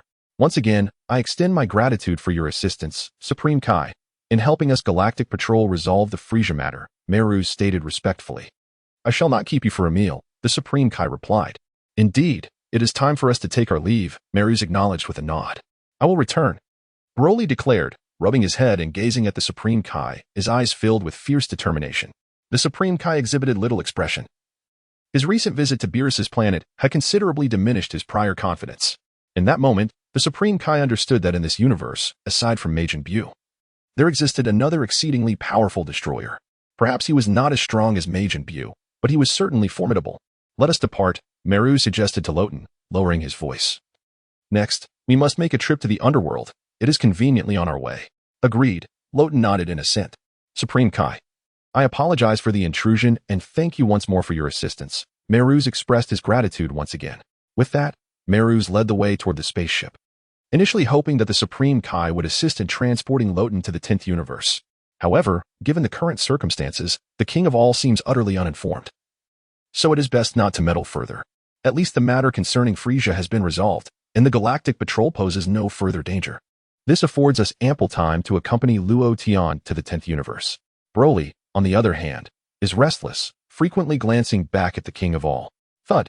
Broly, having turned around too many times, accidentally bumped his head against a pillar of the spacecraft. Are you all right? Luo Tian inquired. I'm fine, Broly scratched his head. I was referring to the spacecraft, Luo Tian corrected him. At that moment, as Myers was about to board the spacecraft, Luo Tian suddenly exclaimed, Oh, Myers. I just remembered something of great significance. Myers slowly halted, turning to look at Luo Tian. I have heard that within the realm of the King of All lies a divine sword, and drawing it grants immense power. Correct, Lord King of All. Luo Tian's gaze shifted toward the King of All. Indeed, that is true, the King of All acknowledged without reservation, nodding in affirmation. However, do not harbor any illusions. With your current capabilities, it is utterly impossible for you to draw the divine sword. Even I lack the strength to pull it from its resting place. May we attempt it? Luo Tian's interest was piqued. If you truly wish to try, I suppose it can be arranged, the king of all replied with a faint smile. His expression indifferent. That sword is a divine artifact. None of my predecessors have succeeded in drawing it. Do you truly believe that mere mortals can accomplish this? I shall let you try, so you may come to terms with your limitations sooner rather than later. Follow me, the king of all commanded, soaring into the sky. Jebbet followed closely beside him, and Luo Tian ascended as well. Broly trailed closely on Luo Tian's flanks, while Myers, intrigued, felt compelled to follow. Under the guidance of the king of all, they descended upon a steep mountain peak. The platform atop the peak measured only a few dozen meters in diameter, and at its center stood a sword deeply embedded within the rock. Only the hilt remained visible. This is the divine sword. The king of all gestured toward it, explaining. As you know, drawing this sword bestows great power. How do you know all this? Jebbet inquired, gazing at Luo Tian with curiosity. It is of no consequence. Luo Tian replied, offering no explanation. Jebbet then turned to Myers. Aren't you going to give it a try? Luo Tian looked at Myers. Myers, momentarily at a loss for words, responded, You expect an apprentice angel to draw this sword? How would that be? Ahem, I doubt I could succeed. So I shall refrain from trying. He quickly shook his head. Broly, why don't you give it a shot? Luo Tian urged Broly again. Having circled the sword with an eager expression since his arrival, Broly, upon hearing Luo Tian's words, immediately dispelled any hesitation and firmly grasped the hilt of the divine sword.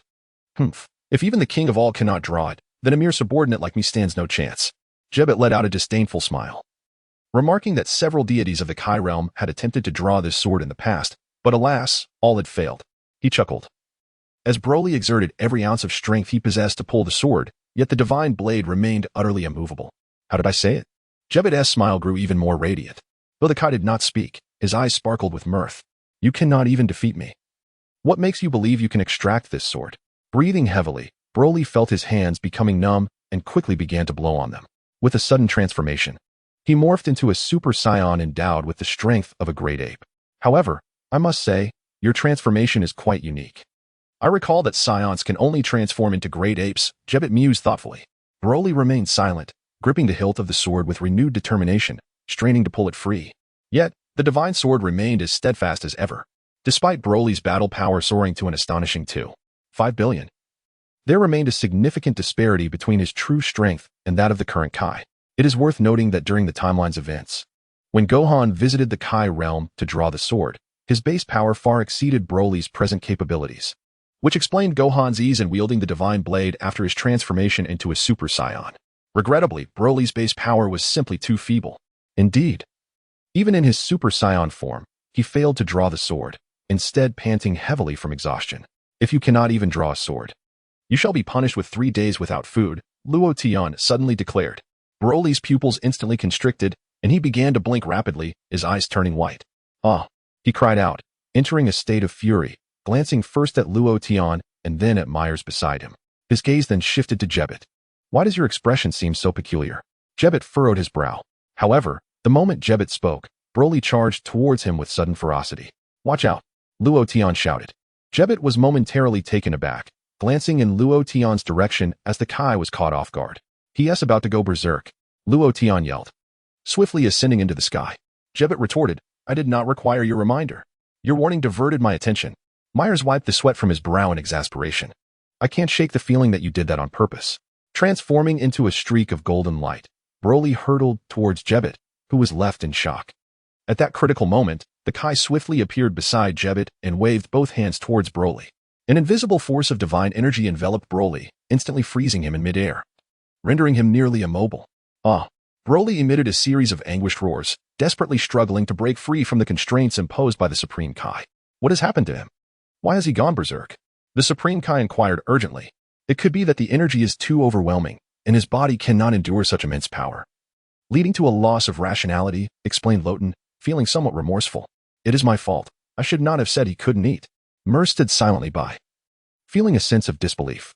I can distinctly sense that you said that intentionally. I should perhaps be more cautious. After all, Broly is the legendary Super Saiyan. If I were to inadvertently tear the Supreme Kai in half, the consequences would be dire. With a swift motion, Mers drew a handgun, warily observing Broly. He suddenly realized that the Supreme Kai's immobilization technique might not hold Broly for long. At that moment, Mers noticed Broly's energy was wildly expanding outward, intensifying with each passing second. Does the power of the legendary Super Saiyan have no limits? I shall have to knock him unconscious. The Supreme Kai decided decisively. Yes. Go for it, Supreme Kai. Luo Tian nodded encouragingly. Supreme Kai, your encouragement makes me feel almost reluctant to act. Broly continued to release his furious cries. And then suddenly spoke. I want to eat. Broly bellowed, his voice reverberating through the very earth. Boom. The golden aura surrounding Broly abruptly shifted in color. Whoosh. A dark green beam shot skyward. When one looked again, Broly was entirely enveloped in dark green flames. His hair stood upright, instantly transforming into a deep emerald hue. Mers was left dumbfounded. Has he unleashed the full power of the legendary Super Saiyan? What? The legendary Super Saiyan? The Supreme Kai was taken aback, his expression slightly changing. Realizing that this was the fabled mightiest warrior in the universe. This individual is the legendary Super Saiyan? Jebbit also trembled slightly, his face shifting through various shades of disbelief. Crack. After transforming into the legendary Super Saiyan, Broly immediately shattered the Supreme Kai's immobilization technique. My immobilization has completely failed. The Supreme Kai gasped, his mouth twitching in shock. Broly continued to roar, his energy surging outward once more, even staining the sky a vibrant green. This is bad. He has completely lost control. Luo Tian exclaimed. Calmly flying further away, Mers was at a loss for words. You awakened his legendary Super Saiyan power. Are you really going to flee at this critical moment? Mers, you must stop him, Luo Tian called out, emphasizing that this would greatly aid your training. Mers, I almost can't handle this. Why not say it's your training? You are truly putting me in a bind. Hurry, be cautious lest he tear the Supreme Kai apart. Luo Tian quickly added, as Myers focused intently. He indeed discovered that Broly was charging towards the Kaiōshin, evidently intent on tearing him apart. In this critical moment, Myers dared not exhibit even the slightest carelessness. He immediately soared upwards, brandishing his pistol and swiftly infusing it with angelic power. Bang! Myers pulled the trigger, unleashing a beam of divine energy imbued with angelic might towards Broly. Broly barely had time to evade, and unfortunately fell victim to the attack. As Myers' angelic energy enveloped Broly, it swiftly cleansed his mind and spirit. Crack! Instantly, Broly's once colorless pupils regained their normal hue. Chapter 84. Do you intend to cultivate him into a god of destruction?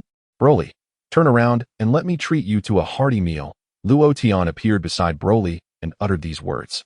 Broly slowly turned his head, gazing deeply at Luo Tian as if he understood, and nodded vigorously. Shortly thereafter, a goofy smile spread across Broly's face. Indeed, finally, your dormant power has been awakened. Luo Tian expressed with great satisfaction. Initially, Broly exhibited a look of confusion, but then seemed to suddenly realize something, promptly bowing respectfully to Luo Tian. There's no need for formality. Go and unsheath your sword, Luo Tian said, placing a reassuring hand on Broly's shoulder. Broly glanced down at the divine sword embedded below. With a mighty leap, Broly descended beside the temple, grasping the hilt of the divine sword. What? Do you think being a legendary Super Saiyan enables you to draw the divine sword? Jebbit remarked, somewhat relieved yet unable to suppress a sneer. The Kaiōshin remained silent, suddenly feeling that the previous scene was somewhat terrifying. Why do I feel that I may not be a match for this glowing little brat? He pondered. Is the legendary Super Saiyan truly that powerful? With a determined tug, Broly effortlessly extracted the divine sword from the steep cliffside. The Kaiōshin's pupils constricted sharply. Jebbit stood agape, utterly astounded. Very well, Luo Tian expressed his approval of Broly's performance, adding, however, you must diligently hone your mental state. You cannot lose your reason every time you transform. This time, it was thanks to Myers that you regained your sense, but I believe that is merely temporary. To truly restore your rationality, you must rely on yourself. Broly nodded repeatedly, glancing at the divine sword in his hand and swinging it casually with a goofy smile. Hey, Luo Tian. Myers silently flew to Luo Tian's side. What? Luo Tian turned to look at Myers. Are you planning to cultivate him into a god of destruction? Myers could no longer contain his curiosity and inquired. I do have such intentions, Luo Tian acknowledged with a nod. Myers felt a pang of heartache at that moment. Should I also hasten to cultivate a god of destruction? One that belongs to me. Once I handle my current affairs, I must seek a suitable human to become a god of destruction. Otherwise, would I be outshone by a human endowed with angelic power? Is it not somewhat embarrassing for me, a bona fide apprentice angel? However, speaking of which, the destroyer you wish to cultivate has likely surpassed your strength, hasn't he? You should exercise caution, Melis murmured to Luo Tian in a hushed tone. Luo Tian replied, could you refrain from stating the obvious? You must understand that we angels are indeed more formidable than destroyers, albeit we tend to maintain a low profile. Melis added as a clarification, my emotions were quite complex, I was nurturing perhaps the strongest destroyer in history. Luo Tian sighed. But fret not, I still have that robot. Melis remarked, I had expected you to say that you would diligently hone your angelic power. Instead, your greatest reliance seems to be that robot. By the way, how long do you think your angelic power can maintain control over Broly's rampaging state? 1 or 2 hours should not pose a problem, Melis responded. Though should he transform again, he may very well lose his sanity.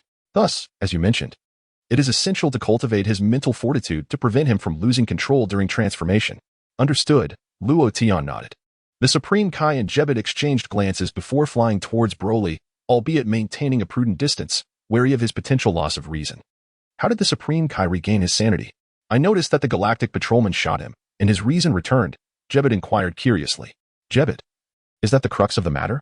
The Supreme Kai shook his head. The current focus is that he has unsheathed the divine sword. Jebbet nodded thoughtfully. Indeed.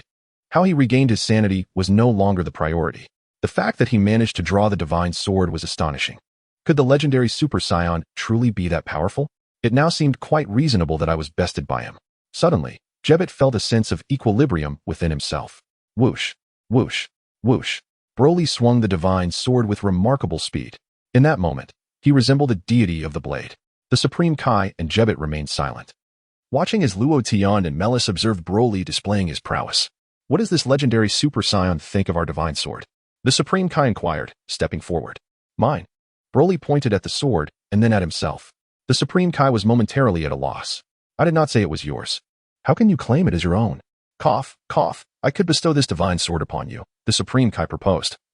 But you need to assist me with a certain task. I shall not. Broly decisively refused. The Supreme Kai was left speechless. Why was this fellow so unpredictable? If you do not help me, I shall not give you the sword, the Supreme Kai said with a frown. Mine. Broly pointed to the sword in his grasp. Then to himself, his expression resolute. The Supreme Kai fell silent once more, and a prolonged silence ensued. In truth, the task I require of you is quite simple. You merely need to vanquish a being known as Majin Buu. The Supreme Kai hastily explained, aren't you a warrior race, the Saiyans? Moreover, you are the legendary Super Saiyan. Do you not relish battle? This adversary would serve as an excellent opponent for you. Surely, you find this intriguing? Indeed, as soon as the Supreme Kai articulated these words, Broly's interest was piqued. He blinked curiously at the Supreme Kai and inquired, is he very strong? The Supreme Kai had been waiting for this very question from Broly, and he nodded vigorously, a bittersweet smile gracing his features. To be candid, even I am not a match for Majin Buu. Broly did not immediately acquiesce. Instead, he turned to glance at Loten, seeking his opinion. Mers observed Broly, then looked at Loten, wearing a contemplative expression. It seemed that the god of destruction Loten had chosen was indeed quite obedient, even consulting Loten on significant matters. Eliminating Majin Buu would pose no challenge for Broly. Loten smiled in response and then abruptly shifted his tone, asking, but let me ask you this, Broly, do you believe this sword has enhanced your power? Broly promptly shook his head, scrutinizing the divine sword in his grasp, feeling a twinge of dissatisfaction. I no longer want it, Broly decisively declared, tossing the divine sword to Jebbet. Jebbet, Supreme Kai, both were left speechless. Chapter 85. Broly returned, however, after some contemplation. The Supreme Kai and Jebbet realized that acquiring the divine sword was indeed a fortuitous event. Jebbet instinctively reached to catch the divine sword. Yet, the moment the sword made contact with him, Jebbet felt as though an entire planet's weight bore down upon his hands. Jebbet, what is happening? Why is it so heavy? Jebbet gasped in astonishment, quickly retracting his hands. Crash! The divine sword landed heavily upon the ground of the Supreme Kai's realm, embedding itself deeply into the earth. Jebbet, the Supreme Kai expressed his displeasure. Why did you throw the divine sword? This is quite excessive. Jebbet wore a look of grievance, hastily approaching to attempt lifting the sword. However, no matter how earnestly Jebbet tried, he could not manage to raise the divine sword. Cannot lift it? Broly approached. Gazing up at Jebbet, Jebbet was sweating profusely, nodding in resignation. With a swift motion, Broly lifted the divine sword with one hand and offered it to Jebbet. Jebbet hesitated to accept it. It's too heavy. Take it, Broly commanded succinctly. Jebbet, what troubles you? I instructed you to take it. Is this sword truly that heavy? The Supreme Kai inquired from the side. Jebbet silently wiped his sweat. It's not just heavy, it's immensely heavy. I fear it may strain my back. You take it, Broly grinned mischievously, tossing the divine sword to the Supreme Kai. Without a moment's hesitation, the Supreme Kai extended his hand to receive the sword. Be careful, my lord. This sword is particularly heavy, Jebbet urgently warned. How heavy can it be? The Kaiōshin cast a fleeting glance at Jebbet, his hand already in contact with the hilt of the divine sword. Suddenly, he felt as though an entire planet's weight was pressing down upon him. In that critical moment, the Kaiōshin hastily released his grip. Nevertheless, he stumbled, nearly falling to the ground as the divine sword embedded itself deeply into the earth of the Kaiōshin realm. Broly chuckled with satisfaction. "Let us depart," Loten called to Beerus. Beerus fell into a brief silence, glancing back at Loten. "By the way, are we just going to leave the divine sword there?" Beerus inquired suddenly. "Are you suggesting we should create a sheath for it?" Loten pondered. Beerus fell silent, turning to walk away. "Is that what I meant?" "Conversing with you often leads to frustration," Loten muttered, following in the direction of the spaceship. "Wait," Broly interjected. Loten came to a slow halt. The little one seems to have developed his own thoughts. He even knows to wait. "Quite impressive. Under my guidance, you are maturing rapidly," he remarked. Beerus couldn't help but pause, glancing back at Broly in confusion, unsure of his intentions. "Strike back," Broly exclaimed, green flames emanating from him. "Be gentle," Loten instructed. "Hiki." Broly grinned, revealing a set of pristine white teeth. In an instant, Broly transformed into a streak of green light, hurtling towards the Kaiōshin. "What?" The Kaiōshin's expression shifted slightly. In that crucial moment, he reacted swiftly, glaring at the approaching Broly. A powerful divine force enveloped Broly in an instant. Broly's body arched slightly, then there was silence. Broly chuckled again, his laughter tinged with mischief. "What?" The Kaiōshin's lips twitched, his expression darkening. With a resounding thud, Broly hurled a punch toward the Kaiōshin. The Kaiōshin quickly raised his arm to block. In the next moment, Broly's fist collided with the Kaiōshin's arm. A howl escaped the Kaiōshin as his arm twisted grotesquely. With a swift motion, Broly pressed his palm against the Kaiōshin's forehead, propelling him downward towards the earth below. Jebbet trembled nearby, too frightened to assist. "Just moments ago, I was no match for him even before he transformed. Now that he has transformed, it is best I do not provoke him. Besides, judging by his demeanor, he doesn't seem to be using his full strength.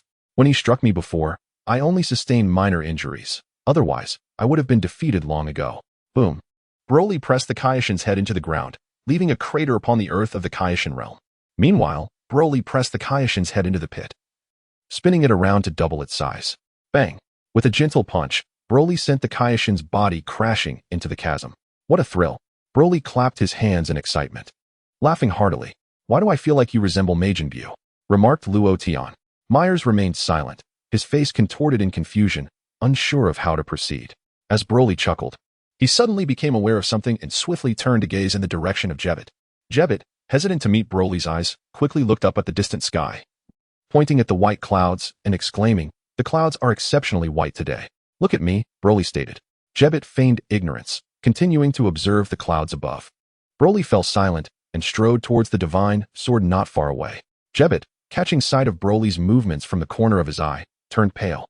"Why are you still carrying a weapon? You were already formidable without it." "Broly, were you calling me just now?" Jebbet inquired hastily. Broly gradually halted, turning to look at Jebbet without uttering a word. A sense of dread washed over Jebbet. After a brief silence, Jebbet seemed to realize something and lightly leaped directly into the large pit formed by the Kaiōshin. "What a thrill!" Broly exclaimed, clapping his hands again. Myers held his forehead, at a loss for words. "So, vengeance is best served immediately," Luo Tian said, patting Broly on the shoulder and showering him with praise. Myers was left to lament in disbelief. "How did you cultivate such a mindset to attain angelic power? I am quite curious. No wonder your angelic power has stagnated at a purity level of 9. With such a mindset, it would be astonishing if you could progress further. A noble Kaiōshin has been so easily bullied by your subordinate. Yet, why does it feel rather satisfying? Is it due to the disrespect shown by this Kaiōshin towards Brother Whis? Well, it doesn't matter now. He has been defeated, and Broly was not overly harsh, merely inflicting superficial wounds. The only notable injury was a slight fracture in his arm. Fortunately, Jebbet, as the attendant of the Kaiōshin, possesses healing abilities, so it is not a significant issue. Chapter 86, Frisia. "We are businessmen, Kaiōshin. We shall take our leave. There is no need for you to see us off." Luo Tian called over to the pit. Myers remarked, "Are you attempting to strike at the heart?" On Earth, at the headquarters of the Universal Capsule Corporation, Bulma had finally repaired the communicator after exhaustive research. Additionally, she modified the locator system to emit false signals. At that moment, Dr. Briefs was meticulously examining the communicator. After a brief silence, he cautioned, "This is too risky, Bulma." Dr. Briefs shook his head. While his father was indeed a remarkable scientist on Earth, When viewed against the vast expanse of the universe, he still fell short in comparison to the extraterrestrial scientists. Although modifications had been made to the communicator's positioning system, it remained vulnerable to the ingenuity of exceptional scientists. Bulma blinked her large, expressive eyes and nodded earnestly. Are you hoping to use this to contact Luo? Doctor. Brief adjusted his glasses and inquired. Bulma nodded, her ponytail swaying behind her. But Luo doesn't have a communicator with him. If we really attempt to make contact, there is a significant chance we'll connect with those associated with him, Dr. Brief speculated. Let us give it a try, if something feels off. We can always shut it off. Bulma looked up at her father, pleading. Very well, if it's merely a brief exchange, the likelihood of detection should be minimal, Doctor. Briefs finally acquiesced. Bulma pressed a button on the communicator and immediately spoke into it. Hello, is anyone there? A sweet, innocent voice from a young girl instantly traversed the vast cosmos from Earth. In the boundless starry sky, 3 spherical mini-spaceships sped through the universe. Vegeta lay within one of the spaceships, his expression a portrait of despair. The emergence of the legendary Super Saiyan filled him with an overwhelming sense of hopelessness. Little did Vegeta anticipate that the fabled Super Saiyan truly existed. I refuse to accept this. If there is indeed a legendary Super Saiyan, why should it not be me? Vegeta? At that moment, a sugary voice suddenly echoed within Vegeta's spacecraft. He paused, glancing towards the communicator, and asked, Who are you? And who are you? Bulma detected that it was not Luo's voice. Humph. Vegeta scoffed, refraining from answering the question. Do you know Luo? Bulma pressed further. What did you say? You know Luo? Vegeta grasped her words, demanding, Tell me, where are you? Your voice suggests you are not a good person. I want to tell you. Bulma retorted before abruptly ending the call. Vegeta stared at the communicator in disbelief. What was that voice of a little girl? He pondered. The communicator's light had turned green when it emitted sound, indicating that the signal originated from the mothership, the very spaceship that Luo had commandeered. That voice could only communicate with their fleet of spaceships. Prince Vegeta, did you hear that voice? It seemed to belong to a young girl. Nappa's voice chimed in. I did, Vegeta replied curtly. Shall we trace her location? Nappa inquired. And then what? Do you intend to confront that so-called legendary Super Saiyan? Vegeta scoffed. Silencing Nappa's thoughts. Ignore her, Vegeta commanded. Raditz remained silent. Bulma, disheartened by her lack of success, hurled the communicator to the ground and stomped on it with fervor. The device shattered into several pieces, rendered utterly useless. Why would you bother repairing it? Asked Briefs. In the vastness of space aboard Frisia's spaceship. Frisia's expression was more grim than Vegeta's. King Kai, just you wait. You have slain my son, and I shall make you pay for it. Yet, Frisia was acutely aware of the chasm that lay between him and King Kai. What instilled the deepest dread in him was the apparent camaraderie between King Kai and Lord Beerus, the god of destruction. If I were to provoke King Kai, who knows how Lord Beerus would choose to punish me? With no other recourse, Frisia could only seethe in silence. Balabu, remember? Our mission to subdue planets and eliminate the indigenous populations is merely a business venture, aimed at profit from those extraterrestrials who have lost their homes and found themselves in dire straits. Frisia inhaled deeply, striving to regain his composure. I understand, Lord Frisia. Balabu replied with a firm nod. We are not akin to those criminals who violate the galactic law, Frisia added as a clarification. At that moment, a subordinate hastily approached to deliver a report. Is there something amiss? Frisia inquired coldly. Lord Frisia, we have intercepted a signal from the Galactic Patrol Base. It is a young girl's voice, and she has made contact with Vegeta. The subordinate knelt in reverence and asked, Shall we launch an attack on the Galactic Patrol? With a flick of his eyes, Frisia unleashed 2 beams of crimson light that enveloped the subordinate, reducing him to mere ashes in an instant. I have made myself clear. We are merchants. Frisia scoffed. The remaining subordinates fell silent, trembling in fear. In the realm of the gods, the spaceship carrying Luo Tian and his companions took off swiftly, navigating through the divine realm. Next, I must pay a visit to the underworld, Myers informed Luo Tian. You need not accompany me. Myers, that is not the right way to think, Luo Tian countered. Shaking his head. As a trainee angel, I am also striving to progress along the path of the angels. Thus, our ultimate objectives are quite similar. Broly, somewhat perplexed, nodded along. Mars fell into a brief silence, then conceded. Very well, you may join me, but remember, this is the underworld. Do not create disturbances there, lest we invite unnecessary trouble. He directed a particularly grave gaze at Broly. Chapter 87. Purity of Angelic Power. Myers understood that Luo Tian was unlikely to cause chaos, but he was uncertain about Broly. This legendary Super Saiyan could very well incite unforeseen complications. At that moment, Broly had reverted to his normal state, obediently nodding in agreement. Mers no longer spoke at length. He operated a few controls on the spaceship and explained, "First, let us allow the spacecraft to hover in this expanse. And then we shall venture into the underworld." Agreed, Luo Tian nodded, with Broly following suit. "We can embark now," Mers beckoned. "Wait a moment," Luo Tian suddenly interjected. Mers looked at him, puzzled about his intentions. "I have a suggestion," Luo Tian stated. Mers was momentarily taken aback. Without further ado, a radiant aura, reminiscent of stars, surged forth from Luo Tian. Mers, slightly dazed, widened his eyes, intently observing the transformation occurring within Luo Tian. A murky angelic power radiated from Luo Tian, enveloping him in a cascade of brilliant light. Then, an astonishing spectacle unfolded. The resplendent light emanating from Luo Tian flickered momentarily, and with this flicker, the brilliance of the flames surrounding him surged to an entirely new level. Mers's eyes were filled with astonishment. What is this transformation? Is this the purification of angelic power? Did you not say that once your angelic power reached a purity of 9, further advancement would be exceedingly difficult? Indeed, I have succeeded, Luo Tian said, a smile gracing his face. How did you achieve this? Mers inquired. How else could it be accomplished? It is undoubtedly due to the book that was bestowed upon me. Through the insights provided within its pages, I attained a deeper understanding, thus elevating the purity of my angelic power by 1 level, Luo Tian replied with a slight smile. My angelic power purity has now reached 10. Did you not say that once your angelic power purity reached 9, further advancement would be a challenge? Mers questioned, perplexed. Indeed. After reaching a purity of 9, it has been 10 days without any sign of progression to 10. How could I not be anxious? Luo Tian lamented, shaking his head. Did you perhaps misspeak? Should it not be 10 months? Mers wiped the sweat from his brow. It has only been 10 days. Here I am, assisting you. And yet you cannot contain your impatience after just 10 days? Mers felt a pang of disappointment. Now that you have elevated your angelic power purity to 10, do you still require my guidance? Mers asked. Absolutely. Luo Tian nodded. As the saying goes, one learns as long as one lives. I am merely 5 years old. The perfect age for learning. After saying this, the angelic power surrounding Luo Tian gradually dissipated. During these past few days, Luo Tian had not been idle. He continued to diligently train. I am unlike the legendary Super Saiyan. That fellow simply needs to consume food to augment his energy.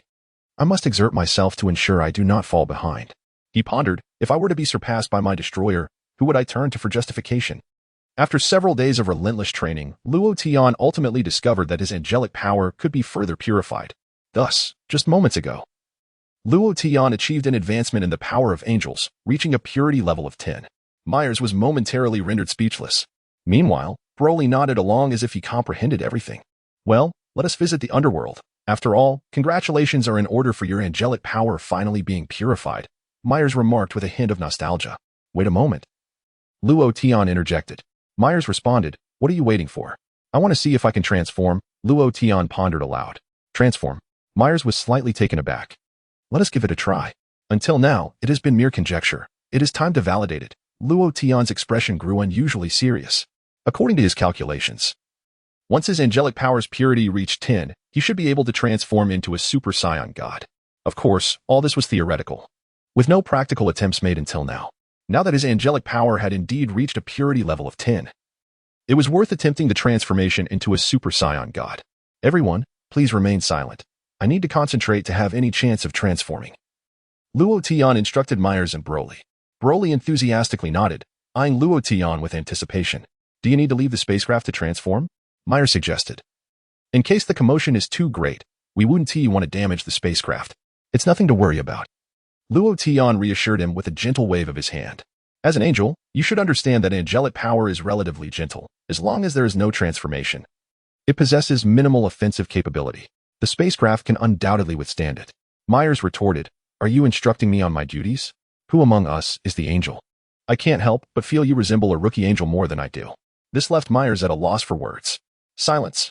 Luo Tian commanded, demanding quietude. Broly gestured at Myers, mimicking a tearing action with his hands to imply a threat. Myers shook his head and sighed, a legendary Super Saiyan threatening me. A novice angel, this is quite absurd.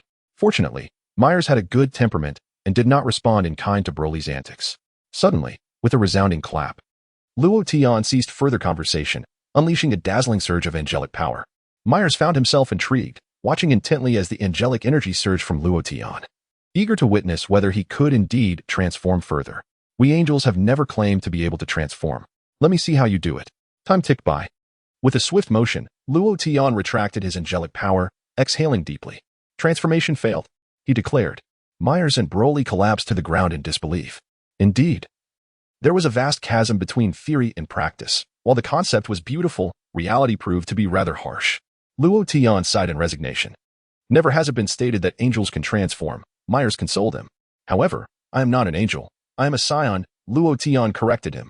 Myers fell silent. Now you claim to be a Saiyan again. I truly do not know what to say to you. Let us proceed to the underworld, he concluded. Luo Tian spoke as he soared directly into the midst of the robots. To the underworld, there's no need to control the robots, right? Myers inquired. Chapter 88. Myers. You two flaunt your father. I'm uneasy leaving you here. I'm afraid someone might steal you, Luo Tian replied with conviction. Myers was left speechless, his expression darkening as he nodded. Do as you wish. The three of them subsequently departed from the spaceship, entering this realm of the divine. The underworld.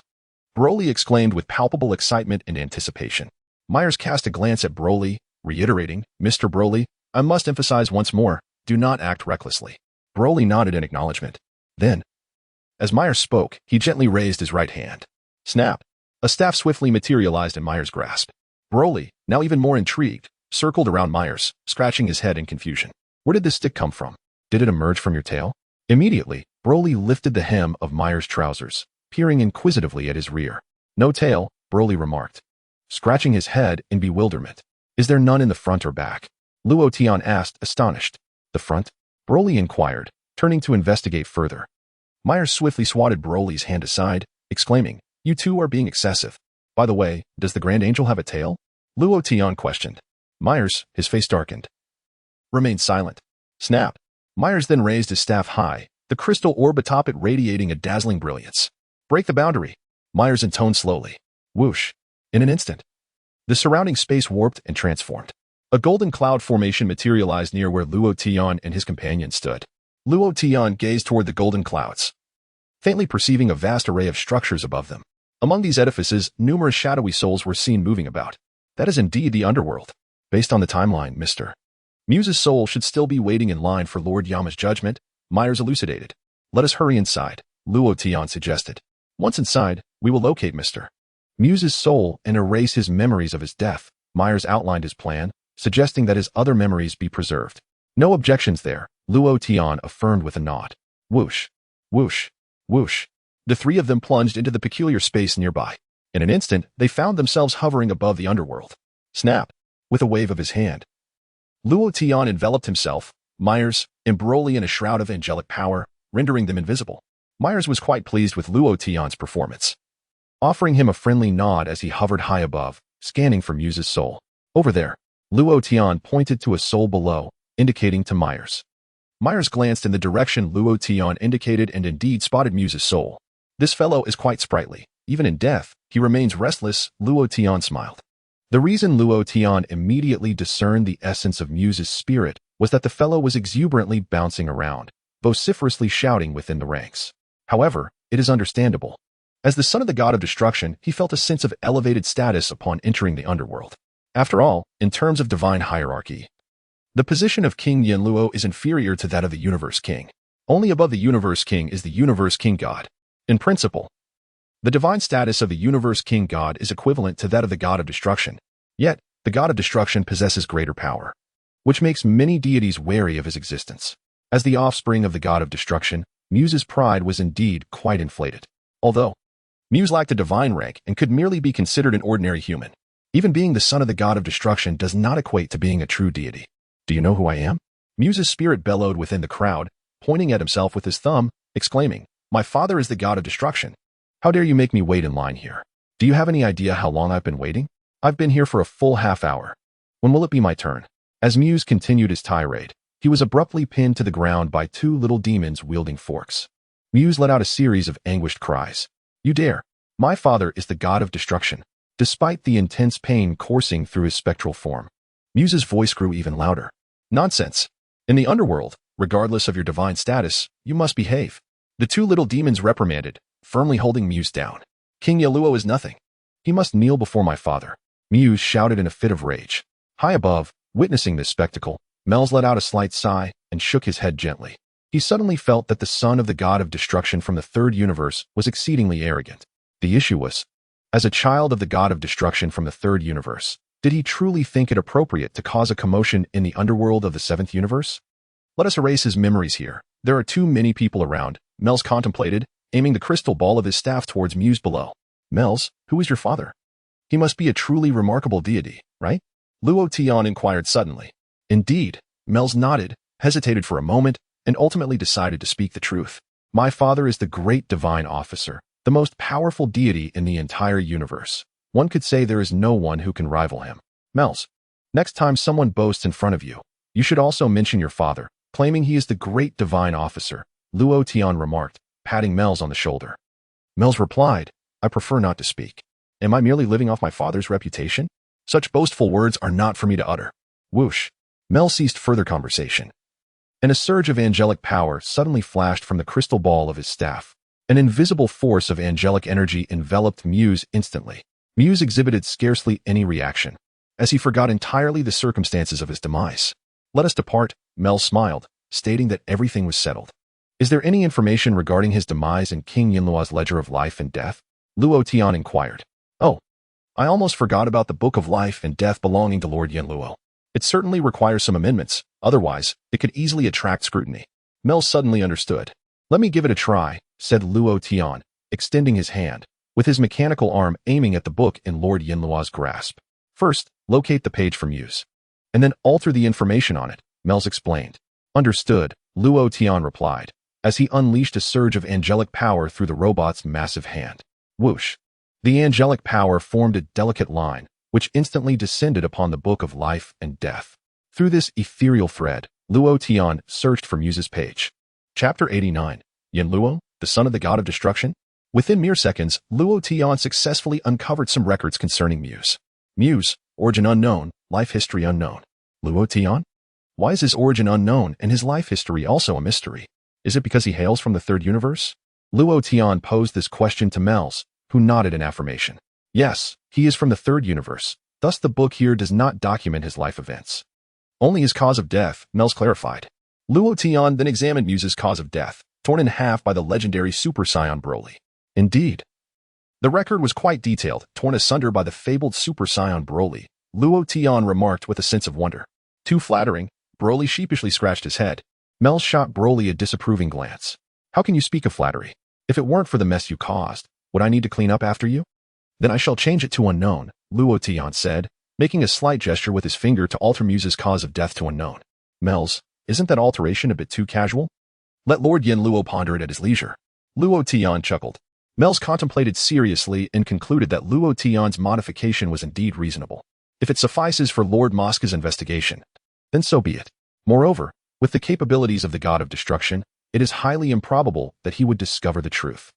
Who was making such a ruckus in the back of the group? Lord Yinluo, having heard Muse's loud commotion, turned coldly to glance in that direction. A little ghost quickly rushed forward to report the situation. What? The son of the god of destruction? Lord Yinluo's expression shifted dramatically, and he trembled in shock, rising from his seat to greet the newcomer. However, just as he stood, he sensed something was amiss. This is strange. How come I was unaware that Lord Beerus has a son? Moreover, I have never heard of Lord Beerus having a child. Gazing from a distance, he discovered that the soul was, in fact, a rather peculiar little ghost, somewhat reminiscent of his subordinates. Not a cat person. The son of Lord Beerus should resemble a cat, shouldn't he? How could he look so bizarre? Bring him to me, Lord Yinluo commanded, settling back into his chair. Two little demons swiftly escorted Muses forward. You are doomed. How dare you disrespect me? Do you have any idea who my father is? Muses shouted furiously. My father is the god of destruction. Strike me, unleash your fury. The king of hell commanded angrily. Bang, bang, bang. The two little demons, having long been displeased with Muse's arrogant demeanor, relentlessly jabbed at his soul with their pitchforks. Muses emitted blood-curdling screams. The souls waiting in line were petrified by the tragic cries. Soon, Muses could no longer scream. His soul was gravely injured, on the verge of disintegration. This fellow truly can endure punishment, Luo Tian remarked in astonishment. Hit him. What a thrill. Broly cheered from the side. Mels remained silent, yet he felt that Muses was indeed being rather insolent. You are dead. Yet you come to the underworld to create chaos? Why not just wait patiently in line? Are you in such a hurry to be reincarnated? If you hadn't cut in line, perhaps you could have waited for your father to come and rescue you. Now look at you, after being jabbed. You quieted down? Haven to you? With that thought, Mel's gently shook his head. What am I thinking? I feel as though I'm being led astray by Luo Tian and Broly. I am an angel. I should not harbor such thoughts. Say it again. Who is your father? The king of hell squinted, inquiring. My father is the god of destruction, Muses replied, his voice barely a whisper. Without needing to be prompted by the king of hell, the two little demons once again attacked Muses' soul with their pitchforks. Upon inspection, Muses' soul had weakened to its utmost limit, collapsing to the ground, convulsing uncontrollably, on the brink of extinction. No, to be precise, he was already dead. Now he was merely a soul. However, if this soul were to perish again, it would be utterly extinguished. As long as the soul remained intact, the angelic race could utilize resurrection techniques to bring it back. But if the soul died, it would be completely obliterated from this universe and the underworld. Only the Super Dragon Balls could resurrect a being devoid of a soul. I've never seen a soul cut in line while waiting in the Hall of Yama. The King of Hell chuckled, gazing at Muses. Muses had lost his ability to speak. The King of Hell leisurely opened the Book of Life and Death, examining Muses' life story, which was entirely obscure. Unclear life? Unclear death? The King of Hell was momentarily taken aback. Lord King of Hell, he must be an inconsequential minor character, unworthy of even having his life and cause of death recorded in the Book of Life and Death, a nearby staff member whispered. You make a valid point. Send him to the soul cleansing machine. Perhaps in the next life, he can be reincarnated as a cat. Isn't that what he desired? To be the son of the god of destruction? There may still be hope. The King of Hell decisively picked up his official seal, stamped it onto Muses' record, and tore it off, tossing it to the little demon beside him. Yes, Lord King of Hell. The little demon stepped forward to accept the paper with both hands. Two mischievous spirits pierced the almost lifeless Muse with forks, delivering him to a truck. The vehicle roared to life, carrying Muse and other souls away into the distance. I never anticipated such an end for him, Melis remarked, falling into a contemplative silence, his expression betraying complexity. Even Luo Tian was taken aback. Mosca's son had reincarnated so swiftly. It had hardly been an hour since his demise. Yet, who could blame him for cutting in line? Perhaps he was so accustomed to wielding power in the third universe that he continued to act as a lord in the underworld of the seventh universe. Luo Tian witnessed firsthand as Muse was placed into the soul cleansing machine. The apparatus whirred to life, erasing all of Muse's memories before sending him back to the mortal realm for reincarnation. Melis, it seems our efforts might have been unnecessary, Luo Tian mused. Melis discreetly wiped the sweat from his brow. It may indeed have been superfluous. Even without our intervention, that fellow would have already been reborn. However, we could not overlook the fact that his death at Broly's hands would remain recorded in the Book of Life and Death if we did not come here. You are correct, Luo Tian nodded. Is that all? Broly scratched his head, seemingly unsatisfied. What more do you desire? The one you tore asunder has already reincarnated, Melis sighed. Am I to blame? Broly said, his fingers touching in a gesture of feigned innocence. Melis chose to disregard him. Are you putting on an act for my benefit? Chapter 90. Greetings, Sister KSI. At long last, they had concluded their business. Where to next? Luo Tian inquired of Melis. Unbeknownst to us, we have been away for quite some time. Let us return to the Galactic Patrol headquarters, Melis suggested. Will you not take me to meet Whis? Luo Tian proposed. Brother Whis mentioned that he cannot resolve your issue with the purity of your angelic power. Melis gently shook his head. I have already discussed this matter with you previously. Very well then. I shall conduct my own research. Luo Tian shrugged, letting out a resigned sigh. I believe that refining your angelic power in your own way will yield effective results. Melis reassured him with a smile. All right, if you say there is a method. I shall trust your judgment, Luo Tian nodded, offering no objections. Let us depart. With that, Melis turned and walked away. Later, while aboard the spaceship, he planned to discreetly create a wormhole, allowing the vessel to enter it. This way, they would be swept to the edge of the universe. At that point, he could escort Luo Tian to the realm of the god of destruction in the 10th universe, where Sister KSI could provide her guidance. Thus, his mission would be successfully accomplished. Luo Tian and Broly followed closely behind. The three departed from the underworld, retracing their steps back to the divine realm, and returned to their spaceship. With a decisive press of the launch button, Melis set the spacecraft in motion. It soared swiftly through the divine realm. As they traveled, Melis produced his staff, the crystal orb atop it shimmering momentarily. In a flash, the spaceship transitioned from the divine realm into the vastness of cosmic space. Suddenly, the vast expanse of the starry sky unfolded before Luo Tian's eyes. After flying for several more hours, Myers casually concocted an excuse and quietly returned to his chamber. With a swift motion of his right hand, a staff materialized abruptly. He then gently waved it, and in an instant, a colossal wormhole emerged in the cosmic void. The wormhole resembled a cosmic whirlpool, relentlessly devouring everything in its vicinity while distorting space and time, rendering the surrounding environment hazy. Around the wormhole, interstellar dust and photons were continuously drawn in, only to surge forth from the other side of the universe. Inside the spaceship, Luo Tian seemed to sense the changes outside, abruptly opening his eyes and casting a glance towards the wormhole. What was happening? Where were they? Broly also widened his eyes in disbelief. Whoosh! The spaceship resembled a small boat adrift in the ocean, swaying precariously as it surged toward the wormhole.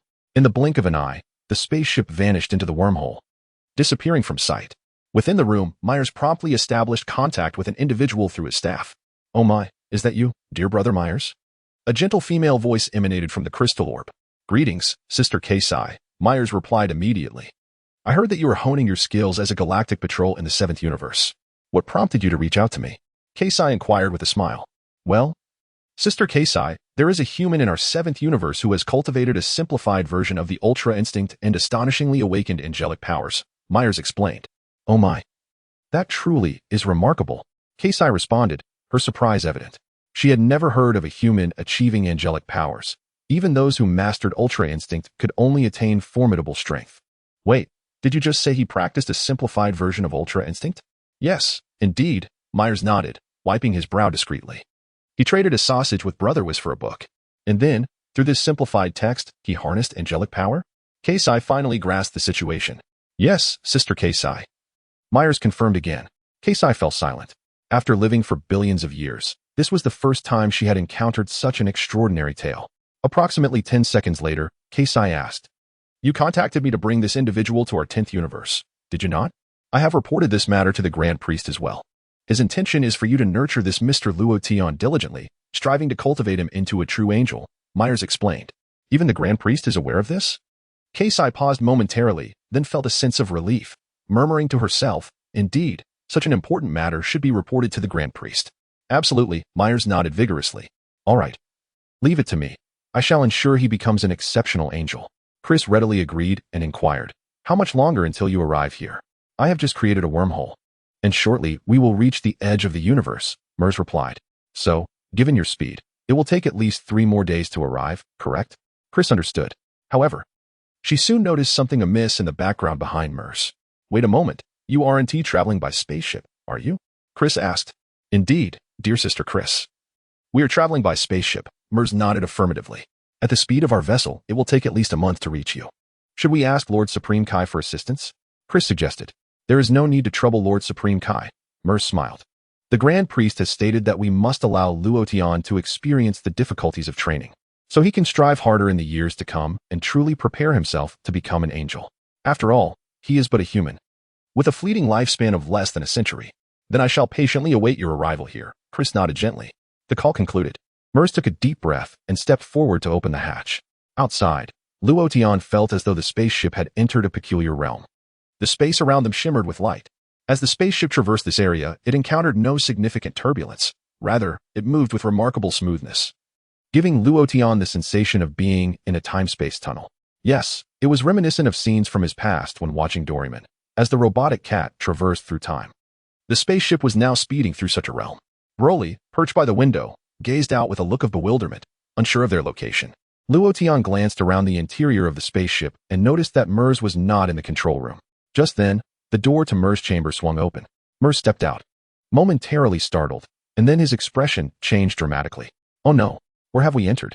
Myers exclaimed, rushing to the control room and hastily pressing several buttons. Chapter 91. I want to go to the 6th universe. Observing Myers' frantic actions, Luo Tian remained silent.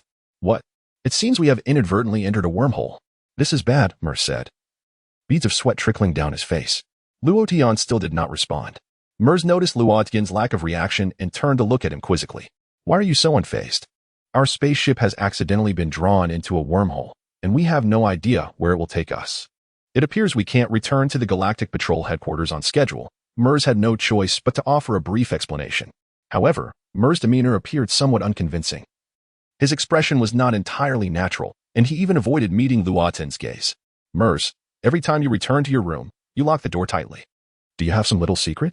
Luo Tian remarked with a smile. Mers felt a slight tightening in his chest.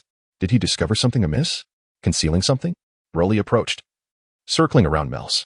Mels exclaimed, "What on earth are you talking about? What kind of thought process is that? Moreover, Mels, I can distinctly sense your unease. What have you been up to?" Luo Tian inquired further.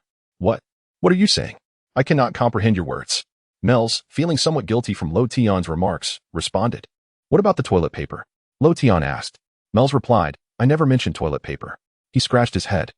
Did you expend a substantial amount of angelic power merely to create this wormhole?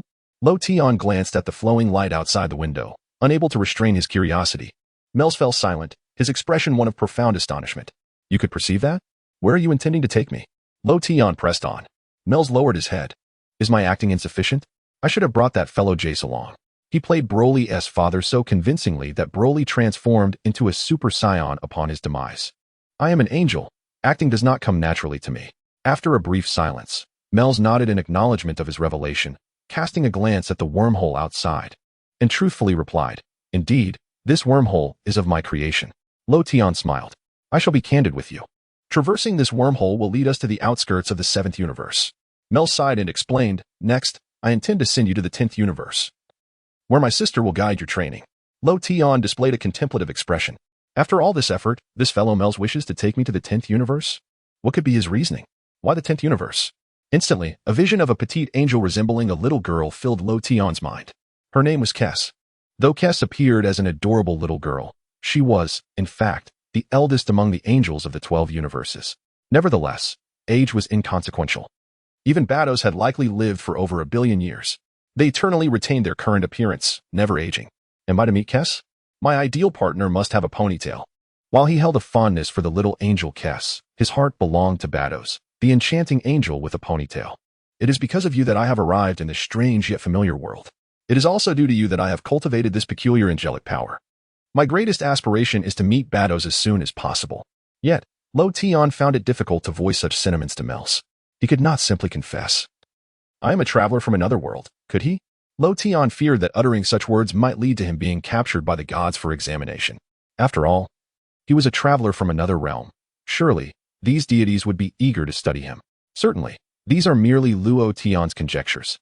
Whether he will be treated as a mere guinea pig remains uncertain. Nonetheless, it is prudent to exercise caution, until his own strength has been sufficiently enhanced. It would be wise to refrain from casually disclosing the identity of a traverser, even upon attaining the prowess of an angel.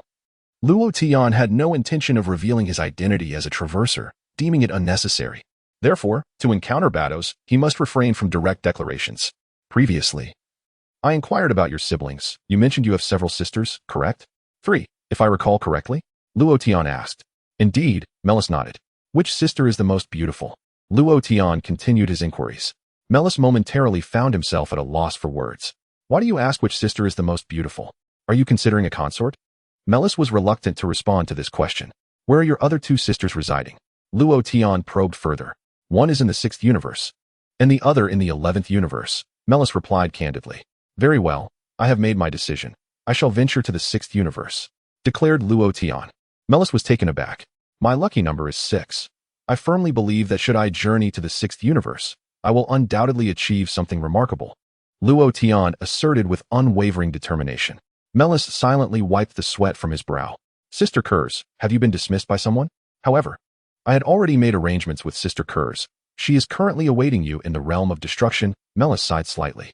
When did you make these arrangements? Luo Tian inquired irritably.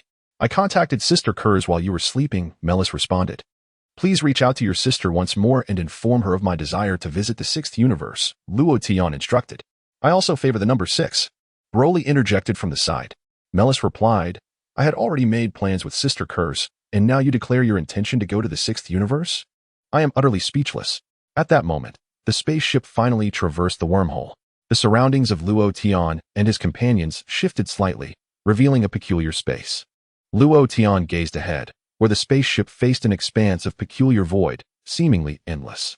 To the left, right, and behind the spaceship, the vastness of the universe unfolded.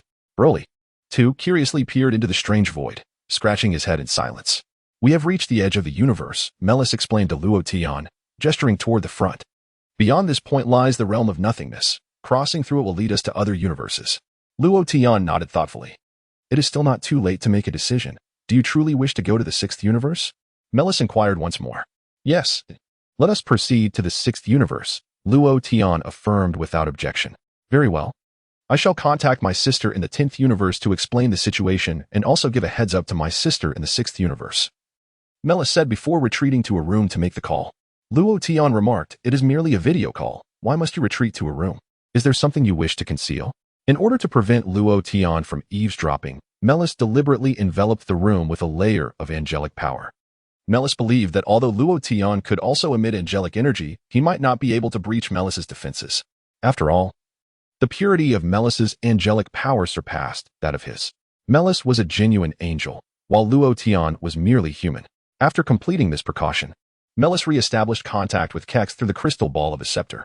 Is something amiss? Kex inquired. Apologies, Sister Kex. But Luo Tian mentioned that his lucky number is 6 and expressed a desire to visit the 6th universe. Melis replied, wiping his brow. Kex's beautiful lashes fluttered rapidly. A brief silence ensued. Did you mention my name to him? Kex suddenly asked. Not that I recall. Melis pondered before shaking his head earnestly. Then he should be unaware of the universe's designation. Kex smiled. Melis appeared perplexed, uncertain of Kex's intentions. Bring him here, and merely inform him that we are in the 6th universe, Kex said with a playful grin. Melis was rendered speechless. Won't he figure it out, will he? He asked, wiping his brow again. I will give Lord Ramses a heads up, so he won't inadvertently reveal anything. By the time Luo Tian realizes. It will probably be quite some time later, Kex responded with a laugh. Very well, Melis conceded. It is rather amusing that someone I am interested in would forego our 10th universe simply due to a number. Kex sighed with exasperation. A glimmer of cunning in her eyes. All right, I understand what to do now, Sister Kex. Melis nodded in agreement. Ending the call. Melis took a deep breath and stepped forward to open the hatch. He emerged with composure. How did it go? Did you greet the sister from the 10th universe? Luo Tian asked, scrutinizing Melis's expression. Yes, I did, Melis affirmed with a nod. The sister from the 10th universe isn't angry, is she? Luo Tian inquired. Not at all. Angels are not easily provoked, Melis replied with a smile. That's good, Luo Tian responded, then asked, have you contacted the sister from the 6th universe? Indeed. The sister from the 6th universe said there is no problem, and I will now lead you to the 6th universe, Melis answered. Excellent, Luo Tian exclaimed, his face alight with anticipation. At last, I will meet Bardos. How long until we reach the realm of the god of destruction in the 6th universe? He asked excitedly. At that moment, Luo Tian suddenly felt acutely aware of his own youth. Only 5 years old, such an age seemed incapable of accomplishing much. He longed to grow up quickly. However, according to the Saiyan race's attributes, his appearance at 5 would likely remain unchanged for many years. It seemed that Saiyans at 15 or 16 still bore the appearance of young children around 5 or 6. This was a strategy for better concealment. Aside from a slight increase in height, other changes were minimal. It is only when the Saiyans reach approximately the age of 18 that they abruptly mature, maintaining their adult form and appearance until they near their 60s or 70s. However, that is of little consequence. 5 years is 5 years. One day, I shall grow up. At least it will take another month to arrive at the realm of the Destroyer in the 6th universe, Melis replied candidly. Another month, Luo Tian sighed, feeling as if time were dragging on interminably. He then cast a glance at the imposing robot standing beside him. Currently, this large automaton had lost its capabilities due to issues with its intelligence system. Nonetheless, there would be no obstacle to controlling it by entering its body. Luo Tian did not require the robot to possess its own intelligence system. He needed to devise a plan to modify the robot as soon as possible. Luo Tian muttered softly while contemplating the massive machine.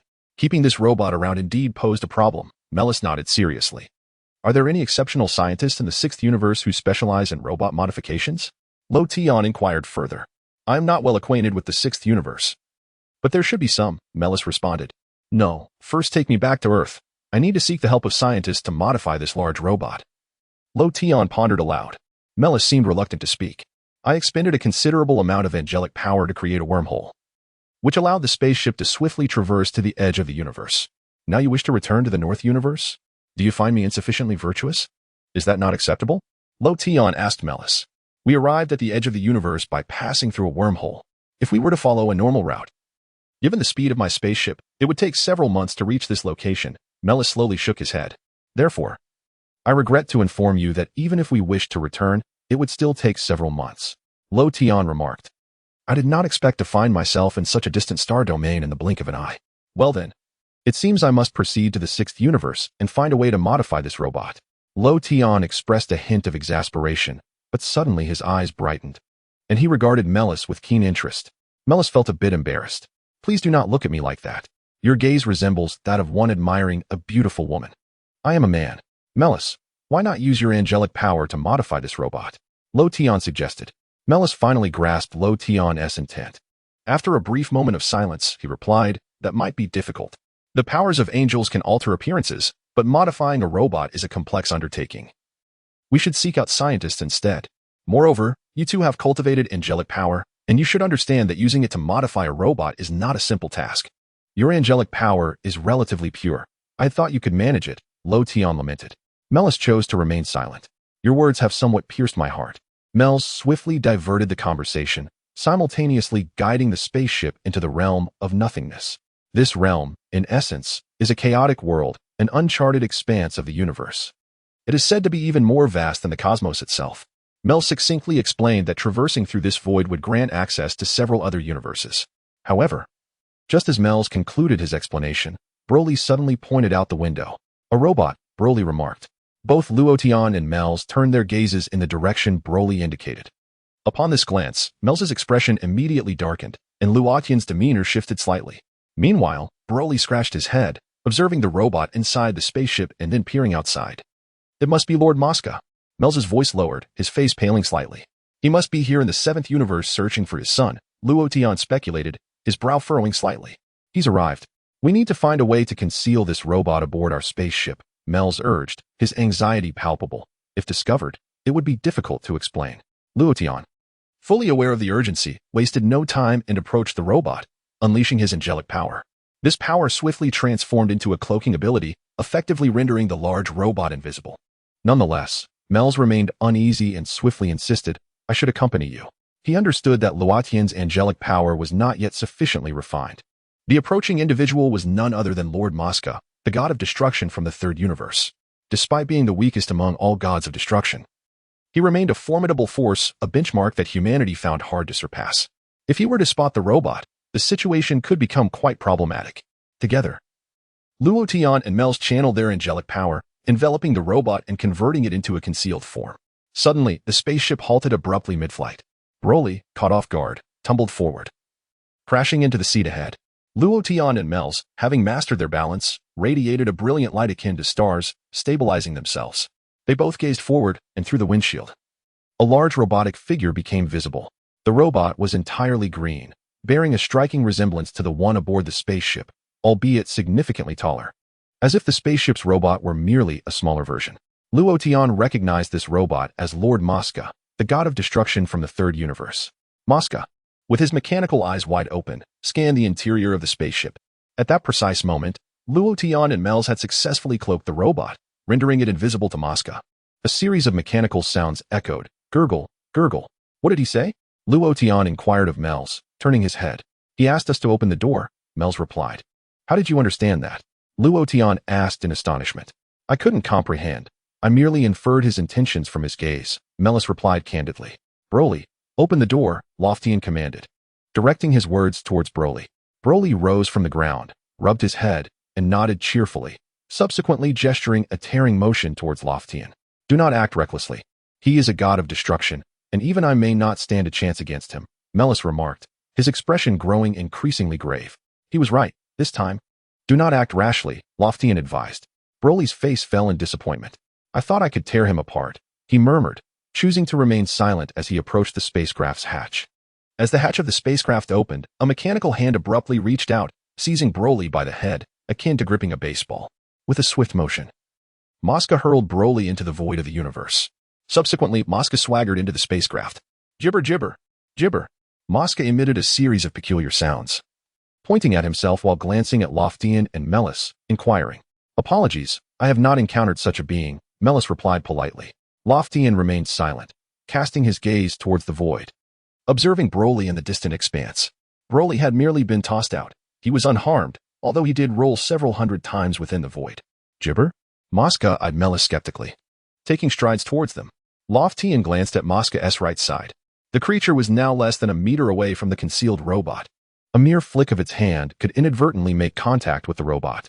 Luo Tian and Melis had only cloaked the robot from sight, making it difficult for the human eye to perceive its presence, yet the entity had not vanished. Melis felt a surge of anxiety. Should Mosca discover the hidden robot, it would spell trouble. Gibber gibber. Gibber? The lights on Mosca's head flickered as it uttered more strange words. Luo Tian turned to Melis. Can you still understand? I cannot comprehend. Melis replied. Luo Tian said, I thought you could. At that moment, a small door on Mosca's abdomen unexpectedly opened. In the next instant, a diminutive red demon with 2 horns emerged. Have you encountered anyone who resembles me? The red demon inquired. This red demon was none other than Myru, the father of Muse. Luo Tian and Melis shook their heads in unison, indicating they had not seen such a being. Who are you? This spacecraft is remarkable. Capable of traversing the void, Myru continued, smiling at Luo Tian and Melis without pressing further. At this moment, Myru had moved a few centimeters closer to the concealed robot. We are Galactic Patrol officers, entrusted with maintaining peace in the universe and the galaxy, Melis responded, displaying both humility and dignity. Humph. Isn't this precisely the sort of thing that the king of the world enjoys doing? Myru chuckled softly. In this vast universe, there are indeed those who take pleasure in maintaining peace. Myers remained silent. Where are you planning to go? Myru inquired, gazing at Myers. Just wandering around, Myers replied. Wandering around could lead you to the void realm? Who are you trying to deceive? Myru laughed heartily, narrowing his eyes as he scrutinized Myers. Then casting a glance at Luo Tian. However, Myru quickly shifted his attention away from Luo Tian and returned to Myers. Myers felt uncomfortable under Myru's intense gaze. What do you mean? Do you really want me to reveal my true identity? Who exactly are you? Myru continued to question.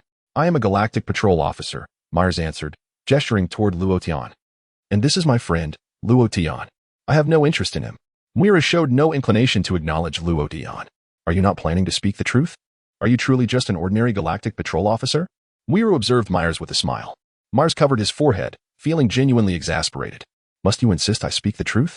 I really do not wish to reveal my identity so readily. However, given the current situation, I know that if I do not disclose my identity soon, he may become aggressive. At this point, I may not even be his match, considering I am merely a trainee angel. All right, I will speak the truth, Myers declared, preparing to reveal his true form. This situation could not continue.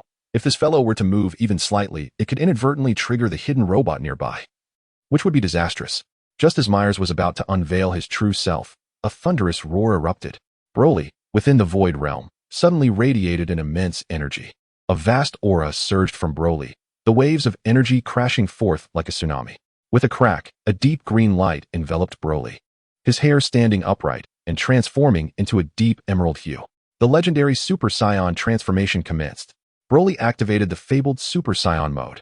Luo Tian glanced toward Broly. Noticing that after his transformation, his eyes gleamed with intensity.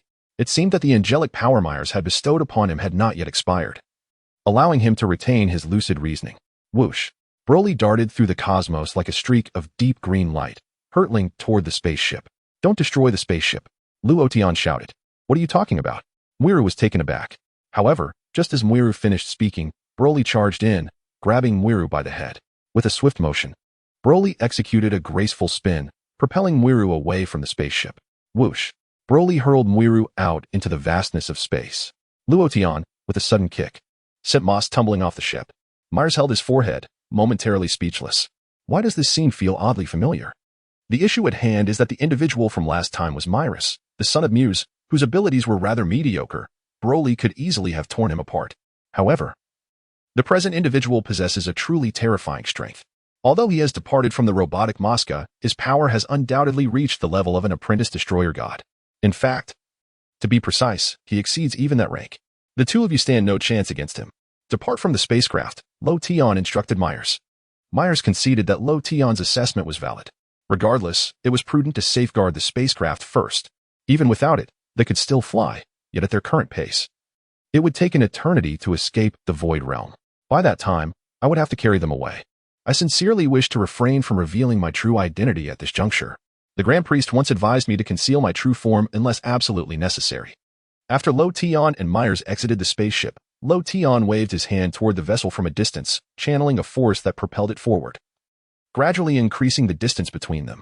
Subsequently, Luo Tian hastily approached to inspect the robot Mosca. The door on Mosca's abdomen was in a closed state. However, this was not a concern. Even a small robot could utilize angelic power to open such mechanical doors. Perhaps this formidable entity could also be activated through similar means. Luo Tian unleashed his angelic power upon Mosca. To his astonishment, when the angelic energy enveloped Mosca, it vanished in an instant, as if countered by some peculiar force. What is happening? Luo Tian turned to Myers, bewildered. Mosca possesses an exceptionally formidable energy of its own. Your angelic power holds no sway over it, Myers replied, shaking his head gently. How could humanity create such a powerful robot? Luo Tian pondered, perplexed. The ingenuity of humankind knows no bounds. There is little to be astonished about. Myers remarked nonchalantly. After careful consideration, Luo Tian found peace with the notion.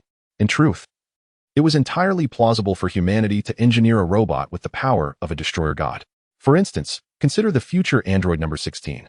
While not as powerful as Mosca, it was indeed a creation of mankind. Moreover, number 16 is a genuine robot, not merely a modification of a human body.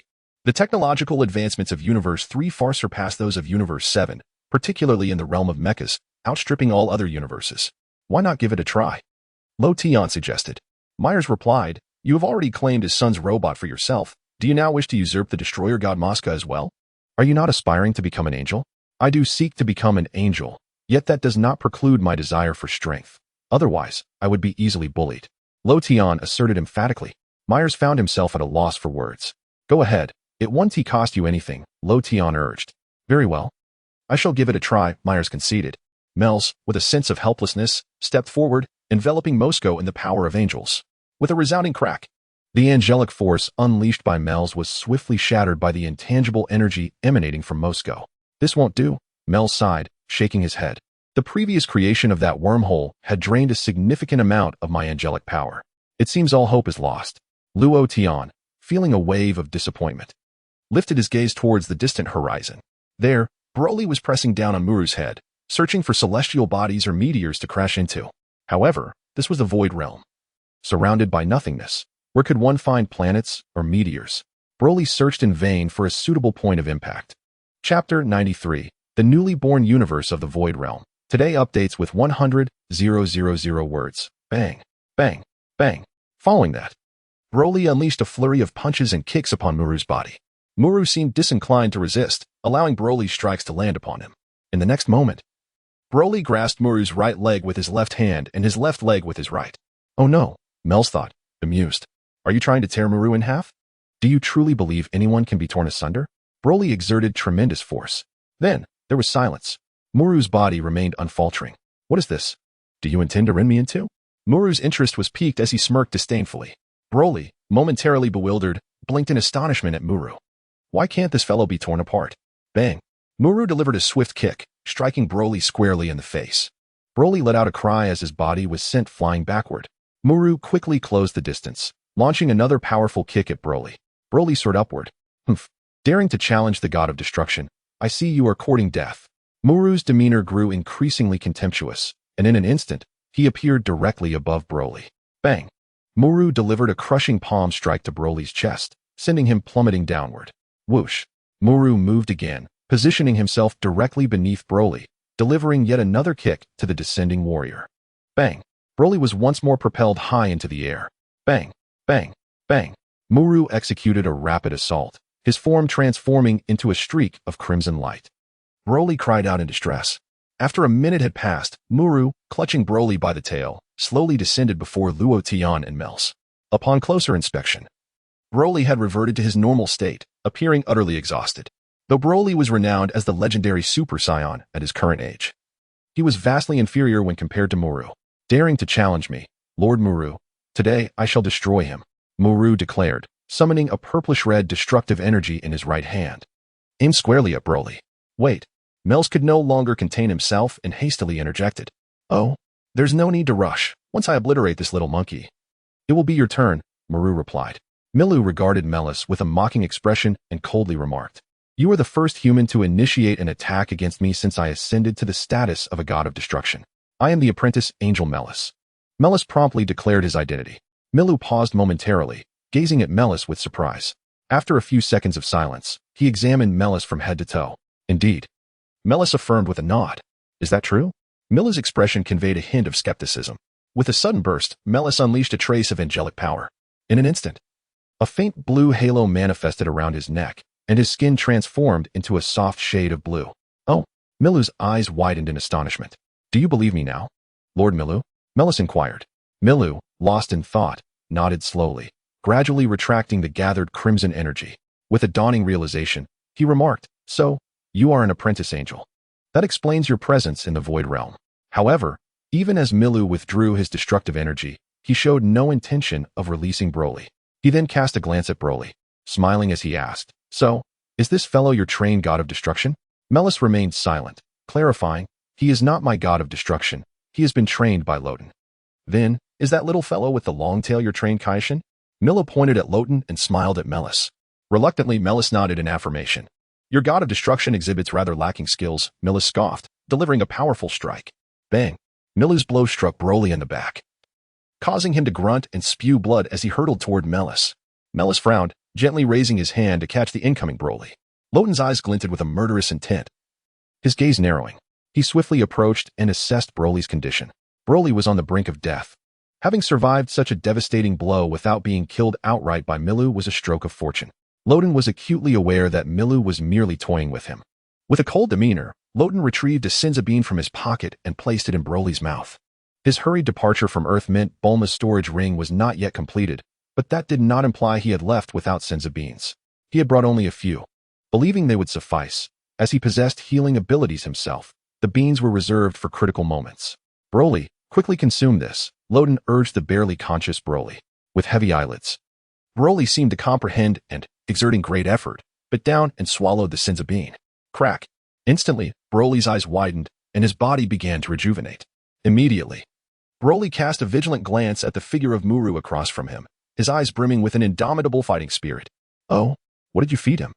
Muru inquired with a smile directed towards Luo Tian, observing what appeared to be an ordinary bean, yet possessing the miraculous ability to restore life in an instant.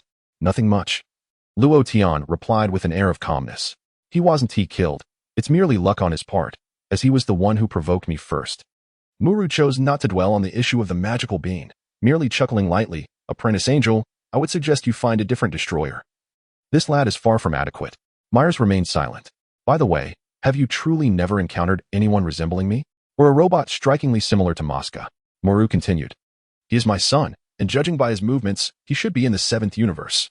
Never met anyone like that, Myers replied nonchalantly, his attire reverting to that of a galactic patrolman. If you do see him, do let me know. Muru snorted, turning to depart in the direction of Mosca. Upon Muru's arrival beside Mosca, a sudden sound echoed as the hatch on Mosca's abdomen opened automatically. Muru flew into the mechanical body of Mosca. In an instant, Mosca's form shimmered and reappeared behind Luo Tian and Myers. Myers frowned slightly.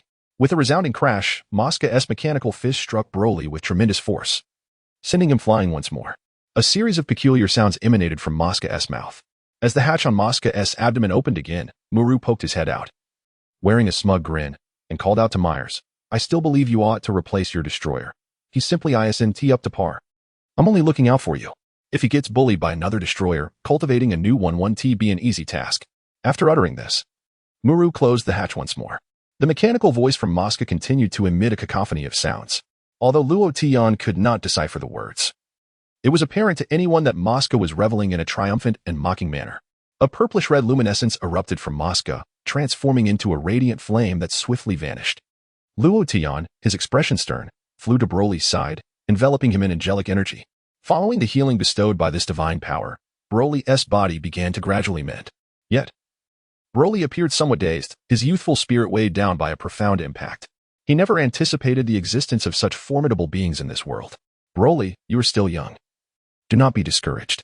When you mature, you will reclaim your strength, Luo Tian reassured him, gently patting Broly on the shoulder. Can I really? Broly questioned, a hint of uncertainty in his voice. You are the legendary Super Saiyan, the mightiest warrior in the universe. Once you come of age, no one shall stand against you. Luo Tian asserted with a serious demeanor. Broly's eyes sparkled with newfound determination. One day he will undoubtedly regret confronting you, the legendary Super Saiyan. Luo Tian gently patted Broly's arms. I want to grow up. Broly nodded vigorously. Keep it up. I believe in you. Luo Tian encouraged once more. Broly's eyes glistened with emotion. Despite Broly's fierce demeanor, he was merely a 5-year-old child at heart. Mer sighed helplessly, never having anticipated that Mosca would strike so ruthlessly. Have the gods of destruction become so ruthless? Had it not been for my unique status today, he might have annihilated our little team. Mers, what is going on? Luo Tian turned to Mers. What? Mers inquired. Why does he show you, an apprentice angel, no respect? Luo Tian asked. Mers lowered his head, his voice somber. I am merely an apprentice angel, and our kind has always refrained from conflict. It isn't so much a matter of disrespect, after all. Had I not made my identity clear, he would have likely killed all three of us without hesitation. Luo Tian regarded Mers, lost in thought. This perspective seemed devoid of significant faults. He recalled that in the Dragon Ball Super manga, Beerus also exhibited a lack of courtesy towards Mers, referring to him as kid and inquiring whether he had learned any culinary skills in the mortal realm. Of course, Beerus bore no malice. However, this god of destruction from Universe 3, Mosca, appeared to harbor a hint of malevolence. Could this be tolerated? Mers, the apprentice angel, could endure it. But Luo Tian could not. He marked this grievance in his mind. Just moments ago, Luo Tian had carefully weighed the situation.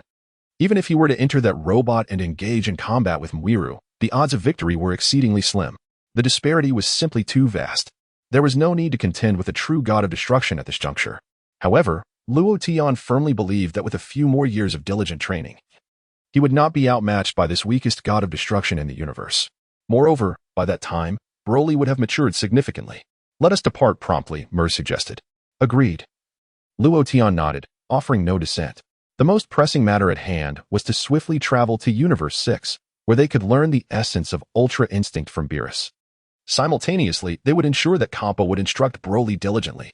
Strengthening their abilities was paramount. As for vengeance, that could wait. On their way back to the spaceship, Mers hesitated, wanting to speak, but holding back. If there is something on your mind, just say it, Luo Tian urged, having noticed. Luo Tian, to truly become an angel, one must first possess a tranquil heart, a truth you understand better than I, Mers advised. I know that Mosca's actions have stirred your anger. You are mistaken, Mers. Luo Tian shook his head. Mers appeared momentarily perplexed, unsure of Luo Tian's meaning. While I aspire to become a true angel through training, that does not mean I will shy away from love and hate, Luo Tian pondered. Those who treat me well, I will always remember, just as I do you, Mers. Mels felt a twinge of embarrassment, a rosy hue blooming upon his cheeks. I recall those who have bullied Broly, added Luo Tian. I too remember, Broly nodded vigorously in agreement. Mels found himself at a loss for words. I feel as though you've led me astray once more. The trio returned to the spacecraft. As the vessel embarked once again, it swiftly traversed the boundless void. Days passed in this manner until Luo Tian suddenly noticed a vast expanse of darkness materializing outside the ship's side window, speckled with twinkling starlight. Are we about to leave the void? Luo Tian inquired. Huh? Mel slightly stirred, immediately turning his head to gaze in that direction, surprise flickering in his eyes. What is the matter? Luo Tian pressed. Something feels amiss, Mels murmured softly, shaking his head gently. What do you mean? Luo Tian asked. That region of space appears to belong to none of the 12 universes, Mels pondered. Oh, could it be a newly formed universe? Luo Tian queried. I'm uncertain, Mels replied, shaking his head once more. Let us go take a look, Luo Tian suggested. Mels hesitated for a moment but ultimately nodded in agreement, stepping forward to pilot the spacecraft. The vessel altered its course within the void, heading towards the starry expanse. After a full 10 minutes, the spacecraft passed through the nothingness and entered this peculiar starry realm. It came to a gentle halt, and the hatch opened. Luo Tian, Mels, and Broly emerged from the ship. Luo Tian surveyed the celestial scene, realizing it was not particularly vast. In fact, it scarcely qualified as a starry sky, as there were only a few celestial bodies present. A cursory glance revealed that this area seemed smaller than the solar system that encompasses Earth. At the core of this region, a colossal star blazed fiercely, emanating torrents of heat. Situated at a considerable distance from the star was a pure white planet, slowly orbiting its fiery center. I never anticipated the existence of such a diminutive universe, Luo Tian mused. Indeed, Mels echoed his sentiment. However, after the shared reflection, Mels suddenly sensed something and turned to scan a diagonal rearward direction. Luo Tian followed suit, observing that Mels had focused on the area of the pure white planet. Huh. How curious. Mels exclaimed, his gaze fixed intently on the white orb. What is it? Luo Tian asked. Was that merely my imagination? I sensed a flicker of angelic power emanating from that white planet, Mels contemplated. Could such a small space give birth to an angel? We shall discover the truth by investigating, Luo Tian proposed. You are correct, Mels agreed. The three of them swiftly made their way towards the white planet. A few minutes later, Luo Tian and his companions touched down upon its surface. The white planet appeared modest in size, at most slightly larger than the moon. Its surface was smooth and rounded, resembling a creation of jade. The entire celestial body seemed immaculate, presenting a vast expanse of white to the eye. To Luo Tian, it felt as though he had entered a different dimension of spirit and time. However, the flow of time here was akin to that outside, which was peculiar. A thoughtful expression crossed Luo Tian's face, acknowledging the strangeness of it all. The power of the angel had been sensed in this very spot just moments ago. Yet now it had inexplicably vanished. Mel's pointed to a nearby location and explained to Luo Tian. How are angels born? Luo Tian inquired curiously. Aren't they born from their parents? Mel's hesitated, unsure how to respond to such a question. After a moment of silence, he began, in principle. Angels are formed from the essence of the universe. Is that so? Luo Tian scrutinized Mel's from head to toe. Our physical forms are actually constructed from angelic power. Mel's added. This universe is truly wondrous, Luo Tian marveled. Broly, seemingly perplexed, circled around Mel's, as if contemplating how to study him further. However, my sisters and I, along with brother Whis, were personally formed from angelic power by my father and mother, Mel's continued. What about the process? Luo Tian asked. Process? Mel's was taken aback. What process is needed? We simply placed our hands together, each concentrating angelic power, and thus we were born, Mel's responded nonchalantly. Is it really that simple? Luo Tian inquired. Somewhat disappointed, expecting a more intricate explanation. Cough, cough. Don't think I don't know what you're implying, nor should you impose human reproductive notions upon us angels. Mel said, wiping his brow in exasperation. I didn't say anything. You're the one misinterpreting, Luo Tian corrected him. Mel chose to remain silent. So, if I wish to have a child with another female angel, is it also just placing hands together? Luo Tian asked. Mel's replied, you're only 5 years old. Is such knowledge already prevalent on your Saiyan planet? Mel's could only chuckle in disbelief. Luo Tian nodded affirmatively. Mel's had no words to counter. Answer, yes or no? Broly insisted, directing his gaze at Mel's. Mel's silently wiped his brow and, after a prolonged moment, reluctantly nodded. You must say yes or no, Broly reiterated. Yes, yes, yes. Mel's exclaimed, nodding emphatically multiple times. One suffices, Broly corrected him. Mel's turned to leave, exasperated. I am truly defeated by you two Saiyans. I should take my leave. Luo Tian, however, was not in a hurry to depart. Instead, he took a leisurely survey of the pristine planet, finding no remarkable discoveries. Broly trailed closely behind Luo Tian, mimicking his actions in an earnest attempt to observe the planet as well. Let us go, Luo Tian said, soaring into the air. Broly chuckled and made a gesture as if to tear the planet apart. It seems I had not torn apart the Muru earlier, which left me somewhat displeased. Luo Tian remarked, do not be so uncouth. It is a pity to shatter such a splendid planet. Broly, feeling a bit sheepish, scratched his head. Let us depart. Luo Tian said, choosing not to elaborate further as he ascended into the sky, with Broly following closely behind. The trio returned to their spacecraft, which swiftly set sail, leaving this space and returning to the realm of nothingness. However, shortly after their departure, on the white planet, layers of radiant angelic power erupted, shimmering like stars. This angelic energy rapidly coalesced and transformed into a breathtakingly beautiful woman. She possessed long, silver hair cascading over her shoulders, and her figure and features were crafted in perfect golden proportions.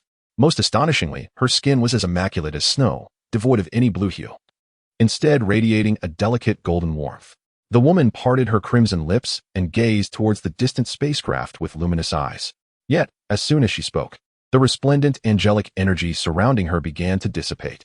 In an instant, her form vanished from the white planet, leaving no trace behind. In the realm of nothingness, the spacecraft sped through the vast chaos.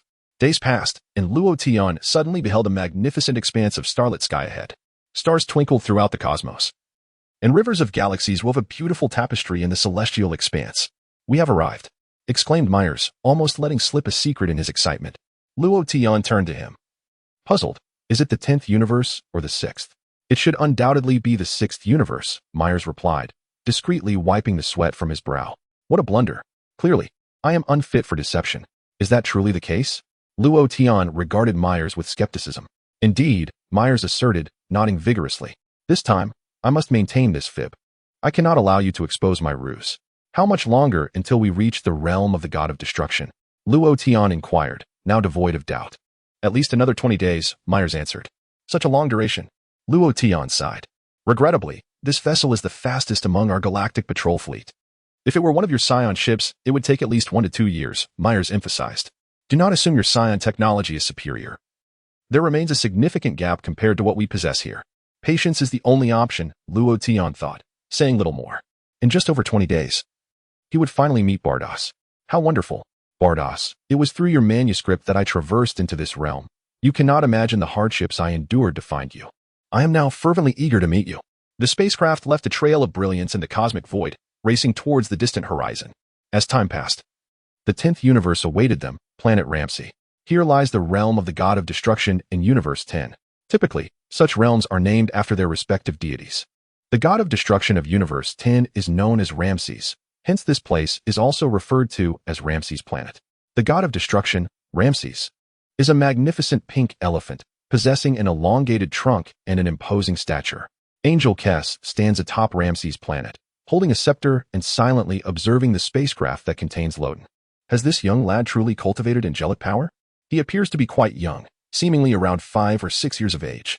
Yet, why does he disdain our Universe 10? He insists on venturing to Universe 6. Once you arrive here, I shall reveal to you that this is indeed Universe 6.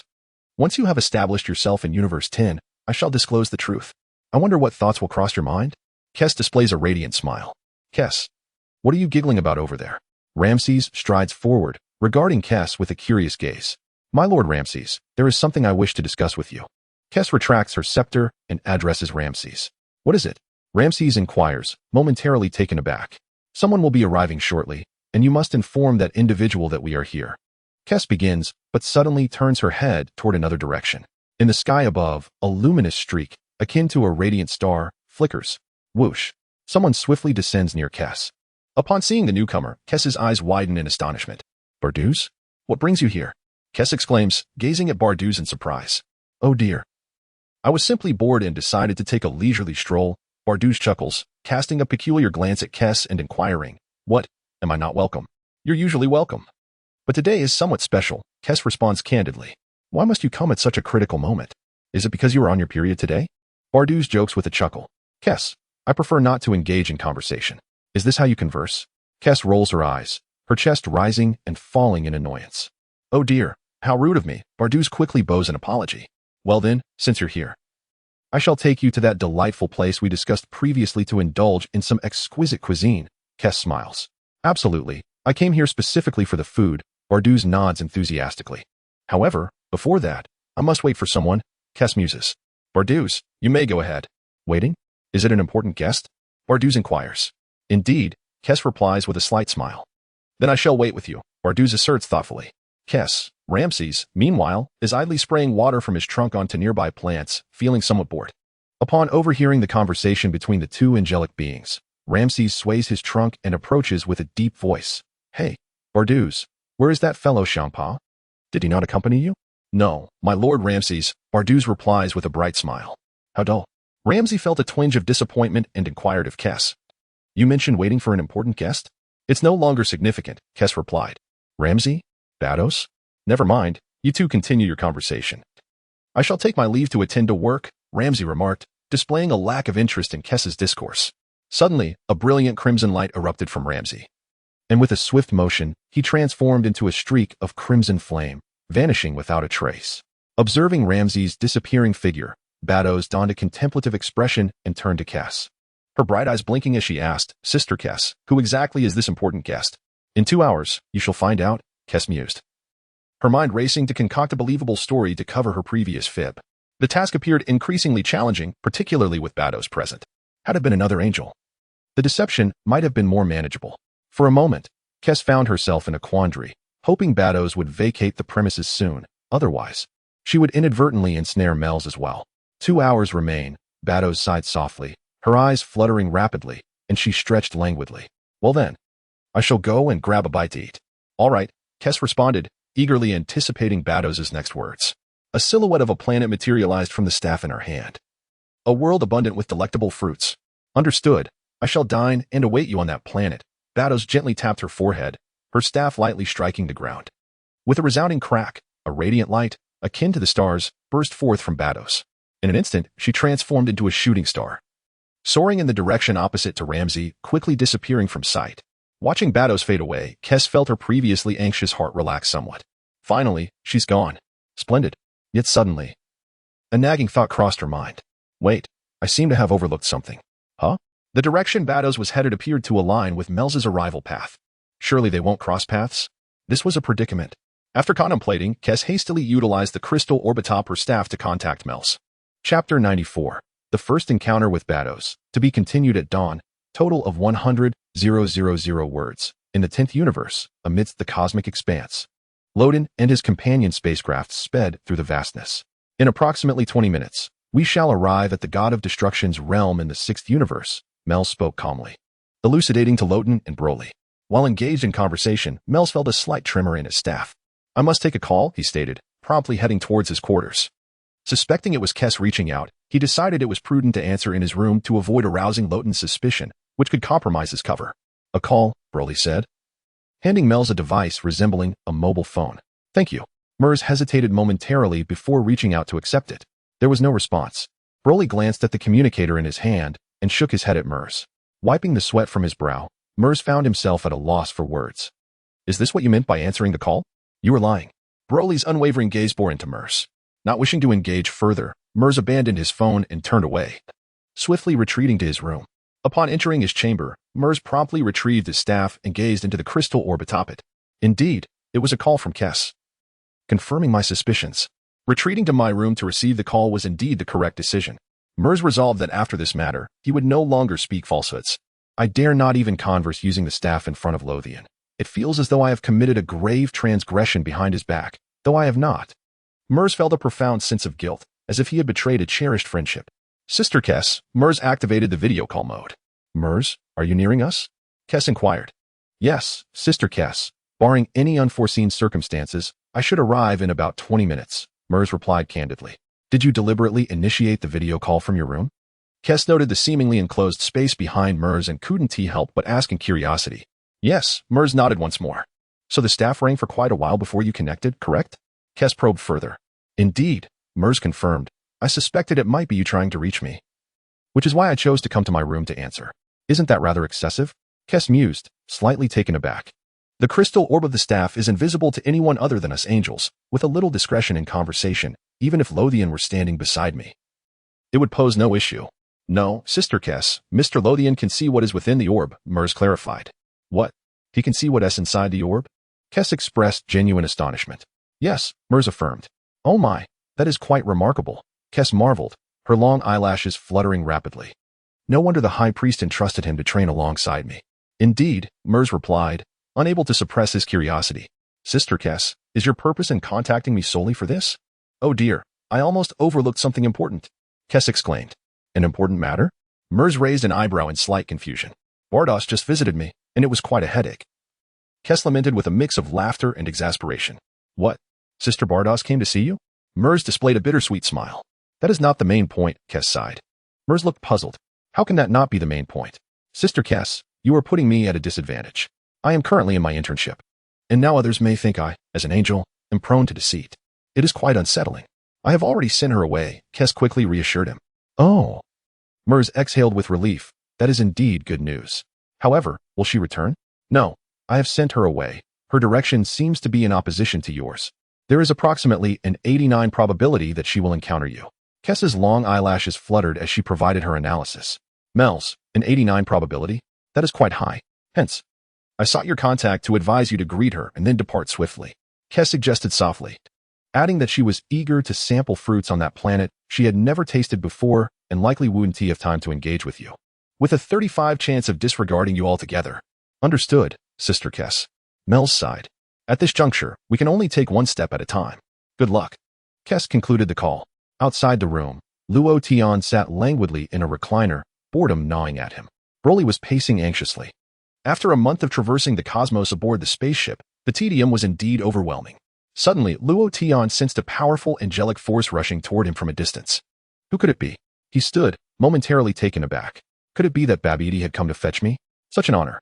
Luo Tian distinctly felt the immense angelic energy approaching with remarkable speed, expected to arrive within no more than 10 seconds. With a clap, Luo Tian walked to the control room and gradually brought the spaceship to a halt. Broly, open the door.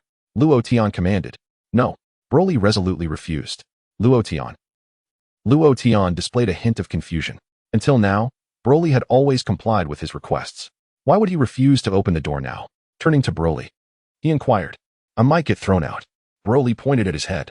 Luo Tian suddenly recalled that previously, when Broly had opened the door, Moscow had seized him by the head and flung him out. It seemed Broly had developed a psychological aversion to it. Never mind. Luo Tian had no time to dwell on Broly's fears. He swiftly advanced to the hatch and opened it, flying out. Broly hesitated for a moment, but upon realizing there was no danger outside, he jubilantly leaped about. Finally, he could stretch his legs after being cooped up in the spaceship. Once outside, Broly surveyed the surroundings and spotted a nearby planet, gathering energy in his mouth. What are you doing? Luo Tian suddenly asked.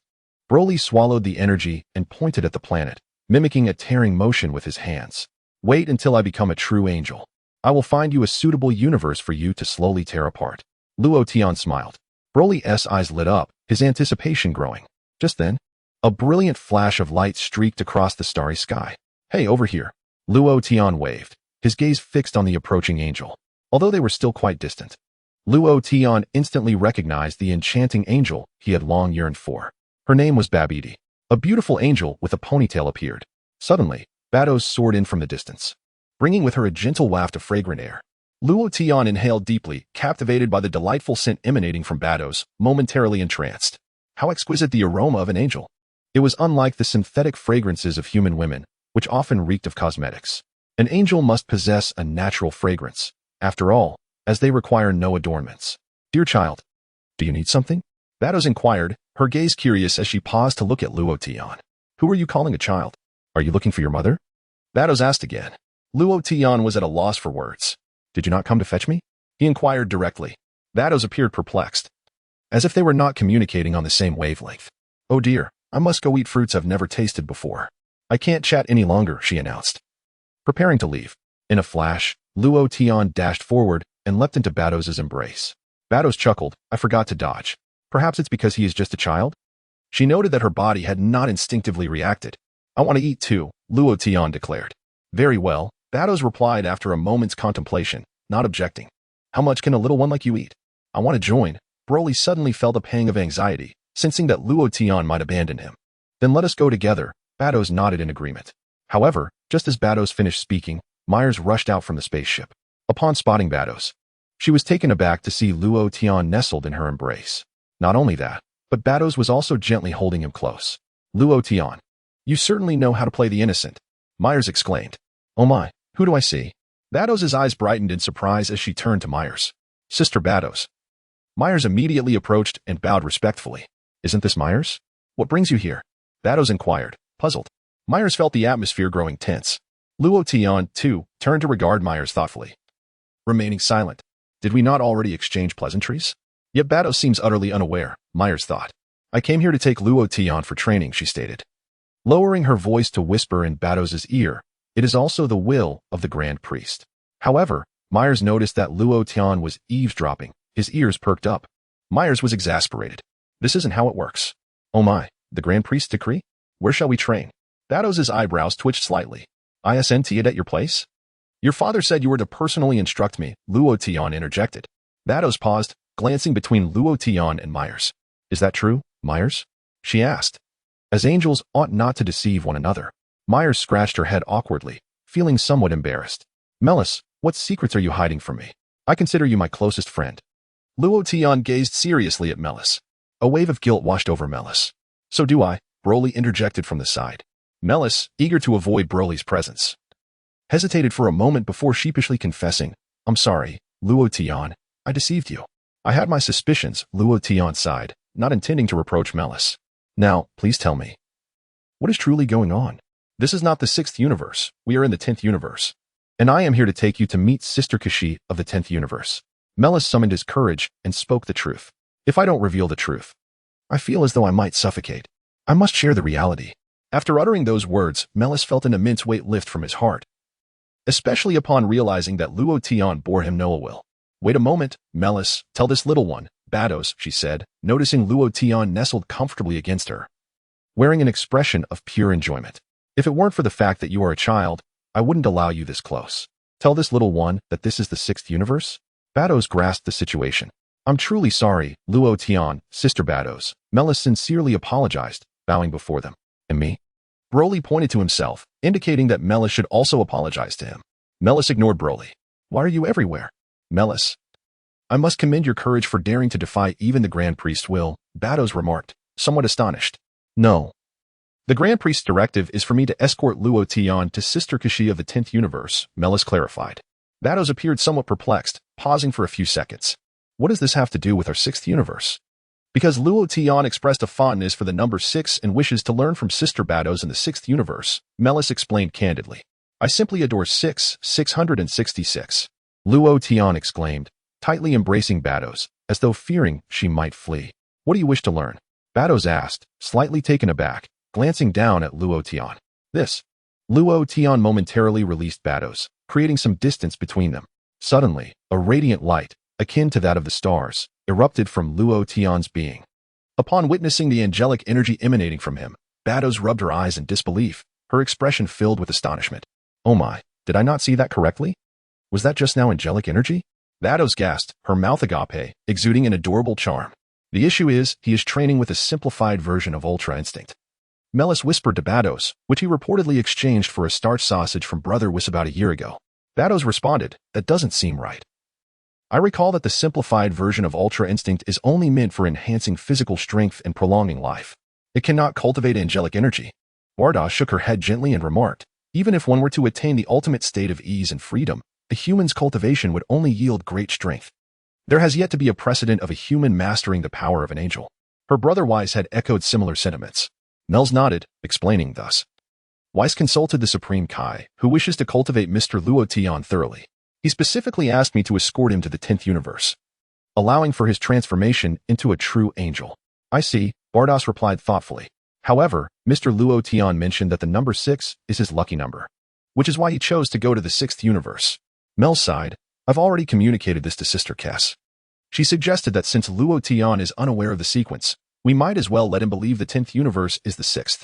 By the time he realizes the truth, he will have already settled in the 10th universe. Bardos mused. No wonder Cass seemed a bit off when she met me. Suddenly, she understood the situation. Melis, in a quandary, pondered whom to entrust Luo Tian to, not wanting to offend anyone. Melis, focus on your own matters. Bardos said with a playful smile. Leave the rest to me. I shall negotiate with Sister Cass. Really? That's wonderful. Melis exclaimed, eager to offload the responsibility. For such a trivial matter, I find myself at a loss. I have deceived Luo Tian and betrayed our bond. I feel I have wronged him deeply. Now that Sister Bardos is here, I should make my exit. I believe I would fare better honing my skills with the Galactic Patrol, where there exists only good and evil, devoid of such complexities. Mr. Luo Tian, I must take my leave. Please devote yourself to your training and strive to become a true angel soon, Melis said, extending his hand in friendship towards Luo Tian. Luo Tian laughed heartily. Melis, you should also strive diligently. Perhaps the day I become a true angel will come even before yours. I doubt that, Melis replied, a hint of confidence evident in her voice. After all, my starting point is higher than yours. I shall surpass you. Then you must work hard, Melis, Luo Tian encouraged, giving her shoulder a reassuring pat. Melis fell silent, bemused that what was intended as encouragement for her had turned into encouragement from him instead. She then glanced at Broly and, with sincerity, flew over to him, saying, Mr. Broly, I hope you become a god of destruction soon. Broly, having heard about the gods of destruction from Luo Tian and Melis, nodded earnestly at her words. Let us all strive together, Melis said, extending her hand in camaraderie. Indeed. Broly nodded once more. I shall take my leave now. Farewell, Sister Bardos, Mr. Luo Tian, and Mr. Broly. Melis waved at the three of them as she boarded the spaceship. Robot, Broly reminded. Understood. Melis wiped her brow. What should have been a heartfelt farewell has been rendered utterly devoid of atmosphere by you, a mere robot. With a swift motion, Melis pushed the robot outside and waved once more at Luo Tian and the others. Whoosh. The spacecraft ignited and swiftly departed, leaving only Luo Tian, Bados, and Broly behind, accompanied by a peculiar robot. Bados scrutinized the robot closely, suddenly struck by a sense of familiarity. The design of the robot bore a striking resemblance to that of Lord Moscow, the god of destruction from Universe 3. Gazing at the robot, Bados blinked and remarked, Ah. This is the very robot used by his son. Luo Tian candidly acknowledged, indeed. Ah, no wonder it looks so similar, Bados comprehended, her ponytail swaying as she nodded. So, does this mean you were good friends with the son of Lord Moscow from Universe 3? Not quite. Luo Tian shook his head. It's a trophy. Broly interjected, gesturing towards the robot. What have you done with it? Bados inquired, astonished, turning her gaze towards Broly. Broly mimicked a tearing motion. Bados held her forehead, momentarily at a loss for words. By the way, Melis mentioned that Mr. Broly is to become a god of destruction? Bados asked again. Since I aim to become a true angel, I certainly require my own god of destruction, Luo Tian grinned, offering no denial. Bados fell silent. Your aspirations are indeed far-reaching. To begin seeking your god of destruction at such a young age? Do you truly believe you can become a genuine angel? What are your thoughts on this, Mr. Luo Tian? Bados questioned. We currently reside in Universe 10. Will you stay here to train under Sister's eyes? Or will you accompany me to Universe 6 to train with me? My dream lover is a beautiful girl with a ponytail, Luo Tian replied. Bados felt a flush of warmth spread across her cheeks. This little one certainly knows how to charm. Then I shall accompany you to Universe 6, Bados conceded, adding, it is worth mentioning that my guidance may rival that of Sister's eyes. I believe in you. Luo Tian nodded vigorously. What an endearing little fellow. Bados chuckled, beckoning. Then let us depart. Without hesitation, Luo Tian soared into the air, landing on Bados's back and embracing her from behind. You really are quite forward, Bados remarked. Broly, scratching his head, fretted, what about me? What shall I do? From this day forth, you shall use this robot for a while, Luo Tian indicated the robot. Broly's eyes sparkled with gratitude as he eagerly nodded in thanks and flew swiftly towards the robot. Bang! In the next moment, Broly's head collided with the robot's abdomen, causing him to grimace in pain. Luo Tian waved a hand from afar, enveloping the robot in a swift surge of angelic power. Click! The hatch of the robot's abdomen opened. Rubbing his sore head, Broly promptly entered the robot. Bang! The hatch closed behind him. Broly attempted to control the robot, his excitement causing him to dance with joy. Evidently, Broly also sensed that after taking control of this robot, his own powers seemed to have undergone a significant enhancement. Before returning to the 6th universe, I intend to visit a planet to enjoy some exotic fruits, varieties that are not found in our realm. Bardos addressed Loten, who obediently nodded and tightly embraced Bardos from behind. Simultaneously, Loten's tail wrapped around Bardos's waist. Acknowledging Loten's youth, Bardos chose not to admonish him excessively. Suddenly, with a resplendent brilliance akin to the stars, Bardos unleashed a radiant light from her being. Subsequently, she bestowed a portion of her angelic power upon Broly, who was controlling the robot. In a flash, Bardos, along with Loten and the robot controlling Broly, transformed into two dazzling streaks of light, swiftly soaring through the cosmos. Oh my! Broly exclaimed, utterly astonished. Is it possible to fly this fast? What an eye-opener! Within just a few minutes, Loten and the others caught up with Meruz's spaceship. Farewell, Meruz. Loten waved towards him from the spacecraft. Meruz, positioned at the window, returned the gesture with a wave, visibly relieved. Taking a deep breath, Meruz made a challenging decision. With a snap, a staff materialized in his hand, and he immediately established contact with Kex through the crystal orb atop the staff. Meruz, have you encountered Bardos? Kex inquired. Indeed, I have, Meruz confirmed with a nod. What was discussed? Kex pressed on. Sister Bardos is fully aware and has already taken Mr. Loten away, Meruz replied candidly. Kex was momentarily rendered speechless. After a few seconds of silence, she inquired, so, Bardos intercepted my person in my universe. Is that the implication? Oh. I suddenly recalled an important matter that requires my attention with the Galactic Patrol headquarters. My sincerest apologies, Sister Kex, Meruz stated before promptly ending the call. At last, Meruz felt a weight lifted from his shoulders. Let the two sisters contend amongst themselves. It no longer concerns me.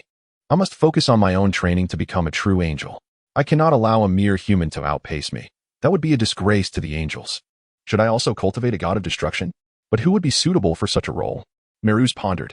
In our 7th universe, is there anyone more fitting to serve as an apprentice god of destruction? I have thought of someone. Majin Buu. If I can guide him properly, could he potentially become my god of destruction? The thought of having a subordinate like Loten in the role of a god of destruction filled Meruz with a sense of accomplishment. Currently, within the 7th universe, Majin Buu seems to be my best option for a god of destruction, doesn't he? Who else could there be? However, he had heard that Majin Buu was a being of pure destruction and notoriously difficult to control. I suppose I shall try and see. After all, once Broly transforms into the legendary Super Saiyan, he tends to lose his sanity. Luo Tian possesses ample patience for him. Thus, I too can extend my patience towards Majin Buu. And so, it has been decided.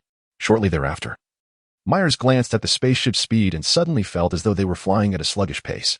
Should I fly back myself? Approximately 10 minutes later, Bardos descended from the heavens with Luo Tian and Broly, landing on a purple-hued planet. Most of the flora here exhibited shades of purple, while the sky and sea were a pale yellow. Near the ocean, there grew a peculiar plant adorned with oval-shaped fruits. Many of these fruits had fallen, landing upon the purple ground below. This was precisely the fruit that Kaiōshin had spoken of, reputed to be quite delectable. Bardos smacked her lips, resembling a true gourmand in that moment. Luo Tian remarked, "Isn't this just a color-changing coconut? Does the sixth universe lack coconuts?" Broly, having been deprived of normal sustenance for quite some time, immediately emerged from the robot upon hearing that these fruits were edible, picked up a coconut, and took a hearty bite. Crunch! The coconut shattered beneath Broly's powerful jaws. He chewed the shell vigorously, scratching his head with an increasingly perplexed expression. Not tasty. Not tasty? Bardos was momentarily taken aback. Perhaps one should drink the juice inside? Luo Tian suggested, poking the coconut with a finger and leaving a hole. He then dipped his finger into the coconut water and offered it to Bardos. Give it a try. Bardos glanced at Luo Tian, rolling her eyes. I have hands. You know. With that, Bardos also used her finger to puncture another coconut, creating a hole. As her finger touched the coconut juice, she took a sip. Oh my. Bardos's eyebrows danced with delight. Let me taste. Let me taste. Luo Tian grasped Bardos's finger and sampled a sip. Don't you have some? Bardos responded, somewhat speechless. Yours is sweeter. Luo Tian took another taste from his finger and commented, you won't believe it until you try. With that, he extended his finger towards her. Bardos, feeling somewhat exasperated, thought, you can't be serious. Ultimately, Bardos dismissed her doubts, considering that he was merely a child, a mere 5 years of age. Broly, scratching his head nearby, looked at Luo Tian with utter confusion. Why do you want to taste someone else's? Is yours not good? Unable to comprehend Luo Tian's reasoning, Broly decided not to dwell on it. Instead, he mimicked Luo Tian, poking a hole in a coconut with his finger and taking a sip. Broly's eyes brightened as he savored the exquisite taste of the world. He then turned the coconut upside down, opening his mouth to catch the coconut water. Gulping it down eagerly, Bardos followed suit, inverting her coconut and partaking in the refreshing nectar. A few drops of coconut milk trickled from Badass's lips, cascading onto the fabric of her chest. Upon witnessing this, Luo Tian found himself momentarily lost in reverie. How delightful it looked. Badass smacked her lips, clearly enjoying the drink. Drink slowly, he advised, as he soared into the air, gently wiping the corner of her mouth with his fingertip. What do you intend to do now? Badass inquired, her face soft and supple, exuding an almost fragile allure. Luo Tian found himself captivated, pondering the essence of an angel's skin. It felt so incredibly real. According to Myers, angels are formed from the convergence of angelic power. Was Badass also a manifestation of such celestial energy? How wondrous. At that moment, Luo Tian's thoughts wandered into a more provocative territory. If he exerted too much pressure, would she dissipate? He quickly dismissed the notion. The imagery was too brutal. Tonight, let us savor 2 chapters, but do not stay up late, for there is much to explore tomorrow, an entire 100,000 words. I seek your monthly votes. A group has been established. Feel free to join if interested.